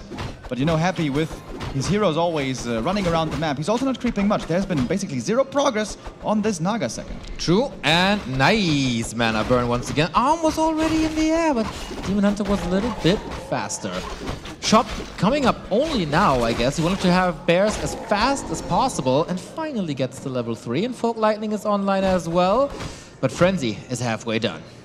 All right, Demon Hunter finally level 3. He's got the boots. He's gonna check out what's going on, burn as much as he can. And now creeping is really important across the map. Can Moon get Naga 3? This would be a huge boon for him. Where'd you go, though? The only camp... Oh, the lab? Is it still there? It is still there. Engine of War in position. Really cool creep route by Moon. Engine of War efficiency here exceptional. First at the green, then at the shop, now at the lab. Big item there, the best one perhaps Rune Braces, but many good ones are available. Is there enough time though to finish this whole camp? Well, Happy still waiting for the lit. Joins now, but no orb just yet. Ancient of War goes down, not a big issue, creates more space. Item is the Devotion Aura, more armor and everything, also not too bad. And Happy sees, oh goddamn, this was supposed to be my camp. Great play by Moon here. Yeah, clean disengage, doesn't lose anything here. Now he's very, very close to that level 3 Naga, although he needs a little bit more. Happy also taking his time, waiting for Destroyer form, not going for that neck-breaking timing here on this map. Of course, with a Naga second, that's only possible. It would have to be a Naga third, so Moon indeed has a bit more time for the first big fight. Everything a little delayed, just like at this tournament here this weekend. Ankh, not bad. This matchup is a lot about hero focus, so having a second chance is nice to see. A ring, finally. Ring +5. This is, yeah, terrific. Demon Hunter going to be leading the charge. Naga has that level 3, and yeah, I think Moon is ready for an attack. Or should he perhaps even look for an attack himself? Happy might be doing him a favor, looking for an engage. Well, he definitely has no choice. Naga has the Fork Lightning ready. Mana burns, we haven't seen them in a long time, so certainly some Coil Nova available. But this Nova, does it really do anything when Riju is available when you're so close to your Moonwells? I think Happy also realized, well, Moon, you seem to be pretty well set up. Maybe I shouldn't push into all these Moonwells. Rather fall back to the shop, buy a heal scroll, and out in the open, the fight might be much better. What a statement, though. The opponent sees what you're doing, and you run to the shop and sell the Ankh. That's like, you're never gonna kill my heroes, bro. I don't need that item. Yeah, it's gonna be probably the ghouls getting targeted first. That should normally be the correct order of business. Inborn here as well. Moon connects with the Dryads, a bit of slow, the Demon Hunter joining into the party. Okay, Cloak of Shadows there. Can be a lifesaver at times and can set up some traps as well. Naga's attacking the creeps. Not that likely. Coil Nova, careful, Invul. Seem to be ready. Turns around, Fork Lightning. Sick Fork Lightning got 2 ghoul kills right away. Could be more as well. 2 destroyers in the air, though, doing good damage against the bears also. Demon Hunter brought a heal potion already. I like that. The mana burns are amazing. Everything's dry now. Moon looking for hero kills. Both heroes in trouble. Who's gonna die first? The Naga. Also, what about the Naga? Heal scroll last second. No TB. The cloak though. The cloak! What a sick exchange! Naga stays alive, hides in the shadows, lich down, but now all of a sudden Happy stays at this fight for some reason. Oh my god. DH is about to die. Reveal! Zap! And the block! Both! They will die both! No way! Solo XP for the Demon Hunter. Now he's level 4. He's chasing for more kills. He's got the Dryad slow. Will get that one. And wow! Whoa! Every single kill gets celebrated like the World Championship already. Oh, dude, how close was that? And the cloak, you just called it. The cloak can be a lifesaver. Here it was. In the end, she still died, but survived for a long time. Sick fight by Moon. That's why they call me the Prophet, Remo. You know it. That's right. Here at RARALAND for once, that's right. Okay. Man, what a sick game. Moon definitely back in the series. Supply lead was there, and now it's time for the red spots. More space for Moon to creep. And we've seen so many games, you know, where the undead hero levels surpass the Night Elf, totally overtake him. But it seems like every time the demon gets 5, there's a really good chance for the elf. Dude, these mana burns for 150, maybe they should be nerfed, but let's talk about that later. You're absolutely correct. Really hard to play into the strength with the Coil Nova. This takes some time, but I think we finally got it here. Big item. What's it gonna be? Cloak of Flames. Oh. It's not too bad. It's a bit more damage. Doesn't cost you mana. Actually, it's pretty bad. If you need the damage, just turn on Immolation. Just sell it, get the Invul Potion, get the heal scroll, that will help you more. For Happy, of course, he's hoping for the Katgas Pipe. Not too unlikely, I'd say. Still solid items, but no crazy items anymore for Happy at this stage of the game. Look at the amount of experience. He's almost level 5 already. All right, big drop for Happy. Seems like perhaps he needs a good one, a really good one. And it is... Oh, the Doomhorn. Well, isn't that a shame? How unfortunate. He has that all already. Well, actually, it's kind of fair. It's kind of balanced. The Demon Hunter got the Immolation already. Happy got his all already. Both will sell it. Nice outcome. has not sold it just yet. But look at that, also just burning the statue dry, forcing a destroyer morph. This is already nice by Moon, finding some reinforcements, expanding as well, getting more upgrades. And we are rebuilding the armies, ready to tango soon once more. It is such a simple move, but it's so effective. Just position the Demon Hunter between Happy's army and Happy's base. So there's always mana burn on the statues, there's always chip damage on the Fiends. He has the Orb of Venom, that is a lot, but Happy knows how to play that game as well. Kills a Dryad in the middle, and we're getting ready for the late game. Supply is very even. Looking at the Demon Hunter, we see a big level up there around the corner, but look at Happy as well. 2.9 and 2.9 on Lich and Naga, both about to level up. And that's when Happy really hits his stride for strong hero levels. Happy is also reaching the boiling point. Oh, he tried. He's slowed from the creeps! Oh no, that's a little unfortunate. There's no staff, there's no potion. Can the Naga reach? They're trying, but Moon maneuvers out of the way like that. But it has to give up the creep camp to Happy, and that's level 2 Nova. Yep, double level 3s just acquired, and there's more creep camps down here. Happy is getting an experience lead slowly but surely. But Moon is banking on the Expo advantage. Looking for a flank, it seems like. Yeah, once again, positioning yourself between Happy's army and Happy's base, looking for reinforcements. That's the name of the game right now. Wasn't able to get that level 5, but the Naga has a big potion of mana, so that's a lot of Fork Lightning coming. Absolutely could be. Moon looking for an opening here, not really finding much currently, while Happy is still creeping up more. And once the map is fully crept, that is oftentimes when Happy goes for the push with the Mass Destroyers. Calm before the storm. There's a lead. He wanted to get maybe a little bit of an economy damage, maybe see a ghoul somewhere mispositioned, but that's not happening to Happy, obviously. Let's take some items out of the shop. Dust against Burrow, very nice. Heads up play, and Moon's Expo is up. Happy has a supply lead though. Happy could get even more with destroyers being morphed. Even looking for a Zeppelin, apparently. Yeah, he's really scared of a Zeppelin. The Fiend was in the base as well, even without weapon. Demon running around. Moon would love to buy time here. Yeah. He's in a good position with the army. He can threaten the base attack and buy time for the expansion to really start kicking in. This is a tough spot for Happy. He wants to deal with the expansion, but will also have to come home to defend before too long. And it's not in the right spot yet to pressure the right targets. Happy has a town portal on the DK, Moon as well. So we go to the shop, but Moon goes into the base. The Acolytes have to be evacuated already. Dryads say, hello, taste my spear. And it's an instant TP. Basically no damage to that expansion. TP out by Moon, able to save everything. Well played by Moon. Dude, first we have this crazy micro exchange on the upper left-hand side. Now we have amazing strategic play. Both know exactly what's important in Warcraft and what to do, where the win condition is. All right, and now Moon is again not in a bad spot. It's very similar to map 1. Different game, different strats, of course, but now he has the expansion. If he wins the next fight and holds the expansion, this could be his game to win.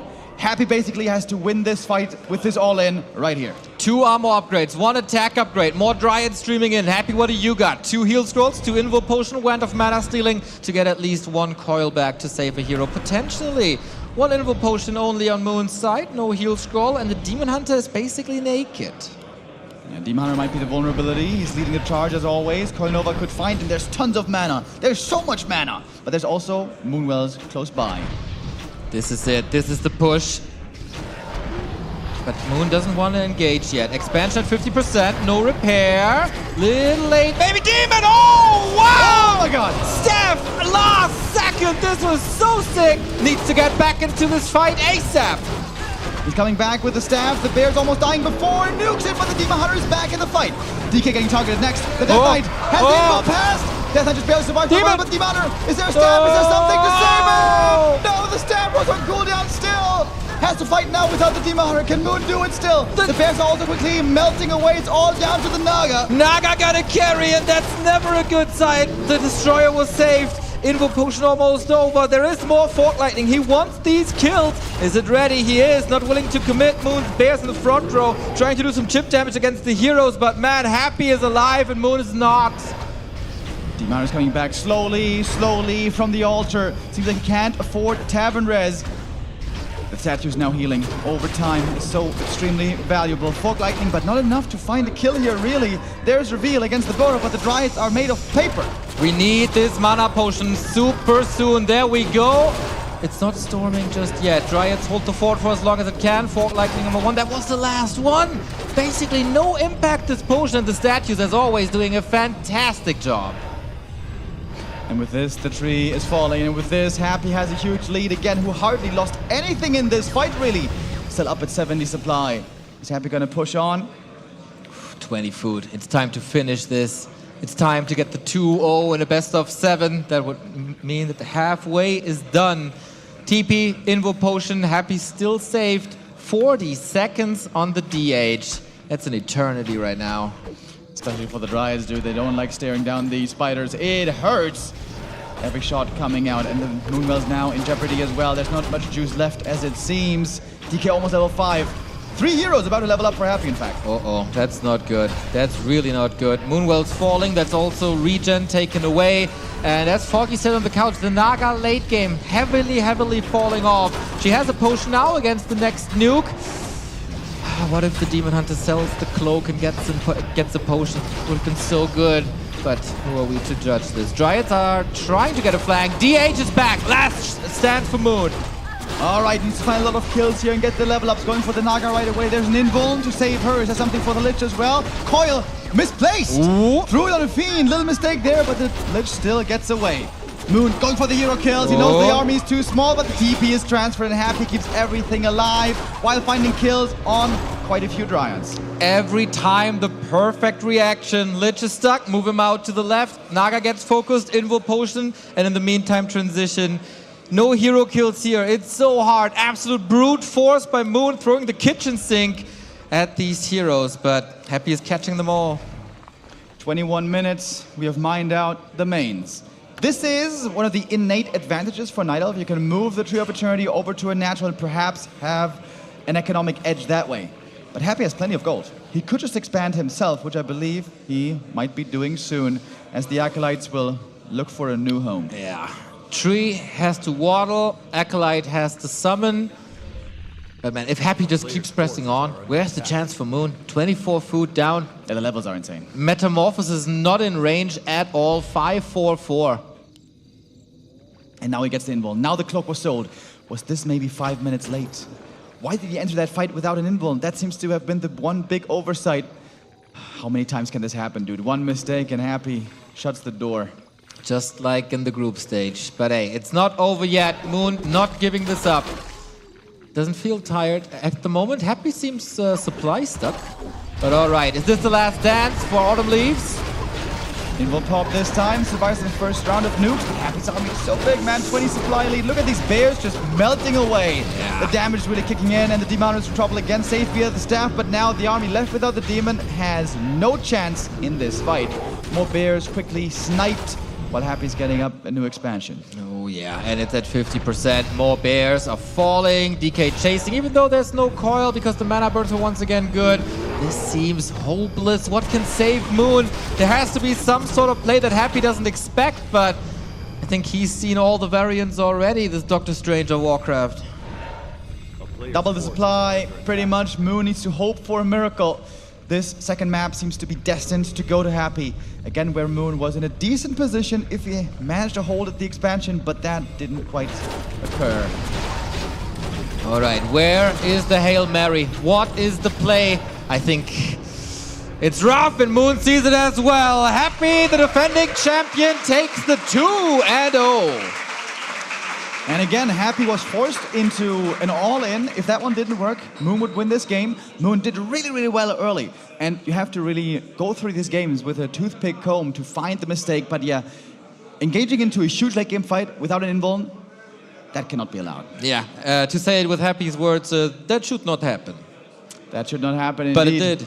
Yeah, the Demon Hunter was saved once with the staff, but when he re-entered the fight, of course the target was on him right away. And Moon, man, he's working so hard. He's doing so many things so right, but you really need to go above and beyond to beat this guy Happy.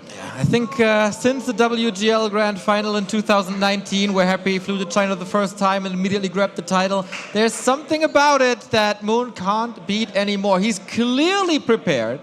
He's clearly ready, but just Happy one step ahead every time. I'm really confident in his early games, though. Moon's early games have been looking now very convincing on multiple occasions. For DICE, for example, we had some good early games, some bad early games. The bad early games instantly lost the game. But Moon seems to have ironed out everything in the early exceptionally well and always gets into a good mid-state. But the late game prowess of Happy is still unmatched. Here, Moon will need to step it up yet again to keep on track with Happy. Okay, once again loses choice, but Happy is halfway there, as we said. Moon has to win 4 maps out of the remaining, and it's gonna be tough. I mean, he can be proud of so many things in this game, but playing perfect for 22 minutes in a game that requires so much multitasking with this taxing micro in the fights is so hard. Seems like only one player can do that. Yeah, really two Titans here playing against each other. Absolutely exceptional play. There's also another thing in Warcraft 3, and that is a bit of an RNG factor. And honestly, on map 2, Moon's items were pretty bad. Double gloves, no rings there. And he got an aura from the lab, which was all right, but not super amazing. The red camp didn't drop anything good, didn't get a big healing. Yeah, a couple of key components may have been missing there. With a bit more RNG on Moon's side, that might also look better. Yeah, and if he gets to that level 5 faster, maybe then also this opens up the game for him, but Happy stole every single creep spot. Let's take a look at the highlights of map 2.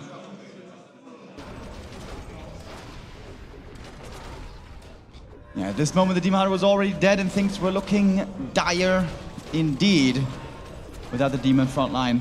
Not only is it a big tank missing, but also a damage dealer. The Demon Hunter, of course, being the main centerpiece of the army. And yeah, if you look at the items, for example, you can see it here when he was dead. Cloak and Slippers hardly doing anything. Yeah, that is, for me, my personal highlight of this game. The Burrowed Fiend doing a great job scouting if there's a cheeky expansion. Happy's thinking about everything. Yeah, so far he was not steamrolling his opponent here. Moon is putting up a really good fight. This is not looking like the previous games that we saw by Happy. This is looking competitive all the way. It is promising that Moon here is able to keep up with Happy in many regards, but now it's time to not just keep up, but deliver even more. Yeah. He's down 0-2. This is where the series needs to turn around. We have to turn the ship around, Mr. Remo Demo. It is what it is. If you're down 0-3 against Happy and you have to win 4 maps in a row, that's tough. And we look at the real highlights now, I've been told. There we go. There the Demon Hunter is alive. So, great chase here by Happy. 70 food already versus 40. This was a very snowbally thing once the Demon Hunter was dead. Yeah, any hero kill normally will shift the scales tremendously, especially for the first hero. Some Nagas going down, I guess, can be afforded.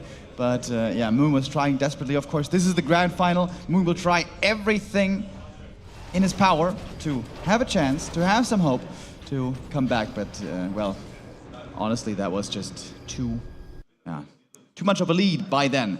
Seems like once Happy hits that 4-3-3 or, heaven forbid, 5-4-4, so hard to combat. I agree with the Demon Hunter. You do try to get the level 5 faster, try to have the superior fight then, and if you keep trading with level 5, maybe even level 6 can be a possibility at some point. Yeah, we have the greatest advice for Moon. Just get Demon Hunter level 5, bro. Just get the ultimate, bro. Yeah. You should go over and tell him. He was close. He was close to level 5 at least. He was. Did he get it in the end? Level 5? No. Or was it 4.9? I don't think so. There was not much more dying for Happy, for Happy, so he never reached it. What about Keeper and Warden now? Depending on the map, of course, but... I could see a Keeper, definitely. Moon's early games have already been looking good. He seems to be sharp early on, which is very important with the Keeper. You need to dominate the early as the Keeper is able to and find the expansion coming up. But yeah, there seems to have been a shift in Moon's play for most maps at least, maybe not for all, but most of the time he's trying to rely on the late game. He's trying to be superior in the late game, either with an expansion advantage, late expansion, or with the Demon Panda. Speaking of which, we haven't seen that dynamic duo just yet. True. That is a late game carry, and that could be paired nicely with the Demon Hunter late game. Takes some time to get online. Naga, definitely more of a timing thing. Damage was all right, but man, we saw big potion of mana used and a couple of fork lightnings that didn't do anything at all. Yeah, True, the Naga there wasn't looking too impressive. If she gets to 5, there's also some respectable damage.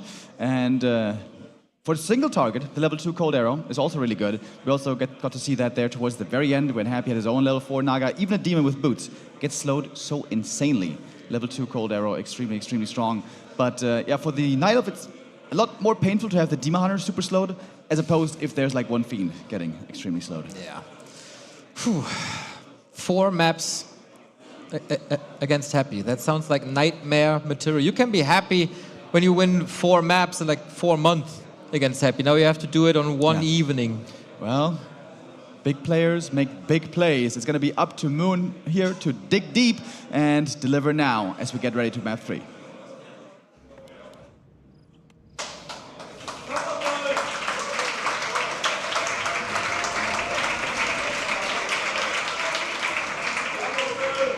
The man on the upper right-hand side only lost 1 map this entire tournament. 2 more to go for the title. This is Happy!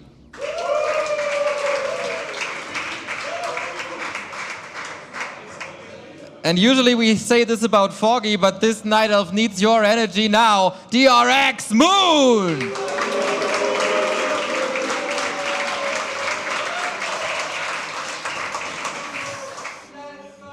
And he's still being faithful to his new favorite hero. Demon Hunter will be the pick here once more. And this is, of course, where Moon had this sensational early game before when they met in the tournament, where Moon almost seemed destined to get the map win, but Happy, doing Happy things, somehow found a way back in. But we saw how good this map can be for the Demon. You get level 2 right away, you get 2 items right away, and you can really apply a lot of pressure to the undead, make his life difficult, and possibly run away with levels if things continue to go well. 2 chances for rune braces as well. This is where we saw Moon's incredible creeping at both of the labs at the same time. I wonder if he can repeat that, or if Happy already learned the lesson and found a solution against that, since he had like 24 hours and usually he fixes everything in 24 hours. Yeah, the gargoyle adjustment was a bit of a surprise to me already, but like we mentioned before, it should be a very map-specific thing. Acolyte pull, of course, trying to be disruptive, as always. But here's the Demon. Immolation is on, and this is going to be a great start for the Demon Hunter on this map. It should be, at least. What's the item this time? Gloves again? Triple gloves, back to back to back. This is really not the one you want. Frustrating indeed. The Murloc camp is getting involved here as well. This could lead to a fast level 2. Happy, not aggressive this time, takes his time for the green spot, and then we'll see where the journey goes. Acolyte. Uh-oh. Oh, pull the camp. Moon is aware, though. Yeah, Archer's taking care. You should always focus on... He will deny it, though, right? Oh, no. Oh, don't want to aggro that rock golem. He's a mean, mean boy. But seems like Moon is nicely managing everything. All right, got level 2, got the 2 items, and the replenish isn't bad either. That's fantastic. You can save some Moonwells, you can stay on the map. That might be the most important one. You don't have to go home to heal up and regen and get more fuel for the immolation. And Happy respects it. Coils right away, and we see, surround opportunity. But no, that's it, go. Wisp threatening a detonate, and now Moon shows, hey, I can wake up this Merc camp too. And so the replenish, he can stick around, doesn't even have to fall back. This is really nice to have right now, as the DK still doesn't have a coil. Healing will now be cancelled, but did a decent job already. And Moon is doing this really well, making the life before level 2 as difficult as possible. In the group stage, we were yelling at him, where is the mana burn? And there it is now, no evasion for the 3rd time. Juicy detonate, DK at only 1/3. We'll still win the fight here against the Demon Hunter, though. There's an ensnare, but no dust. Archer should be safe. All right, and we fight for the Murlocs once again. Happy with a lot of normal damage. Now he's hidden. Immolation damage, not enough. How to get this Archer out? Reveal. Archer trying to move away. A lot of things are very hurt over here. And this ghoul, the Archer wants to get it. 1 shot, 1 kill. Hero, and she's alive even. Saved into the shadows once again. Do you want to invest another reveal? I don't think so. Man, she gets the Medal of Honor tonight for sure. And again, Moon able to play a really good early game. Archer should go down here in the end, but that was expensive. 2 reveals. That is a bit more money out of the pocket. Can you deny her? Oh, sick. Man, that was annoying. Happy was quite obsessed with that lady, but she ain't having it. Moon did not forget to macro on the other side. Tier 2 on the way. Hunter's Hall also on the way. Happy seems a bit furious. Yeah, really good early game here so far by Moon. Once again showing that this map, especially early, works out well for him. Oh, and guess what? He's got boots and a staff once again. And gets another ghoul kill. That is absolutely fantastic. Tag timing is, of course, a little annoying. Moon definitely behind in that regard. Happy? Aiming for a Naga once again? Yeah, both options are available to him. Having the boots looks like a Naga indeed, but doesn't get to the tavern right now. And this was such a close encounter. Really well done. If the DK there gets level 2 right away, the harass is instantly over. So, precious, precise play by Moon. Even the deny, wonderful at the end. Man, the ghoul didn't want to attack her. That's getting punished for sure. Absolute hero archer. Love to see it. Now it's Naga time, and it's also time for Happy to get some kills. This archer dies too. 22 food for Moon. Yeah, right now it's very hard to deal with the enemy Naga when you don't have one of your own. The archer there really min-maxing all the way. So annoying. You can't go to your base and macro there. You have to stay on that screen that takes the attention. And that was a nice play indeed.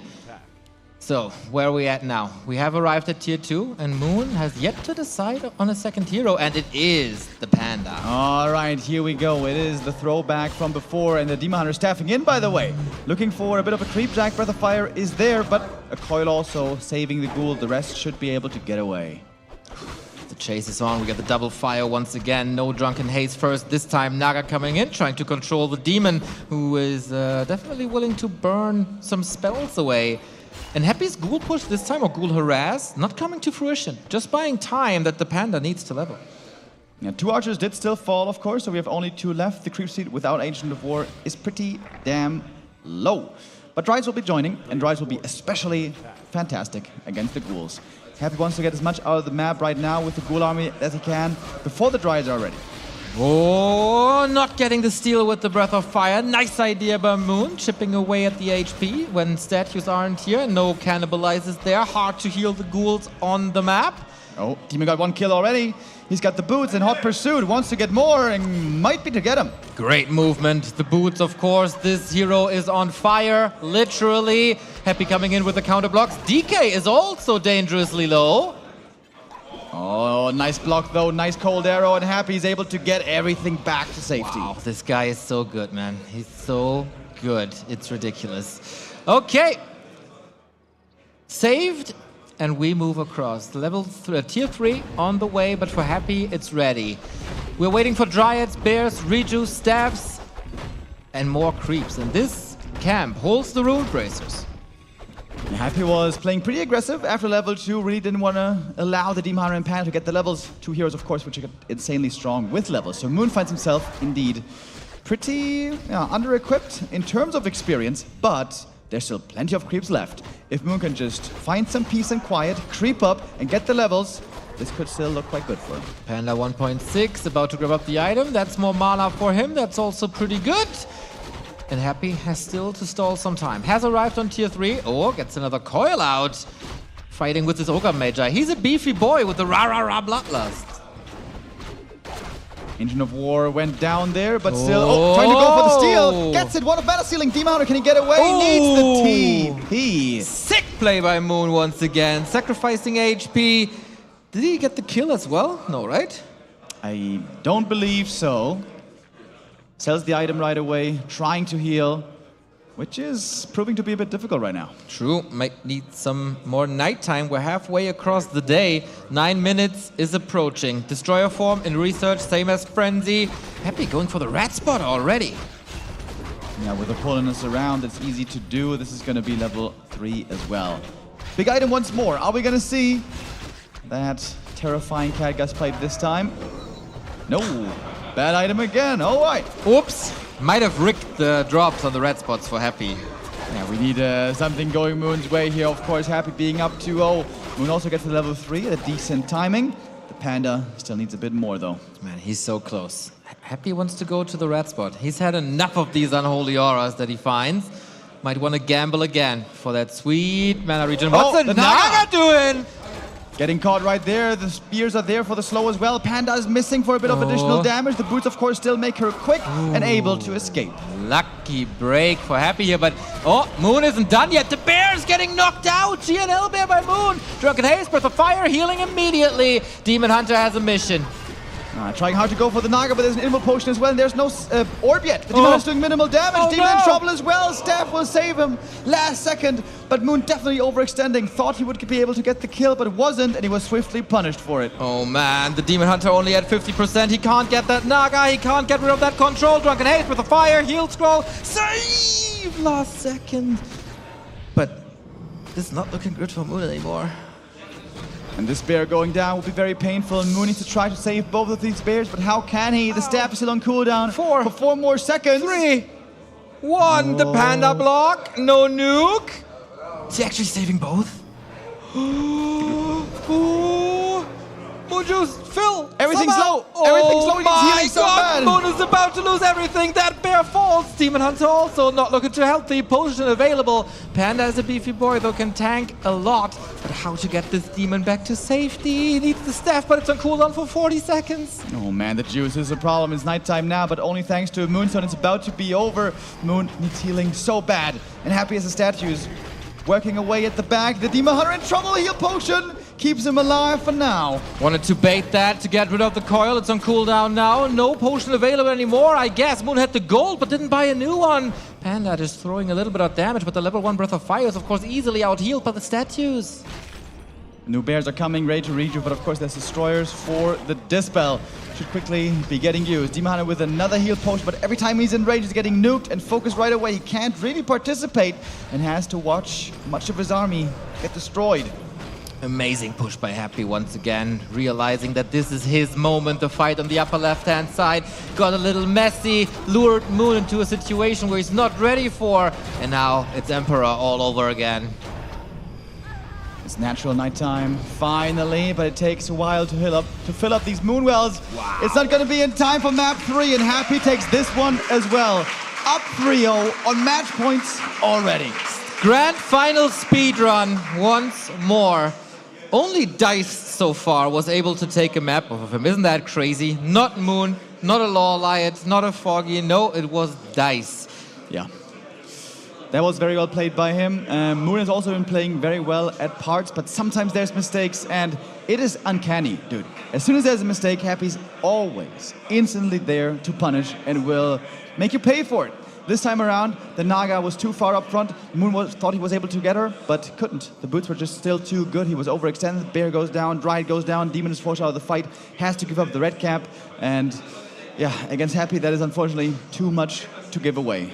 Up 3-0 is Happy, the Emperor, the defending champion. And this would take one of the most epic comebacks in Warcraft history if Moon wants to still have a chance here. All right, production, I didn't understand what you just said. Can you please repeat that? Okay, we got informed that the next map is our latest one. I think it's the first showing of the beautiful map Hammerfall. Yes, sir. It's going to be perhaps a different strategy. Hammerfall, a pretty small map. It's not that big of a creep map, which oftentimes doesn't favor the undead that much. I think this could be a really good map for Keeper, especially. You seem to be a little bit in love with that Keeper, to be honest. Yeah, I think there's good reason to yes. be. Moon's Keeper play. You're throwing me off here. Production talking in my ear, telling me who's going to the toilet. But what's more important to focus on is that the Keeper expansion play here can be indeed quite good. And despite the fact that Happy is normally so strong and so experienced against the Keeper, it can still be a vital strategy, a potent strategy with mass air and all that. But I guess it's a mindset question.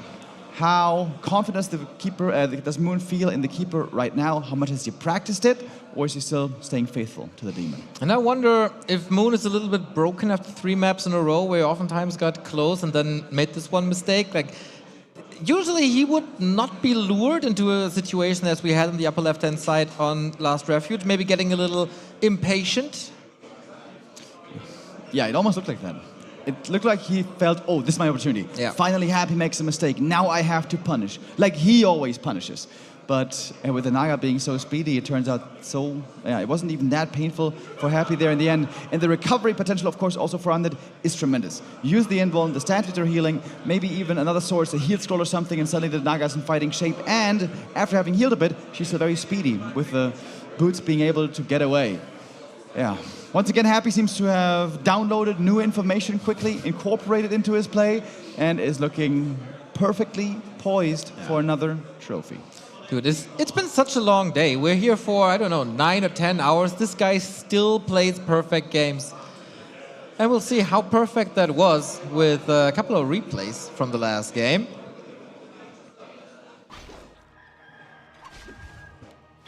Yeah, this one, things were still looking pretty good for Moon, trying to get the kills. And it's so hard to keep everything alive when Demon has the boots and can chase you so quickly. But the blocks by Happy, expertly done. Never misclicking anything.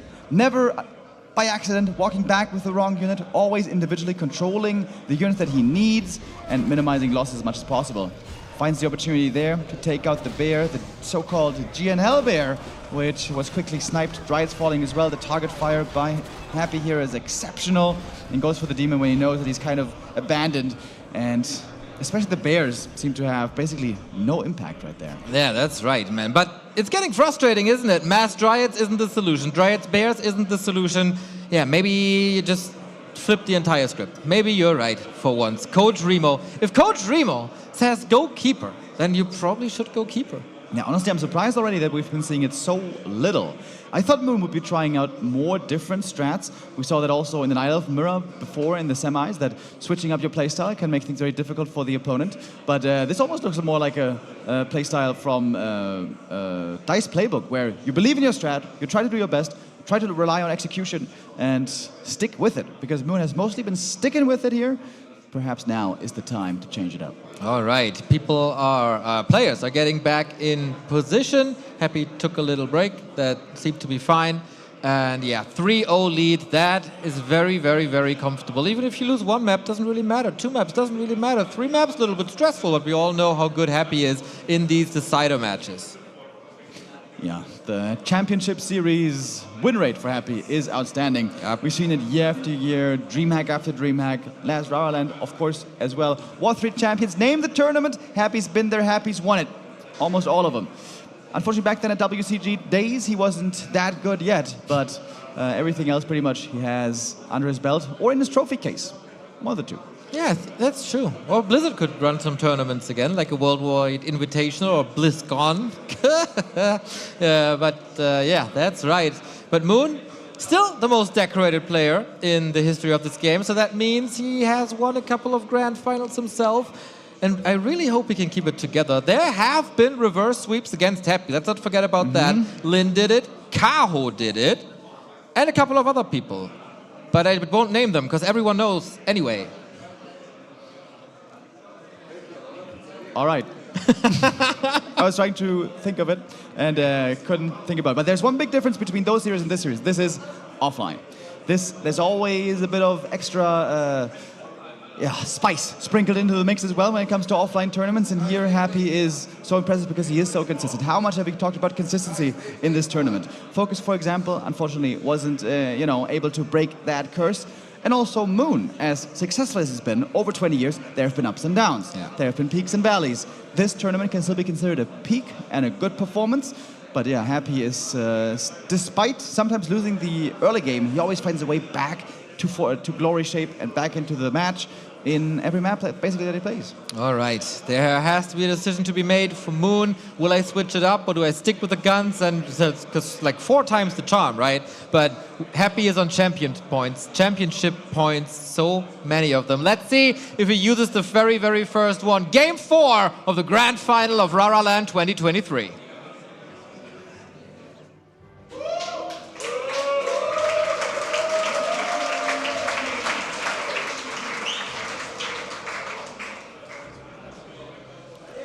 Off we are. Hammerfall, this could be our last map, ladies and gentlemen. It's going to be a Demon Hunter once again. Moon is still sticking with his tried and true hero.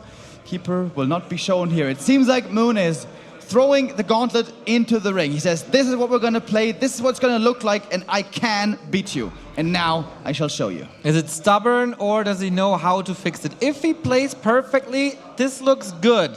But is he able to play perfectly? He seems to still be convinced, yep, that is the way. And Happy, I don't know, will he be joyous about that? Or does he even care? Hard to say. Very hard to read this man, but we're starting off with more or less the standard. First blood goes to the creeps before the heroes are even out. Scout Acolyte gone. Engine of War under fire, but that's totally fine. It's a nice little jump start for Moon. Yeah, a bit of a whiff there on the Acolyte Scout, but it doesn't really have to be much of a big deal. And finally, we don't get gloves for the Demon Hunter. Oh. Every item on the Demon is really important, honestly. Every item, every level can make him stronger. And boosting up the armor with that ring is very welcome indeed. Demon Hunter gonna get off to a good start, but I don't think it's quite enough for level 2 here to this one. Okay, maybe you can grab a skeleton and then that's it. Demon Hunter is already harassing. With Immolation, of course. Gets one ghoul, maybe. Oh, that coil range. Heads up play, but the big one also goes to Happy. What? Denied! Oh my god. Gets a ghoul though regardless. Another one is ensnared. Some decent damage being done right here. Is there a coil left, I wonder? With an arrow coming up in the back, this is gonna have to signal the retreat. Demon Hunter gonna fall back, but that is the tech delayed at least a little bit. Yeah, because Happy decided to go into a narrow tower. This will delay the tech, as you said.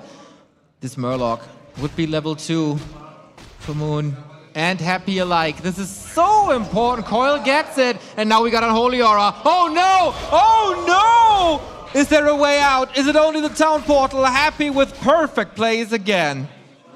Instantly gets the aura, instantly gets the surround. The swiftness of the punish game is just unreal. Yeah, this is so sick, man. The perfect timing for the coil. Quickest Unholy Aura skill that I've ever seen. We see it again here, and Happy, he's making a decision here. You see that? This is Sacrificial Skull. But let's look at this again. Maybe an early game deciding moment. This very, very last hit in just a second will determine the pace of the game. There we go. Now, of course, no mana burn, couldn't prevent the coil perfectly. Using that as a bait as well, and instantly moving the ghouls. Yeah. Instantly realizing the opportunity for the surround. Yeah. Taking advantage of every opportunity so far. Is Happy with a great performance in the Grand Final. At the moment, we cut back to the live game where the DK got an archer kill. Level 2.1 now on both heroes. Not great at all. The turtle is on the menu here for the DK. But Moon got level 2 as well. Boots, staff, claws as well. But yeah, Happy last hit again. He has lots of corpses to use, lots of skeletons, and he's still quite far away from level 3, and you start to feel the burns. Yeah, it's not the worst for Moon, honestly. 2 ghouls went down, albeit both denied. No experience there for the demon, so he's still far away from 3, but so is the Death Knight. This certainly looks like a playable game, and Moon has a decent little tier 2 tech lead this time around. Okay, what's he gonna do with that? Happy still has that skull in his inventory. I thought maybe he's thinking about an expansion after the early game went so well for him, but no, that is maybe for later or maybe just for creeping. Yeah, I thought so as well. Maybe just take a bigger camp when the demon falls back, get a lot of experience there. If he wanted to go for an expansion, it was very telegraphed. There's also a possibility, right? Something that Happy doesn't play all the time, but is always doable. Wait for tier 3, get the triple hero or dual hero, the orb and all that, frenzy, and then with that powered spike, you don't have to go for an all-in push. You can also just try to expand with it. Absolutely correct. 3 ghouls on the way. Are they supporting the main army with creeping, or are they going for the main? Ancients of Lores are coming. Happy again. The Naga as a second hero. And Moon, we're still waiting for his. The Wisp won't get a Naga or a Panda. He can't get to the tavern. Creep at the expansion wasn't quite finished. The Demon Hunter is still not level 3. Oh. He's far away, actually. 2.5. That's no bueno. Tier 3 started immediately. Moon can't spend his gold. Got to the tavern at least, and here now is the Naga joining. I like the Naga against the enemy Naga much more. You need to have some firepower of your own to force back the enemy. Happy no TP. Can he reach? He is very fast, doesn't get the DK, but both heroes here in serious trouble, but the move speed is very high. Of course, boots of speed on the Naga now passed. Everything is saved once again. Happy takes great care of his heroes and units. Can't prevent that ghoul kill. And now, Shu is on the other foot. Might be able to get both of them. Naga running back to the main. The Moon is looking good. This Naga is safe, and Moon gonna be able to take out 4 ghouls early game. This is looking quite good for the Korean. Is that the start of the comeback? Naga on Naga. Ghouls are falling. What are we cheering for? The ghoul kill. Ah, the ghoul kill. Another ghoul went down, and tell you what, Moon would love to find even more. Would love to find this DK, for example, with a good block, with a couple of right clicks. Maybe there's an opportunity here, but also good counter slow, counter block. Happy escaping. Counter frost arrow, man. The timings are absurd, but lots of pressure on Happy. Far away from 3. Items are almost gone as well, but Happy ain't finished yet. He has 1 coil, wants to steal it. Demon Hunter, can he reach for a burn? Yeah, but not on the right target. Happy again sticking around. Wants to make creeping as difficult for Moon as possible. Happy knows the Ancient of War is gone, so creeping for Moon is already tough. And with the opponent here in his face, even more so. While Tier 3 is coming. But this is a rare sight, Neo. We have the Knight of Tier 3 way ahead of the Undead. Yeah, what happened there? How, like, Moon wasn't able to go to the tavern, right? So he had a lot of resources, and he thought, before I save it until the end of days, let's go Tier 3. And that turns out to be quite genius. Yeah, crazy good position now for Moon. He's got the better position for the heroes, you could argue. He's creeping this camp, will be getting level 3 here. He's got the faster Tier 3, and somehow he managed to afford an expansion. I don't even know how that works, but it does. I'm tempted to say just Knight of Things, but not here, of course. DK still not level 3 as well. Is he still gonna go with lots of bears? It's still an open fight that he wants to take. Demon Hunter inventory looks so much better than in the entire previous series, by the way. Yeah, these rings go a long, long way, especially when also paired with an invuln. Those were sometimes missing before. Yeah, I'm almost afraid to utter these words because Moon's in a good position here. But we've seen this before. But honestly, like, the power of this position is hard to overstate. Expansion about to finish, Tier 3 about to finish. Happy still needs time, still quite far away to go for a timing attack. Moon is looking wonderful here on map 4. Big invo potion for him as well. Happy creeping on the left-hand side. Ring of Regen, Circlet. That's nice, but the inventory is almost empty and especially no consumables. Lich coming as a third hero. Destroyer form started, but Master Bears are already done, and so is the Expo. And the big invuln here is a great find. Moon indeed looking good on this here map. The one Achilles heel, the one weakness is the Naga. That's what Moon needs to pay close attention to, his own Naga. And he did forget about an invo potion before. Here on Hammerfall, the shops are on the upper left and upper right and bottom left-hand side. Maybe he didn't have the time to go for it, but he's trying to poke now, buying time for his expo to pay off. A couple of burns here could also help, but doesn't want to blow out all the mana. The Demon Hunter is still a bit low as far as the mana goes. But the Naga going to continue to creep for Moon. If he can have the Expo running and both heroes on 3, Moon looks very well situated. Calm before the storm, indeed. Once again, staying at 50 for as long as possible to get the highest income possible. But if Happy's in a position where he can't pressure you and he can't dictate the game, that's already a win. And Moon can creep and creep and creep, and mine is getting better and better by the second. And by the way, the fact that Moon had the expansion this time, like, it's really hard to have that read. Normally, we never see an expansion like this when there's also Tier 3.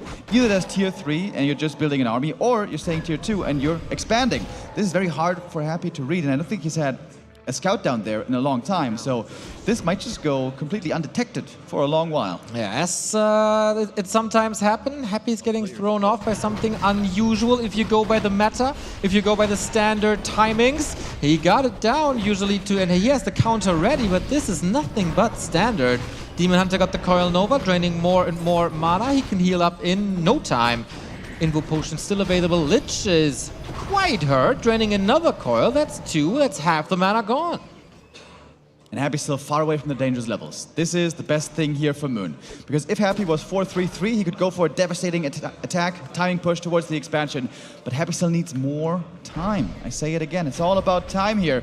And as we mentioned before, on Hammerfall, there's also not that many creeps to go around. How high can Happy even creep up these heroes? Right on. You said how dangerous are the 4-3-3, 5-4-4 heroes.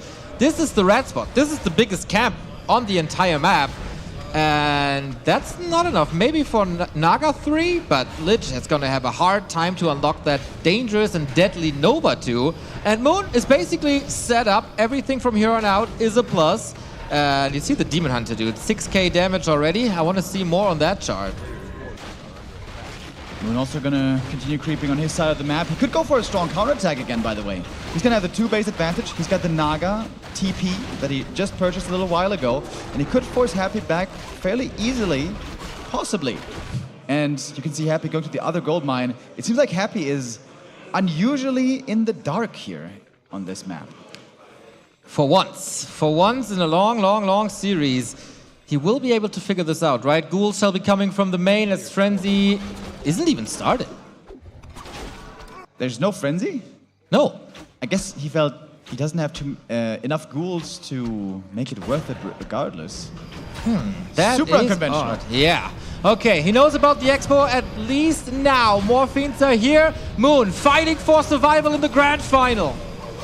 And a nice collapse as well. Bears coming from both sides. The Naga we mentioned before might be the one Achilles heel for Moon in this fight. He's got a terrific army though. The Bears find the connection against the Fiends. Lots of damage being dealt. There's a heal scroll to save them, to heal them up for once. The Invul Potion this time being used by the Demon. And it's a big Invul Potion, no less. Going to be lasting quite some time.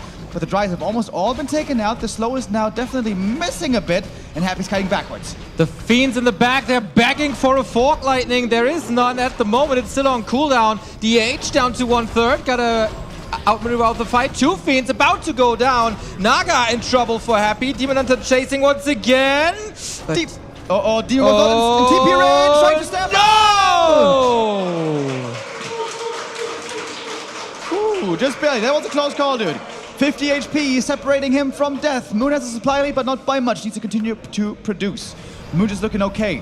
Now finally picks up the orb. The shop is in a beautiful position down there, and Happy's mana is very low, but don't count out the Emperor. Damn, that's awesome. Haven't seen that shop position before. Pretty damn sweet. Had to sell the ring to be able to afford more potions, I guess, and of course the orb. So much more damage. Fork Lightning raining down. Destroyer in a precarious situation. Or was it just perfectly calculated? Oh, he's no, mauling it him. wasn't! The Bears are mauling the Fiends one by one. Bears stronger spiders, but the Naga in trouble. Ankh comes in. He's going to be returning. Happy once missed an Ankh revive. This time I'm pretty sure he's going to figure out that it did indeed work. And Happy doesn't have much left. The first Destroyer is down already. Second one out of the fight. Third one in the middle of everything. The heroes are dropping low. Don't make a mistake again, Moon, that it's your game. Happy's trying to find the kills, but the army has shrunk by so much, and there's no statues anymore. Fork Lightning, yet another kill. Statue being caught. That's the healing being intercepted. Now things are going Moon's way, clearly. There we go. Take the regen away. The rally point was wrong. Dortmund is heating up. GG! And we are not done yet. Moon has a couple of tricks left up his sleeve. And if the epic comeback is to be, we just saw the start of it.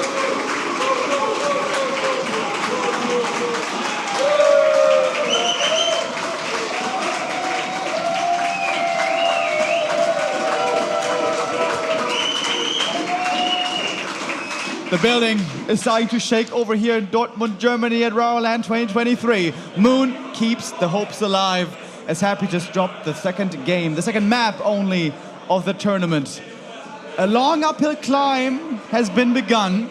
Can he get all the way to the summit? It would be beyond epic.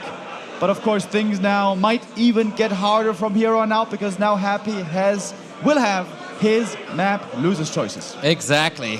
The first 4 maps were all Moon's map and the neutral map. From here on out, it's Happy territory. And I'm worried a bit about Happy's performance. There were some mistakes being made, some micro mistakes. Coils not arriving, rally points not changed. Moon was all over him there, especially in the late fights. Yeah, and a very unconventional game as well. The way that Moon's timings worked out. Like, The tier 2 was fast, the tier 3 was fast, the levels were looking good. Only Hitch was really the Ancient of War going down that kind of messed with him. But Happy perhaps overstaying with the Naga and DK pressure, trying to slow down his opponent, also slowed his own progress down. But the thing is, Moon somehow into that already perfect game was able to fit in an expansion. Just boom, like 350 gold there, all of a sudden. Has Moon just discovered a new build, like some kind of a new weird timing? This is not what we're used to seeing, and I think Happy was clearly not expecting the expansion at the time. Clearly caught off guard. And when he went for the push, that was like the worst time to do it. Yeah. Moon was ready at 70 supply, was coming from both angles. He had all the invulns he needed. He had an Ankh as well, TP ready, staff ready, shop ready, Moon was ready. Moon this time perfectly prepared. I really wonder if not having access to the tavern made him do that. Because he couldn't go for Dryad at the time, he couldn't go for the Naga at the time, so you have to do something, otherwise you fall behind. And then there was one option, and there was the expansion, and it was super cheeky and threw Happy off. Maybe we just need more of it. Mix up the builds, make Happy uncomfortable, win the game. Yeah, there is still hope in the building for a long series here. We are now 4 maps deep. The 5th map will be the next one to come. And if Moon gets the W here, then hope will really be rising. Oh, yeah. But of course, Happy will also have something to learn from this game. And he is exceptional at quickly integrating that new knowledge. 2 of the geniuses here, hard at work. I'm already looking forward to a potential winner interview with Happy when all the talk is about that map that he lost, as always. What went wrong, man? How did you not win the entire series 2-0? But yeah, I'm curious now, since we've seen Moon's maps, right? This is where he had the best plans for. This is maps now where he might feel a little bit uncomfortable, and maybe that is time for different strategies. Or it's just about who performs better. Yeah, a lot of answers still to be found. Northern Isles, I think, still in. Springtime is still in. And the last one, I'm forgetting right now. But we will find out soon enough. Happy has always been a big fan of Northern Isles in the past, and when it comes to second hero creeping, this can be a very tough map for Night Elf indeed. By now, I feel like the keeper might be out of the equation. Seems like Moon has firmly chosen the Demon Hunter to be the preferred pick, but of course, the more that you lull your opponent in a false sense of security, the more a surprise can then work out in your favor. We've just been informed it is springtime for the next map. A map also where there's a lot of attack paths during nighttime. You can be pretty sneaky with Night Elf as well.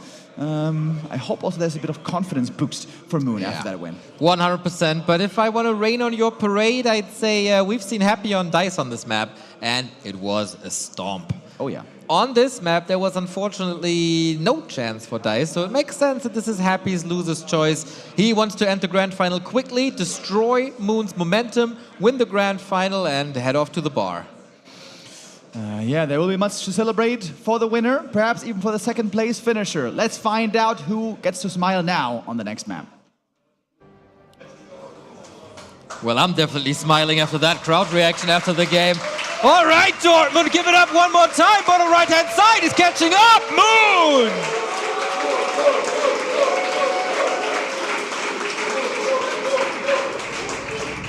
But let's not forget that this guy is still on 3 match points. The reigning emperor, Happy!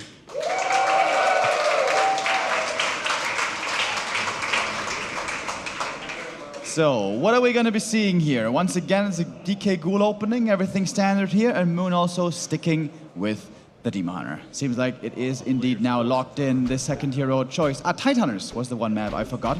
That's a map, by the way, that is considered extremely good for Keeper. Perhaps there the choice will diverge. But Moon now needs to score. Pressure is on. No safety net anymore. And this is how the last map started. The Acolyte pull, not quite working out. Exactly. Acolyte down already. Demon Hunter comes in to the rescue of the Archer. Maybe that's how you lose half the HP in the early game. Immolation once again. It is not about strategies here. It's about, well, timings at max and about execution. Moon wants to show that he is the better player today, but it's a rocky road. All right, we're feeling feisty, Neo. We want to tango right away and battle for the middle green camp. This will be level 2 for Moon if he gets the creeps. And for that reason, Happy does not want to allow it. No mana burn yet. There's a Wisp coming from the side for a bit of a detonate, but Happy wisely splitting his forces. Okay, Skeleton down. Slippers. Oh, would have suited the Demon Hunter so well, but the dirty fingers of the DK were a little bit faster. Lots of mana used already to little effect. Really good control here by Happy. As always, Moon wisely was not bringing in the archer. We saw before how painful that can be if she gets ensnared. When you only have one archer, losing that single unit is really painful. Moon avoids all mistakes, so does Happy. Both here looking masterful, as was to be expected. Okay. Once again, Moon has the fast attack. Happy only clicking the button now at 26 food. It's time to creep. You need level 2, and then once mana burn is out, you can roam again and try to destroy Happy's mana pool. Some pretty good items for Moon. The slippers and the gloves go nicely together. Very high attack speed. If now you pair that with boots and maybe a ring or two, this Demon Hunter will be a force to be reckoned with. Especially a fast level 3 on the Demon can dominate the mid game. But for that, plenty more XP will be needed. Okay, damage is there. What else do we get? Dust, circlet, of course. Wisps are ready almost everywhere across the entire map. Uh-oh, again. No, he got the tally staff and he got the boots. This time, Moon is a little bit faster. Immolation, not waking up the creeps. Fun fact, when they're asleep, they can't burn. That's a good fire insurance right there. But the ghouls trying still to get the surround. Now waking up the creeps, things get a bit hectic. No, they fall back to sleep. They don't mind really that next to them is some fighting except the polar bear. And Moon salvages this without using the TP. Well done. And he's got the boots. He might be able to chase for some kills, get some ghouls early. Goes a long way. This ghoul seems to be doomed, trying to deny himself. And what's coming up next? More creeping comes next. Happy wants to disrupt it with the whiz, with the detonate against skeletons, but there's nothing to be found just there. Big damage by the creeps, and the Demon Hunter is ready to burn. Oh, steals the tome. Yoink! Got him. Twitch chat is so proud, dude, right now. And that Agi, that helps. That stacks up. But the Demon is hurt. It's hard to stay in this and really double down on the pressure, although Moon would love to get this Sasquatch. Maybe a friend from the tavern might help. Which one are you thinking about? Well, both two are available. One is much better at drinking. The other better at swimming, I suppose. That is that first ghoul still going down. But Moon also has to keep the the Lich timing in mind. So Coil Nova will become a factor, of course. Okay. We're still waiting for Tier 2, also still waiting for the Graveyard. In this game, by the way, on this series really, Happy is not threatened by a diving Moon who goes into his base like we've seen in the first game in the group stage where the Graveyard was destroyed. He might be trying it. Oh, Naga on both sides, but Demon Hunter moves away. Good scouting intel here by Moon. Having seen the boots before, he knew the Naga was coming. For the Naga, you kind of need the boots. And now time to get back to heal. But Happy moving south, looking for a punish, but kind of running into nowhere. Yeah, he doesn't expect this shop creep, rather expects him at the expo. Here's a ghoul with the body block. Oh. This is not enough though. It's great distraction. Naga finishes the entire camp. Taking quite a bit of damage. Ancient of War did fall. Naga got level 2, and the item was unfortunately only Scroll of the Beast. This one is sold. Not buying anything from it just yet. Moon has successfully avoided losing any archers in the early game. Really good, solid play by Moon here so far. Moon activated, just needs to work on the levels. Level 2 mana burn, we always talk about Another ghoul. Oh, yeah, that's of course how you level. And is Happy falling off a little bit? That's 2 for 0. 2 ghouls for 0 archer kills so far. Again, a great start for Moon. But now, things might change. Coil, focus fire on the Naga right away. The second hero for Moon in trouble all of a sudden. Wants to pass an item, will do so now. The TP is there, that is a save. That's 2 more ghoul kills! Oh, yes, indeed. The archers were going to town. That's a solid trade, I guess. More levels. And if you're scared about the ghoul push, just kill the ghouls, dude. And that's exactly what Moon is doing. Yeah, really well done by Moon. Not only did he find the kills, but also was perfectly maneuvering the archers and Naga, keeping them safe while still finding a few creep camps here and there. Outstanding early by Moon. But as we've now told you a million times, and I'm sure you're sick of hearing, Happy's strongest face is always in the late game. Always on Tier 3. Things will be getting tougher. Exactly. We've been there, but now Moon is opening up the expansion, is opening up Tier 3, getting Rejuvenation, Shop on the way, Dryads, of course, as well. Claws, slippers, gloves. This Demon Hunter is quite a DPS machine already. Yeah, both heroes here about to get level 3. Wonderful timing there for Moon, and we found a new adjustment, haven't we, on the last map? How about we go for an expansion on the way to Tier 3? Moon liked what he saw there, gonna be trying it once again, and maybe this is the new way forward. Have a good early game, get ahead that way, and use the expansion then, while still having a strong tech for the late game. Looking damn fine. Just adjusting some timings. It's disrupting Happy's creepy once again before level 3 and before level 2. No strong nuke available.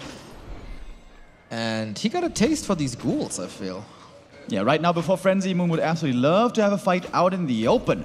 He doesn't have a staff though, he doesn't have a TP, so that is a bit scary. But at the same time, Happy still has to wait for his Lich. Calm before the storm. Tier 3 is there working on the Master Bears ASAP. Invo Potion also this time bought as fast as possible. Moon seems very well prepared indeed. Yeah, he is... like, this is so well done by Moon. Of course, they're not getting many kills, but he's slowing down Happy tremendously. It's so much about the hero levels. We saw last map where Happy wasn't able to push for a long while because the levels were lacking. Again, Moon is doing a fantastic job. And it's so smart. Like, you could just be creeping, like most of us, and get level 3s, but that would be, honestly, not the right move, because you can still fall back later when the expansion is ready, get one creep camp, get those levels, and be ready to receive Happy, because at some point, Happy will push. Oh yeah, but this time you might welcome him with open arms. First orb online, a little bit of healing, a little bit of regen, a little bit of time. Can he stall more time? I guess so. On the right-hand side, there's a squad available, ready to dive into Happy's base. Oh, Moon with the first very daring play, audacious attempts, but doesn't quite find the opening here. And now Happy's upgrades are coming online. Frenzy's ready, so is Destroyer. The Lich is here, and so is the Orb. And engage now by Moon would be quite risky. Yeah, he has the expansion. Maybe he wanted to... Oh, Coil Nova! That's the Invo Potion for you. Was definitely needed. Coil flies again, this time on the Archer. That is a kill.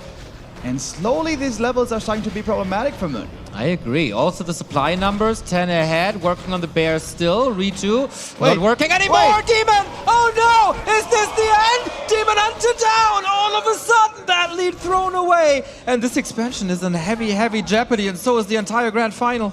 Oh, more cold arrow. This could be more kills for Happy. The movement speed is kicking in with the ghouls. He's trying to block. He's got the aura. Moon just overstaying in the middle a bit too long. Should have probably fallen back, creep on camp, and get ready to defend at home. Of course, hard to have the perfect read there. Now Moon in dire, dire straits. 65 seconds still of freedom, where you're not getting burned, where you're not getting threatened, where nothing is poking at you.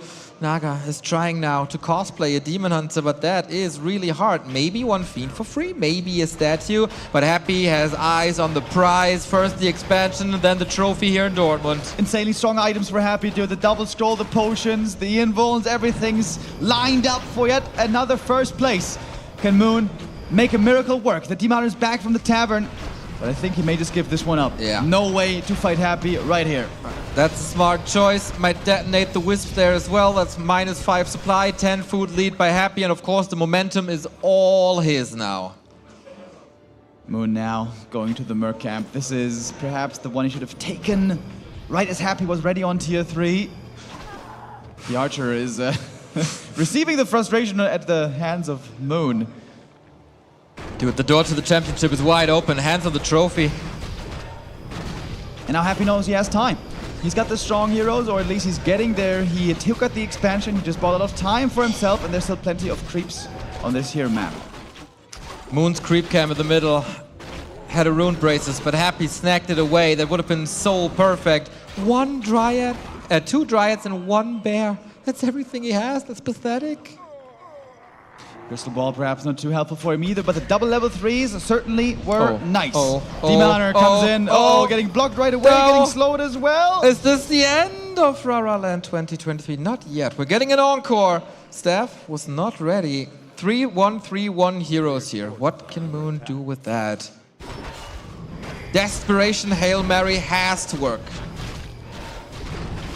Huge advantage for Happy. He's creeping up now so fast. DK and Naga close to the level up. Big item to be grabbed here. I don't think we've seen Happy once this tournament with the Catgus Pipe. Is it going to change now? Nope. But Claws also very good. Sick damage on these heroes. Claws plus 12 indeed. Also damage well distributed between Naga and Lich, so if one hero gets attacked, the damage uptime of the other is still quite good. Now we get Burrow. Moon also creeping, trying to catch up. Needs Abolish still against Frost Armor, which is up online now. And how do you outmaneuver Happy now in this situation? What cheeky play can you go for? Maybe a talent transition, but that's going to take forever. Maybe try to creep up the necessary levels, but he's not even at all close to level 4 Demon Hunter. Moon is going to have to out-micro Happy like nobody ever has before. That's a tough task. Invul Potion, double heal scroll, heal potion. He has so much to work with because he's gobbling up the entire map. Claws on the Naga as well, so at least damage output is good there too. But this is the push. 13 minutes, 45 seconds. Is this the beginning of the end? 4-3-3 levels. Happy looking really strong. The Bears caught the Naga, getting Fog Lightning coming over, and she's dead! Oh no! The first hero here going down right away. The Demon Hunter in trouble right after. The nukes are terrifying. The hero levels are so strong. The Demon Hunter again feeling the frost burn from the Nova, so close to falling. The Bears have to fight only with the Dryads, without the heroes. And it's easy. Clean up for Happy. Okay, this must be it now. Huge supply lead, still a lot of items, and no Naga anymore for Moon. Desperately trying to stay alive somehow, but that's it! Your RARALAND 2023 champion is the Emperor, is Happy! The back-to-back, the double champ. Happy does it again. Yet another huge tournament, a premier Tier 1 tournament. Goes to Big Demi. First place, gold, the gold standard, again and again. Unbelievable, dude. 2 maps this entire tournament. 2 maps only. Absolutely incredible. He deserves to be celebrated. Dortmund appreciate greatness because what this guy delivers is nothing but Warcraft 3 greatness. Absolutely deserved. Wonderful performance, tested on a few occasions. Sometimes the early games didn't go his way, but he was able to prove how good he is. And may no one ever doubt him. Never. Never should you ever.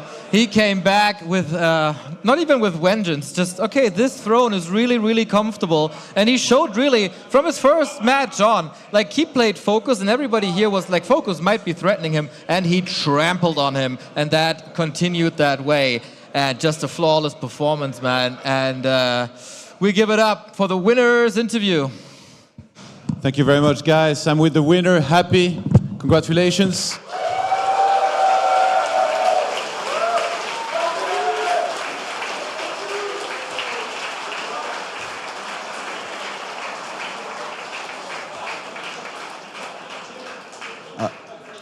I would love to talk about the games, as usual, with you. You started off very strong. Do you feel like in the first few maps, you just had a lot of momentum and you were able to attack exactly every time when you wanted to? And what do you think in particular, if anything, Moon was doing wrong, perhaps, in those games?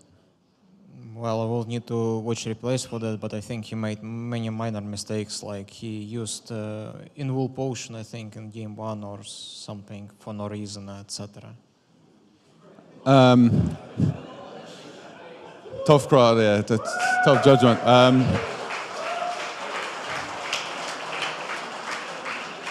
On Autumn Leaves, it was a very specific game because he was creeping a lot, he secured one of the big camps in the center, and then you fought near the merchants, and you lost 2 heroes, and it seemed like maybe it was looking bad for you, but you didn't seem too fazed by that, and you were able to recover very well. So after that fight happened, were you completely fine, or did you think maybe you need to play a little bit passive and before you're able to recover and later do a timing? No, well, the game was in a pretty bad shape for me, but I could cancel his expansion at like 50%. That was his mistake probably. And then in main battle, he just, well, committed too much in attempt to kill my Death Knight, and I had the time to give the invul, so that's why he lost. On Last Refuge, Moon had a pretty good start, but do you think that maybe he was a little bit too aggressive? He fought before, he had Panda level 3, and then he tried really hard to kill your Naga, and he was just not able to get it. You even had Invuln, which you didn't even need to use. Yeah, well, maybe he overcommitted, yeah. And then Hammerfall, you got the Demon Hunter surround early. You went for a big attack on his expo with around 55 supply, and he was able to hold. Were you surprised considering your start and like the fact you were able to get a surround? What do you think went wrong this game? My item drops were very bad. Like first few games, only in the last game it was good, but especially on Hammerfall I only got bad items. So. Okay, and yes, springtime, very one-sided. Just the items, or is it does the skill play a part in it? No, he was just trying to win time because I thought, why is he playing so aggressive? So I expect an expansion. So he was trying to win time, but just overcommit and lost Demon Hunter. If he didn't lose Demon Hunter, he could have given me a good fight at his expand.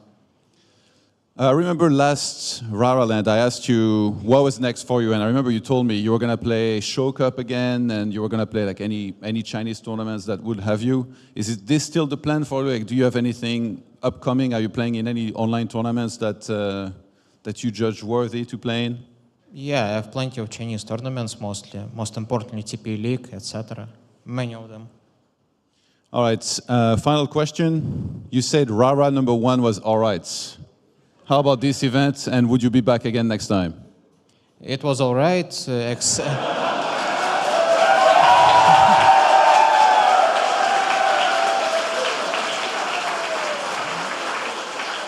except for the minor problems with PC setups. But other than that, was all right. And yeah, sure, I will come back again. Thank you so much. Happy, congratulations. Back to you guys.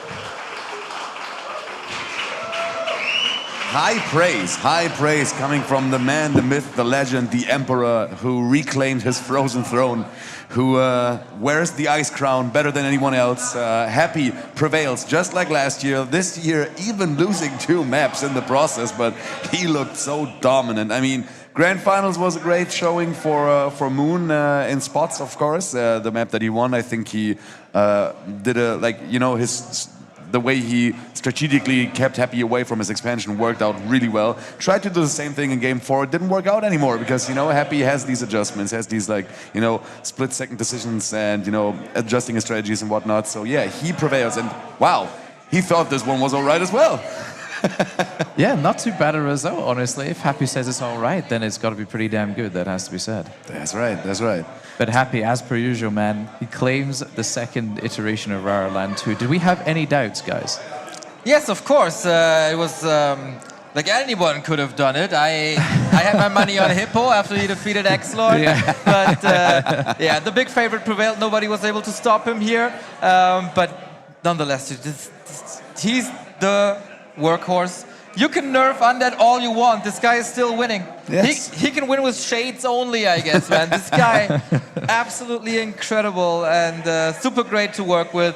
Never getting frustrated with technical difficulties that we had over the weekend. A great sport all around. You know who's also great to work with? The good people at Kuchenmeister. Of course, the staff at BWS. Please come here. Whenever this facility is open, please come here. Go to the bar, knock yourself out, go to the stations, play the games you want to play, stream some. It's a great venue overall. So shout outs to these guys as well. And also the good people at leetdesk who provided us with an amazing setup for the stream for the main what's called the backstack arena. BWS arena, that is. Also, the people at Being Esports making all of this possible, of course, in conjunction with Back to Warcraft. Great work by everybody over the course of the entire weekend. And we have one more treat for everybody in case anyone in the venue is still listening to my old voice. There is the signing session with Happy and Moon happening right now. It's incredible. Yeah, it's incredible. I think I get some of my stuff signed as well. And you know who queues up first? It's Foggy. Of course. There it is right there. Of course. Like for real right now. That's so absolutely cool. Incredible. It just goes to show that even though, of course, Foggy is such a great player in his own right, how much he respects those idols of his. And of course, who wouldn't want to get something signed by Happy and Moon, two absolute goats of the game. Exactly. Yeah. Should we get the koala sign, maybe? Oh yeah, I love that. Before we close the show, I guess some words from my side. It's been absolutely incredible once again. Not as crazy for me physically as the first one was, where it was totally dead. So I guess we organized stuff better. It was really cool to give people an opportunity. First of all, Jack, you freaking nailed it, dude. Thank you so much. When Carson said he couldn't come, yeah, there we go. You can clap, of course. Give it up for Jack, everybody. Yeah. When Carson said you're not important enough for him anymore to make the travel, Jack said immediately, yes, of course, I'm going to help you out. So absolutely fantastic. Shout out also to all the casters from all around the world who made the travel here. Forks came all the way from Brazil. Poncho came all the way from Kyrgyzstan, I think, which is insane. And he's such a great guy. And of course, Frenchcraft is here, and they had such an amazing team spirit here across the entire weekend. Also Sparta, all the way from somewhere around here. Yeah. Just around the corner. It's his hometown, actually. It must feel good as well. Announcing the Meisterschaft here, but this crowd was a dream coming true. Like last year, I had the dream of creating a LAN somehow, my own, our own, but due to logistic stuff, we always were like super far away. And nothing feels better than casting in front of a crowd that is so hyped that this one was. Every ghoul kill was like a huge celebration, dude, as if Dortmund just got Meister. And if Happy's Heroes gets killed, like, I was just missing Bengalos at that point. Absolutely sick. Like, yeah, this late stage of Warcraft still making dreams come true is just so good. You're saying late stage, I think we're going to be sitting here in 20 years from now. Yeah, for sure. The question is, will BayStack survive that long? Exactly. Yeah. If we come here time and time again, and if we, go to the bar every now and then, I think, they have a good shot. Yeah. Guys, if you like what we do, feel free to support us here. Everything that comes into the stream goes directly into a possible third event of RARALAND. Yo, what? So every sub, every dono, everything would be great, as it's really freaking expensive to make this work. But Absolutely. Man, it's so worth it. Yeah, a RARALAND 3 would just be absolutely mind-blowing at this point. I don't think anybody really ever imagined that the first iteration would have even been possible, up until, of course, you, Neo, managed to get the bulk of the organization there and announced it. And then everybody's like, I can't believe there's going to be a proper LAN where everybody from around the world can come and witness the best players play live on stage. And then a second one, of course, as we're just concluding now, was able to happen as well. Yeah, I'm sure it was really, really difficult for you guys, especially all behind the scenes. Of course, we know how much work you do, Neo, for the scene. I think, obviously, you're someone that we should give the utmost credit to and praise as well. Yeah, give it up for Neo, everybody, please. I'm blushing, you guys. All right, then. That's it. That's RARALAND 2023. I love being esports, and I love to see a lot of people at the bar in like 5 minutes or so. Cheers to that, Giannis. Kuna.